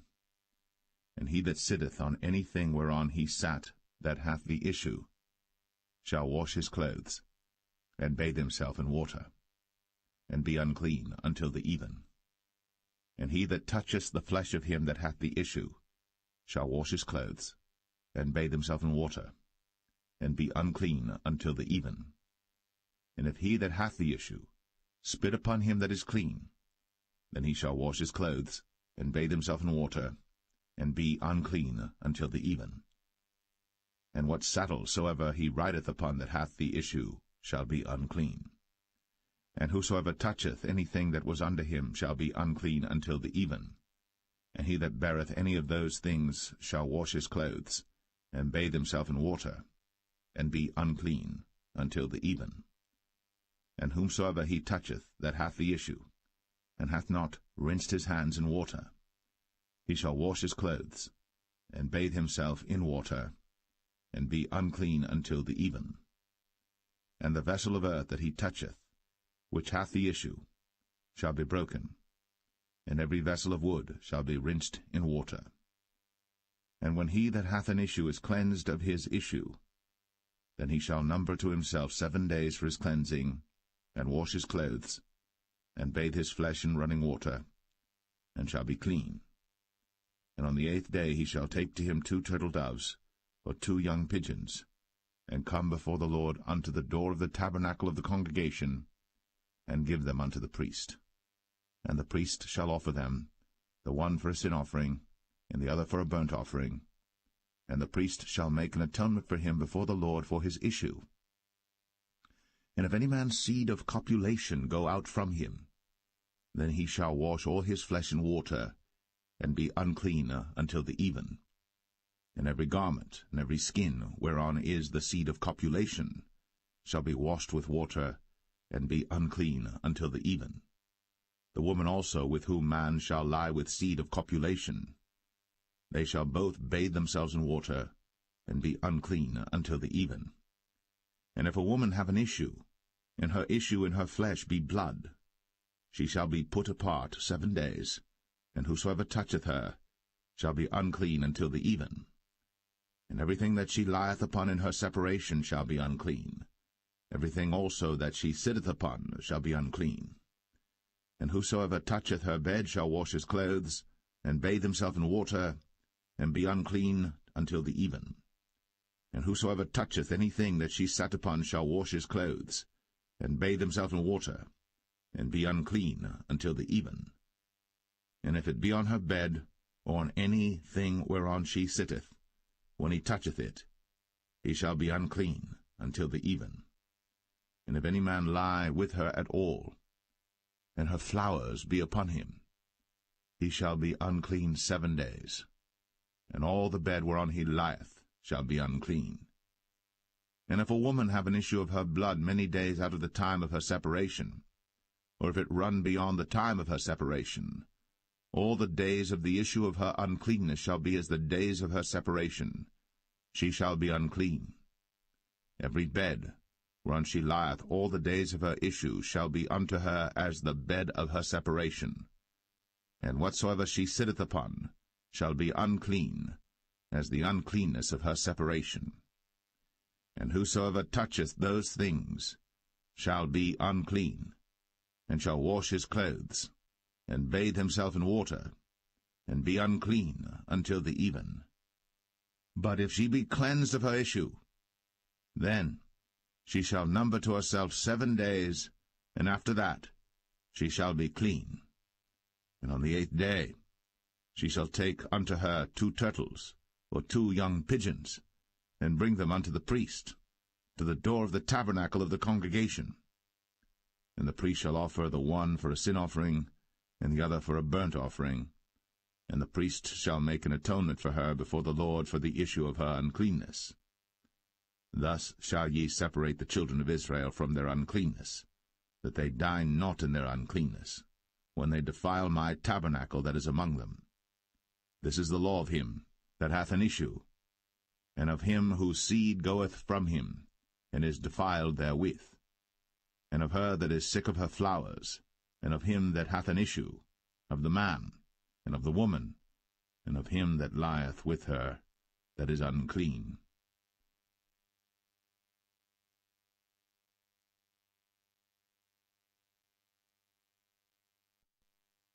Leviticus 16. And the Lord spake unto Moses after the death of the 2 sons of Aaron, when they offered before the Lord and died. And the Lord said unto Moses, Speak unto Aaron thy brother, that he come not at all times into the holy place within the veil before the mercy seat, which is upon the ark, that he die not. For I will appear in the cloud upon the mercy seat. Thus shall Aaron come into the holy place with a young bullock for a sin offering, and a ram for a burnt offering. He shall put on the holy linen coat, and he shall have the linen breeches upon his flesh, and shall be girded with a linen girdle, and with the linen mitre shall he be attired. These are holy garments. Therefore shall he wash his flesh in water, and so put them on. And he shall take of the congregation of the children of Israel 2 kids of the goats for a sin offering, and 1 ram for a burnt offering. And Aaron shall offer his bullock of the sin offering which is for himself, and make an atonement for himself, and for his house. And he shall take the 2 goats and present them before the Lord at the door of the tabernacle of the congregation. And Aaron shall cast lots upon the 2 goats, 1 lot for the Lord, and the other lot for the scapegoat. And Aaron shall bring the goat upon which the Lord's lot fell, and offer him for a sin offering. But the goat on which the lot fell to be the scapegoat shall be presented alive before the Lord, to make an atonement with him, and to let him go for a scapegoat into the wilderness. And Aaron shall bring the bullock of the sin offering which is for himself, and shall make an atonement for himself, and for his house, and shall kill the bullock of the sin offering which is for himself. And he shall take a censer full of burning coals of fire from off the altar before the Lord, and his hands full of sweet incense beaten small, and bring it within the veil. And he shall put the incense upon the fire before the Lord, that the cloud of the incense may cover the mercy seat that is upon the testimony, that he die not. And he shall take of the blood of the bullock, and sprinkle it with his finger upon the mercy seat eastward, and before the mercy seat shall he sprinkle of the blood with his finger 7 times. Then shall he kill the goat of the sin offering that is for the people, and bring his blood within the veil, and do with that blood as he did with the blood of the bullock, and sprinkle it upon the mercy seat, and before the mercy seat. And he shall make an atonement for the holy place, because of the uncleanness of the children of Israel, and because of their transgressions and all their sins. And so shall he do for the tabernacle of the congregation that remaineth among them in the midst of their uncleanness. And there shall be no man in the tabernacle of the congregation when he goeth in to make an atonement in the holy place, until he come out, and have made an atonement for himself, and for his household, and for all the congregation of Israel. And he shall go out unto the altar that is before the Lord, and make an atonement for it, and shall take of the blood of the bullock, and of the blood of the goat, and put it upon the horns of the altar round about. And he shall sprinkle of the blood upon it with his finger 7 times, and cleanse it, and hallow it from the uncleanness of the children of Israel. And when he hath made an end of reconciling the holy place, and the tabernacle of the congregation, and the altar, he shall bring the live goat. And Aaron shall lay both his hands upon the head of the live goat, and confess over him all the iniquities of the children of Israel, and all their transgressions and all their sins, putting them upon the head of the goat, and shall send him away by the hand of a fit man into the wilderness. And the goat shall bear upon him all their iniquities unto a land not inhabited. And he shall let go the goat in the wilderness. And Aaron shall come into the tabernacle of the congregation, and shall put off the linen garments, which he put on when he went into the holy place, and shall leave them there. And he shall wash his flesh with water in the holy place, and put on his garments, and come forth, and offer his burnt offering, and the burnt offering of the people, and make an atonement for himself and for the people. And the fat of the sin offering shall he burn upon the altar. And he that let go the goat for the scapegoat shall wash his clothes, and bathe his flesh in water, and afterward come into the camp. And the bullock for the sin offering, and the goat for the sin offering, whose blood was brought in to make atonement in the holy place, shall one carry forth without the camp, and they shall burn in the fire their skins, and their flesh, and their dung. And he that burneth them shall wash his clothes, and bathe his flesh in water, and afterward he shall come into the camp. And this shall be a statute for ever unto you, that in the 7th month, on the 10th day of the month, ye shall afflict your souls, and do no work at all, whether it be one of your own country or a stranger that sojourneth among you. For on that day shall the priest make an atonement for you, to cleanse you, that ye may be clean from all your sins before the Lord. It shall be a Sabbath of rest unto you, and ye shall afflict your souls, by a statute for ever. And the priest, whom he shall anoint, and whom he shall consecrate to minister in the priest's office in his father's stead, shall make the atonement, and shall put on the linen clothes, even the holy garments. And he shall make an atonement for the holy sanctuary, and he shall make an atonement for the tabernacle of the congregation, and for the altar. And he shall make an atonement for the priests, and for all the people of the congregation. And this shall be an everlasting statute unto you, to make an atonement for the children of Israel, for all their sins, once a year. And he did, as the Lord commanded Moses.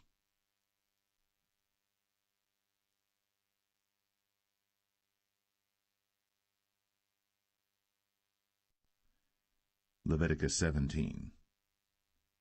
And the Lord spake unto Moses, saying, Speak unto Aaron, and unto his sons, and unto all the children of Israel, and say unto them, This is the thing which the Lord hath commanded, saying, What man soever there be of the house of Israel that killeth an ox, or lamb, or goat, in the camp, or that killeth it out of the camp, and bringeth it not unto the door of the tabernacle of the congregation to offer an offering unto the Lord before the tabernacle of the Lord, blood shall be imputed unto that man, he hath shed blood, and that man shall be cut off from among his people. To the end that the children of Israel may bring their sacrifices which they offer in the open field, even that they may bring them unto the Lord, unto the door of the tabernacle of the congregation, unto the priest, and offer them for peace offerings unto the Lord. And the priest shall sprinkle the blood upon the altar of the Lord at the door of the tabernacle of the congregation, and burn the fat for a sweet savour unto the Lord.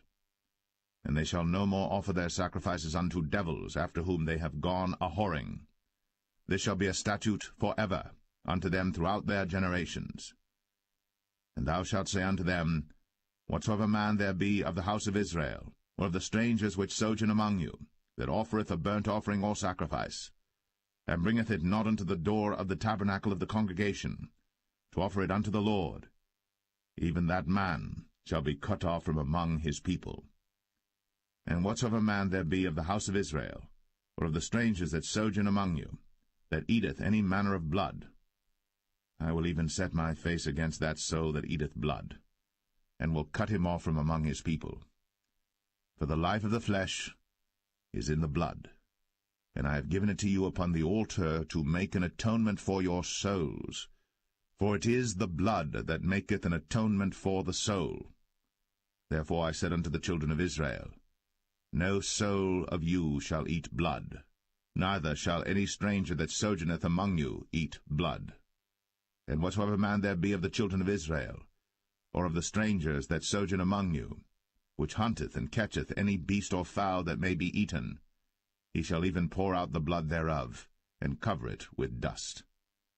For it is the life of all flesh, the blood of it is for the life thereof. Therefore I said unto the children of Israel, Ye shall eat the blood of no manner of flesh, for the life of all flesh is the blood thereof. Whosoever eateth it shall be cut off.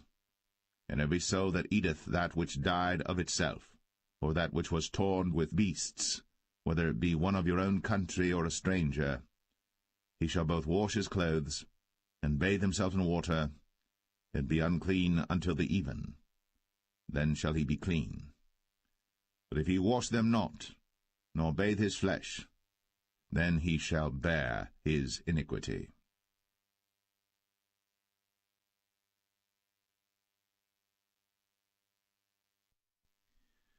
Leviticus 18. And the Lord spake unto Moses, saying, Speak unto the children of Israel, and say unto them, I am the Lord your God.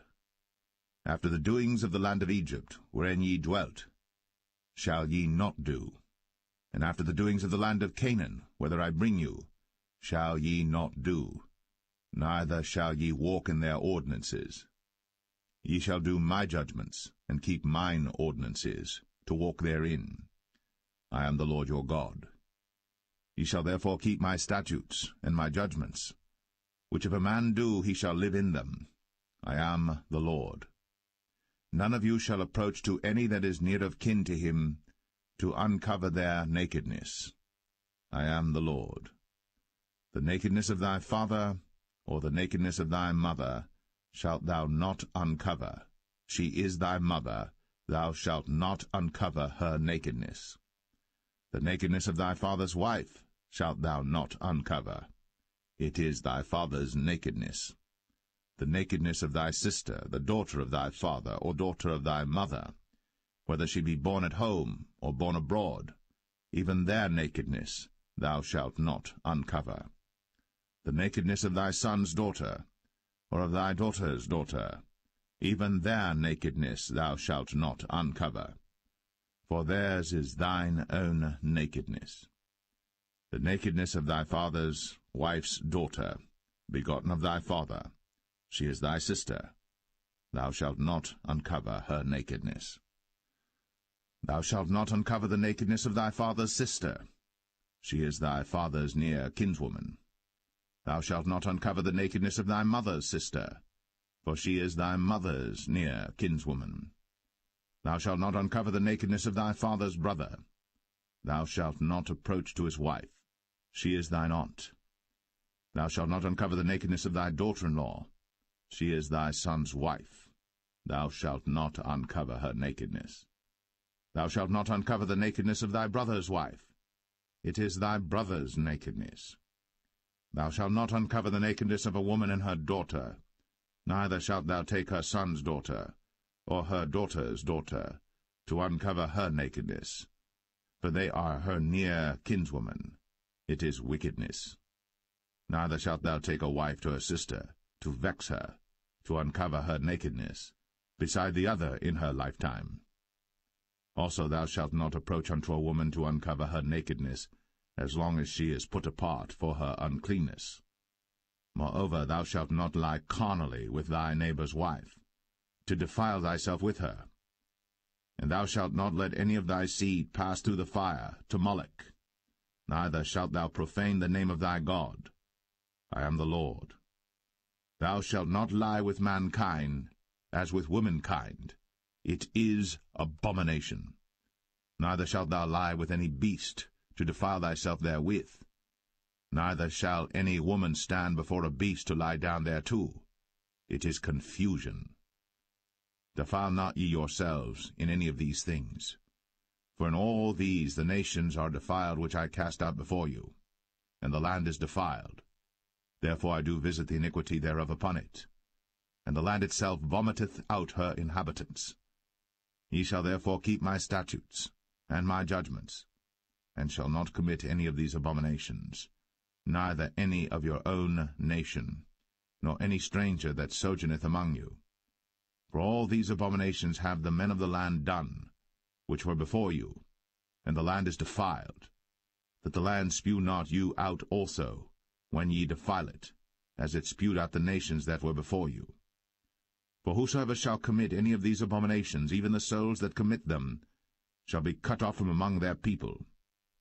Therefore shall ye keep mine ordinance, that ye commit not any one of these abominable customs, which were committed before you, and that ye defile not yourselves therein. I am the Lord your God.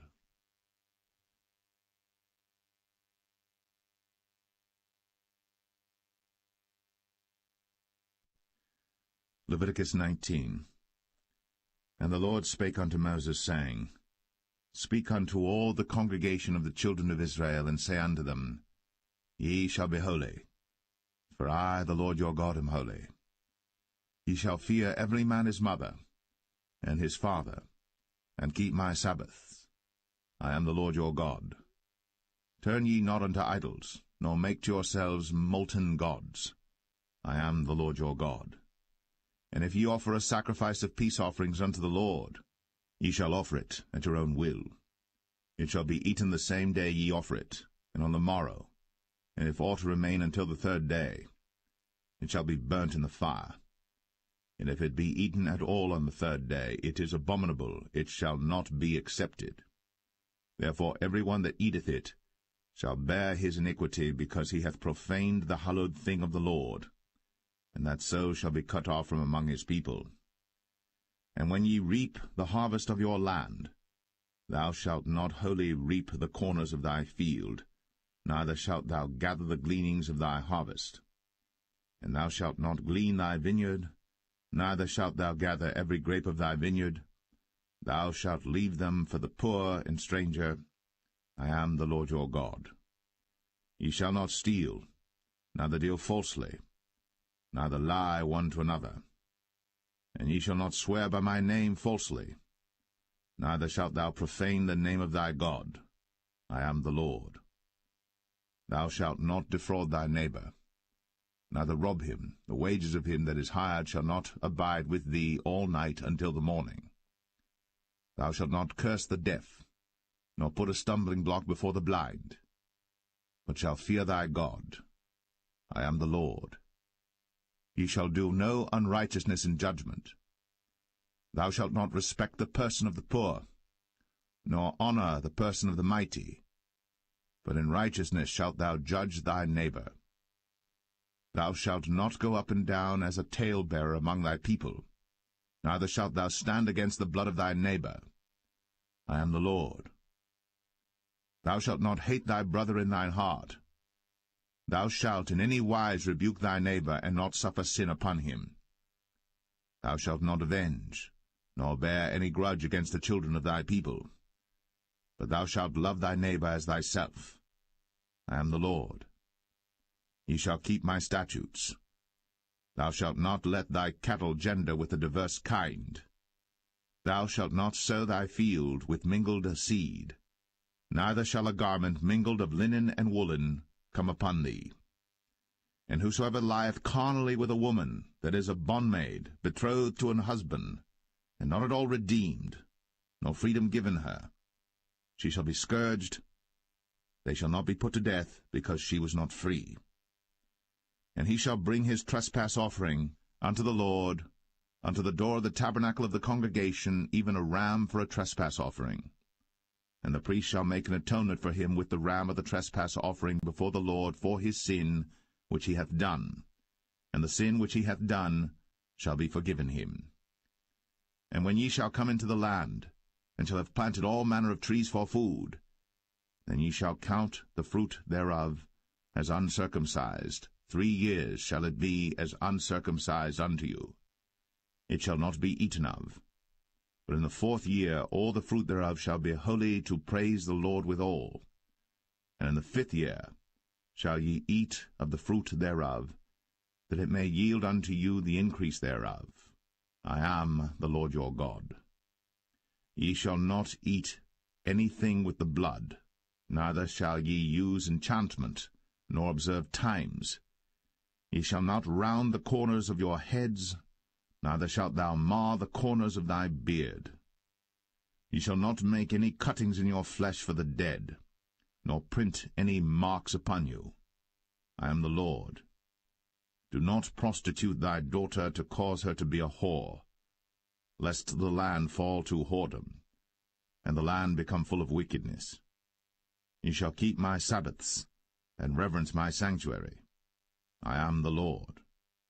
Regard not them that have familiar spirits, neither seek after wizards, to be defiled by them. I am the Lord your God. Thou shalt rise up before the hoary head, and honour the face of the old man, and fear thy God. I am the Lord. And if a stranger sojourn with thee in your land, ye shall not vex him.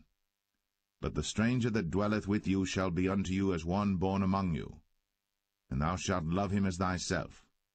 For ye were strangers in the land of Egypt. I am the Lord your God. Ye shall do no unrighteousness in judgment, and meat yard in weight or in measure. Just balances, just weights, a just ephah, and a just hin shall ye have. I am the Lord your God, which brought you out of the land of Egypt. Therefore shall ye observe all my statutes, and all my judgments, and do them. I am the Lord.